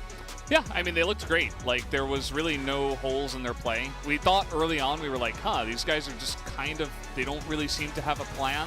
And we were a bit worried about that, but it ended up being a pretty good strength because when they just kind of sent out the feelers and took a lot of different angles, they were winning most of the firefights and just kind of outplaying their opponents. So very individually capable. And when it comes to a map like Ankara, you know, you have some very obvious executes, throw a bunch of flashes over, and if they can hit those shots, I do worry for 3BL. I do think that, you know, 3BL, they looked great in West League. They had that moment in Summer Champs. Like, they can look good against aggressive West teams, but what about this team from Vietnam? It seems like they really struggled, and it's going to take a whole new mindset moving into Ankara because this is going to be the big one, and I'm kind of feeling the 2-0 as well at this point. Do we see the double orb from 3BL, you reckon? I mean, I wouldn't mind it as a bit of a change-up. You know, I'm not too sure how much we're going to see it out from NEXTTOP as well. So it might be an alley in which they kind of try and bring this to fruition. The only thing is, there might be a world in which NEXTTOP sort of expect that a little bit. You know, the issue, and I touched this a little bit in the pre-show, was that when we saw them at Summer Championships, 3BL, what I think for a lot of people, was just sort of, they didn't really care about them that much. They probably weren't doing as much look into kind of what the demo's looking like, what's their defaults, what are their kind of the set strats these guys like to kind of bring to sort of every game. They weren't taking too deep of a dive into them, and now they obviously perform quite well at the Summer Championship. Teams are looking at them, and NEXTTOP have obviously done a lot of preparation. They've anteed them very, very well, and this is the issue now where, again, I was sort of saying this with TBL, your mentality changes. When you're just like a bit of an underdog that people aren't looking too deep in and they're focused on their own game a little bit, you can have pocket strats, you can have set plays which can catch people off guard. Nothing was working there against NEXTTOP. They've obviously done their research. So yeah, even if we do see the double arm, for example, that could be something that NEXTTOP I don't think are going to be too, you know, unfamiliar with, because we've seen it a lot in the West League. Yeah, this is a really scary situation now for 3BL if they were to actually lose this series, because Group D, it felt as though this would be a group where you really could actually have a pretty good chance of making it out of, right? Like, NEXTTOP, you know, first time sort of on the big stage. Same for SGJ Reborn. Haven't really seen much from them. It's the easiest group of all of them. It's the group that doesn't have a Chinese team. That and also... Or a top Brazilian team. Exactly. Yeah. Antisocial team is... Look, they're a top Brazilian team of the past, but are they a top Brazilian team of today? Well, we're finding out, obviously, as this tournament goes on. But every single team in that group feel like they're actually a reasonable shot to make it out. Now, in my opinion, I probably would say Antisocial would probably be the top dogs in that group, but that would look at, you know, you'd look at that as 3BL and say, well, we just have to then beat NEXTTOP and SGJ. And that, in theory, should feel pretty doable, but now you're a map away from potentially losing to NEXTTOP. If you do lose this now, that kind of means if you want to make it out of this group, got to be Antisocial. You've got to be Antisocial. That's a big ask as well. They actually played pretty well yesterday. There was definitely, you know, a couple of nerves or some sort. I mean, they're very experienced players, but you can definitely see a few rookie mistakes for non-rookies being made yesterday. So maybe, you know, a bit better for the doubt for the first game. But yeah, I mean, the way they're playing right now, I don't think they have a chance against Antisocials. They've really got to ramp it up by either reverse sweep in this game to prove us all wrong, and then we can sit back at the end of the series and say, okay, first map on the stage, they were just, you know, nervous, whatever, and kind of walk away from this sort of a little bit justified, or they've got to pull off something quite miraculous in their group. And if they are to lose this one, I mean, if I was looking at this beforehand, I would have said this is the weakest team in the group. They're the NEXTTOP, right? Look at SGJ, domestic champions in the SGJ Philippines. did pretty well yesterday. Yeah, exactly. And also they are the #1 in their region, whereas NEXTTOP are #3 in their region. So, and it's #3 in a region which is getting stronger, but it's not strong in the same way we can say Antisocial is number 3 in Brazil, the second strongest region. So you know, you're taking everything with a bit of a pinch of salt here, but for 3BL, this felt like such a gimme for them, right? Of like, get out of this group and then give yourself good seeding heading in towards the playoffs. Maybe even when we were talking about yesterday, saying, look, actually fight for first place, maybe. If they have a tournament at the level of Summer Championship, we could talk about them maybe contesting Antisocial, but now that is far from off the back of that map. It's not looking like it at the moment. No. I mean, 3BL, they've got to find a way to lift, and hopefully they're going to do that in this, you know, little break. But don't have long to wait, don't have long to find out, because the game is ready to go, and it's NEXTTOP looking to 2-0 today against 3BL. Let's find out how it plays out.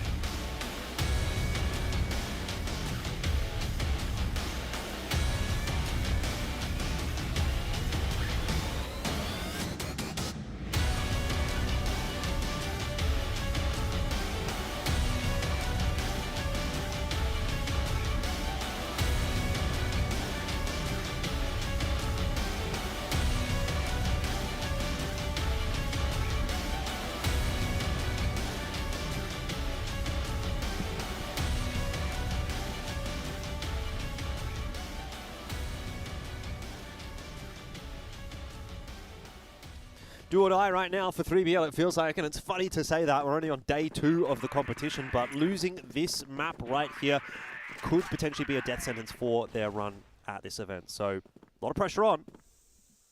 Yeah, again, you know, they had about 10-15 minutes to really just try to reset their mind and say, okay, that's not us. We're better than this. We got kind of rolled.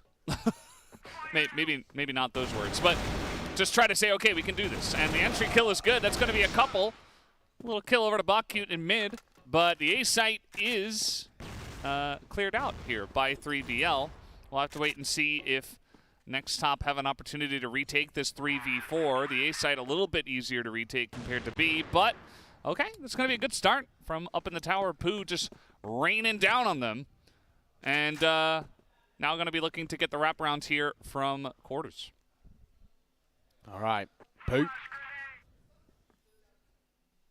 They're trying to find space into this retake, but they're getting isolated a little bit now.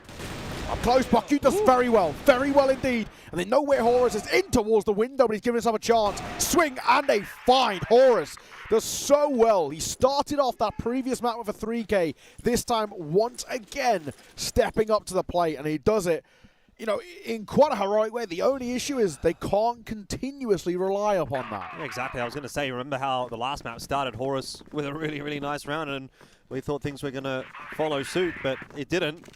So, don't count your chickens before they hatch. 3BL, it's one good round, but they need many more where that came from to win this series now. It's a long road ahead. Yeah, it's still a lot. I mean, we saw the beginning of sub-base. It's very back and forth, but at least 3BL coming into this map reinvigorated and getting ready to try to challenge this. It's a 1-for-1 in B bottom. The rest of the team is just going to back away. They're going to leave Snare up forward, as he oftentimes is. Rest of this team looking to maybe head towards A and see what they can see. See if anyone wants to poke out of the vent here. Actually, it's a couple of guys that are considering pushing, but Datchip just going to hold the angle. Will he actually go for the peek? Does feel like, again, 3BL are waiting for someone to just poke their head out and look for the pick and then go for a push. But not going to happen just yet.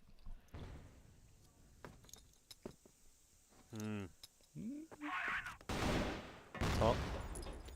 Yeah, a bit of chip damage onto Datchip. But Slayer doing a little bit more work. 1 minute 10. Snake going to double back and join up with Slayer and Snare. Feels like a move through Hotel. And a wrap on towards the B site is going to be the plan here. So Mouse got a lot of work to do. Will he clear close right? He does, and he does well. Colt pulled out, he plays up close. This might work for him. He's getting aggressive, and he might just catch them off guard. He is trying to dip away, goes back in for thirds, and he does so damn well. The quad's on, but he gets cut off there. But still, surely, job done. 1 versus 2. Tot with it all to do. And 40 seconds left on that clock. This is not an easy spot to be in.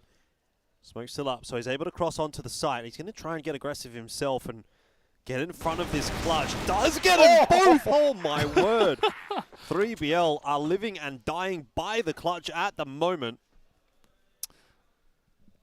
back-to-back. I mean, what can you say? These guys, again, they're reinvigorated. They're coming in here. They're hitting their shots. But if those guys don't pull off the incredible clutch at the very end, it could have been 2-0 the other way in terms of round score.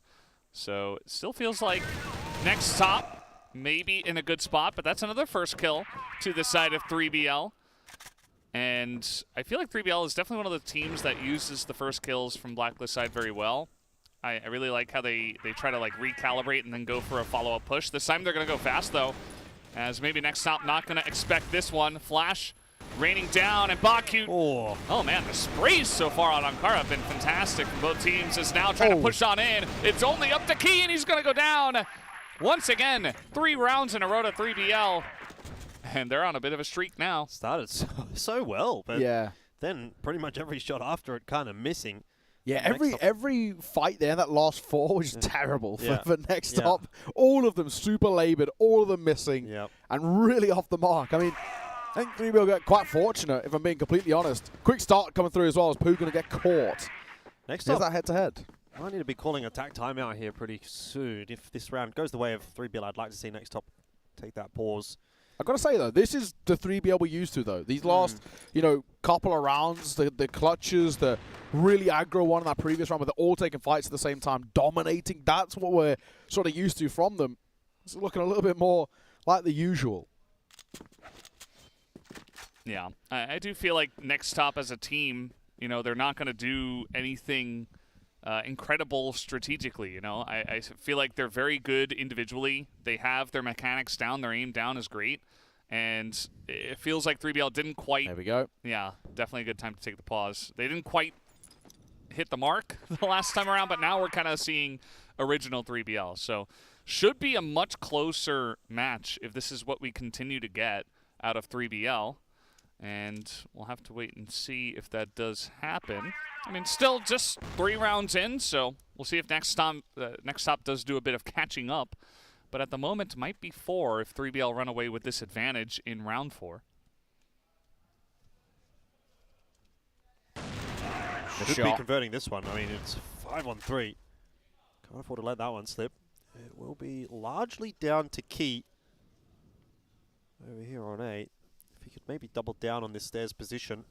But has allowed a couple of players out main, and this is a death sentence for him. Be lucky to even get 1 here. Baku on the flank. A wrap coming through. I don't know how much of a difference this is going to make. It's not smoked off in towards main just yet, so he does have a bit of a timing which he can work with, but he is being held. Missed shot. Snare goes early. Pop shot with the Colt, a couple of misses, but thankfully all recovered by 3BL, only the 1 casualty. And there's that timeout we spoke of for NEXTTOP. Very needed, 4 rounds down, and 4 pretty uncomfortable ones. 2 back-to-back clutches, and then 2 really non-existent showings from them. And it's worse after the most recent 2 rounds, they only got 1 kill. Yeah, this is not what we saw to NEXTTOP on sub-base. Would be kind of funny if, the first map, it's the map pick of 3BL. They say, okay, we're very comfortable on sub-base, and then NEXTTOP overperform, and then we go to the next one on Kara, and then 3BL overperform. Hot packs to the eyes, probably not a good idea, I would say, but I feel like at the same time, what's in these? That's what I'm worried about. But I have seen this before, and you keep your eyes warm, you keep them warmed up. I'm not gonna lie, they're gonna see better, right? That's the way it works. I rate it. I think just go for it, man. I've been putting them down my pants, like not in not in that way. Referee yellow card in your pockets. In my pockets. Okay. And it, getting a little bit worried there. I thought we were having a poo situation right here. Oh my word! I reckon you could put them in your shoes. Do you ever get cold toes? You got bad circulation. I get cold toes sometimes. Yeah. I reckon I'd put them in my shoes. I don't get cold toes. If you sit down too long, your toes get a little chilly. Put them on chilly. your eyes. I put them on your neck. Feels good, man. Yeah. It's cold here. Like, don't. But then you got to be careful when they break open, because then it's a disaster. If they're in your shoes and your socks, you got charcoal everywhere. It's not a good. It's not. I'm not about that life. It's not, you got to be careful. Might be your life soon if you continue to, put them in those places. Yeah. So we're getting ready for round 5. 3BL has won 4 in a row. NEXTTOP a little bit absent, not expecting this pace from 3BL. And they're going to have to figure it out now after their TAC timeout. Marsev.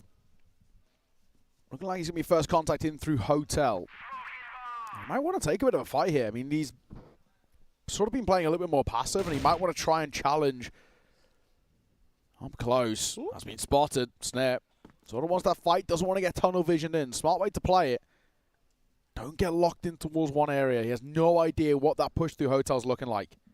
But Mouse has repositioned on towards the left-hand side, and Snare won't know about this just yet. Pooh. First kill coming in. And that's the C4 down. So, again, this is the guy that has to get the first kills. That has to kind of get the picks for the team, right? As, ooh, even Snare going to be isolated here to get taken down. There's that aggression, though. I like this from NEXTTOP. Last few rounds, they've been sitting back on the side. It's not been working out for them. Slayer got to do something. Is Talk going to rotate in through mid? He got the right idea here. If he can hold him towards backside, that chip could be under a little bit of pressure. But he's going to catch him. Top. Down he goes. The last two of Horus and Slayer. A lot to do. And these are sort of two of the players who don't always put up the consistent numbers. They've got to do something a little bit out of the ordinary. Horus at his moments.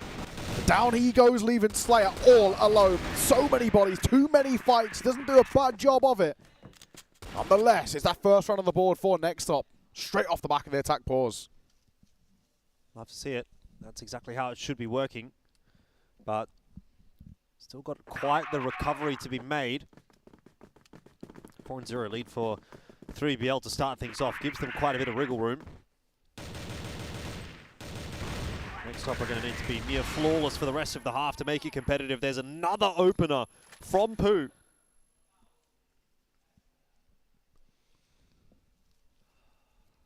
Yeah, I mean, if you can rely on him to get first kills like this, it's going to look a lot better. A bunch of the rounds that 3BL were winning, they were getting 5v4, 5v3 situations, and your conversion on those rounds is extremely important.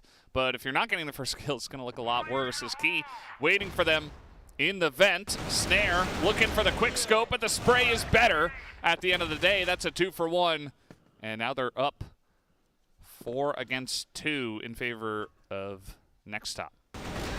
Made that one. Buckyu catches Slayer on the rotate out, and Snake left with it all to do. Unfortunate for him, this 1v4 doesn't feel like it's really going to get off the ground. Does it the C4 on his back, which at least is one thing to work with. But already being tagged down to half.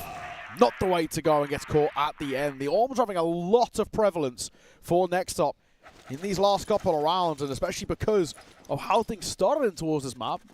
This is now looking to sort of revitalize themselves. I mean, we sort of saw this on sub-base. Started really well for 3BL. A few rounds at the start. Wasn't as many as 4, but a couple of rounds in a row for 3BL. And the NEXTTOP finally get one, and they snowball so quickly. 3BL have got to cut them off. Oh, that chip going to miss a shot. Pulls the Colt out. And is going to get overwhelmed. It's kind of like playing zombies at that point. Just got a bunch of 3BL members running at you, and there's only so much you can do. Try to stand and deliver.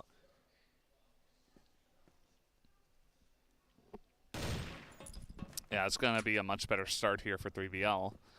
As now, Mouse trying to get in there.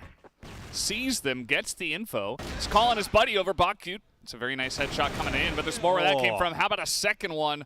And Snare is right below you. He knows. He's got a good idea, yeah. At least a suspicion. Just going to back off. Yeah, they must have some kind of understanding that there's more members around. It surprises me that Mouse is going to go out there on his own. Spots out the C4, keeps going instead of backing off and waiting for the rest of the lads to come across. That just felt like a bit of a gimme for 3BL. I don't know that 3BL is expecting 3 players stacked over here on B at this point in the round, though, and that's not worked out for Snare. It's a little bit messy this round. There's a lot of questionable pushes happening on both sides. Chips are down. It has favored NEXTTOP slightly.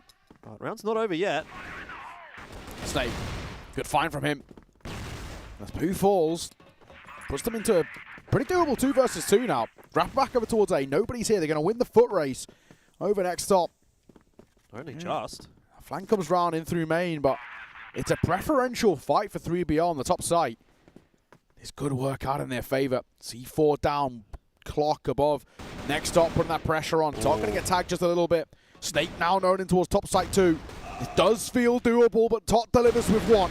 Can't quite get the second, but good trade, good spacing.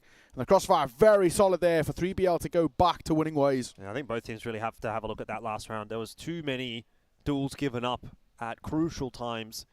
You know, Pooh was kind of fighting in GR spawn for a good 20 seconds or so, and no one's there to help him out. There's no, you know, util even getting tossed in the direction of 3BL at that point. He just goes down for free, and that's what allows that round to kind of open back up for 3BL with the rotation through to A. So, a couple of little things that are not going the way they should be, and 3BL up 5-2 means that NEXTTOP are now in some pretty hot water on Ankara.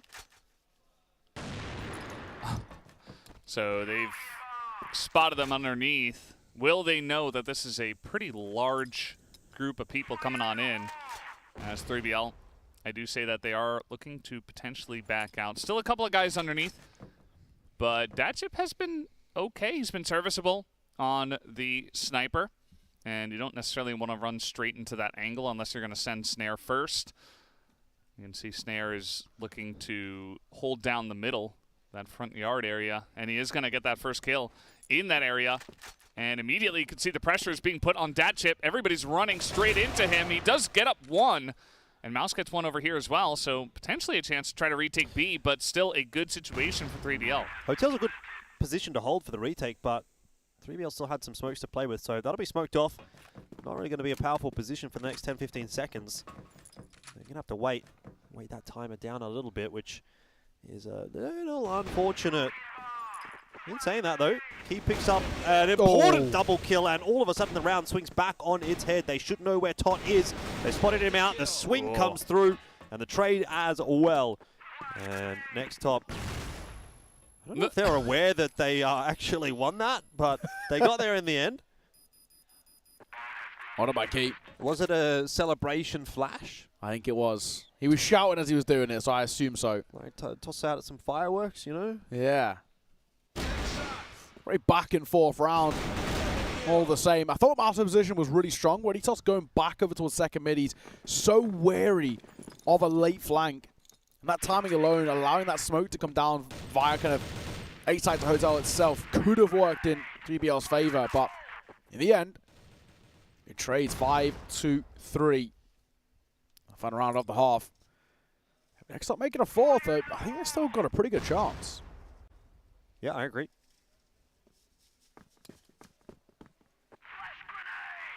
A standard A hit. Flash is good.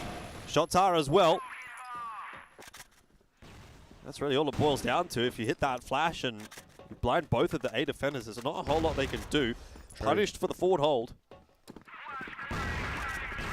And Bakut says, all right, I'm the Punisher. He gets 2 right on top, and he's got backup that comes in, and a 4th comes out from him. Unbelievable. Brutalized. They literally just walked and, well, ran at them. They came in so quickly, I think 3BL just... baffled, right? Yeah. They were like, okay, we're setting up. Oh, we're dead. Bamboozled. What a half by Bakut as well. 14-6. He is looking really, really solid. A lot of impact all the way throughout, and 3BL finding it pretty difficult to shut him down. Yep. Awkward spot that they're in. Yes, they've still got the lead, sure, but it doesn't feel strong by any means. 1,082 damage in the first half. Definitely hitting above 100 ADR. He doesn't even have that high of a headshot percentage. Body shot king. He's just kind of rolling people. He's got 30%. It's not extremely high for a rifler, but still getting the job done, especially one that's using an AK. Just outplaying his opponents. So now we do have the side swap. NEXTTOP, we'll see what they've got from the Blacklist side.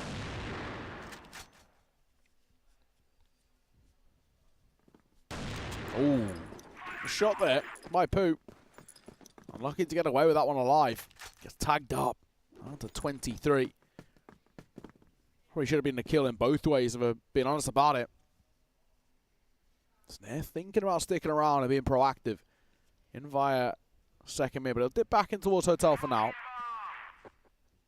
This first round of the half obviously really can set the tone. If 3BL find it, they extend that lead once again, give themselves a bit of breathing room. NEXTTOP find it, and they tie it up. Yeah, a bit of chip damage back and forth. Very, very even in terms of that damage dealt. It's almost mirrored. Key needs to be careful. Swing's going to come through from Snare. Even had that kill gone the way of the Blacklist side, there should have been a trade every day of the week from 3BL. So, decent start to this second half. They're looking solid. Yeah, feeling pretty good about the way this is going so far. Bit of a recollection over outside of A. There is only one guy. Looks like Tot in position on top of A, but rotation's already coming in. As the timer is ticking down, they're beginning to expect this. The flank coming in. Tot not going to be rooted out. Finally does get taken down, but here is the flank. It came so quickly. Able to get the one kill, but still an opportunity for the plant to come down here for NEXTTOP, and an opportunity for them to still hold on to this round. Wouldn't mind seeing them get aggressive here in the post plant, but it doesn't look like that's what's going to end up happening. They are going to wait for 3BL to come to them. Oh, never mind. Baku taking matters into his own hands. Mouse up into the vent. I don't mind that at all. But he's got to try to isolate these 1v1s, and he's been able to do so already. It's down to just Snake, and the shots are good enough. Close.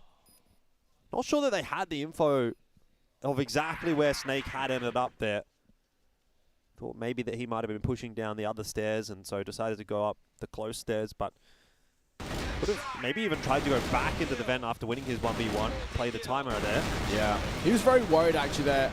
You can see from him checking the window that it was a crossfire with him and Tot on the stairs, on the other stairs like you were mentioning. He was so kind of focused in. Didn't expect that close swing on the left-hand side. Lead extended for 3BL. And while they are in the lead, it still felt very shaky in the way in which they built up 4-0 and then lost control of it a little bit. Not going to count out NEXTTOP by any means. Like we said, as you've seen from map 1 and in towards map 2, it's just whenever they, in a half, finally get around, they're very good at spiraling it into many more. The 3BL have got to build up as much of a lead before that point.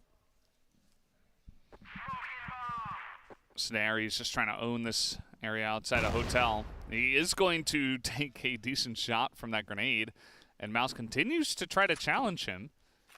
Doesn't necessarily have to do this, but I suppose he thinks maybe if I can take out Snare early, could be nice. And the rest of the team just looking to go straight down the middle potentially. 3 bodies around this area. You've got Snake, maybe the first contact if they do elect to push in. This time around, 3 guys hanging around the top of A. So could be a nice angle here for NEXTTOP if they do engage on this pretty quickly. Looks like they do want to go underneath to B. A fair bit of that counter util on the B bomb site has already been tossed out. But NEXTTOP decide that's not where they want to finish. Looks like it'll be an A finish here. Ooh, maybe not. Back towards B. Oh, that's quick. That's very quick from Snare. Mouse already a pixel of his head spotted, but it's more than enough. Snake also probably going to be tested momentarily, but Snare still delivering as he gets yet another behind it. Quick flick and a find. Sub 30 seconds. NEXTTOP got to make a move, and Pooh and Dachi have got a lot to do and not a lot to work with. They're getting wiped out of this round. Down they go, and a flawless one for 3BL. I don't really like that from NEXTTOP. It's a bit of indecision, really. Yeah. That time ends up costing them because 3BL's able to push back out of their sides, gather the information, and set up accordingly. Got to be a bit more decisive than that if you're NEXTTOP and you want to win this map. 4-7. It's not a good-looking position to play from. Yeah, you can see Baku still putting up big numbers. Rest of the team either very low or just very middling. Not really doing enough, it feels like. You know, Pooh's going a little bit missing. He's 5 and 10.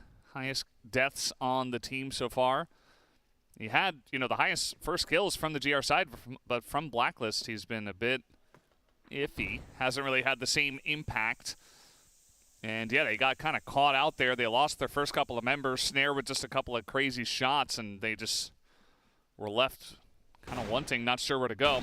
Datchip trying to push into the vent. There's Key. Nice little rotation coming out from him. That's a first kill. And now potentially a setup onto A.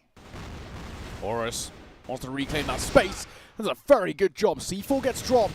He should be expecting another. He's got the support of Snake as well in towards main. That can lock down this position, but as a teammate falls, Snake stuck between a rock and a hard place. He knows that they could be out on towards the site. He's fighting from stairs, but only good for one. Snare's there on that deep rotate, so a lot of this reliance is upon Slayer to try and deny them getting that C4 down. Oh, they could slow it down. In fact, they're going to try and pick the pace up. Key round the corner, an important duel one. That's actually the bomb that can exit, though. Slayer is in middle. I wonder if he's maybe been heard there. Looked for a second like he was thinking about going in through the mid-con. Decides to reroute himself back over to A and get that bomb plant down over there. Slayer's gone for the long wrap, but it's taken Key quite a while to get into the side and get that plant down. So Slayer's actually been afforded an extra couple of seconds to play with for this retake, which could be all the difference. Yeah, I mean, he's ready to go. You know, he's got an M4. Key's very low. But it might be Pew to get, yep, he's going to get the first look. And unfortunately, Key not, or rather, Slayer not getting the right look on his entry. Was going to be difficult. This is a couple of rounds ago. Snare, couple of snipes. Makes it 3, picks up 4 on the round. And yeah, just really shuts it down. I think this is where Snare can really begin to pop off if he's beginning to feel himself. I think his first map wasn't great, but now trying to get aggressive in a big way outside of A. Really just trying to push them away from the site as well as they can, but the retake of this area, pretty good. First kill goes over to Key. Rest of the team, though, of 3BL in position, looking to trade this one back, and Key's still up against the wall. Nowhere for him to go. Bokyu. They caught upon him a lot in that first half. They need him again here. He's got to do something tricky right here. I think he's got to push, but he's only 2 for 3 in the second half. Kills to death, so he's been a little quieter. Bokyu's got to make a move. They've got to try and level the playing field at a bare minimum. Spots one. A couple of preemptive taps on towards Snare, but doesn't want to reface in towards that arm. 1 minute 30. C4 is rotating back in. So at the very least, if Bokyu can keep them here pinned for at least a brief moment to get that C4 down, for Poo to cross, there might still be a chance. Spots out Snake. He's playing with fire a little bit as he's just poking his head around that corner. It's super dicey. He will get the cross back towards site. 2v3 for the post plan, but again, 3BL know exactly where that bomb's gone down. And they're already pretty much set up for the retake, so don't mind seeing Poo try to get aggressive here. He doesn't land his shot, though. Needs to have another crack at it. Dancing around behind the wall, surviving, but for how long? Drops off. Shots now from Bokyu. He's doubled down, and he knows Snare dropped off.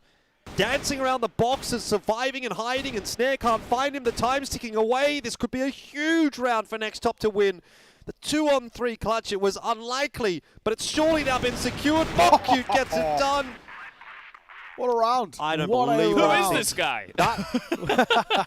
Tell you what, if we had an analyst desk and if we had the tools, that would be a round which you would be able to really break down and go, what on earth happened here? Because Bokyu, he was like on the other, he was in Narnia while the fight was still happening on A-Long. That's what actually enabled that to play out as the way that it did for NEXTTOP. And even then, beyond that, like the clutch was mad. I've got to say as well, it feels like in a lot of these post-spawn situations, not enough teams play time. They actually want to fight first and then react after. But I like that. It's one of the few times we see them actually properly play time. He was bobbing and weaving, dancing around the box, and he does such a good job of just making sure that, basically, even if he was to fall, I don't think the C4 could have even been defused. So great work. Honestly, fantastic from Bokyu. 19-9 for him. A lights-out performance we've seen so far. Only one round behind. We said this when NEXTTOP finally get their first round. They're very good at spiraling into a couple in a row. This is now back-to-back. And 3BL in their region, they're very used to, winning pretty flawlessly and not dropping a lot of maps. Yep. But now, they had so much momentum at the beginning of this map, but I'm a bit worried for them. We'll see if they can put it together. But no, I mean, it's going to be another shot, this time from Datchip, who's not really the big carry of this map so far, but still able to win that fight up against Horus. Snare's already down. It's just and Snake. the push is coming. Snake's going to have to try and hold this one on his own. He's done well for the first one. That's actually slowed things down enough for Slayer to maybe get there and cause a bit of a ruckus as well, but the big problem is going to be this push coming in from Tot. That's been dealt with. It's now a 1v3 for Slayer. And all over the boxes is NEXTTOP. Nothing he could do. 3BL, they have well and truly lost control of the momentum. And once again, NEXTTOP are hunting for a map win, which in this case would put them up 2-0 in the series. 3BL are crumbling, aren't they? Yeah. Really not looking good at all. Map tied up. Race to 10, and we all see that 3BL pause going to get called in towards that next round.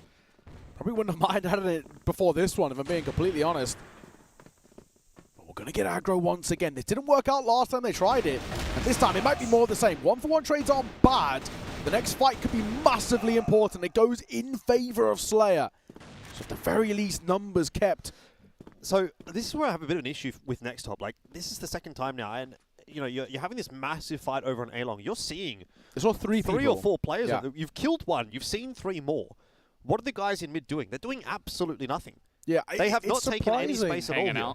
The best way to go about this, you see three people fighting out towards A-Long. So you send one in towards Hotel, one in towards second mid, up on towards boxes as like a bare minimum, and the third player can choose who he wants to support because you know B-side is going to be on demand. Why aren't you actually reacting and saying, right, they've gone for an A push, they've gone for an A stack, let's now hit B. This is it should be a standard protocol, but for some reason, it's always the call to pause, and I don't get why, because I mean, if you're going to do that, if you're going to pause, at least then send your extra forces over to A-Long and help that fight, because they're never going to win a 2v4. You know, you're never going to win that fight. And in the end, you end up in a situation like this where you have no map control and you're a player down. Now, it might work in the end because they've made a pretty good call here. And if they do find Slayer, that'll be 3-on-3 with the A side taken, 2-on-3 in the end.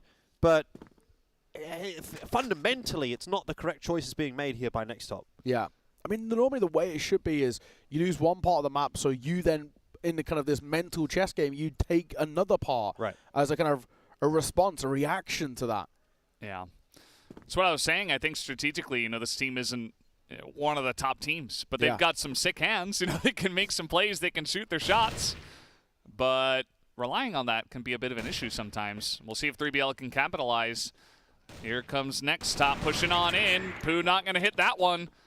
At least he's got an idea where Todd is, but that's not enough. And now Mouse is all alone. He's only got 17 seconds. It's almost impossible to plan here unless he does it right now in this smoke. But in doing so, he's going to allow 3BL to keep encroaching in on his position. Util's getting tossed over the top, and that's there. Locks it down. 3BL will win the round, but remember, timeout was called. Yeah. Very weird round, though, honestly. I'd love to just sort of be a fly on the wall in the comms there for NEXTTOP and understand why have we called for a pause. Because the whole thing, you want to be taking some map control. You want to be trying to have as many options as possible. You've lost one of the key ones. You have no ability to wrap back in towards the A site. But then you don't give yourself that luxury of taking a bit of B control. So, yeah, very strange. I think this is something that's got to be addressed in this tac pause coming forward. Of course, 3BL, a moment for them to talk, but for NEXTTOP as well, they can also discuss. The issue that we're also seeing with NEXTTOP as well is, you know, they're kind of relying on one guy, right? When Bokyu dies, though, they do look a little flustered. Yeah. Might just be a bit of, you know, not knowing exactly what to do. Maybe the IGL's in the fight. He's not able to make that call, and it just feels like, as you guys were saying, it should be kind of standard play, but getting a little bit flustered as it gets close. NEXTTOP, we're definitely having a much more dominant kind of setup towards the end of the last map, but now it's a very different feeling. They've gone down around. They're not quite holding on to this map. They really came out slow out the gate from the GR side. Looking much better from the Blacklist side, but definitely feels like it's anybody's map from here, and NEXTTOP don't quite have the same amount of momentum. Speaking of momentum, you were just talking about it, 3BL. They win a big round, immediately go into a timeout they called earlier. Yeah. And we'll see if they can still keep this momentum up. Timeout may work against them. Yeah.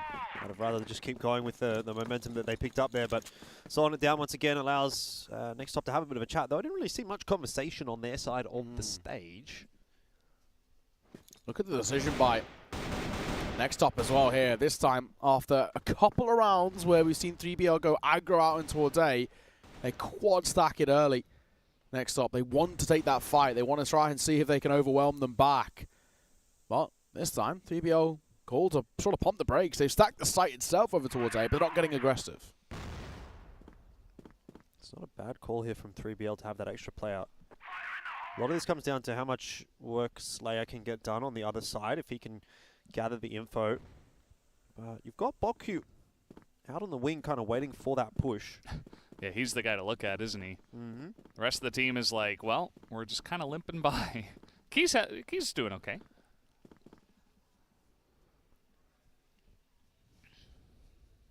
Pooh setting up the line here onto A top. He's got that flash right over the top. This should be a pretty standard A hit. Nobody's in the vent, but look at this flank. They're not going to be ready for this. Slayer gets the first kill on a Pooh, but the team is in onto A. Couple of members still here, though, for the side of 3BL. It is a bit of a wonky back and forth here. Slayer still having the flank, and Snake is able to hold down and fence alongside of Snare, making things pretty good looking for the side of 3BL. They've got to decide something, right? NEXTTOP have to do something. They're Yeah. in the sandwich right now. You've got to take a fight somewhere, and Mouse so lucky. takes a great one and backed up nicely by Key in the end. I think that's actually a little bit more of a falter from 3BL. Honestly, it looked like NEXTTOP were in all sorts of trouble, and they may still be. Slayer's brought it back to 1v1. Key, though, going to gamble with the plant. Not expecting Slayer to come up the stairs there, and he'll be proven correct. He's been able to escape out into GR spawn as well, but Slayer on the chase, spots him out and somehow wins that duel. 3BL, it's a big round to win. It's going to put them on map point. It's so indecisive for NEXTTOP, though. It's still the issue for me. Yeah. They just feel like it's so timid. They freeze. Yeah. I mean, it really feels like, for me, the one thing they need is just a little bit more of an active voice in this team. Just like, you know, it doesn't even have to as much be the IGL, just somebody to say, do this now, right? You know, because even we're seeing that kind of post part there, C4 goes down.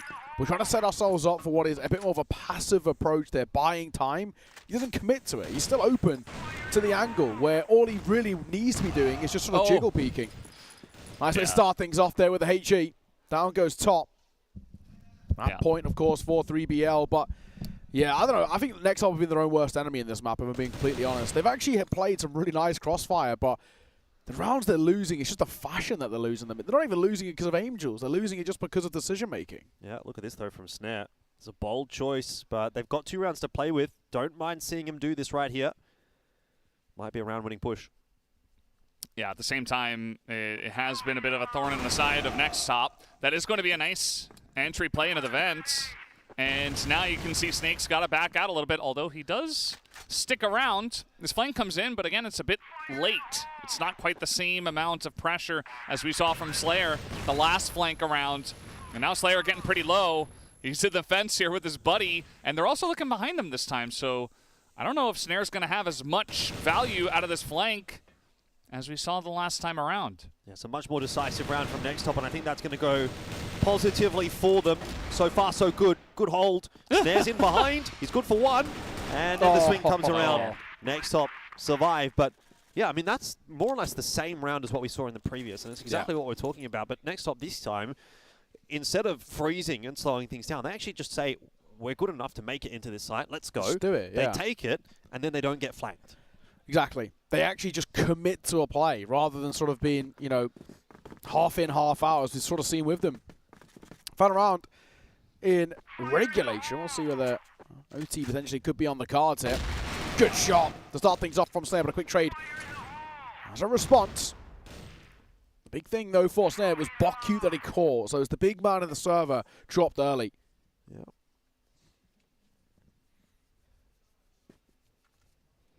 A bit of an expedition from NEXTTOP.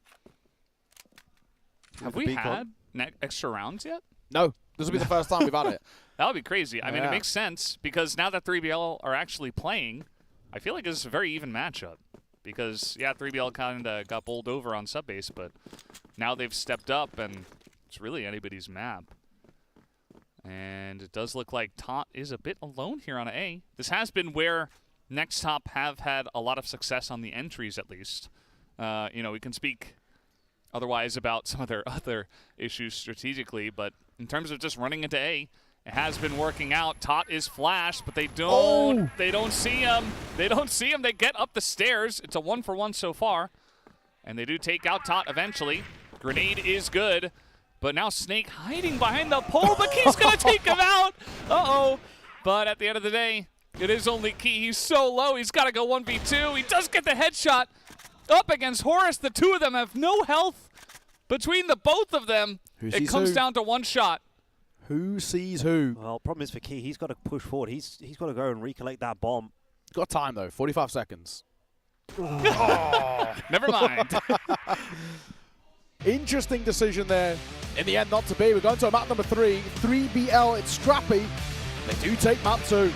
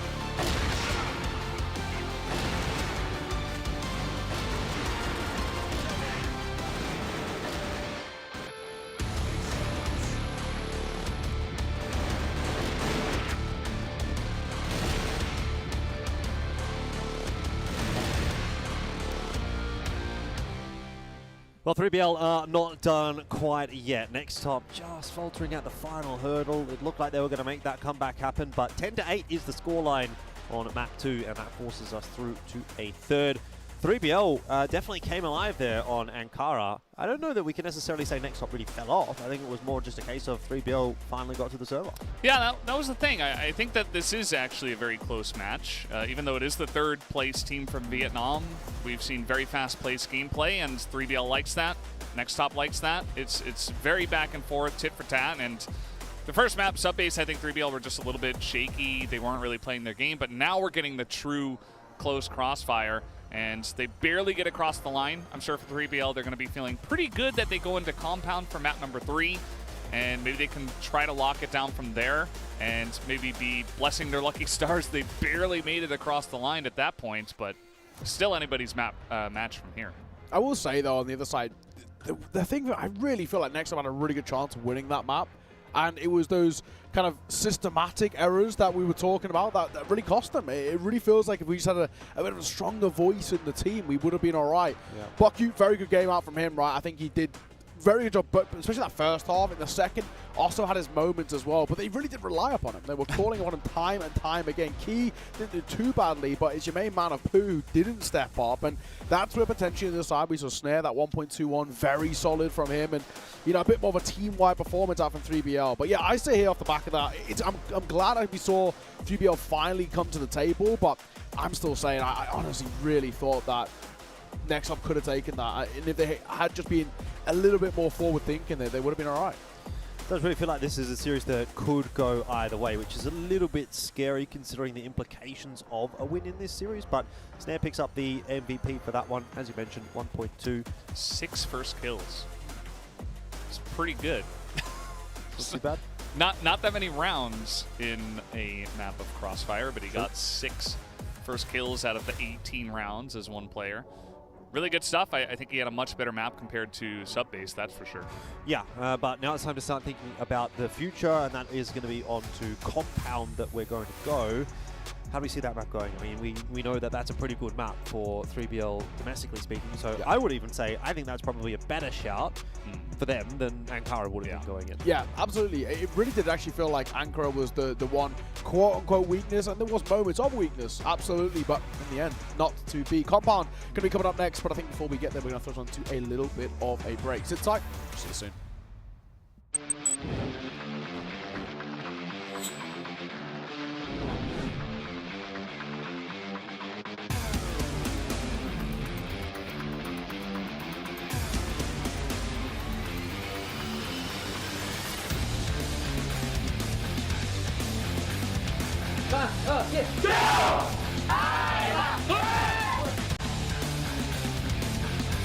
Hit the shot this time, and as I mentioned, a little bit less support in mid. And going to leave Humera there. He's not going to get it done every single time. It needs to come down to somebody else. It'll have to be PM. Taking some players off on the sniper, but Ranking are going to try and push their way through the smoke. I'm not sure how well that's going to work out. YJ.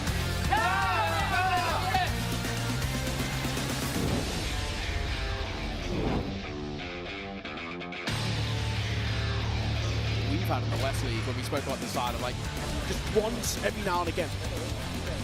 The ghost sign, 1-2-2 gets traded out, but somehow Dravo continued to spray the players down, double kill for himself. And with the pistol is going to Raptor.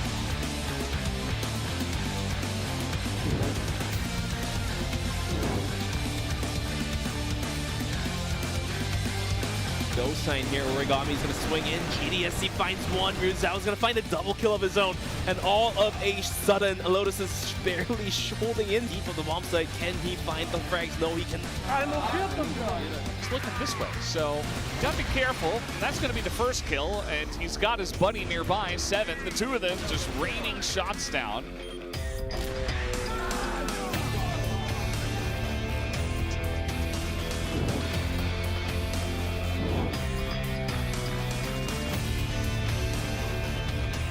Very tough predicament, all down to one now.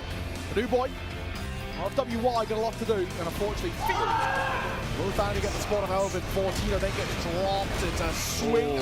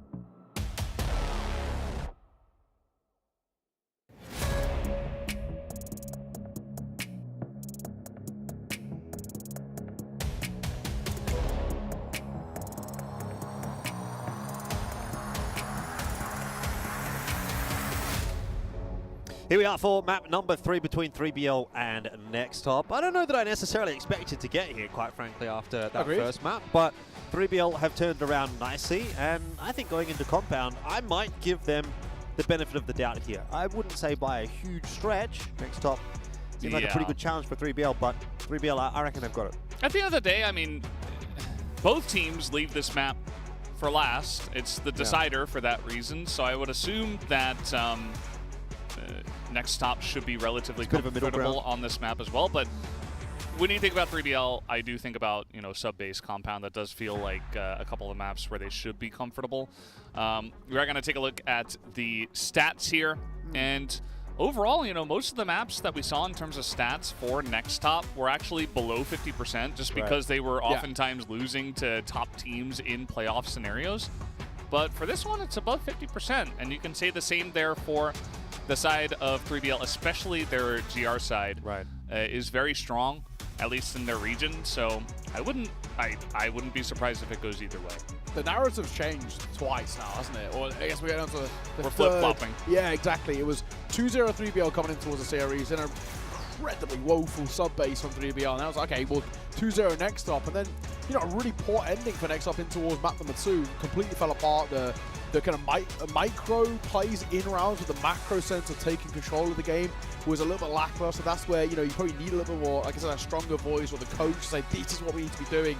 So heading in towards map number 3, I think I'm with you. I think I'm going to go compound in favor of 3BL here. This is a map in which not only do they play to, I think, a very good level, but the one thing they have that NEXTTOP don't is LAN experience on this map, and also deep runs, map 3s, kind of being able to play fatigue, play through fatigue in towards map number 3 of a, you know, a pretty long series ultimately. I would also say that this is a map that you have to be very careful, especially from the Blacklist side. Sneaky was talking about this a bit, where it's like Wolf Empire, a team that is very careful, always checking all the boxes, you know, taking top A, slowly moving into mid, clear out the pillars, and then you go for your push. I don't know if NEXTTOP is really that team. True. I think that maybe they learned from Wolf Empire, and maybe they do that, but at the end of the day, I also wouldn't be surprised if they don't check the boxes and 3BL can find some angles there. I think that this is a map that requires a decently deep level of understanding of CROSSFIRE to make work. Look, I think I'm picking up what you're putting down. NEXTTOP is the quintessential Vietnamese team. They are very, very good at the shooting. Sometimes the macro, let's just say. I wasn't going to say that. That sounds kind of BM. I prefer the term macro. It's just a bit more sophisticated. But yeah, maybe they don't think so good. Yeah. I get what you guys are saying, though, and I think you're actually right. I do feel like it's like one of those things where it's, let's rely on our mechanics first and then see what we can mid-round a little bit and adapt on the fly. More so than 3BL, who you can absolutely tell it's a call out of spawn, and this is the idea, this is where we're finishing, and they don't need to adapt more often than not. But if they have to, we know that Horus can kind of bring something up. We know that like to Snake as well, a lot of experience, and also bring you know, just an idea to kind of the forefront. So that's where for me I look at this and I say I think you're right. I feel like for this NEXTTOP side, the way I put it is, if Plan A doesn't go right for 3BL, I think they've got a Plan B and a Plan C. They've got a contingency to make things work for them. NEXTTOP, the issue for me is I feel like they don't. Just hanging out, you know. I guess we're not going to be starting this map anytime soon. It does really feel that way, doesn't it? Yeah, we did. We had the 5-minute break, and they're taking that 5 into 10. The boys are chilling, but he's like using the hot pack as a remote. You see that? He's like trying to press the buttons. Start game. Start game. Casters, come on. I think on that. Horace is twiddling his thumbs and his beard is like, oh, I don't know. There was some admin shenanigans going on one of the PCs on the 3BL side. Admin-anigans? Admin-anigans. Yeah, that's what I tried to say. It was a good try. I do think also there is a chance that Compound, while it is a map that you can be very strategic on, you can make a lot of cool plays, executions, you can also just run down mid into A and hope that Snare kind of misses his shots and just clear him out and do some crazy stuff. And maybe 3BL can't catch up. Look, I'm going to be honest, bro. I'm glad you're not the in-game leader for 3BL because or for NEXTTOP. Because if your strat goes, we're just going to run down and hope this guy misses his shots. I wouldn't say that, but NEXTTOP have shown that they are willing to do that. So I'm like, hey, maybe that is their main strategy. Just kind of run at them and win, shoot them down. Play around curve. You know, I don't want to read into it too much, but we do have these sheets with all the players and their roles and stuff. Go on. 3BL have a order, quote-unquote, player that is Snake. Okay, I see where this is going. There is no order player on the side of NEXTTOP. There's one sniper and 4 attackers We just need 5 fraggers. I mean, that kind of plays into our theory that we were bringing up there of maybe not as much thinking out from NEXTTOP, it feels. So when you got no order, that's what happens. But hoping to get things underway. I would assume it's just that 3BL put a little bit more detail into filling out the forms, you know? Because probably. also Slayer is the backup player. There's no backup player on NEXTTOP. You know, they didn't go that far. They're just like, no, we're the attackers. We got a sniper. Everybody else is a rifler. And that's all they put down. And it seems like Slayer is having a little bit of trouble with this PC. Hopefully we can get that figured out. Headphones are on, though, which I think is tapped back into the game at least. Tier 1. It's a good sign. Yeah, exactly. Tier 1 here. Headphones are on, so it's not that bad. Oh, see, back's going up. Readjustments. Yeah. Oh, okay. If we get the fist bump out, we know it's game set. Game time. I'm still saying, those Crossfire Bomber Jackets go pretty crazy. You know what's crazy is this year we have been Day 2. scammed. We have been asking scammed. for the bomber jacket. No. Just putting out some subtle hints. Yeah. I'm not asking for a bomber jacket. I'm asking for a morphling chair. Okay, we had those on the desk last year, if you remember. We did. You weren't here, Neo. One of those chairs. Yeah, you wouldn't They're understand. great for the lower back support, which right. all of us gamers struggle with. Good way to reach your throne. You want one for home? I want one for the desk. Oh, right. Okay, sure. We were sitting on morphling chairs the entire time last But week. then true. I guess the only issue is on the desk, it's like it blocked out the background because it's, you know. We did, but it was comfy. True. It was great for these moments where we had, 10, 15, 20, 25 minutes to talk. Keep going. I did, I thought I said enough numbers. But yeah, I mean, Slayer, he's That's still right, got how the high you headset can on. count. I assume, he's got the issue fixed, and we're ready to go. Oh, I think we are by those lights. Let's get map number 3 underway.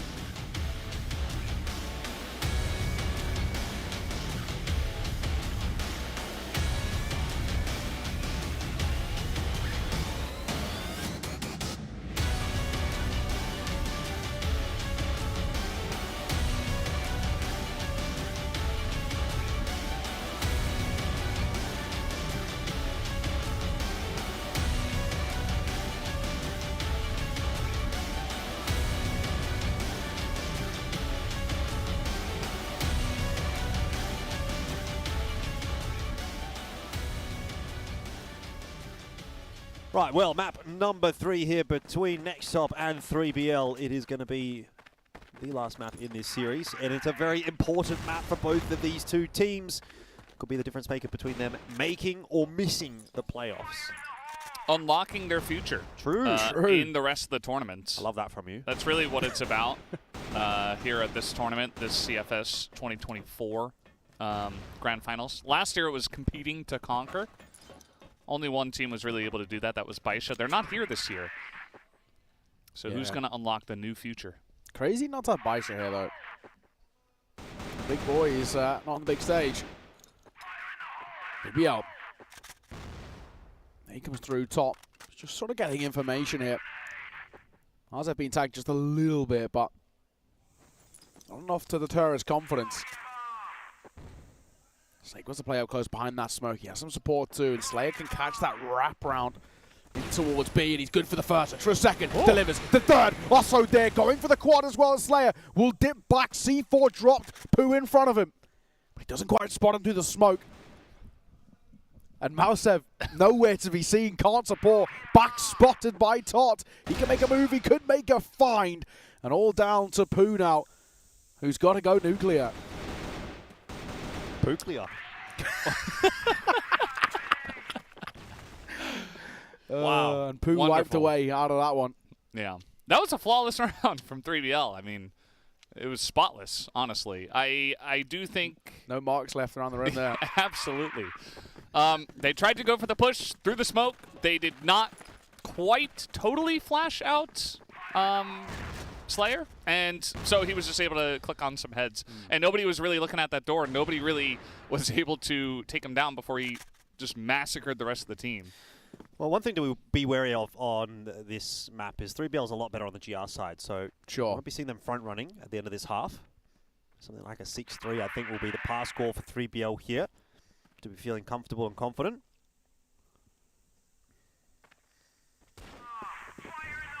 Do you see as well, a lot of teams in the West, LCK, on Knights, 3BL, they all like to, at some point, change up this tempo with this sort of deep mid control. It's not always exactly through, you know, container. They like to take a bit of pillage control, wrap in as well through. Not a long. They just sort of try and condition their opponent to a bit of a slower round in the early part of these games. They're going to go for a quick one, pop them through at some point. Information play here by Horus. He's had a lot of consistency actually for him. We kind of spoke about at the start of this series that he doesn't always put up the greatest numbers for 3BL. He's not always called upon, but so far, when he has been called upon, he's been delivering, especially sub-base. He was really the standout player in what was a bad performance by 3BL. He does love that position, Horus. That little jump spot. Seen him play that a lot domestically as well. It's good information gathering tool. Snake now. Solo in middle. Might need to call the backup of Horus, who's starting to come back across from the A side. They'll swing mid together. Flash is going to go over the top here from Snake. Doesn't over-aggress on the angle. Mouse is in fact trying to probe it, but Duel is going to go the way of 3BL. Horus there for a double, triple even, and Horus is fired up to start map 3. There it is. He's looking great, man. He's had a lot more opportunities than we usually see. I mean, we're normally calling on players like your Snakes or your Slayers to actually deliver in terms of kind of multi-frags, but it's great for Horus. Yeah, back-to-back, starts in towards map 1 and 2 with 3Ks in the opening round, and then already up to 3 off the back of the second. Here's what we spoke about, this mid-aggression. This is textbook 3BL. They like this. However, Pooh reacts well.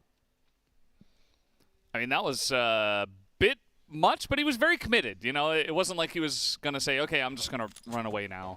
He could have gone up into the tower and dropped out, but just decided to fully commit. He was kind of on a solo mission there. First tap was insane, and he's able to make it 4v4 on this map, which I feel like generally should favor the Blacklist side if you're utilizing the middle of the map pretty well, but we haven't really seen much in terms of great executions from the side of NEXTTOP. Still early on this map, but definitely starting off slow like we saw on the side of Ankara. Pooh trying to entry here with the Alm. Let's see how this works out. Not going to hit the shot. That's another headshot, this time from Snake, as it has been clean. He's just going to pop out with the flash. There's another guy. Wait, guys. They're right next to each other. What are you doing? How has Botcute not even realized? His teammate just died. Hey, I don't think he knew where he was. Comms are not the strong suit for NEXTTOP. Where's 100%. the order? It's easily the weakest part of this team. Obviously the mechanics are super strong, but the calling or the communication is a real glaring issue for them. How is Botcute not reacting? His teammate has just died in front of him. Even if blind or not, he's got to know that he's somewhere there, and he's still tunnel vision in the completely wrong position. DBL 3-0 start. Very good for them. I mean, Jordan, you kind of touched on it. This is a very strong side for them, so we're expecting a lead here. Yeah. But it's good to see it in this sort of fashion. A lead we are getting. Yeah. And we're not really getting much aggression out of NEXTTOP either. I mean, it's been relatively slow. First round was a pretty standard, spawn push execution. It got totally cut off by the head, and after that, they've been just kind of floundering. They haven't had a big execution after that. They've been losing a lot of trades, and so not a lot of aggression, not a lot of answers here for NEXTTOP. And now just trying to dig another 1v1 here. That's going to be the first kill for Tot. He's very low, but I'm not sure that he's going to care all too much after getting the kill. 1 for 1 though, and a heavy presence on the B side of the map from 3BL does leave a bit of a gap in middle. Don't know that that's necessarily going to be exploited by NEXTTOP. They're, again, as we saw in Ankara, not the most decisive of teams. Snare posted here until it's long. He might be tested in a moment. Key. Not too far away. Takes a tag, dips away. And now he's got a bit of an awkward spot. He has Snake in for support, sure, but there's actually a real world in which long control of it towards A could have already been taken, and he needs to be careful. So on this repeat, I mean, it's quite a ballsy one that he goes for. Gets away with it. Because they don't decide to re-aggress. They're rotating back towards B. Mouse at first contact. How is he still alive? How is Slayer still alive? He gets tagged down twice, and it's falling apart. He is stuck here. Nade A lot of damage dealt on towards him, and it's a complete conclusion there before the matter of the fact. NEXTTOP finally going to get around, and that one was, again, it felt a little bit stronger than what we've seen for a while. It's kind of a weird one there. It was just a slow and steady, you know, peeling the layer of the onion kind of round. It wasn't fast. It was just, okay, let's just take consistent fights in Belong and see what happens. And they ended up winning a lot of those. So nicely done for NEXTTOP. They're going to get on the board. Still feeling like 3BL are relatively comfortable. I think that last round, a little bit of a fluke. And they can just try to go back to the standard play here.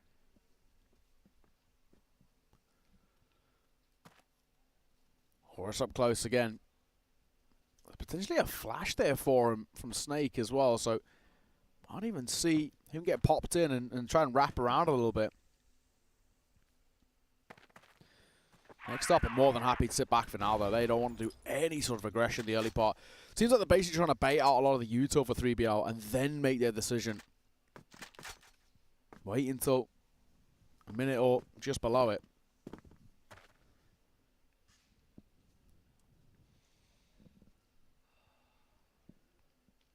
Well, util getting tossed in now for NEXTTOP in toward middle. Looks like it'll just be a push in through curve. Smoke off the left side, push the right side. Counter util. Not too bad there from 3BL, but the shots are even better. Oh my word.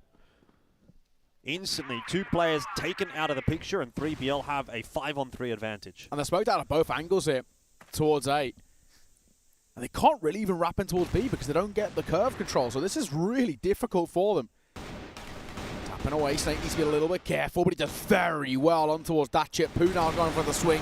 A lot of bodies to fight. This one which doesn't go in his favor, leaving Mousev with it all to do. 1 versus 5. This one's not getting off the ground. There is no two ways about it. Yeah. And again, this round is like, all right, let's hang around mid. Let's see what we can see. Uh-oh, we lost 2 guys. What do we do now? Yeah, and the weird thing thing doesn't really seem like there's a real plan. Yeah, because it's like, you know, let's hang around mid, and then we'll go after the util fades. And then they go one at a time, so it's not even like we're going into trade. Every single fight is isolated. Yeah. It's, again, you know, that they're needing a bit of order.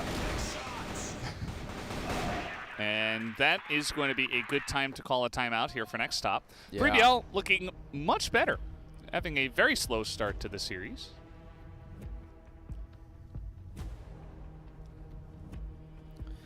What do you even say as NEXTTOP right now? Seeing this series slip away from you. Started so well. If you're the coach, are you just used to this, or are you frustrated with the lack of structure? It feels like. Do you know what the thing is? Yeah, you've got to be used to it. This is actually a really awkward spot for NEXTTOP because this, you know, after now this being our 3rd map of us casting them, we know that this is just what they're like. You can't teach this anymore. I mean, this you can't say midway through a game. Minute and a half, you're like, yeah, all right, exactly. let me teach you how to. let me teach you guys how to mid round. I mean, honestly, that is the issue for NEXTTOP. Their mid rounding is so poor. They don't understand about how to adapt. And this is what I kind of said. You know, at the end of map number 2, if things go wrong for Tot's asleep, all right, fair enough. Yeah. That's how easy this game is, it seems. But yeah, if things go wrong for 3BL, if Plan A doesn't work, they have Plan B, they have Plan C, they have contingencies, right? For NEXTTOP, if Plan A fails, they don't know what to do. They get so flustered. Hence why they go for these freezes. Hence why they really don't know how to react. And that's my issue with them right now. This is not something that you can sort of teach them in a minute and a half. So it's a fundamental issue that NEXTTOP have, and something that you only learn essentially through losing, really. When you lose the top-level teams or lose the teams who do have good systems and good fundamentals 100%. To back it up as well. So, yeah. Yeah, I think you're on the money, to be honest. I think it's generally a pretty endemic problem with the Vietnamese region as a whole. Like, I don't think that region has great macro play. Things go well when they're going well. And that's why we see high highs and really nice peaks from teams like Wolf Empire, even from ranking. But when things go wrong, the fundamentals, they don't really have the fundamentals to fall back on. So that's where it's starting to go wrong a little bit for NEXTTOP. And generally, teams like that can do very well in a best-of-1. What a shot. Yeah. I like that right off the back of the timeout. 3BL are like, all right, tempo's right back. Yeah. It's in our control, in our favor. Snare gets the first kill again. And also with 3BL, because they know that NEXTTOP are not doing anything for this first minute, They know they have free reign to actually be a little bit aggressive and try and take a little bit of control in the early round because they're not actually going to get punished for it. NEXTTOP are just sitting back. Yeah, there's no playing with the tempo like 3BL are probably used to. You know, teams like LCK will just kind of rush at you at least one round. Yes. Whereas NEXTTOP are like, oh, I don't know. I mean, even are teams we going to like, go? I'm not sure. Yeah, like TBI and Anubis and Lazarus, they will play some wildly quick crossfire, especially in the early rounds of Compound, and all of them pick it and play it. So at least, 3BL feel like it's a little bit more used to them. It seems like NEXTTOP, it's not. And actually, when it happens as well, the 2 times that we've seen 3BL get aggressive, it's really caught NEXTTOP off guard.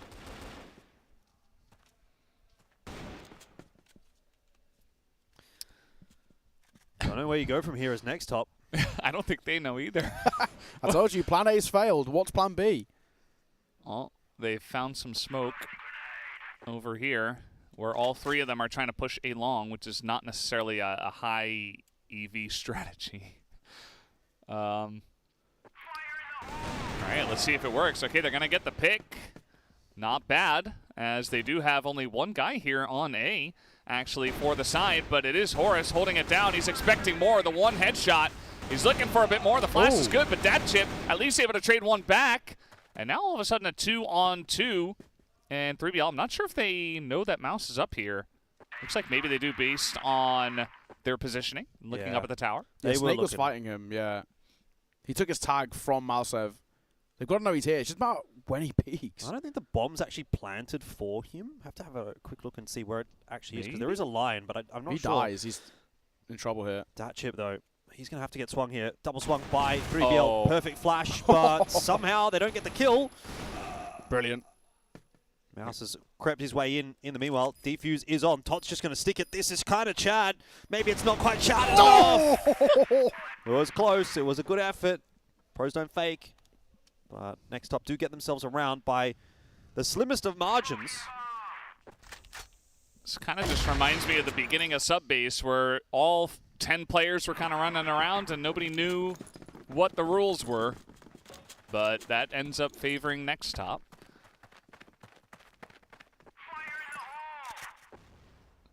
So now, once again, just going to sit back. And you see the 3BL are taking a lot of space. They've got, Horus back in his spot checking a room. They've got a couple of guys checking pillars. Nobody's going too far forward this time around, but it does feel like at least they're able to check all the boxes early on in the round, because NEXTTOP often does give a lot of room to start off. Horus. Once again, a little bit of a forward angle, which he obviously likes. Not spotted anything just yet, but he will get tested soon. Looks like Pooh's going to be the first point of contact, too. He's not exactly on a good map. He's 1 of 5 so far. Been a little rough for him, but does he pre-fire this? Well, no. Might have spotted Horus out. There's a flash that comes through. So well, Horus, 4-2.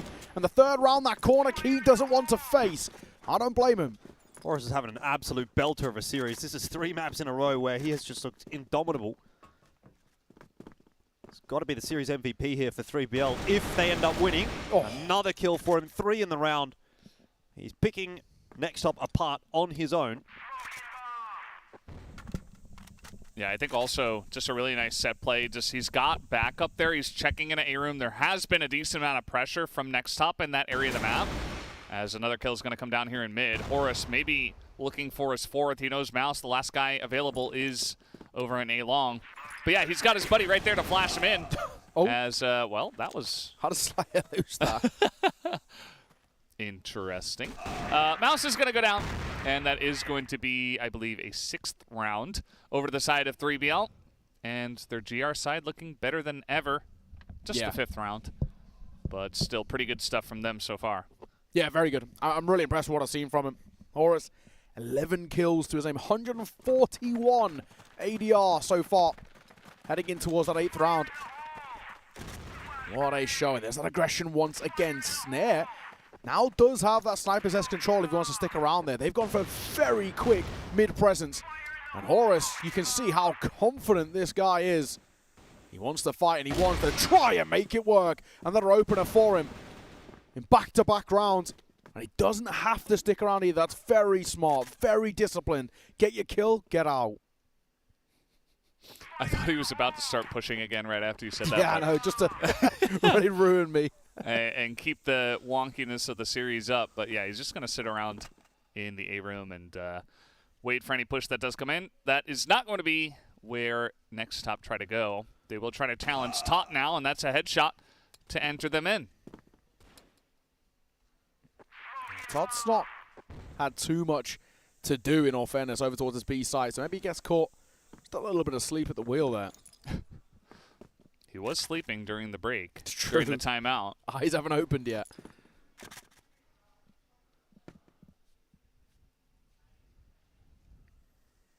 Bakute, remember last map, putting up 19 kills in 14 rounds, and then some later on.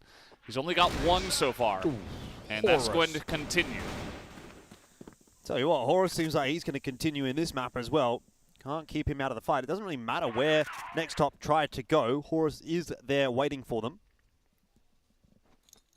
So he's got a pretty good read as well. There's a couple of players over towards B. This time, finally, Horus is going to be brought down in middle. 2 players on B. Solid setup still for 3BL. Oh, Slayer. Idea, head spotted, head found as well. Flash comes over, he avoids it for the most part, and does so well for the second. And a 1 versus 3 key. This one, surely not getting off the ground. The C4 is nowhere near him. Had to cross through the site, and that alone is a death trap. What a round by 3BL to put up 6 on the board. I mean, a 6-2 scoreline already is not bad at all. And it continues to be Horus having all of this form. Yep. 13-3. We were right about 6 at least. Can we get 7? Yeah, it's like the caster blessing rather than curse. Seemed like a foregone conclusion a little bit, just the way that this map has been going. Would not be surprised to see 7 in their favor at this point. Especially because, again, NEXTTOP not really doing a whole lot, you know? They're just trying to set it up. Maybe going to go a bit faster. Maybe they go back to that curve a little bit faster this time around. Some utility thrown in the door of A. A lot of damage onto Slayer, a bit onto Snake. Maybe an opportunity for them to go into B. This feels like a little bit more of a round, or at least is an idea early for NEXTTOP. However, what's the execution? Oy. Not good. A snare goes for 2. Oh! Head on a swivel as he's just picking them apart. Ace. Pooh is left with it all to do. And yeah, the ace is on there for the sniper. Snare's been incredible. Pooh gets seen off and caught by Slayer. What a round from him. What a half from 3BL. 7-2. Pooh just didn't want to give it to him. He saw the shots that were being hit. He thought, I'm not having a bar of that. He ran away. Yep. He was like, no, I'm not giving it to that guy. I don't care what happens in this one. But yeah, no, the flank was there. And NEXTTOP, you got to hope that they can punish 3BL on 3BL's BL side, right? This is their weaker side. They're still pretty good at it, though. So, and based on what we've seen so far, our predictions about Compound are coming true. And it's a little bit of icing on top with Horus performing this well. And I don't think we really predicted this, but 13-4, still very strong numbers. That's what you want to be seeing for sure. Let's just give it this first round in the second half before we draw any conclusions. I'm drawing them. I already am. He's got his notepad out. He's literally drawing them.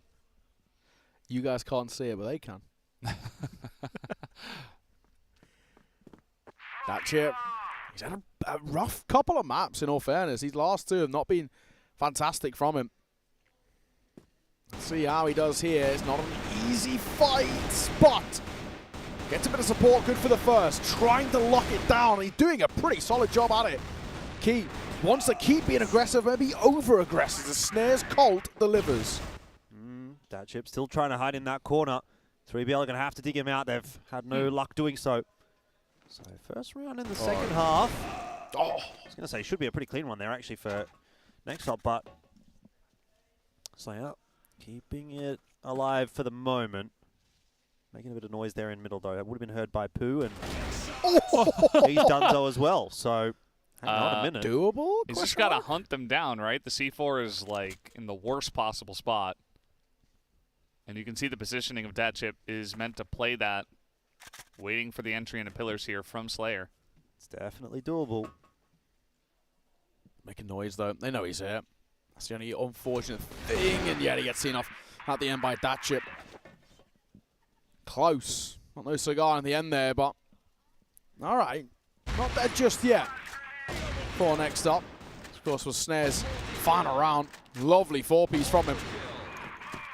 He did a bit of that in the second half.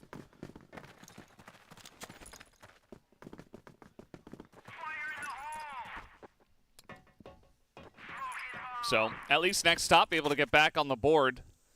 I do wonder if, you know, I've seen this before where one team goes extremely strong on the first half, but then they're totally missing on the second half, and both teams just really have a great GR side. Could happen if NEXTTOP are able to kind of sit back and rely on 3BL to make some mistakes and hit their shots. Datchip putting up some bigger numbers. Baku's still a bit missing, 2 and 10. Pooh as well, not having the same impact, but maybe, you know, when you're playing sniper on this map, definitely can feel a bit better from the GR side, even though there's not, you know, fantastic angles for snipers on this map. Nade should do a decent amount of damage to that chip, and it will. Second behind it as well. He's getting tagged up, and there's the wombo combo. All three. Horus once again coming alive for a great shot on towards Key. That's going to give them a lot of room towards being this still insurance policy of Slayer lurking in through mid. Can't get away with the same trick twice. 3BL dig it out, but quick rotation into the B side here from NEXTTOP, and 3BL haven't pulled the trigger on B yet. They've actually still got a lot of time. They can go back over to A if they want. Trying to toy with the rotations a little.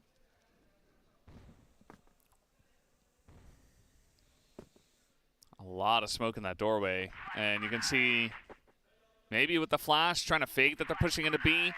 Yeah, bit of a rotation already coming out just into spawn from NEXTTOP. You can see that the rest of 3BL looking to group up in mid and perhaps challenge this. They are going to find one in the middle here, but Pooh, the timing, he's able to push out of a door, and nobody really is able to get him until the very end, making this a 2v2. There's really not a lot of time as well, just 20 seconds, and Baku makes it a 1v1. Mouse trying to challenge. Ooh. 15 seconds. Mouse. Gotta go. He's Yeah. got 14 seconds, just has to move.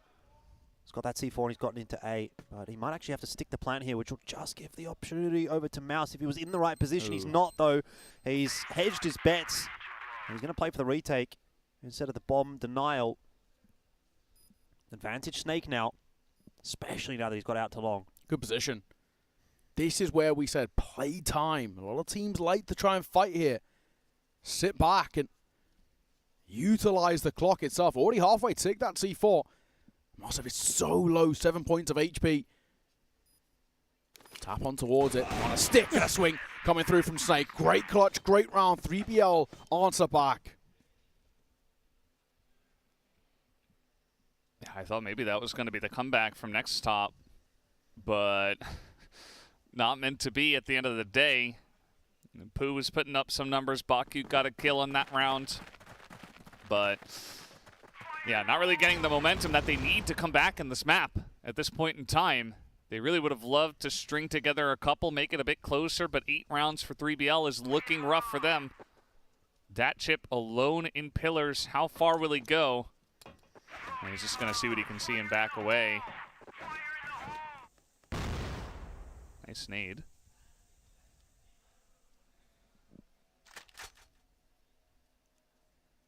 Pretty standard setup here for NEXTTOP.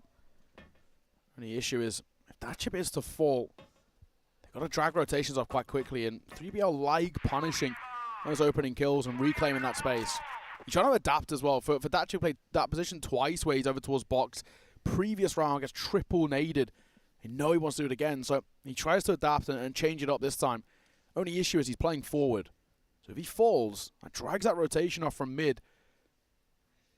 That's where the gaps can open up, and 3BL, they will punish.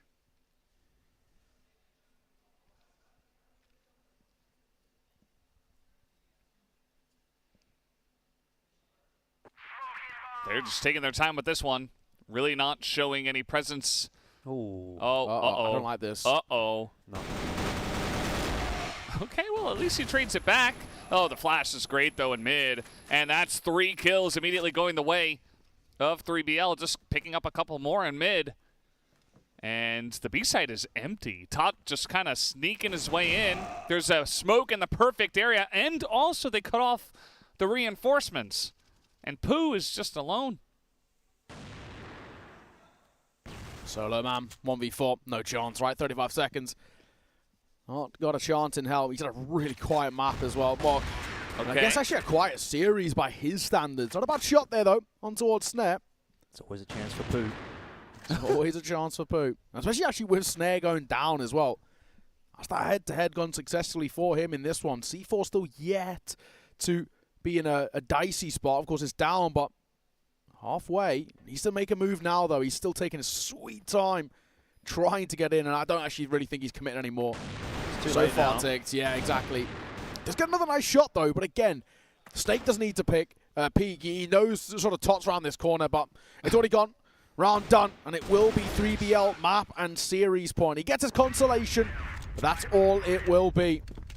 He just didn't give himself enough time at all for that retake. Yep.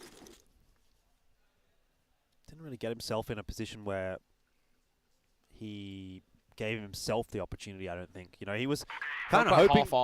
He was kind of hoping for a mistake from 3BL, and they're just not going to make it. Not going to make that. I don't really think any team at this tournament will, have that lack of discipline to really try and fight in a 1v3 like that. Well, push into mid from both sides. Snare will get the advantage. Ring round the roses there. Uh-oh. Snare maybe in a little bit of trouble, but actually he's able to flash himself out. He's just fine.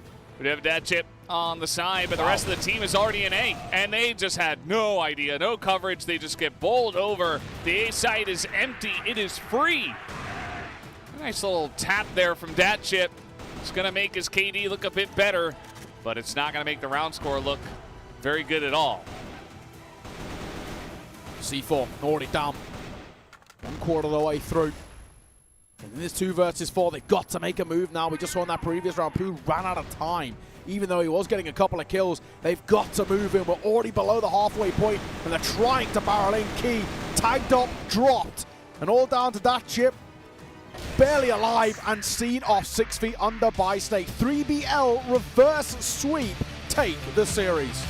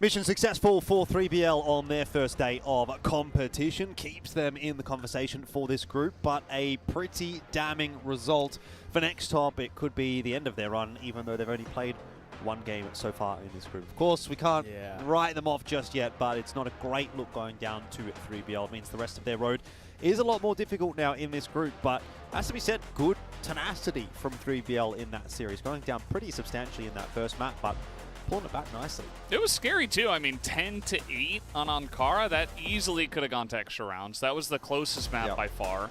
The other two, I think sub-base, 3BL were just really slow. And that's going to be a moment where NEXTTOP can, like, these teams will be a hands check for you. And it's like, well, we're not really playing our game. We're not playing well. We're not playing strategically. And neither are NEXTTOP. But at least they're able to run at us and outplay us. And I think 3BL were caught a bit off guard, but able to slow it down, able to control the map a lot better on the last two. And that's really what it came down to. I think that NEXTTOP are a good team, a decent team, but I don't think they're a team that's really going to be, you know, one of the top contenders. So I was surprised to see 3BL falter a bit, but at the end of the day, kind of the expected result to see them win. Just put that down to a slow start from 3BL.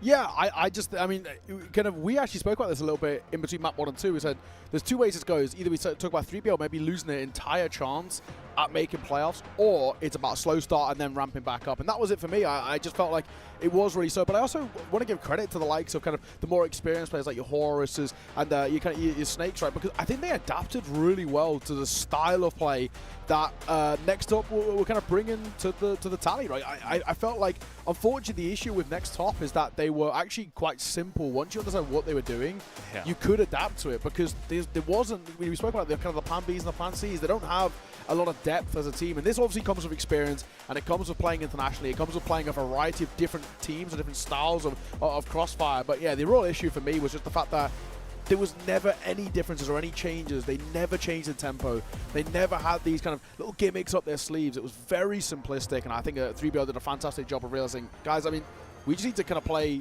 to counter them, and this will be fine. And they adapted very well. It does kind of hurt as well, NEXTTOP, that there wasn't really a situation where they had their players being able to go through the entire series and have a solid performance. Yes. So map 1, Pooh did pretty well. Map 2, you know, we saw some, Baku, and then Key was kind of the one driving the third map, but you didn't really have a situation like what we did for 3BL, where Horus was strong across the board, and then you had little cameos from the rest of the guys on 3BL. I mean, it was like consistent for them in terms of the way they play their CROSSFIRE, which, you know, in hindsight is not a good thing, but then inconsistent in terms of the players in the mechanics, and that's kind of the worst of both ways in a way. You know, you want to be adaptable in terms of your style of play, and you want to be able to get your stars playing all the time. Because, you know, even though he wasn't lights out, I think Snare still had consistent moments across all three maps. Maybe not as much in towards sub-base by his standards, but yeah, like you said, Horus, incredible. Not always the guy we look towards in the numbers department. Fantastic work from him.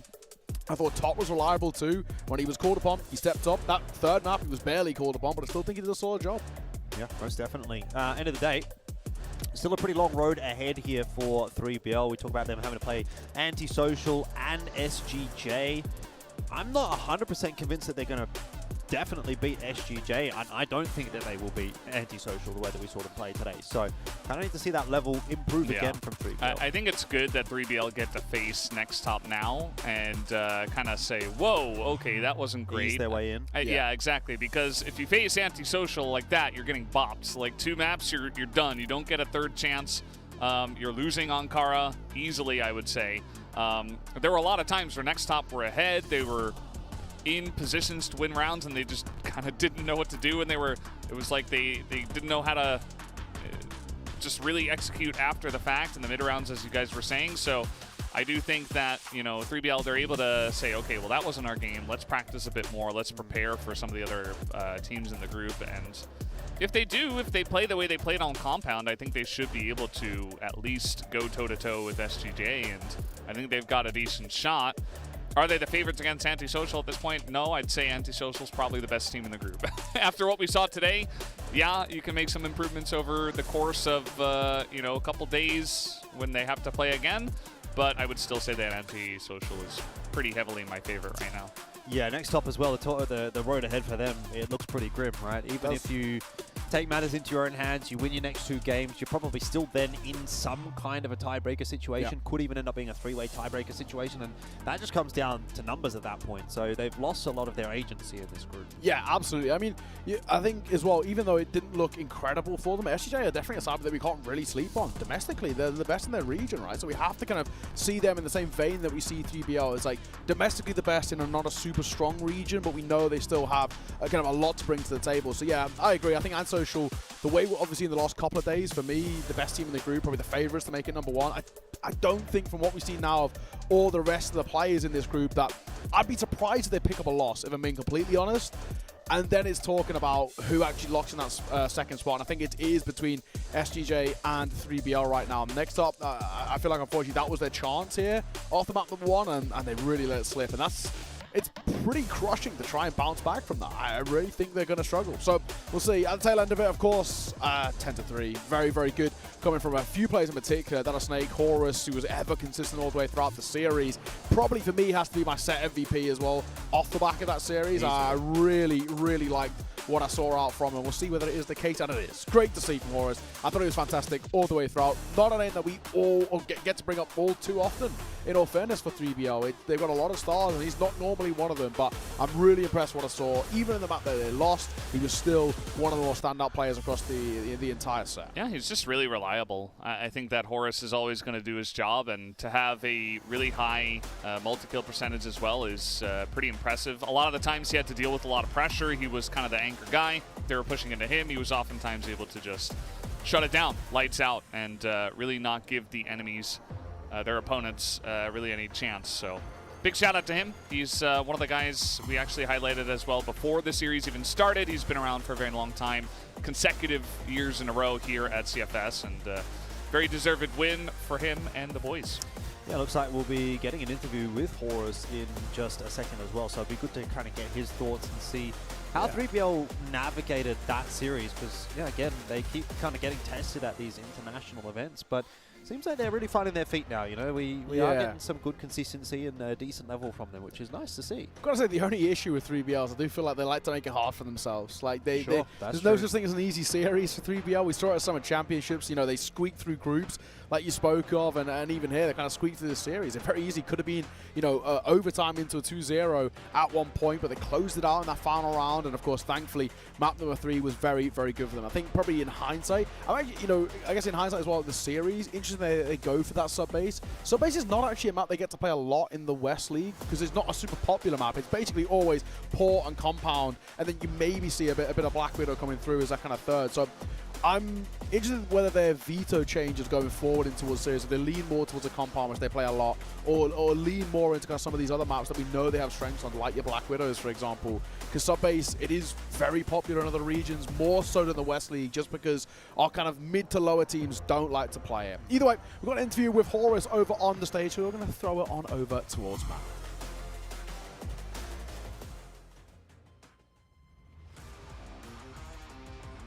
I have here on stage the MVP Horus and 3BL Esports with a win in their first match of the Grand Finals.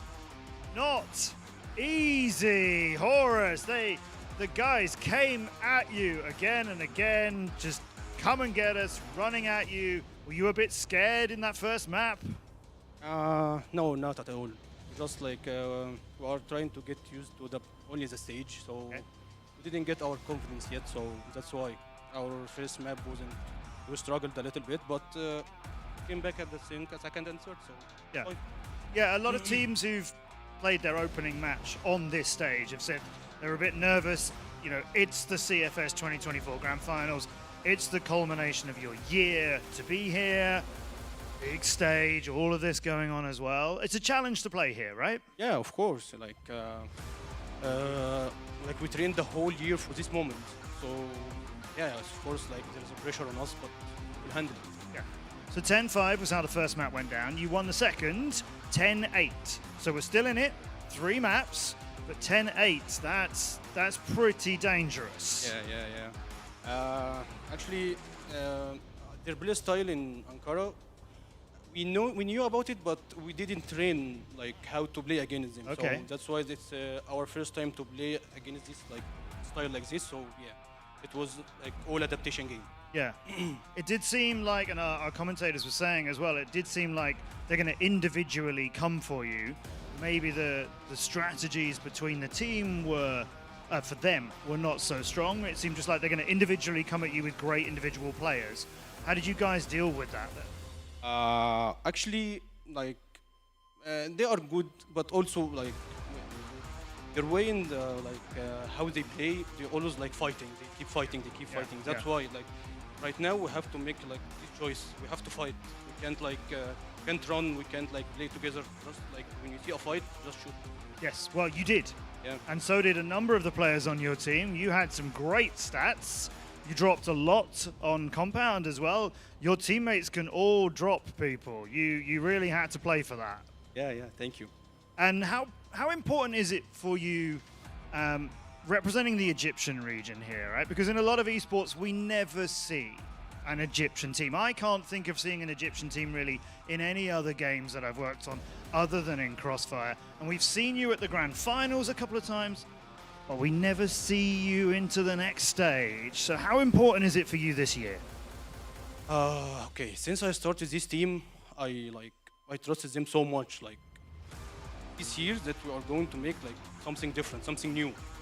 Like as you see, like in Vietnam, it's our first time like for all of us to be like from the top 4 in Vietnam. Yeah. So right now our goal, like be like 16 teams. No, now we will be like at least top 4 right now. Right. And like our goal right now, like to beat like how to go to like to beat the top 4, you know, to be in the top 2, even like the top 1. We are here to take this competition. You're here to take this competition. Yeah.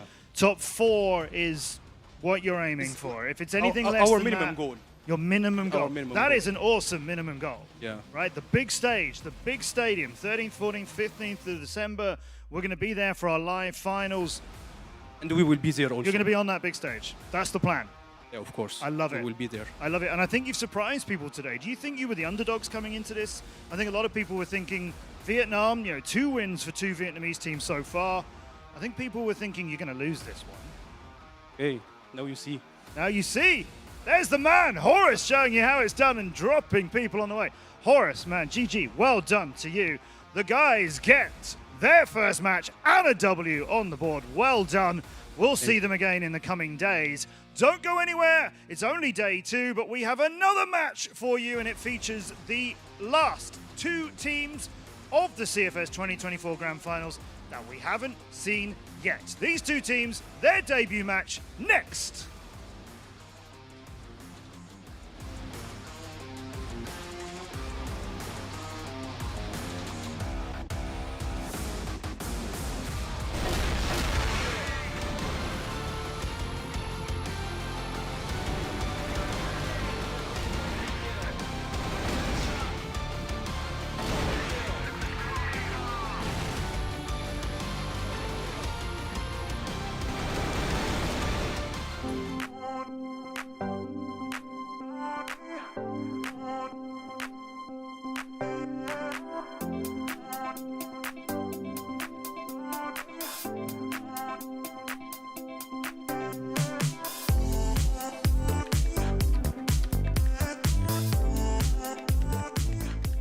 Meu nome é Vinícius, tenho 20 anos, meu nick é VNC, moro em Cabo Frio, Rio de Janeiro, e jogo no Vasco vai fazer 2 anos. Quando a gente chamou o Fefe pro time, a gente já tinha essa ambição de ser campeão da CFS, nosso foco total é lá. E a gente ganhou aí os 2 brasileiros agora, vamos jogar o Vietnã. E esse campeonato da Coreia também já deu pra ver que o nosso nível tá alto, dá pra ganhar dos caras tranquilo. E é isso, chegar no final do ano ali na CFS e vamos ganhar dos caras. Eu acho que o melhor momento da minha vida tá sendo agora, 2024, e foi 2023 também. Acho que é o meu auge da minha carreira, onde eu tô me sentindo muito bem jogando aqui com os moleques do Vasco.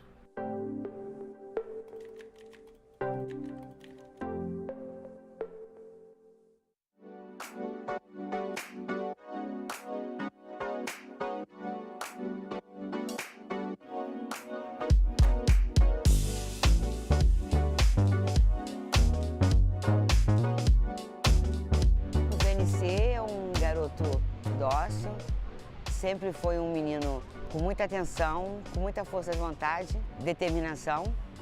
Ele começou a dar um pouco de preocupação por ficar trancado muito tempo dentro do ambiente com o computador, até que nós fomos ver que era jogo. Ver um moleque fazendo o que ele gosta, né? Ganhando o dinheirinho dele, escolheu a profissão, sempre botando na cabeça dele que é uma carreira muito rápida, né? Tem que investir o dinheiro que ganha em alguma coisa, que é o que ele já fez. Torce bastante, vibra, onde ele estiver, sempre vou estar junto. Pô, ele comia jogo, só computador. Dormia em computador o dia inteiro, a noite toda, saía, chegava e tal.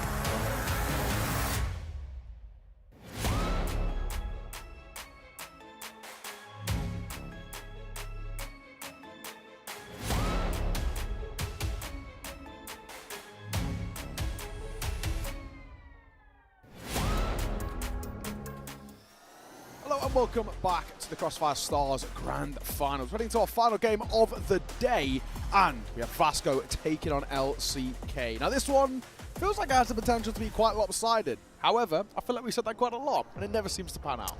You know, there's been some surprises. Yeah, I think we just cast, right, the sub base between 3BL and NEXTTOP, and it did not go according to plan. I guess for NEXTTOP, they were feeling pretty good. But yeah, there have been some surprises. 3BL eventually won that. I think that by the end of this, Vasco should be the favorites. They should win this, but could be a close one. I think if LCK play to their top level, they could give a nice little performance, a nice little opposition to Vasco. Still favoring the Brazilian team, though. Speaking of feeling good, Bench, how are you feeling? The mood of the day really makes you feel like, can the top dogs survive? I mean, sure, the first 3 matches, almost every one of them went to 2-1 except the very first one. And now we go into Vasco versus LCK. Can the underdog finally come out on top? Is going to be my question, I believe. And even in that Swarm game, I really think Swarm played quite well. This is the best team, arguably, in the world at the moment coming in towards the tournament, off the back of the Summer Championships, taking down the AG. I mean, Wolf Empire were kind of one of the favorites, and it wasn't exactly an easy, smooth run there. So maybe LCK do have a chance, and they do have the players as well to be able to go head-to-head in terms of mechanical ability, but I think maybe in the similar way that we saw in our previous game, it might be about the depths of the strategy maybe. That's something Vasco have a very good understanding of, especially playing in such a good scene. Yeah, I would say that this next match is going to have a much higher level playing field in terms of the strategies, the execution we see, especially with the Brazilian teams that come in. They love the executions and making sure that they have a lot of different defaults, a lot of different plans when it does come down to many different scenarios. So I'm expecting a lot from them. Can LCK match that level of play? I think that as a whole, the Brazilian region is stronger, and LCK did go down to 3BL, who also had a very slow start here in their own region. So I think there's definitely work to be done for LCK, and really that's the story for me. Like Vasco, the big favorites, but LCK, we've seen a lot of potential from them in their region. Can they do it here on the big stage? I'm not so sure. Yeah, it's true. And I think as well with how this group is, if LCK want a chance, they've got to take down one of the big hitters. But Vasco feels like arguably one of the favorites as well. So it's a really tough predicament that LCK are in. They can't afford to lose this, but in a weird way, they can't expect themselves to win it because it would be such a big upset. And we were just talking about this a little bit earlier during the downtime. Sorry about that. But LCK, for them to push themselves out of the group stages, they need to at least take a map away from Vasco because the opponents they have to face in the future days are tougher than Vasco. I'll tell you that for sure. Yeah, this could be really, really interesting. What do you think the win conditions are for LCK? If they want a chance to pull off an upset here, how would they going to go about doing this? So, 2 factors. One, I believe their order, basically the IGL Flex, he switches between the ARM and the rifle oftentimes, and I think the very first condition is for him to hit his ARM shots. Sure. Because on the path to Grand Finals for UMENA, it didn't work out for him all that much. So if he does hit it, he can do it. And the second condition will be, can MG hit it? Time to meet the last 2 teams who've qualified for the CFS 2024 Grand Finals. Let's find out who's coming to the stage.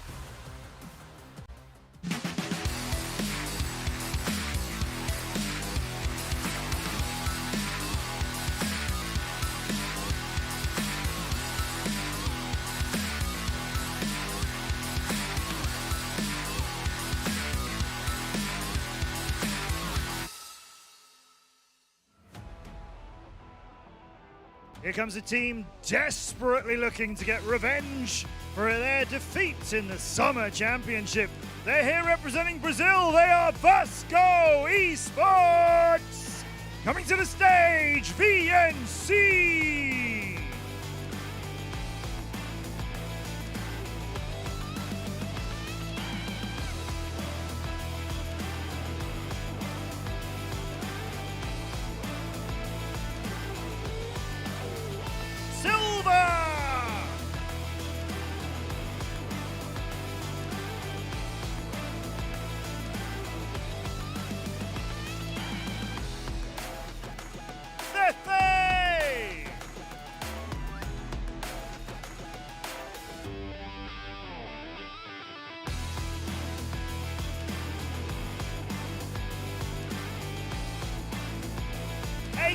NEXTTOP.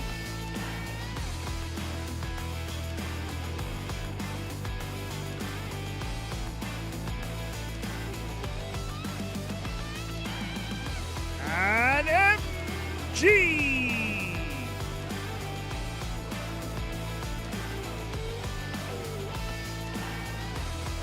And now a team well known in the EU MENA region, their second year on our stage, trying to reach the top.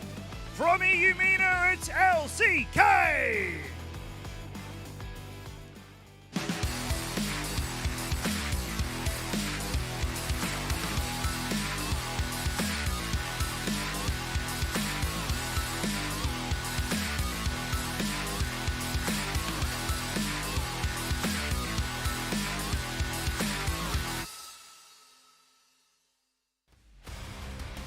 Let's welcome Spoxy!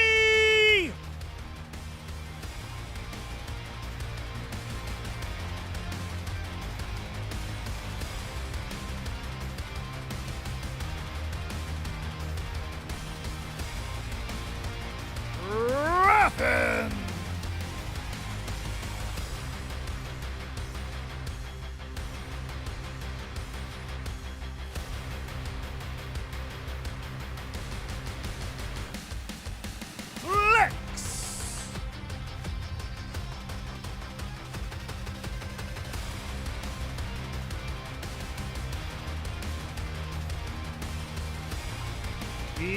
Zane!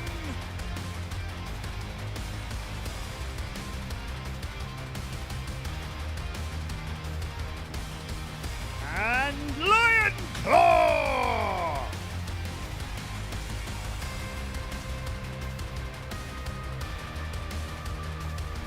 Both teams are ready.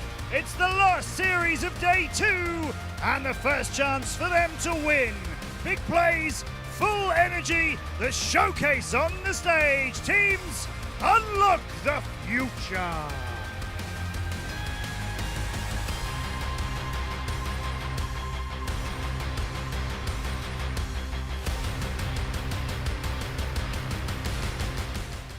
Both of these teams hoping to unlock the future of a big win to kickstart their campaigns, but it does feel like a big task for LCK. We'll start by talking things about Vasco a little bit. There's a lot of talent on this team. This is a side who, some would argue, overperformed the Summer Championship. With the best team out from Brazil's Imperial had their woes. Do you think they can back it up in sort of back-to-back tournaments?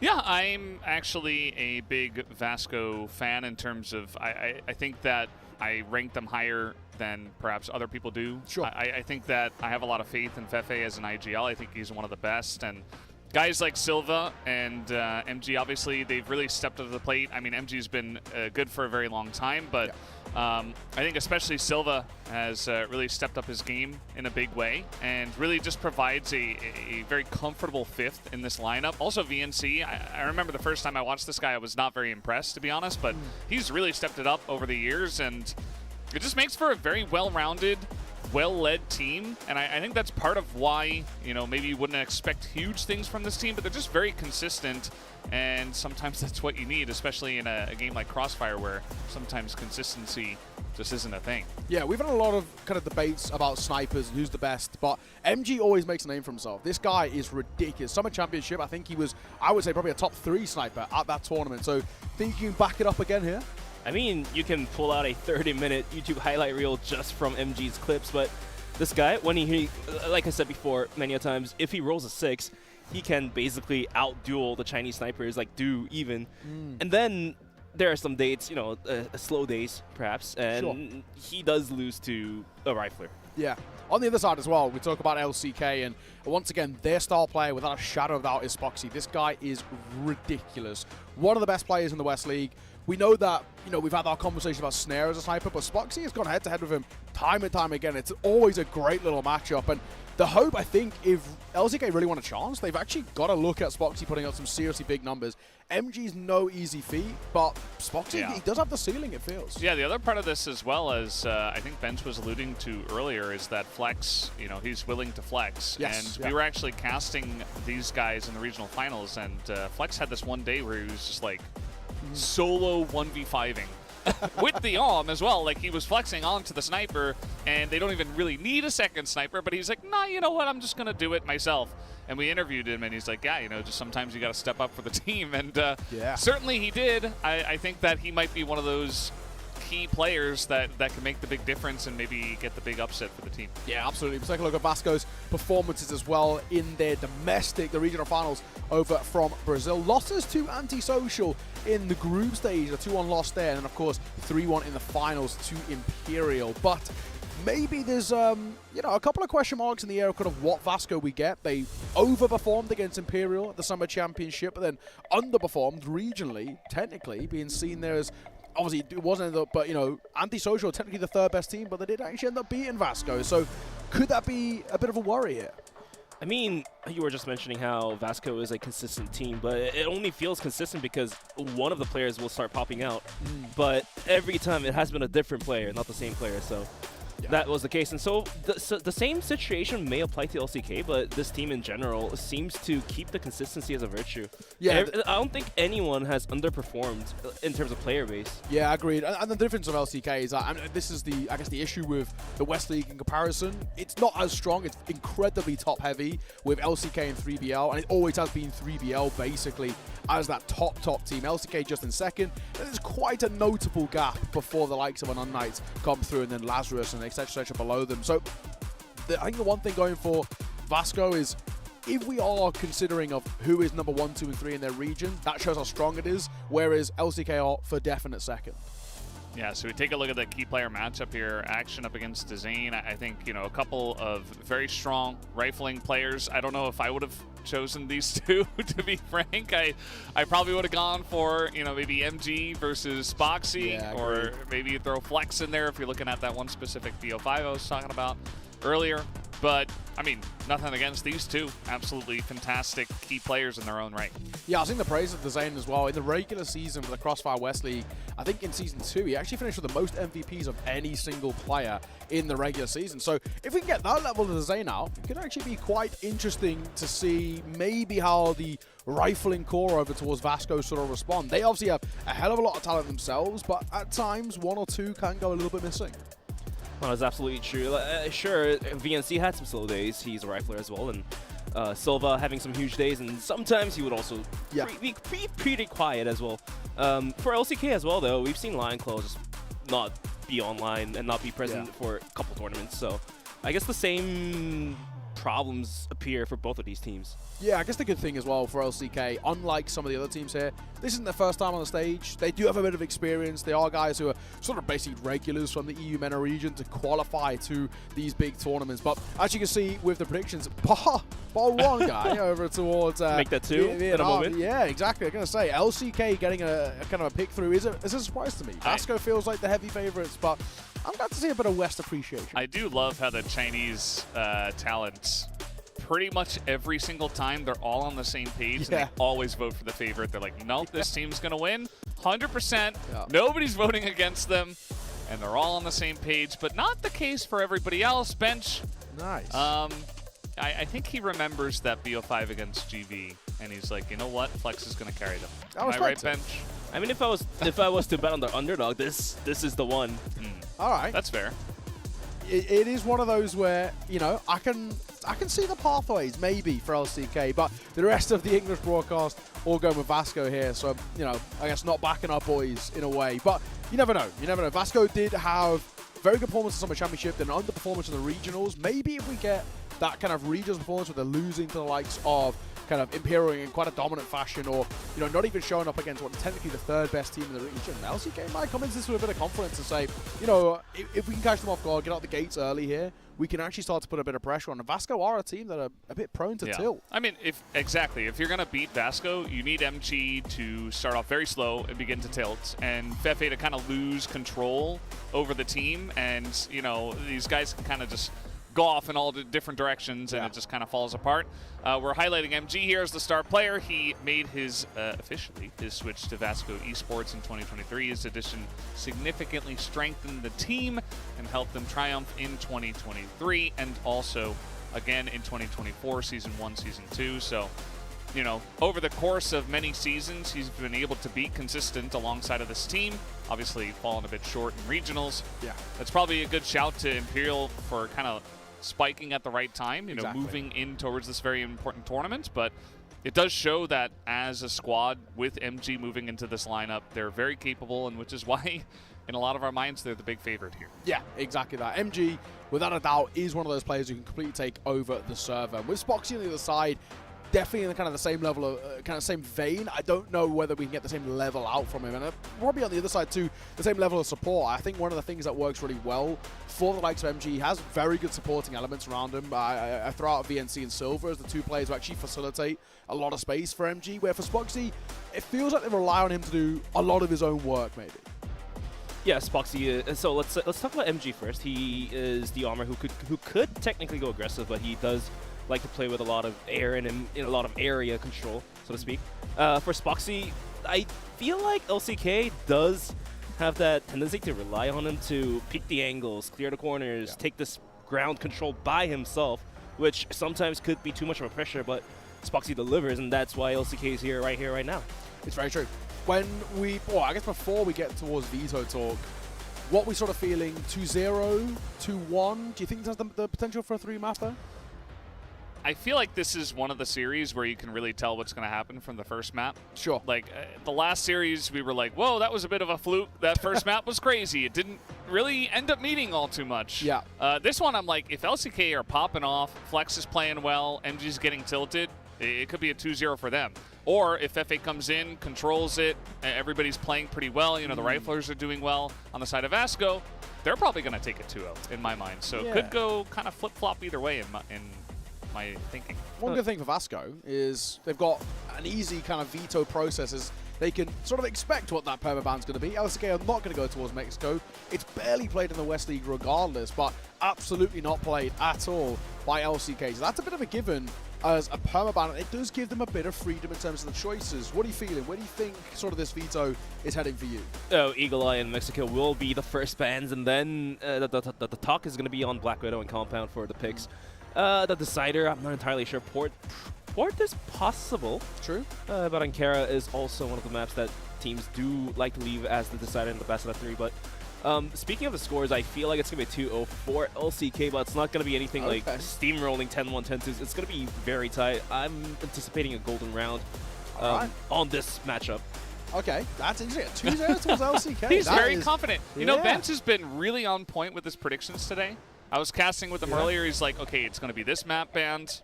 It gets banned. Okay, this map banned. And he like called the entire map ban pick, and then now I'm like kind of second guessing myself with the LCK thing. I'm like, I don't know, maybe he's right. Yeah, one thing I will throw out there, that we could see the potential of a sub base for Vasco. This is a map in which statistically wasn't like played a lot by them going into the Summer Championship. They picked it a hell of a lot though. They were really confident on it on LAN in Vietnam, and it's a map in which they really kind of like riled themselves up on quite a lot. So even though statistically it's quite even, they might actually feel the confidence and say, hey, we're sort of better basically than LCK, and I back ourselves on this. So at least I think for MG it feels that they got a few more options of where this veto is ahead because LCK have got that permaban. Yeah, I mean, Subbase is definitely a map that Vasco could play, but I don't think they want to go pick it as the first map to be played. Decider is definitely a thing, because here's the thing. MG, Sniper, Subbase is not the map for him to get warmed up. Sure. And Subbase is definitely more of a rifler-heavy type of map where action pops, of Silva pops, of VNC somehow crawls into vents and kills 3. It's that type of map, not where MG could shine. So if, as a team, Vasco, if they want to give some time for MG to get warmed up, you know, get into the lobby, I don't think they're going to vote for Subbase as the very first map to go with. Okay. Well, we do have a little bit of a tech issue as well before we get this show on the road. So I guess a little bit more time to discuss sort of what's going on. It seems like a hardware issue. I think it's a tier 3. Yeah, this might be it's like a tier 2.5. 2.5. He's still sitting down, but he has his headset on too. Yeah, maybe it's a tier 1.5, but because the 0.5 there's is so many admins. Yeah, there's like 8 people over there. If bench just comes a little bit this way, right? You guys can see there's quite a few people. Look at that. There's the more he leaves, the more admins come into view shot. So I'm sitting right here to cover the vision so you guys can you guys don't have to worry too much about the situation. But yeah, it's not looking too great, but it should be solved any moment soon here. Yeah, you hope. And it seems on LCK's side, they seem, I say fine. There's a few admins over there as well. So LCK is chilling. It could be double trouble. Who knows? But we'll wait and see. Hopefully, it doesn't take too long to get these issues fixed and resolved and get this show on the road. With a tech issue, though, you know, I've always seen times where teams are really starting to rile yourselves up. You try to get kind of in the headspace, zoned in, and then you hit a tech issue before the game starts, and it is kind of hard to stay locked in, and you don't want to kind of, at the other side, get sort of fatigued from staying too locked in. I think it can be very tilting as well. You know, sure. you want to come in, you want to play your game, and then all of a sudden it's like, well, it's not working again. Oh, you're having all these issues. You're kind of getting thrown off your game. You're not able to focus on just the crossfire. You're thinking about, oh, well, why doesn't my keyboard work? Is it going to stop working in the middle of the game? You know, in the back of your mind. All these little second-guessing thoughts that can be stuck there. So hopefully they get it figured out. I think it's better that it happens now and not in the middle of the game or like a middle of the rounds. And you're just like, whoa, now I just have zero confidence in my mouse or whatever it is. So, yeah, hopefully we can just get it resolved and get into the game. Yeah. Well, I'll map change ban pick I'm very curious about. I'll change the thought process for now, and I'll steer away from Crossfire. For you guys, is this your first time in Hangzhou? I was actually here in 2012. 2012? What were you doing in 2012? I was doing a different tournament. It was one of my first esports tournaments, 12 years ago. Different game. What game was that? Just a different one. Definitely not FPS. Not Crossfire and not FPS, Fair enough. And for me, it's my first time in Hangzhou. First time in China, actually. It's first time in China? Okay. Yeah. I've been to far? Vietnam, I've been to Thailand, but I have never been to China. Yeah, how are you liking it so far? So far, absolutely lovely. The weather is great. A lot of places I haven't been to. So apparently our hotel guide was telling us to visit the West Lake in Hangzhou. It's very beautiful. However, we are gonna have to cast the game, so we don't get a chance. But we do have a day off on the 12th. On the 12th, the day before the. You guys know the day, the exact date. You're we checked it out. So absolutely excited to go sightsee a little bit. Yeah, I did see as some well new places on the plane over on the screens when we were kind of landing. It was showing me a few things of what to try, and they've got some sort of attraction which is like these.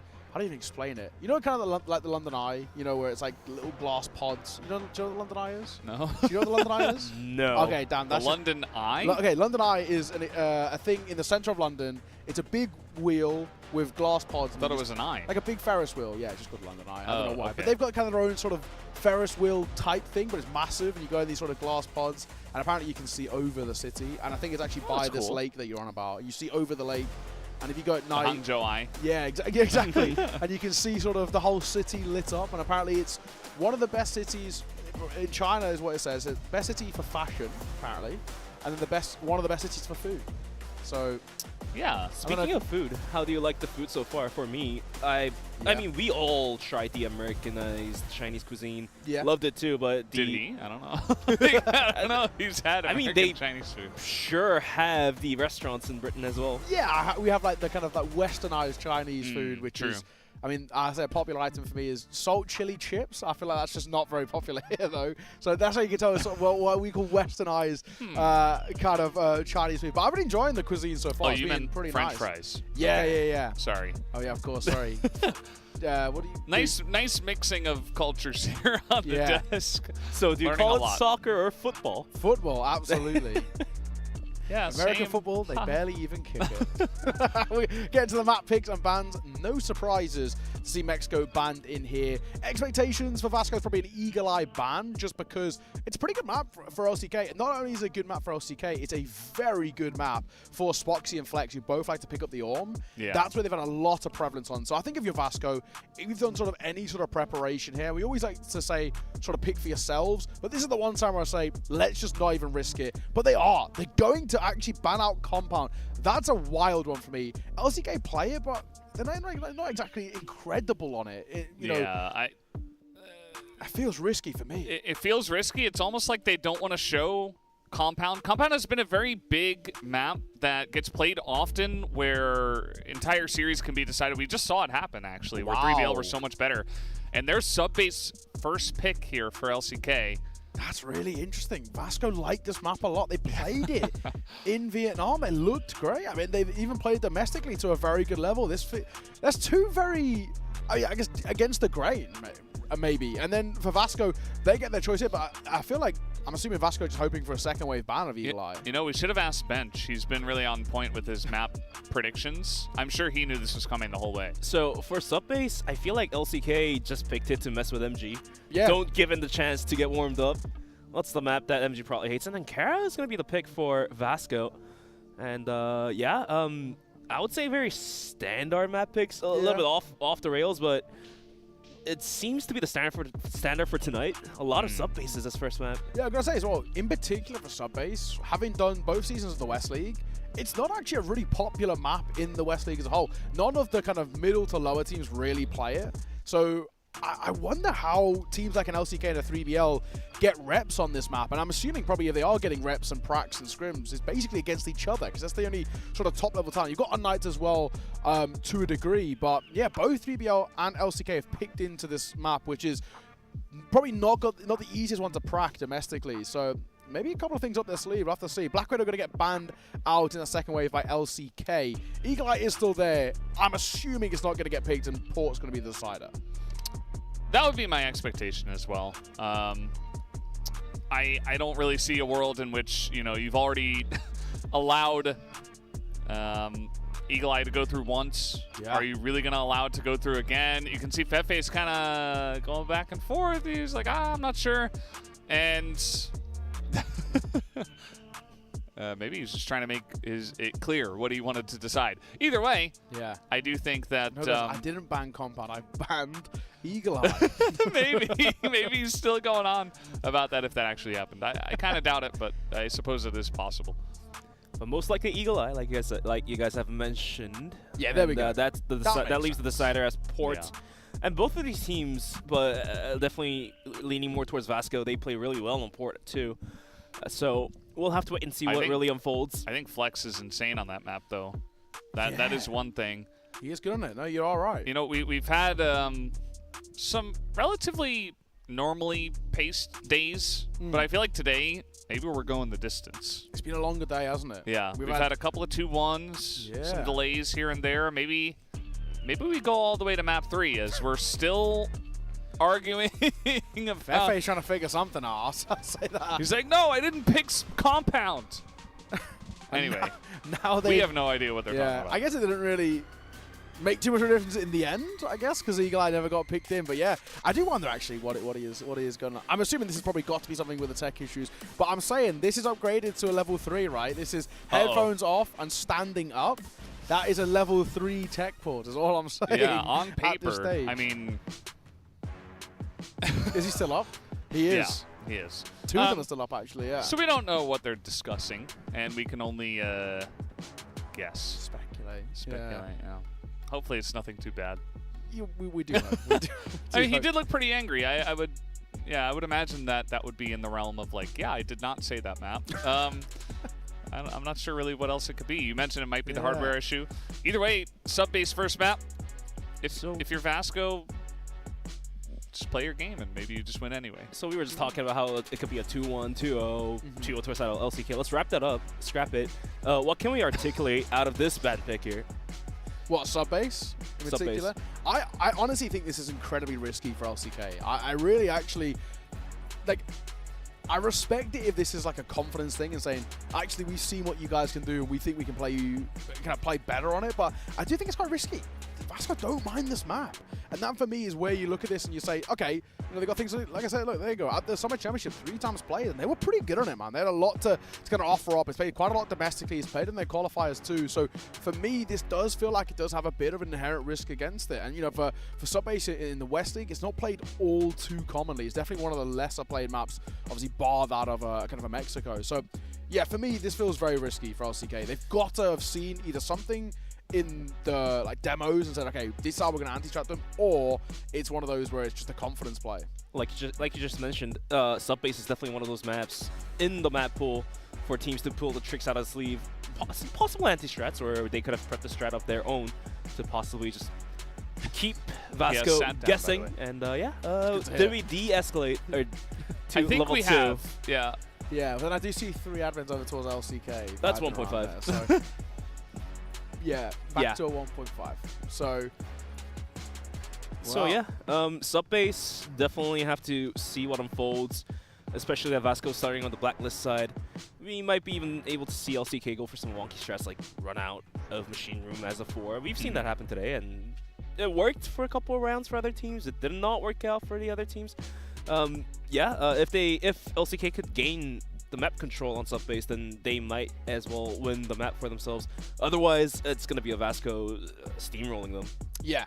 How are you feeling now that we've seen the veto? What do you think? You know, I think we were both sort of leading maybe 2-0 Vasco at the start. Yeah. At least I was. What are you feeling now? No, yeah, at the beginning I was like, okay, I predicted Vasco. I think that they are the favorites coming just on paper.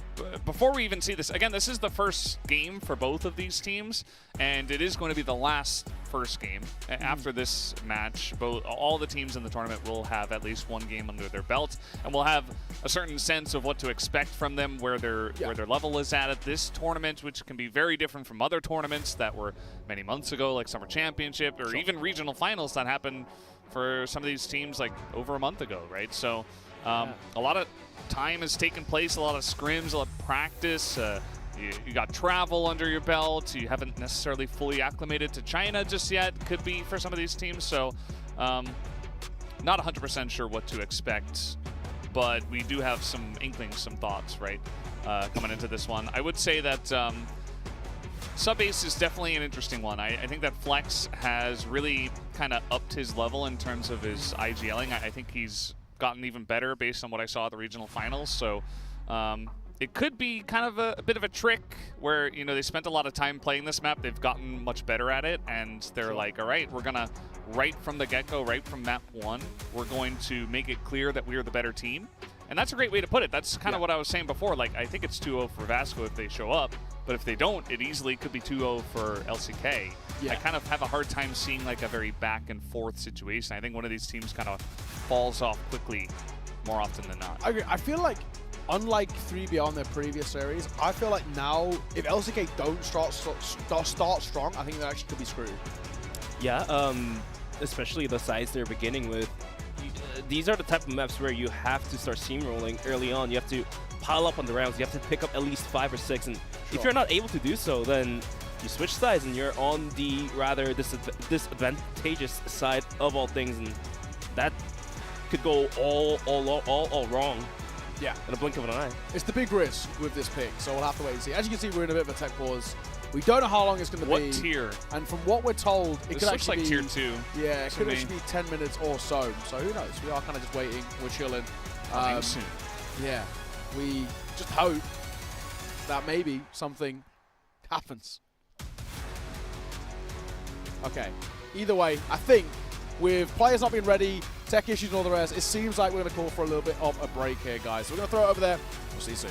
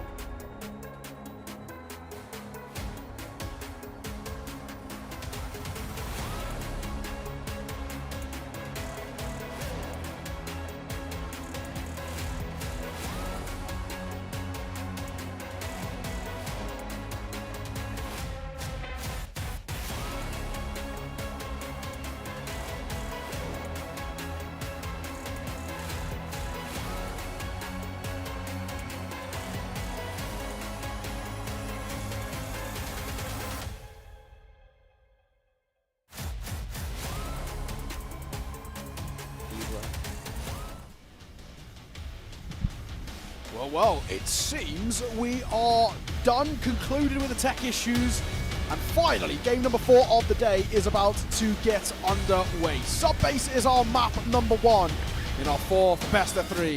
It's Vasco taking on LCK.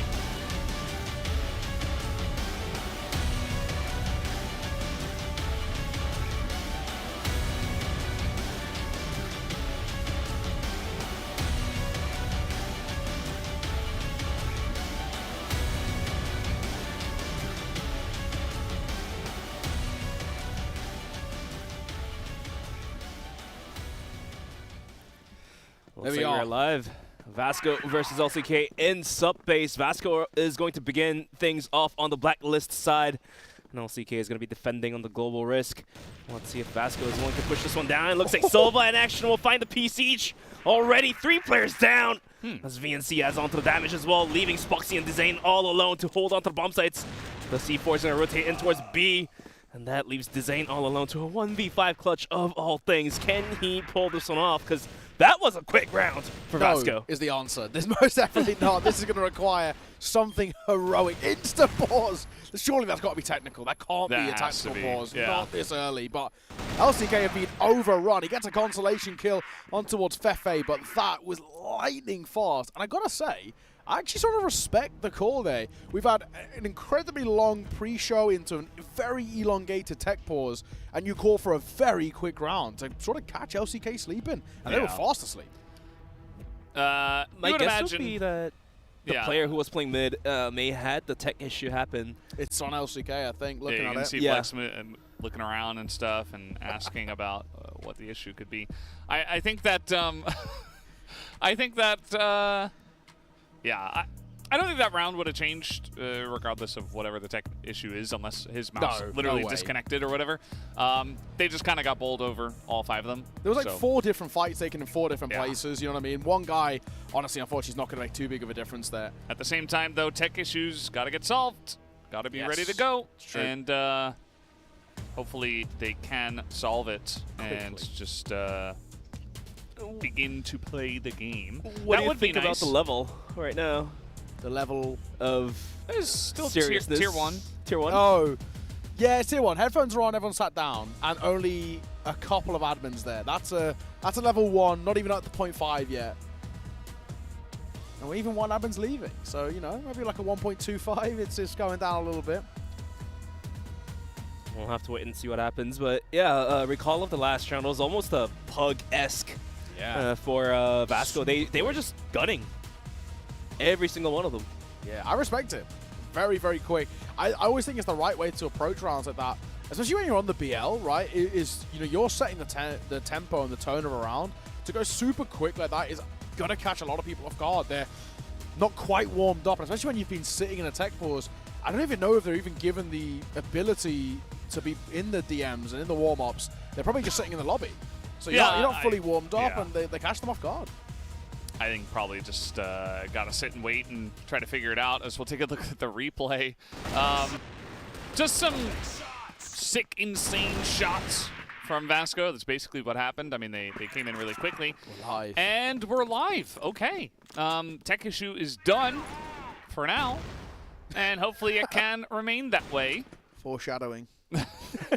Not so subtle. Yeah. Well, the caster voodoo might clean. come true. Mostly clean, I'd say.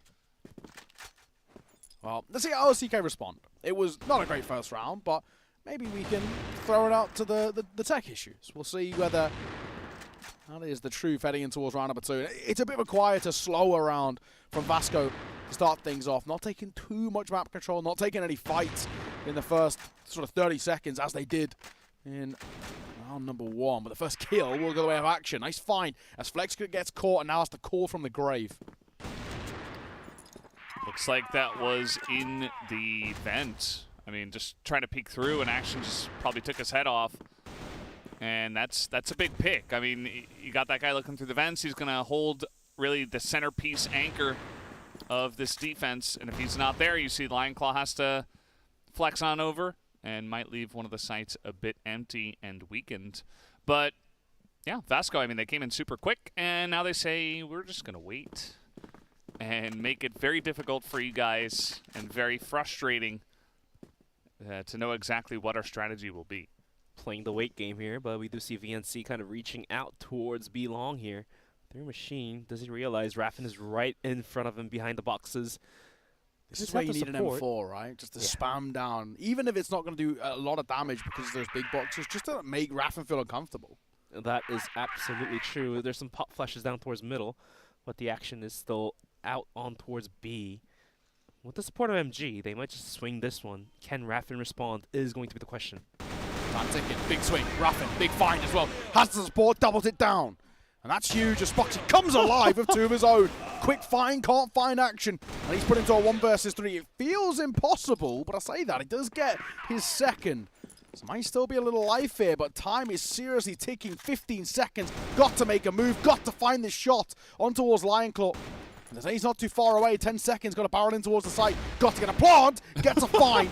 Has given himself a chance, will get that C4 down. Just enough time. And Dezane thrust into a 1 versus 1. He's looking to find ahead, but just about Dezane delivers. Disaster almost struck for LCK. I mean, action picking up 5 kills already. Almost got the 6 and the clutch.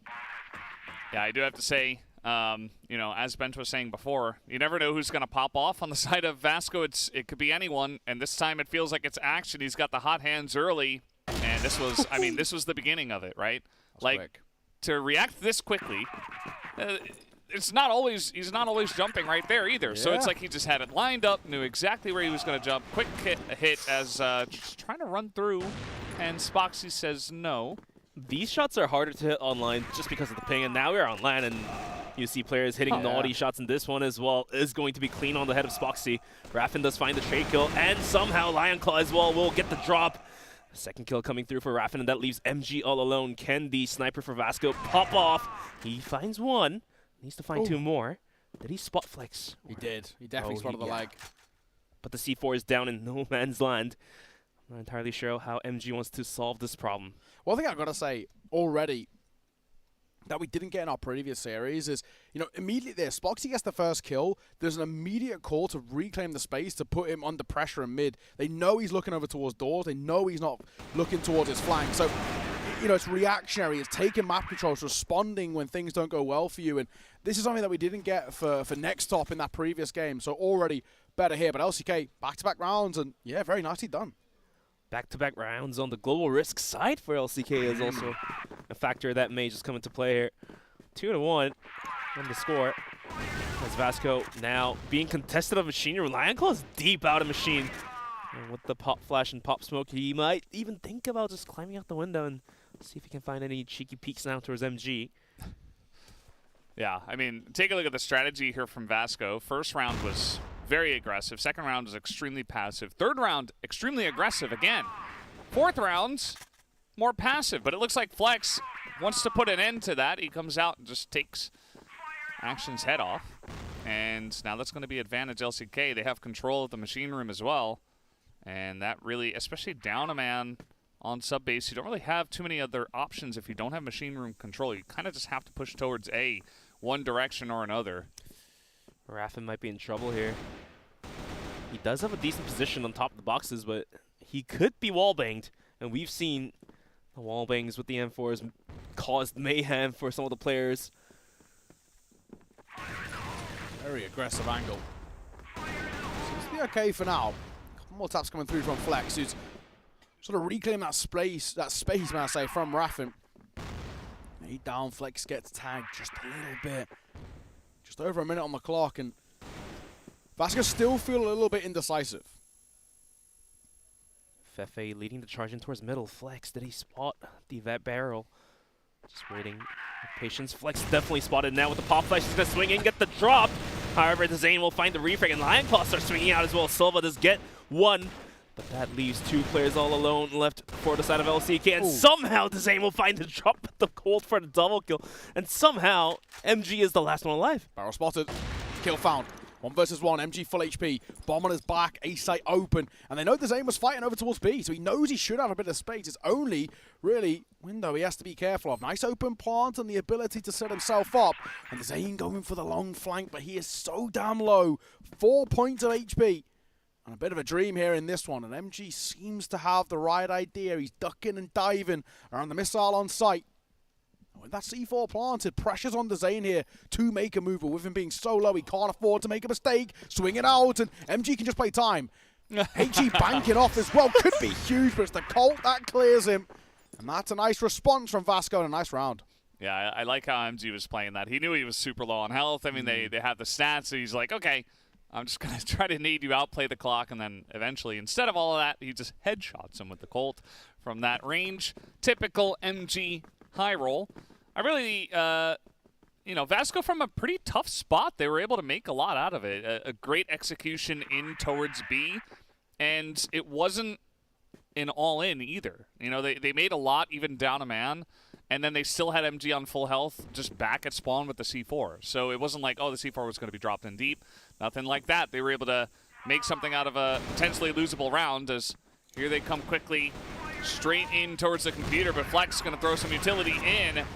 And will Vasco commit to this? A lot of answers from the side of LCK already. Trying to peek corners now with the M4s, and that's going to push Vasco a little bit back. But they're regrouping. Definitely is not giving away. Mid control is going to be LCK. And now the pod shots through the smoke is going to drop Flex with a headshot. Interesting choice there by Flex, by the way. Absolutely. Open swing, no support, no util, as he goes dry in towards mid, a position they know they've lost. This is the Zane very, very exposed, and yeah, down he goes. LCK feel like they're being completely caught off guard by the slightly quicker play out from Vasco here. Raffen still responds with one of his own, but the numbers favor Vasco. And that C4 down, Action's holding for the flank, and it feels like it should be a kill. Look right, he doesn't. Oh my, Action completely overlooks that spot, but the C4 still ticking quite nicely. Time is of the essence for LCK as they want to barrel in towards the site. Fefe holding over towards the stairs as all three make their way down their spot. Can't even get the first though. So maybe a chance for LCK, but time is ticking. They've got to go now. Shot from Lion Claw. Exquisite. Leaves it all down to VNC and the C4. It's not even planted for him, but he gets a tap. And that could be enough. Time too far gone. LCK don't have a chance. And it will be Sparksy who gets just a consolation kill. Vasco play the time perfectly. And even though LCK did lose back-to-back rounds, it did always, every single time, come down to the wire to a 1v1, to a 2v1. That last round had to be VNC clutching it up. Just crouch peeking to the C4, getting the defuser. However, LCK almost made it happen, so big props to them, and they're definitely matching up to that of Vasco right now.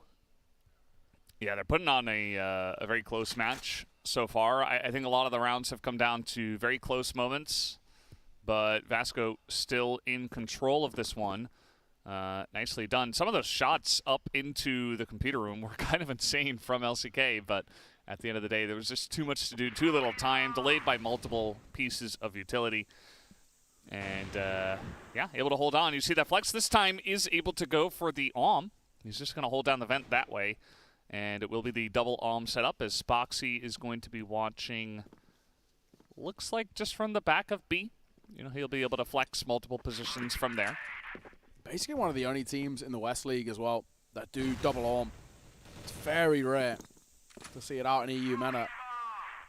Not as rare in other scenes, especially in China, but you know, LCK trying to make that difference with him. Flex is very prolific when he wants to get going, and he kind of needs to. 1 and 4 so far.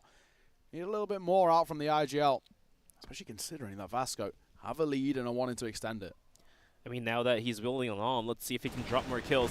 But in the meantime, trying to clear out Machine Room is going to be Vasco, investing some nades into it. Not being able to find much of a value, though. Just about a minute left on the clock, and we'll have to wait and see where Vasco wants to take this C4 in towards. LCK playing default setups, having a player right by the nook, 2 players out towards middle, and having an anchor in B. That's going to be Raff. And Spoxy gets a drop onto Silva. So that opens up the round. Yeah, you can see that Silva was kind of by himself in wood and just kind of got his head taken off. Flex is going to be pressured out of the vent. So maybe a chance for Vasco to get aggressive. They're trying to take down Spoxy. Not going to happen. Spoxy wins with the Colt and finally is taken out. But so many resources just to push onto the one sniper of LCK. And they have 4 other guys. Yeah, this could be a little bit awkward for Raffin here. He actually can't really do anything about denying that C4. VNC gets it planted, and at the same time, Action finds an important kill and a second behind it. VNC not doing too bad. 2 versus 2. And big smokes that come forward. A flash that will catch Lion Claw to make matters even worse. This feels a little dicey. They're double stacked together as LCK are trying to pull off this retake. And VNC playing up close. The spam is good. The second, now a known quality as the Zane tries to trade. Can't quite execute it. And the Colt up on high does so well. Big round for Vasco, basically converting a 4 versus 5. Really well done from the numbers' advantage. Yeah, and it's not the first time that they've done that. You know, they were down, I think it was 4 against 5, that time where MG was able to get the plant on A and end the round in that way. And again, down a member, still able to make it work. And I mentioned VNC, you know, when I first saw this guy play, I was like, yeah, not great. But nowadays, he's just really putting up the numbers. All the riflers on this team are great. And Raffin able to put up a number for himself. Actually close to the top of the scoreboard for his team as well. Maybe a bit aggressive there from Action. Felt like he really spiked great in the beginning of this map, but since then has just kind of gone down for free. Yeah, they felt quite reactionary to seeing the smoke get dropped. He wants to kind of get in there before it plumes, but he knows where it's getting thrown from. It's just a really risky kind of swing on that left eye peak. MG and VNC playing up together. And again, though, you can't discount Vasco. They won this round from the exact same spot. They lost silver early and towards that previous round, and able to convert it in quite a confident fashion. So you can never really discount them. Make something like this, a disadvantaged situation, look good. Well, VNC top fragging in the current lobby with 9 kills. Thinking about pushing out towards Machinery. And we do also see Fefe trying to get in towards middle. VNC swings and gets some damage done to Spoxy, and that'll be wrapped up by Fefe. All of a sudden, Raffin goes down as well into a 4v2. And like you said, somehow Vasco, even with a man disadvantage, is going to be able to take the bomb site and get the plant going. Yeah, this one feels done for me. I don't know if they can get back into this LCK flex. Oh, I speak too soon. 2 versus 2 and the C4 still not down. They didn't commit to sticking it when they had the numbers, and now they're going to play a 2 versus 2. And in this post plan as well, there might still be a chance for Flex at the Zane. He's in the vent. He has spent so much time getting there, and the flank is huge. He just gets behind them. And now they know where Flex is. I mean, this is so rough for him. LCK maybe still able to hold on, but Flex, just way too much pressure on him to do everything, and that is going to be the timeout going the way of LCK. I think a good time to do it because the beginning of the rounds are good for LCK. They're getting picks, and they're losing rounds, so I think there's a lot to talk about here in a minute. Their 30. mid to late rounds are actually really rough, right? That's back-to-back rounds which you've lost, basically from the get-go being a 4 versus 5. Losing that is, you know, once we can talk about it just being a bit of a mistake, twice in a row actually being slightly inexcusable. I mean, it's not that LCK is doing bad at all. It's just that Vasco is outplaying them. And to me, it feels like that if LCK can just up their game just a little bit more, well, then they can definitely start winning out the rounds. There's still 2 more rounds to go for the first half. And if they're able to just pick up the 4, it'll be a 5-4 half. And they'll be able to move into the side they will favor a lot more, which is going to be Blacklist. How's that LCK 2-0 feeling at the moment? I'm still buying it. All right. Yeah. Okay. Still early. It's a little too early. The copium, though. No need to pick on the one guy that voted for LCK. No, I do think it's a bit of both, though. I think Vasco's executes, even down members, have been excellent. Like, they're doing that last hit on a B was just pristine. At the same time, I think that LCK could do better. I think they're a better team than what they're showing. Yeah. And I think it's a good time to call a timeout before things really get out of hand. Vasco, though, really strong team. They're proving it. Even with some of the crazy angles that, like, Action has taken, they're still able to win rounds, so it really shows you just how strong they are. I mean, realistically speaking, what Vasco is doing is, even with a man down, they're basically playing by the textbook, isolate the bomb site. Yes, yeah. And have the man advantage towards that isolated bomb site. 4v3 in that case. And they were able to just swarm onto it. Yeah. Moving into round number 8. 2 more rounds to go. Let's see what Vasco is willing to do here. And it looks like every single round, they've been opting to just control middle, try to poke and prod in towards vents. Yeah. Poke and prod in towards B. I do like this slight change up because they've normally been playing mid with like Spoxy playing a little bit further back, and then you've got the supporter kind of either Raffin or Flex who's swinging in from window, right? So at least in this time they've gone actually quite aggressive. They take doors control, and that way it really does limit actually what Vasco can do. I mean, even see Fefe has to fight back from near spawn more or less. So this way they can start to put real pressure on them and sort of isolate them, pincer them into really awkward spots like Machine Room and trying to come through those lockers. But then again, after the tactical pause, LCK decided to start gaining a bit more ground out towards A. The coach basically told him, okay, if there's no aggression down towards A, go out, scout out a little bit more, get some information. And that's exactly what Zane is doing out towards double doors. Can be a little bit dangerous if you get caught out, but yeah, I do like the idea. You know, don't just give them A for free. Raffin is going to take down one. You see that once again. This time it's Fefe who does poke his head into lockers, maybe trying to get some information himself with a deep smoke here into lockers. Didn't quite pay off for him as Raffin was ahead of it. And so now, once again, Vasco down a member. Will they win the round again is really the question. Or can LCK just hunker down and finally stop this execution? Well, Raffin basically says no to that, picks up a triple kill. And the C4 is downed as well. Action will have to try to do everything to recover the bomb.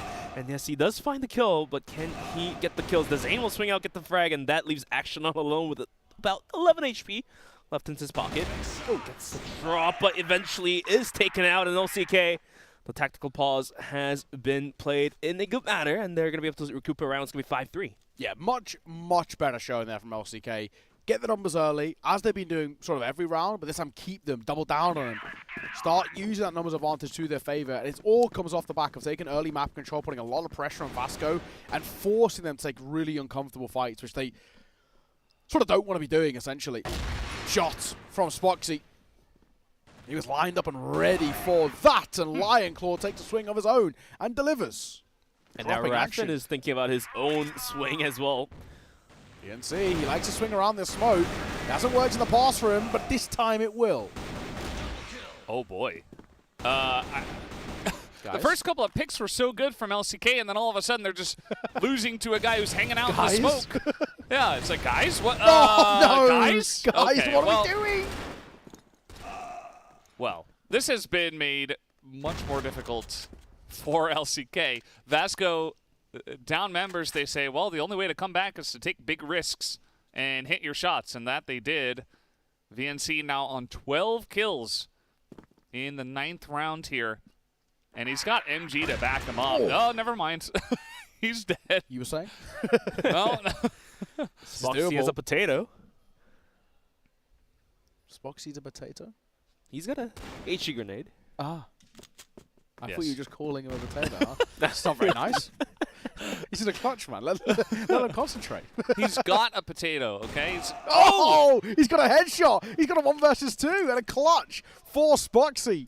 The hero of this team, time and time again, steps up to the plate. That's just 12 kill, I think I saw that at the end there. Yeah. For this half. Not bad at all. And actually a pretty good recovery. They were 5-2 down. Call attack pause. Win back-to-back rounds into the half. As you can see up on the board, 12 kills for Spoxy, 12 kills for VNC. A little bit slow day for Flex, but he's been hitting some good shots on the kills that's needed to go on the retakes. Yeah, it's a very even match. Both the IGLs not putting up the numbers, but the rest of the team are. As in goes VNC. MG going to get the first kill, but it's a massive machine room fight, and it's going to go heavily in Vasco's favor. Flex able to trade one back as he's getting in there himself. He is a bit alone, but if we can see on the minimap, they've got the A site wide open. LCK going to be checking down. It looks like they have a good idea of that as well. With such a huge committal onto the machine room, you can just kind of run into A sometimes for free, and that they will. Yeah, and you know, I hate to bring it back, but again, this is the thing that NEXTTOP weren't doing. When you see over-aggression on one side of the map, reclaim the other side. You know it's going to be on demand. It literally has Poor to be. NEXTTOP. Yeah, I have to, you know, it is unfortunately just a perfect example of countering what is very good by LCK here, which was very poor by them. It's mid-rounding. It's sort of using other parts of the map to your advantage. Nice flash and a swing. Bit of a tag, not quite the kill though. Needs to find it, and oh wow. Well, Fefe and AKT Action do very well there. And a good retake for Vasco to double up on their lead. 6-4 on the scoreboard. I mean, sure, the machine room commotion went all the way towards Vasco, but somehow LCK was able to guide themselves to the other side of the map and get the bomb planted. Almost ticked it down all the way. However, the retake came in strong and they were able to get the defuse going. And once again, VNC deep in machine, and now he's getting completely flashed. Somehow Dezane's going to start swinging and the shots are not going his way. He does get the drop though, and Fefe and MG has it all to do. Fefe now being challenged outside of machine by Dezane. It's a bit more damage with the nade as well. Look at the C4. He's once again. He's on A. He's like, well, we also got the kills. As meanwhile, Fefe's kind of in no man's land, but he's doing pretty well for himself. Only gets one though, and that's probably not enough unless MG goes huge. Honestly, this is where MG pops off. True. These are MG rounds. Yeah. The YouTube highlights, the TikTok highlights. He's like, all right, now finally I get my opportunity. Well, I mean, MG's roll for the sub base is, I would say, about 4 out of 6 for now. I have a good feeling he might get the drop for 2 kills. And there's a clean pistol kill. That's a crisp headshot as well. And now looking for the second. He does have some utils to work with, but Spoxy was waiting with open arms, and Raffin has a good angle to spring any moment soon. He does, and he does get the kill on LCK. Will be able to find their 5th. It's close. Not a bad effort at all. He just flicked that call a little bit to the right. He might have put it into a 1 versus 1 against Spoxy. And that head-to-head is something that we want to keep an eye on all the way throughout this series. And LCK keeping this competitive for SV. They lived and died by the if it ain't broke, don't fix it. They went again towards Machine Room. That time failed. This time Spoxy's realized, I'll be getting A control and stairs control for free. Nobody's ever been testing me. So let me see what I can get away with. It's a lovely shot from him, but the response isn't too bad. MG finds one of his own as well. Needs a second under pressure as Zane trying to barrel down with that Colt and Will. Heading to swivels, he looks to find a mid-rotate. And Silva now thrust into a 1v2. This has been an incredibly quick round as that C4 goes down. Spoxy on 13 kills and Zane with 11. Silva does have the flash and smoke to work with, but the bomb is not in the best position for him to go on the retake. Let's spot the Zane, goes for the pot shots, not going to connect those. And now he's forced to go up on Heaven. How's that? It makes it worse. To be honest, I feel like Spoxy is being more MG than MG is. Yes. Like, Spoxy's the one going for the crazy angles, getting the huge value for his team early and late. You know, pre-plants first kill, and then post-plant he locks it up, close range snipe. And he was essentially the biggest part of bringing a couple of rounds back in favor of LCK. And it was very close in the first half. Now we've got Action in mid just kind of hunting people. What's going on here? They did not expect that. Action has had enough. VNC almost getting caught there too. Now juggling with the boxes, but he's going to get swung by Raph and eventually goes down. The refrag was there by Silva. Down to a 2v3. This is carnage. Everyone's just running at each other. This is brilliant. They're going to come over. It could actually be a bit of a dunker. Does go a little early, though. Man advantage still. Over towards Vasco. Lion Claw going to set up over towards stairs. He's expecting this rotation. With the C4 going down, this is a pretty good post-spawn position to be in. Yeah, a couple of potatoes left as well. And our favorite. Now it's just Zane. And he does hit the one shot, but it's not quite enough. And Vasco will get the retake. Makes sense. I mean, 3 versus 2. They were able to isolate the first guy alone. And Vasco get it done. I mean, even then, this round, big props to Action for swinging out mid, going quite aggressive, getting the double kill to make this round happen. If that didn't happen, I feel like LCK could have just taken the lead here. Yeah, it's a real ballsy call by Action. And you can see, you know, he's so wary of Machine Room because LCK have been taking that position quite a lot. So he has to, he's stuck in the definition of no man's land, and that's the kind of duck and dive. He does well to get away with a second, honestly. If he goes 1 for 1, it's a position that I don't actually even think is really worthwhile, bar maybe the information of a few of the players there. But the fact that he goes 2 for 1 is massive. You can see. Until comes over, wants to fight. Spam is not good for the first, but Repositions and will deliver. It's a big kill on towards Rafa, and he's still alive. Has the flash, has the swing, but it's not good enough. The support, though, from Feifei is very important. And the Zay's not exactly healthy. It feels like LCK, it's like a waterfall right now. Like they're just kind of running into A, not wanting to waste any time. They do not want to get flanked or get caught off guard. They say, okay, we want to play on our terms and our pace, and we're just going to charge into you. Now Spoxy, ooh, a bit flash, a little bit of a hesitation. Whatever it may be, Lionclaw now behind the nuke. He is going to get one. He knows where action is. Pretty difficult angle, though. And he's got MG behind him. Nice spray, though. Buying a lot of time. He's got a chance here. One tap could do it, and he does it. Unbelievable. Lionclaw going to stand up and say, this is my server. What a clutch. What a round from Lionclaw.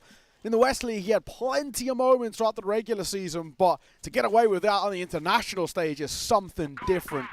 That alone might have just fired up LCK to be able to push them towards taking this map. Lionclaw is one of the players that we don't give enough hype on the side of LCK. We always talk about Spoxy, we always talk about Flex, but somehow Lionclaw is going to make his name here on the international stage.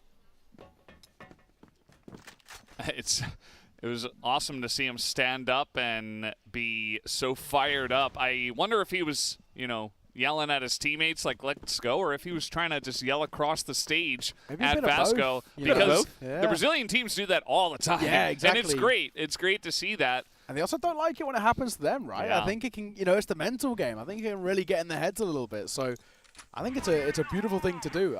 We always ask some of these other teams to, when you play against Brazilian teams, get loud of them. I know it's not your style, but it makes them feel uncomfortable. Ooh, VNC maybe in a little bit of trouble, but no, he controls it once again. Raffin not really checking that angle, although VNC same spot, and now really nice long-range M4 shot from Silva, just covering the angle, not missing a beat. VNC here as well, and another headshot from him. And now you're really just kind of left out at sea by yourself. Flex is like, well, my team is dead. What do I do? The IGL put to the clutch here. VNC will wrap him up, and Vasco will start leading out 8-7. Just a round away from finding the map point. Rather, it's the same way you described, just waterfalling down into the A-bomb site, but VNC was able to just hold it down by himself mostly. Getting the initial frag and then waiting for his teammates to rotate back in. Silva with the M4 with the long-range shots was able to tap the heads off of the LCK. It's a very, very good round from Vasco, especially considering the round they just lost. To win a dominant one, to follow it up, just to regain that confidence, to say, we're not in any trouble here, we've still got the lead. Yeah. We're still in that position to take away your map pick. That's what they needed. If they had lost that round off the back of losing a clutch, that's where I think your mental booms completely. You get tilted, and it does mean that you falter. Thankfully, they're okay. LCK, a lot of presence being shown over towards Machine Room, then Lockers, but Vasco aren't really holding that position. They're more than happy to give it up. Yeah, MG is going to be tucked up in the backside, just holding the long angle. And he's been not missing the shots that he's been waiting on. This is going to allow Raffin to start swinging in. Yeah, Raffin is in. There's a really heavy lockdown on B right now from the side of Vasco. And it's basically just only VNC on A. You got one guy in the middle ready to flex a bit. That's Silva. As it's a bit of a slow push, maybe trying to wait and try to fool Vasco into maybe thinking they have rotated out. That's not the case, as they're waiting to double hit on a B here. Flashes in. Fefe up close on towards Pele. He's been spotted, but he does so well. As 3 kills go in favor of Vasco in quick succession, leaving just 2 alone. Zane and Spoxy, 2 big names over towards his LCK side who have to go huge, and they can't. Spoxy thrust into what feels like a near impossible 1 versus 4. Not only the numbers disadvantage, but the bomb dropped in what feels like an unrecoverable position. Surely this one's done here. He had his moment, sure, but a quick shot and a quick response. Vasco find map point on their opponent's map pick. Let's go take a look at the replay here of Lionclaw clutching the hell out of this one. That's the first kill. His teammate goes down. Fefe swings him, goes down. MG just not being able to find the cold shots, goes down in action on top of the bomb site, gets bolted out from the lobby, and there was the clutch. And that was the last round that LCK won. True. Since then, it's Memories. been 2 for Vasco. And it was a big moment. Everybody was getting hyped, and Vasco just stayed calm and just playing their game and playing better Crossfire at this point. I think LCK need a bit more than, you know, one guy to pick up 3 kills at the end. They need just more leads and better executions onto these sites. Whereas Vasco was just brilliant when it came to attacking sites. You called it textbook bench. It was really pretty much by the book, and they weren't missing.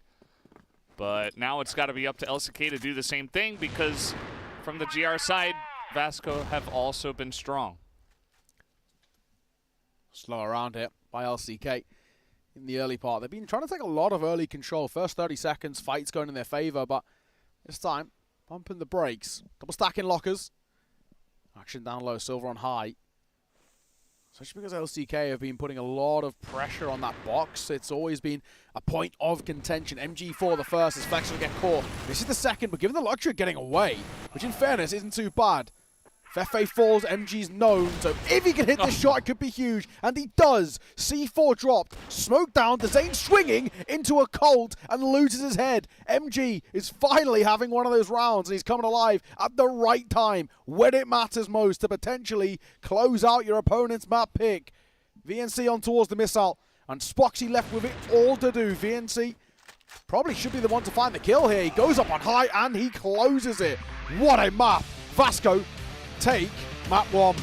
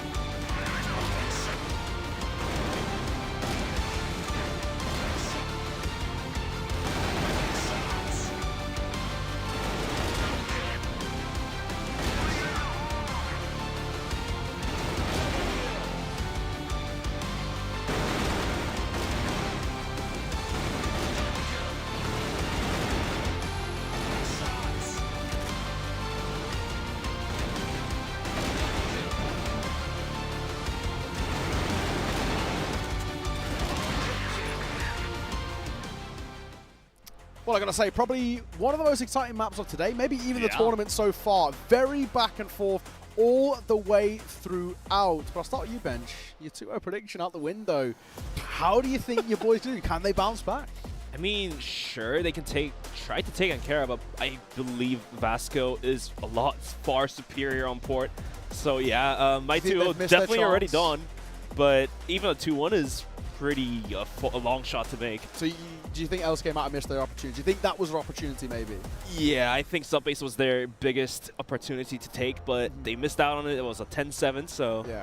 Unfortunately, it wasn't a bad showing, right? That's the main thing. But, you know, we touched this a little bit in the pre-show. I did really feel Subbase is a big gamble to go against Vasco. This is a map that they've looked really confident on, you know, so far this year, on LAN especially. And, well, the gamble didn't pay off. Yeah, I think their GR side was pretty good. I think their Blacklist side was also decent. But, again, a lot of it came down to just Vasco playing insanely good Crossfire. I think that, again, everybody pulled their weight. VNC had a big map. Action was putting up big numbers. And, I mean, MG's kind of, you would expect that. Sure. At the end of the day, you know, LCK, I think you kind of understand why they go ahead and pick Subbase. But I'm still kind of feeling like, you know, I said before, either it's going to be 2-0 for LCK or 2-0 for Vasco. And now that Vasco have won, it kind of makes sense to me. I'm like, okay, you tried Subbase, you tried the Gambit, you played really well, did LCK, but it just feels like Vasco are a better team right now.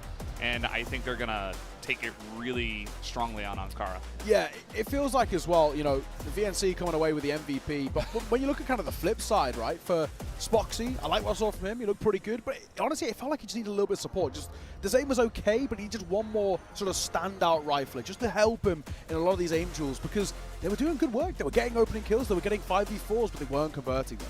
And this basically links back to what we were just talking about. Spoxy, just too much pressure on him, too much work to be done by him. He's the one getting the first frag. He's the one trying to clear out the corners. He's the one going out to the retake. Yeah, like you mentioned, had anyone on LCK provided the needed support, then we may have seen a 10-7 on the side of LCK. Yeah, absolutely as well. And now with Vasco taking your opponent's map pick, you've got to have a lot of confidence. Heading in towards map number 2 into Ankara and thinking, we've got a good shot here at 2-0, start off our tournament in a really high note and actually start to, like we saw at the Summer Championships, push towards playoffs. Yeah, and you know, me and Bench were talking about a bit about how Flex was able to come up big in the regional finals, and he was able to show some really awesome sniper play. I feel like sub-base, not really a map that they wanted to go to double on very often, especially from the Blacklist side. I don't think he did it even once.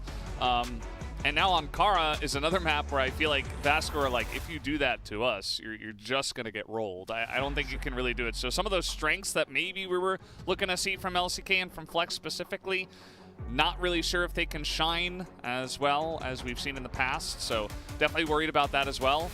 Moving into Ankara as well, this is another one of these maps where, yeah, you can pick Ankara, you can feel good about that, but then your opponent gets Blacklist, and it's a Brazilian team who's really good at executing. True. They might just begin to roll you over and over, and then all confidence is kind of out the window. So it's going to be hard for LCK to hold on, but we'll have to wait and see if they can. And it wasn't a great map for them at the Summer Championship either as well. You know, LCK didn't really get off the ground at all in Vietnam, but on this map in particular, they really did struggle, especially on the GR side. And, you know, for them, that's the awkward thing for me. I feel like you've got to put up a strong GR side against a Brazilian side if you want any sort of chance. And unfortunately, the stats don't look too favorable. Yeah, like you just saw on the stats, Vasco has pretty even stats, both Blacklist side and Global Risk side, above 50%. Yeah. And they also have decent amount of numbers played on that exact map. But for the side of LCK, they do have a little bit falling behind on the side of Global Risk. It was below 30%, I believe. Their Blacklist side is alright. It's above 50, and luckily for them, they do get to start off on the Blacklist side, if that makes it any better for them.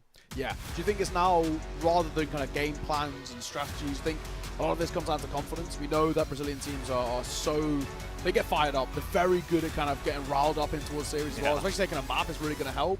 And for LCK, on the other side, you can maybe see them get, you know, a little bit tilted, saying we had moments there, but it wasn't good enough for us. We're under a lot of pressure. Yeah, I think especially against Vasco, you know, separating them from the rest of the Brazilian teams, it feels like, as I said at the top of the day, for them, they're just very consistent. You know, everybody pulled their weight on the first map. Sure. They didn't get up and shout and go crazy. They had some snowballs, really good rounds in a row, but it's just so difficult to find any edge when the snowball is just this large and there's no real, you know, nobody's getting tilted, nobody's kind of doing it too far, right? We saw Action have like some really big rounds at the beginning, and then he kind of overheated, but then he calmed down and he was able to do his job.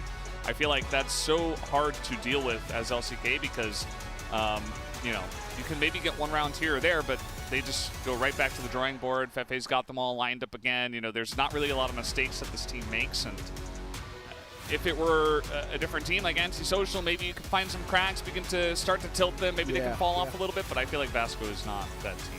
Yeah, like you said, not a single player, as you saw in the stats, is falling behind on the side of Vasco. Almost everyone was putting a number of 1.0 KD or above, except one player. And even for the player that was below, one was 0.89, so... Yeah, was that Fefe, I think it was?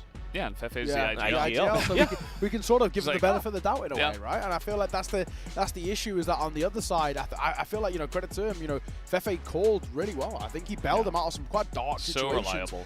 We spoke about it a little bit, right? That there's back-to-back rounds where they instantly lose the man advantage in a 5 versus 4, and they still win both of them. And they win that actually really handily. I thought their executes were really solid, and having a caller like that who is actually so reliable and so good at adapting.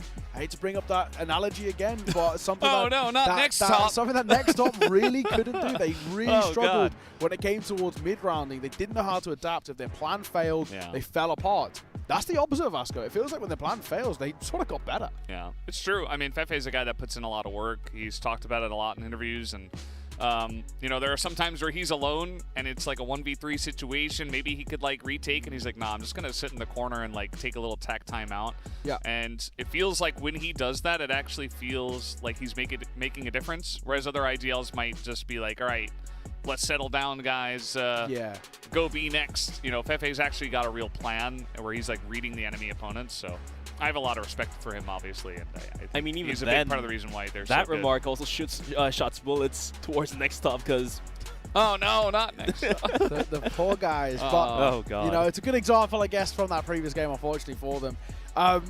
Where we're at the moment, LCK heading in towards Ankara, it's a map in which they, at the very least, they do play domestically. They do play it to a fairly solid level as well, but maybe it doesn't say a lot considering the West obviously has quite big disparities between the top and the bottom in terms of how strong the region is. So for LCK, I really am wondering how they're going to adapt towards this Vasco side. We've already seen them. I think the worrying thing for LCK is Vasco are ramping up. They maybe a little bit of a slow start, but now that they're warmed up, they're really hard to stop. So I don't know if LCK, how much more do they have in the locker, in the tank? Can they get that extra, you know, up to 110% to try and push it towards map number 3? Yeah, I mean, there's definitely the doubt. For the regional finals we casted, me and Valdez casted, LCK had a decent showing in Ankara, but like you mentioned, the momentum has been picked up by Vasco, and will that be enough for LCK to stop the push coming from Vasco? I don't think it's going to happen, but we still have to wait and see because they do get to start off on the better side.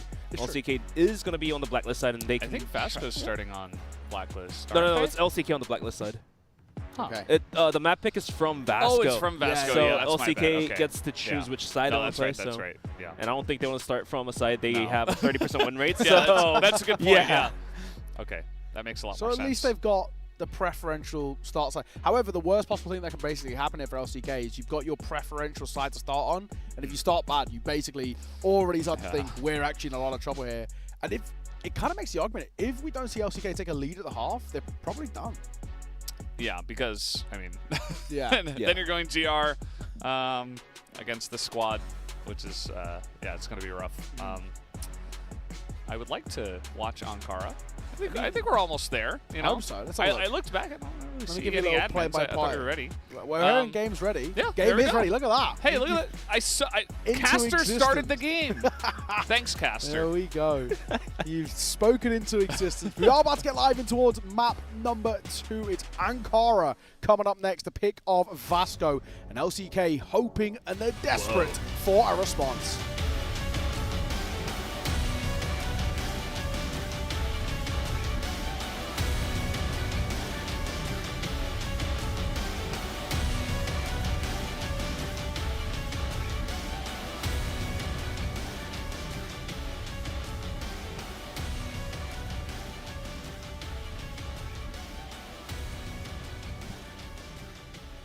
Welcome to Ankara, pick of Vasco. LCK need to start strong. That is an absolute given. If they don't, we're worried they could be in a lot of trouble. It could be over before it even begins. Huh. I mean, given Vasco's global risk is not half bad on this map, Fefe already in connector. Goes for the shot, is going to miss by the hair. But look at the rest of the map. I mean, mid was free. Actions like he came out of B, he came out of hotel. And I think maybe he was just in mid with his buddy Silva. The two of them just charged in. So LCK kind of in the corner here. The entire map is owned by Vasco. Now, if action goes down, then you lose a ton of information. But still, at this point in time, I think Vasco are feeling pretty good. Yeah, LCK is completely boxed in. They're trying to recover some ground down towards middle. Action getting challenged and eventually goes down by 4 players gunning him. That's confidence. That's the only overconfidence there, absolutely. I mean, it worked, I guess, a couple of times for him in map number 1. So he's thinking, I'm just going to back myself here. Well, if they were pushing at that exact moment, if he had the perfect timing, then that would have been good. Otherwise, yeah, turns out like that. There's your top player in towards map number 1, dropped. Another one step up. Silva doesn't do half bad. Getting a double. Cold swing and a find. Oh, Fefe. Talk about leading by example. What a shot from him. But they're barreling back towards B. Despite the presence heard, seen, and spotted on towards A. So a long flank going to come forward. And given the chance at planting that C4, they've got a long way to go as well. At the same time, because they started to step away earlier before the C4 planted, they do have enough time to rotate the players out towards long. G took a bullet to the foot, but he is going to be safe and sound. Double sniper on the retake. That's not easy, man. 3 snipers. Yeah, there's an AK on the floor. I think Fefe might have picked it up. Who needs it? Colt pulled out, and MG gonna see him from behind. Oh, wow. So, what a weird round. But Vasco end up winning it. Action dies early with one of the wildest decisions to peek and stick around in towards top mid. And the retake works somehow. But not a good start for LCK. We sort of said they needed to start well. But definitely a big shout out to Fefe, the IGL, just pulling the weight here. Yeah. Somehow. That Colt is magical. I think he had like 3 kills, 4 kills. So entirely I think sure. 3, I think it was, yeah. That's the thing. I mean, any of these guys can carry. You give Fefe a chance. I mean, he's also a pretty good sniper. It's true. So he's picking it up. You know, I feel like he and Flex are kind of similar in the way they play. I think Flex is a great IGL as well. It's just Fefe and his team just a slight step ahead at this point in time. But yeah, Fefe, incredible stuff in that last round. And now LCK going all Hail Mary into the bomb site. Fefe spraying down one quickly, and VNC with a double as well. Somehow, that leaves Spoxy all alone to the work here. 1v5, and now he's getting pushed in all 4 angles. He's flying. Safe to say, off the back of that one, fellas, that was a questionable decision by LCK. Yeah, it just felt like Vasco were so ready for it. Like they had 3 guys on the site, and on top of that, LCK pushed through double smoke, it looked like. Yeah, it feels very unnecessary as well to go for a play that risky at this point of a game. And they've given Vasco a 2-0 start already. Yeah, I mean, not much of a value to be realized for the amount of risk they're taking. Yeah. Eventually, that's going to be a back-to-back round loss for LCK. And I like how we were just talking about LCK needs to start off strong if they want to have a chance to go into port. And this doesn't seem to be the case here in EU. I'm with you, man. I really feel like LCK are throwing away their chances bit by bit.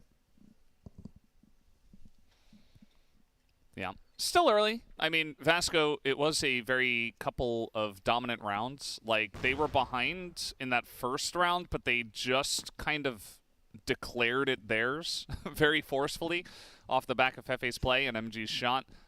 But yeah, the second round was very dominant as well. So still early. I mean, there's room for LCK. They still have a timeout in their back pocket if things continue to go awry. But yeah, still looking good for Vasco. Let's see how this. Hello. Uncharacteristic for MG to miss that. He's trying to barrel back in towards the site itself, and he actually will end up getting caught. Action also gets tagged up too. Not going to be easy here, as I say. Doubles back, but the fights are looking favorable. Back into a 3 versus 3. Fefe has a support as well as he opts for the pistol back into the rifle. 3 versus 2. C4 still yet to go down, but at least the B site is taken. There's a quick flank from Action. So they might even struggle to get this bomb down. Will be planted. Another tap comes through with Zay left all alone. What feels like a nigh impossible 1 versus 3 here as he's stuck in towards the backside. Will come through and a very easy retake. And well, ultimately, guys, a very easy round for Vasco. Another one. Yeah, at the end of the day, I mean, this is kind of what I was expecting. You know, Vasco, you give them some room, and this is this round. I mean, they were so ready for this. 3 guys on A. They had smokes in the doorways, and it felt a little forced from LCK. It was just lights out. And that was round 2. Round 3, similarly dominant, I would say, from Vasco, even with a little bit of iffiness from MG. The rest of the team's right there to back them up. There's that consistency. This is what I was worried about after map 1, which was so close. Map 2 is just a landslide so far. It's true. Nate comes over. A little bit of damage towards Flex. VNC. Bad idea. The Zane's not too far away. Another nade comes over. I think it went just a little bit past Flex, so it doesn't do as much on top. They're going back to that default the A here. They want to go quicker once again, and it starts off well. First is good. VNC going to get caught. Play on towards backside. Fefe got to step up big, but he only good enough for 1. There's a deep angle for MG. He might try and catch somebody on the cross here. At least that information, there's nobody tucked in towards that back right. Now going in a retake. Spoxy somehow gets caught off guard. Silva will find the drop down to a 3-on-3.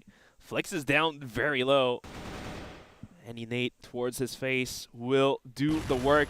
Lion Claw completely flashed out. We'll have to rotate back up, and Action will swing in, get the double kill, and that leaves MG to the work, and he goes down. Zane and Silva in a 1v1, but looks like Silva's going to find the better of Zane, and the bomb will be defused. Vasco continues to put dominance on top of LCK. It's going to be 4-0.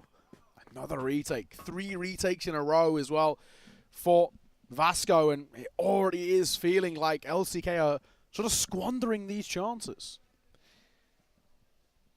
And what's even scary is that MG's only seeing a single kill. They've won 4 rounds with MG basically not logged into the lobby here. Yeah, and they've limited as well on the other side. Spoxy to no kills. Yeah, and this is a good time for a pause. I Definitely. said, you know, they still have it. It's a good time to use it, for sure. They don't call it now. I feel like already letting them get up to 4 feels like a good time to say, right, let's just take a breather. They wait for what potentially could be the 5th. Zane, better late than never. True. Yeah, Zane does win that fight. He's got 2 health, better than 0. Another part, by the way, of this roster from Vasco is that they've got a lot of players that can just pick up an AWM and do well with it. We saw Silva hit the shot the last time. He's got an AWM again. You know, it was Fefe at the beginning. Silva's trying his hand. I've even seen VNC AWM at times. I think the one guy you don't really see do it is Action, but it's nice to have that versatility, that flexibility to just, you know, mid-round have Silva pick it up if he feels like it's what he wants to use. Fun fact, Action during 2022's Grand Finals did the Bogdan's Law, but he miserably failed on it. Well. And ever since then, I have never seen him pick up an off, so. Better to give it a try than to never try at all, I guess. Yes, yeah. Big swing. Refined from Raffin. Silva going to get caught. MG has to have one of those rounds, and well, if anybody's going to do it, it would be him. Good for the first, looks for the second. Oh, what a shot! On towards the Zane! And the 4 comes through for MG! What a round! What a time to step up. LCK, who called a pause prior to that round, now have to sit there baffled as to what just happened. It's like watching Brazilian football. They're passing the ball, passing the clutch to every teammate. Oh, no. That is, what the hell are you doing? If I'm not mistaken as well, I think that's Loons from... Yes, it is. It's Loons from Lazarus, yeah. So, you know, they've pulled out all the stops. They've brought in the coach who definitely knows what he's talking about, and he's very frustrated. Yeah, like you said, like the timing of this timeout could not be worse, actually. Like I said, we kind of needed it before that round. And we even just said as well, like they're doing all this without MG, and then this is his round where he just decides, okay, you guys didn't need me until right now, and now it's my turn to clutch it. Yeah. And to make the things next time worse, it's Silva, you know? they dropped 5 rounds in a row on the side of their favorite. True. Are we looking at the first 10-0 of the tournament here, Neo? What are you guys feeling? Do you think, for me, this kind of feels like this series is already done. Vasco looks so good. It feels like mentally, yeah. Yeah, Vasco is a team that I think can get a 10-0. You know, I've been harping on this a lot, but they're just so consistent. Like, they're not going to just give you a free round for no reason. They have so many plans, plan B, plan C, plan D. Yeah. And it just feels like there's just so many layers to peel through that I don't think that LCK in their current mental state can do it. But we'll see, I guess. I've got to say, something that you also sort of touched on as well with Vasco, you kind of, it's a ridiculous round that. With Vasco, you sort of know how the map, maybe the series is going to go from actually the opening few rounds. Yeah. Vasco, you can kind of get the gist of things and just how good they are really early on. It's a bit of a weird way that it starts off. A nice response and an answer back from Flex. They needed that. Numbers advantage. Forward, but only briefly. Got to go huge here, VNC. Going to get caught, though. So 2 versus 3. And actually with Silva being tagged up here, this is a lot harder on that retake. Silva running on top of Heaven, trying to catch anyone crossing. Won't happen. Now, they don't have the time to wrap all the way around towards Long. They will have to force it towards Spawn. MG already posted up front, trying to get some angles, but does he see Spoxy? I don't think he has a vision. Now he's going to start swinging, gets the drop. That's the beginning of the greatness. MG now with the cold swings in, goes down, and the Zane's going to find the last kill as well. And LCK finally picks up a round, but it might just be a minute too late here. Yeah, needed that. Really needed that. If you call attack timeout and then don't get the round to follow it immediately, that's what you mentally do, Boom. So at the very least, maybe this might be a little bit of leeway at the tail end of the half to have some level of a recovery. Maybe they need more mental, Boom. They look better after they get rocked by MG. Yeah, Yeah, I think that was nicely tried by Vasco, by the way. You know, sending Silva to just fire in some shots and be a distractor for MG to then try to do another YouTube highlight. But it wasn't meant to be. Nicely done from Dezane and the squad to hold it down. As now it looks like they do want to go into A once again. They got 3 guys in vents already. Only 2 people here for Vasco right now, but VNC at least gets the first one. M4 in position for Fefe, and he's able to get 1, but does get taken down. That's the A site here for LCK. MG's so low, he didn't want to go close there because of the, possibility the HEs. They haven't smoked this off, though, so they're going to plant. And he could have got dropped. He will eventually. C4 does go down first. Spoxy up close, and he also follows him 6 feet under. That is a really good retake coming through from Vasco. They needed a smoke down over for that rotate via spawn, but they didn't do it or didn't have it. And MG as well adding onto the sneaky arm shot. Wrapping the round up 6-1 on the first half right now. Not looking too good for LCK. I mean, sure, after the attack pause, they were able to pick up 1 round. But it looks like they just weren't able to continue on with the trend. Spoxy 0-7, by the way. That's rough. It was 0-7, and average damage per round was 3.9.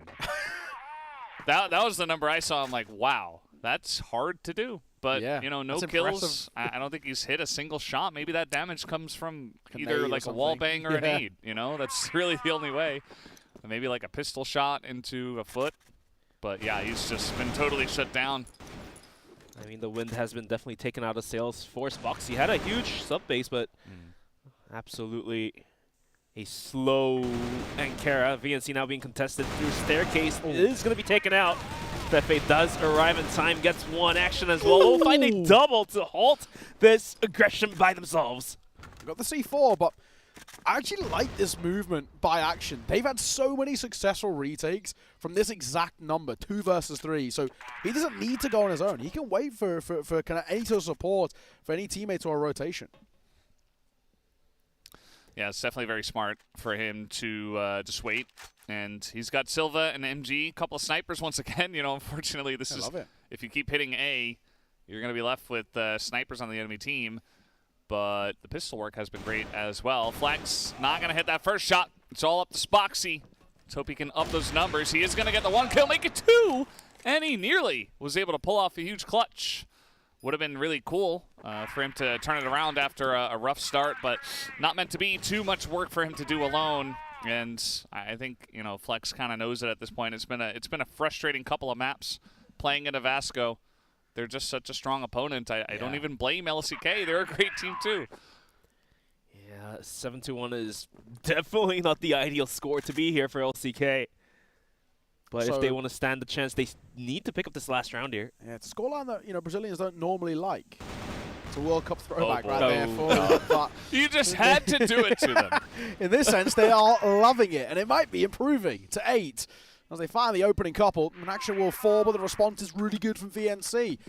We're 20 seconds into the round, basically, and it's already down to a 2 versus 4. Make that one. Oh, none. 8-1 for Vasco. What a first half performance. LCK, I think, are done and dusted there, fellas. I don't know if I believe. Yeah. It's time to go back to the drawing board, go back to the scrim room, and put in some work because you're going to have to win 2 other matches. It's not going to happen against Vasco. It's not an easy group either. No. Well, now the sides have been swapped. Let's see what LCK is willing to do here. Vasco just outside of A long with composure is going to patiently start clearing out the yard. Nades are being flown. Not finding much of a value. Raffin tucked up in vents. Can he find the opening frag, or will he get dropped? That is going to be the question here. It's a good angle, but if he loses this fight, make it look very awkward. A wide swing. Oh my god, VNC, that's so quick. His ace flashed it. He'll respond well, drops to C4. Good chance, and he gets a second behind it. Not bad. But at the very least, LCK are still trading effectively, giving themselves a chance. It's all down to 1 man. MG needs an MG round. There might still be a chance. 1v2. Does find the Colt on towards Lion Claw. into a 2v1. The C4 down deep in the bomb site. Doesn't help too much, but MG has all the time in the world he could use that to rotate around, but rather he's gonna stick around just outside of A, waiting for the smoke to dissipate.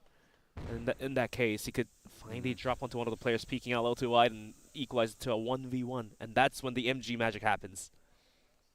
There was a second smoke available to them, so they're just going to drop that down. We'll buy some time, but as you mentioned, it's not going to last forever. MG still looking to pressure through vents instead. Knows he has to just kind of go straight through the front door in one way or another. Down goes the smoke. He's in the vent, and down goes MG. Second round here for LCK. Better than getting 10-1. True. And if you're going to start a comeback, you got to do it right from the get-go. If you get bowled over right away, I mean, then it's really lights out. So better to at least pick up the one. And they did it pretty nicely. Started off with Dezane having a very good angle, just able to passively kind of pick off one by one as they ran into the site. And then Flex was there for the backup. And now VNC is testing. Spoxy gets the drop, and with the pistol out, is not going to be able to find the bullets. This VNC is going to find the trade to a 4-on-4. C4 to be picked up by Action. And it looks like Vasco is going to be leading it down towards A, it looks like. It's a good call. There's only one player here. It's only Raffin. He struggled in that last round, too. They're going to go for a smoke. Raffin can play behind this. He might even try and quite quickly call over a bit of support. He is alone here. The C4 feels like it's committing towards A. The vent push, which he did oh so well with in that previous round. And he's still left alone, and now as he dies, A is open. Vasco going to barrel in, and they're going to realize pretty soon no one's actually here. U2 will be used, smoke to give them some space on towards the site, and this now becomes a pretty difficult retake for LCK. They missed the timing to have to fight as that smoke is pluming. So they've probably got to reset. Flex eats a grenade to make it even worse, and a flashbang behind it. C4 goes down, and best of luck, this is not easy for LCK. And the flank's being held too to make it even worse. Well, now Lionclaw trying to flank around will eventually find the drop onto MG on a 3-on-3. Has some utils to work with. Dezane somehow finds a tip of VNC, and Action is being tested as well. But the bomb timer is ticking down. Silva gets both of the kills. And that's going to be Vasco finding the match point. And just like that, they got the one round. Maybe you could believe in miracles, but it feels like the miracle dream comeback is donezo. Vasco have been just so difficult for LCK to deal with. And that's not going to change here as we move into potentially the final rounds. Could be another 10-2 if Vasco ended here. They're trying to push into the hotel and take over this part of the map. You didn't see a lot of this from LCK. Mostly just 8 hits. And Vasco, they say, nope, just kidding. We're going to rotate out. Yeah, it really was one of the issues, actually, with LCK. There was just no variation for them. When they were losing, they would just go back and do the exact same thing to follow it. In all fairness, Vasco are doing the exact same in the sense of they're hitting A for them. And now Raffin is the solo player trying to hold down the A bomb. So he does have the reinforcements, and Vasco might send it towards A, towards Vents, as we can see the C4 climbing in. Action lining up his flashbang. VNC's going to take Raffin out, and he's going to start leading the charge here. How does Action find these kills through the smokes? Good trades coming forward as well. Missed shot from Spoxy, and that's probably game set right there and then. Lionclaw's got to go nuclear. VNC and Action are both low, but this feels still nigh on impossible. A 1v4 to 1v3 and spam down through the box. Action closes it as Vasco take the series 2-0.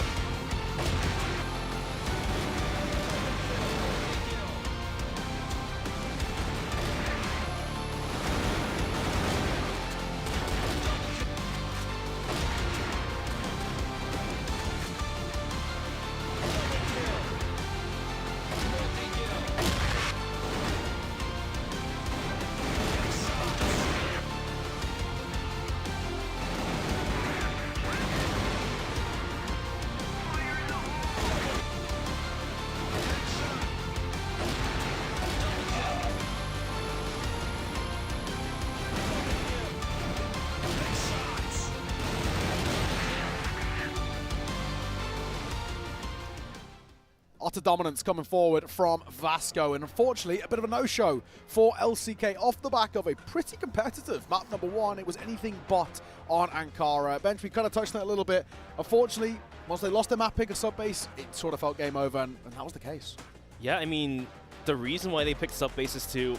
They more than definitely has prepped something, and they showed it. They were able to isolate the bomb sites, get the bomb planted and all that, but at the end of the day, it was a 10-7 towards Vasco, and then you move into Ankara, where probably 90% of the times you haven't prepped much tricks up your sleeve, and I guess that's the case. 10-2, a devastating score, you say. Yeah, it was tough. I mean, when we look at it as well, with a slow start coming out for the LCK side, it really did feel, especially what we saw on the camera, they looked pretty mentally checked out. Yeah, I mean, it's hard to feel good about that, right? If you're LCK, you are a very competitive team in your own region. You come to an international, you face off against a very strong Brazilian team, you get absolutely crushed on Ankara. Yeah. First map is, it's good. I thought it was pretty good. At the end of the day, Vasco are just a really strong team. I think that's fine. Ankara, though, they're really going to want that one back. But it's, first match of the tournament, a little bit of wiggle room potentially in the next couple of matches for LCK.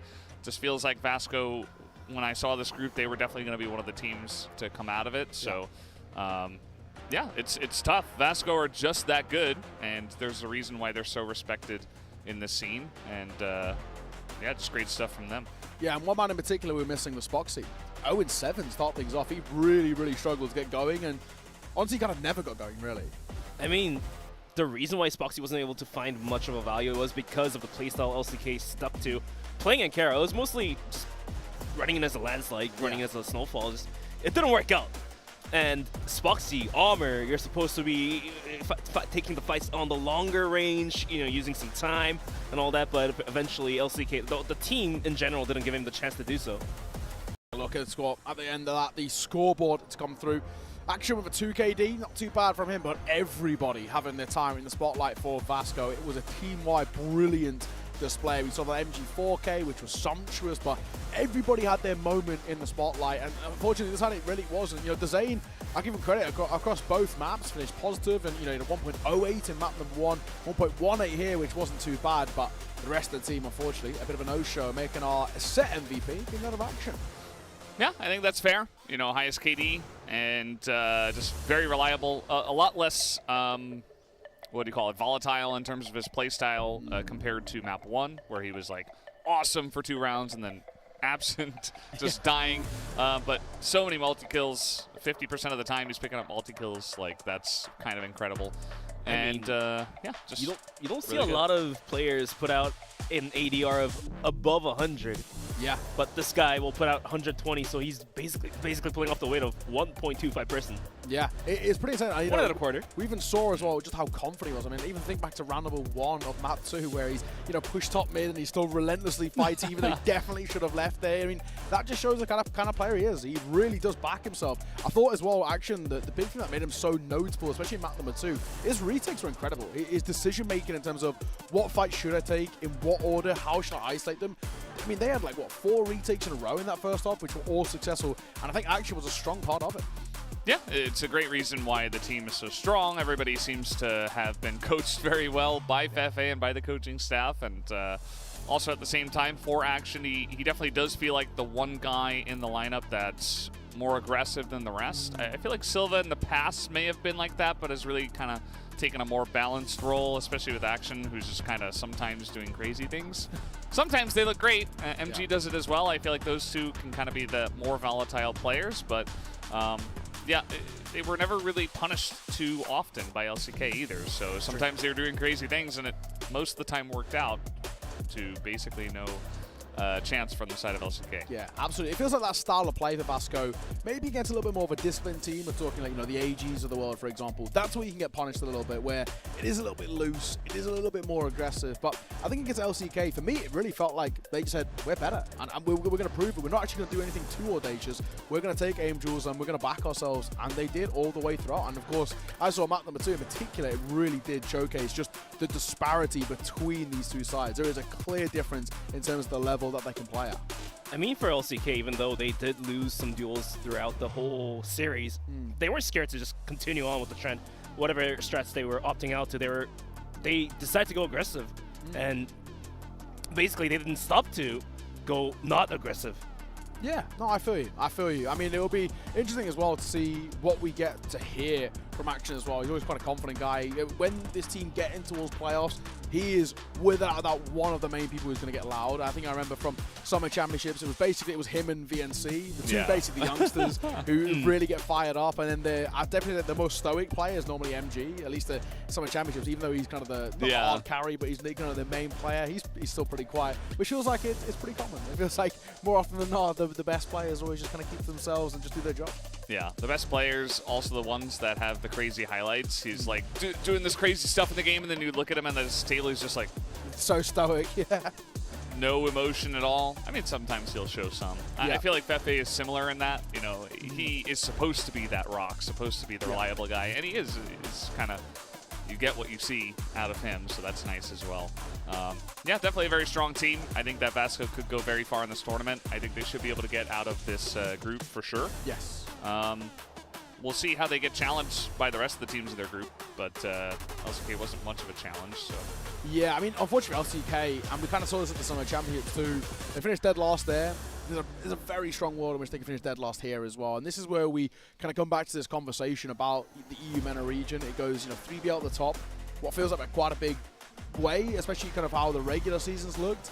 Then LCK, few steps behind, then Untitled are quite a few steps behind LCK. So I think, unfortunately, for them, I'd be very surprised at this point if LCK can get out of groups. I feel like we spoke about it. Let's get bare minimum a map, but even being honest, they had to upset somebody. And Vasco felt like potentially a good opportunity, and it's already out the window. Yeah. For Vasco, I mean, they've pretty much secured their spot in the playoffs. It just feels to me that way based on how they played tonight. Yeah. For LCK, just how we talked about that in the pregame, they needed to take at least a map off of Vasco if they wanted to ever have any chance of getting out of the group stages. And right now, 10-7 on subbase, okay. Sure. 10-2 on Ankara leaves us scratching our heads on the desk. Can this team get out of the group stages? Especially because Ankara is just one of those maps that everybody plays. It's kind of one you have to have very solid in your map pool, and if you don't, it's quite a glaring indicator of sort of what level you're actually at. It's a really good litmus test, I always say. It is. Two maps, Ankara and Compound, they're the two litmus tests. If you don't have a strong setup on there, that's what you know you're maybe out of your league a little bit. Yeah, it's very true. I always felt the same way. I think it's one of the most standard maps. It probably is the most standard map that you see, and the better the team is, the better they're going to be at compounds. Like, you think about All Gamers, Baisha, pretty much any Chinese team, they're good at Ankara. All Gamers are incredible there as well, yeah. And there's a reason why they're so good at it is because really the fact that they are just so good at the game shines best on Ankara. You think about Brazil as well, very strong on Ankara as a region, and then you start to move down the regions and you're like, well, Ankara's not really their best map. They play for more of these like unique niche maps, and there's a reason why. It's because maybe they don't have quite the, sound, rounded out play style that you need to be a very consistent top team. So, yeah, I definitely agree. I think you got to look at a team's Ankara to know just how strong they are. And to add on to that, for a team to prosper in the competitive FPS scene, like, you have to be locked in for your 4x4 maps, and Ankara and Compound, like you guys mentioned, is the 4x4 maps, and so far, Vasco looking pretty dominant, at least for their own group. Yeah, I gotta agree. We will be having an interview sooner rather than later. I think so. I see Matt kind of getting ready over here. He's getting ready to He's kind of standing out there by himself. Yeah, I think we're essentially just waiting to see when we get Action ready. Maybe has he taken his setup down? I think we're just about. Yeah. Oh, look at them! See him walking They're walking over. Okay. You can see them behind us. Nice. That group this way. Thank you, Caster, for starting the interview.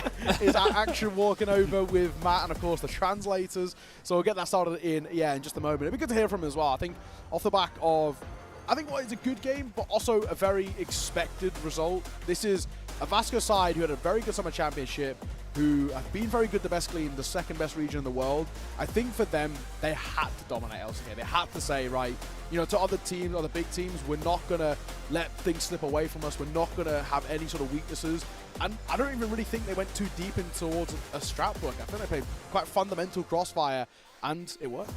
Yeah, and it makes you wonder just how strong the Brazilian region is, right? Because Imperial won in the regional finals, right? So Vasco were very consistent for a lot of the seasons, 2023 into 2023, beginning of 2024, both seasons there for CFPL. And then all of a sudden, you know, Imperial is like, no, we're actually stronger now. So if Vasco looked this good, albeit, you know, LCK isn't the toughest test in the tournament still, but it makes you begin to wonder, you know, how strong is the Brazilian region? Definitely feels like they're more rounded out compared to others. Yes, exactly that. We have the interview with Action ready over on the stage, so we're going to throw it over towards Matt now.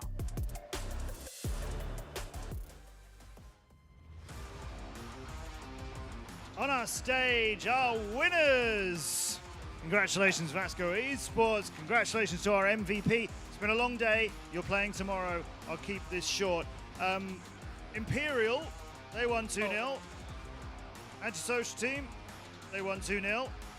Did you feel like you had to do the same? Was there pressure for you to do the same? A equipe antissocial e a Imperial tiveram uma vitória de 2-0 nos jogos passados. Isso deixou alguma pressão para vocês?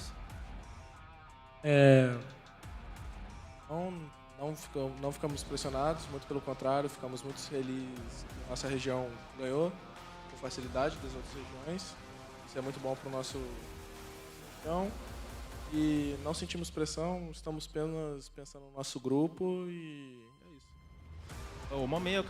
Actually, we don't feel any pressure, but we feel very excited. And also, they are from Brazil, so that also gives us more energy to secure the victory.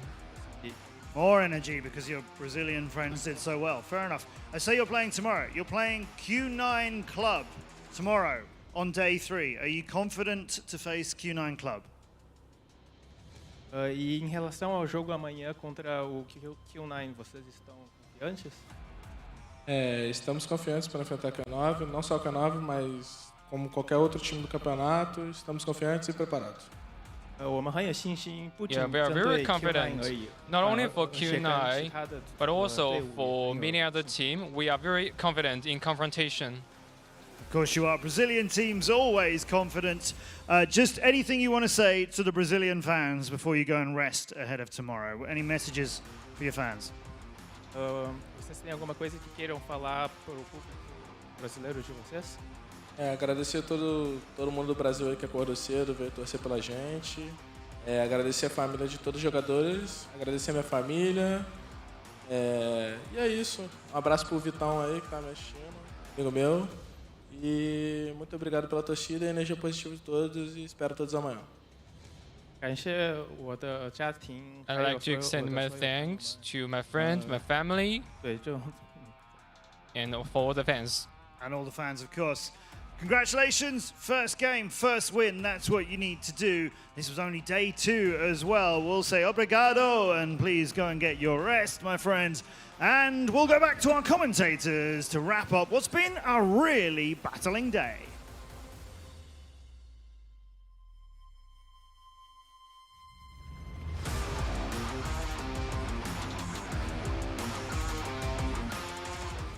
Yeah, a bit of a marathon of a day, but not a marathon of a series for Vasco as they sprinted to seeing that one off nice and comfortably. Always good to hear from Befe as well off the back of that. Seems pretty happy and also very confident too. Q9 coming up next.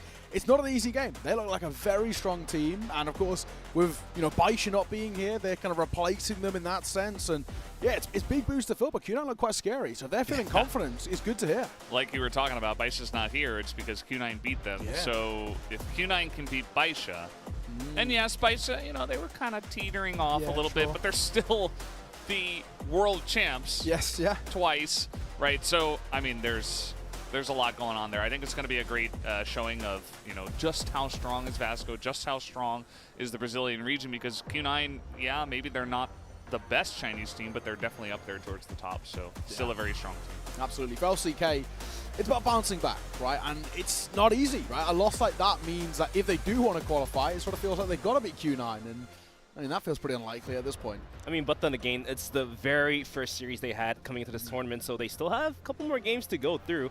And if they somehow magically win all of those, then they're still in the talks for the playoffs. But, you know, it doesn't feel that way so far based on how they played that Ankara.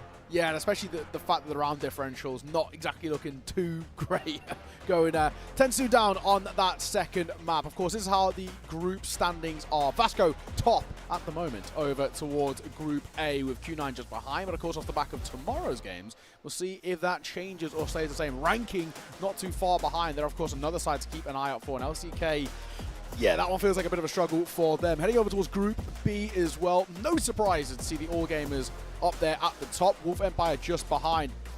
That's a game we're looking forward to as well, which is what feels like potentially even could be the grand finals.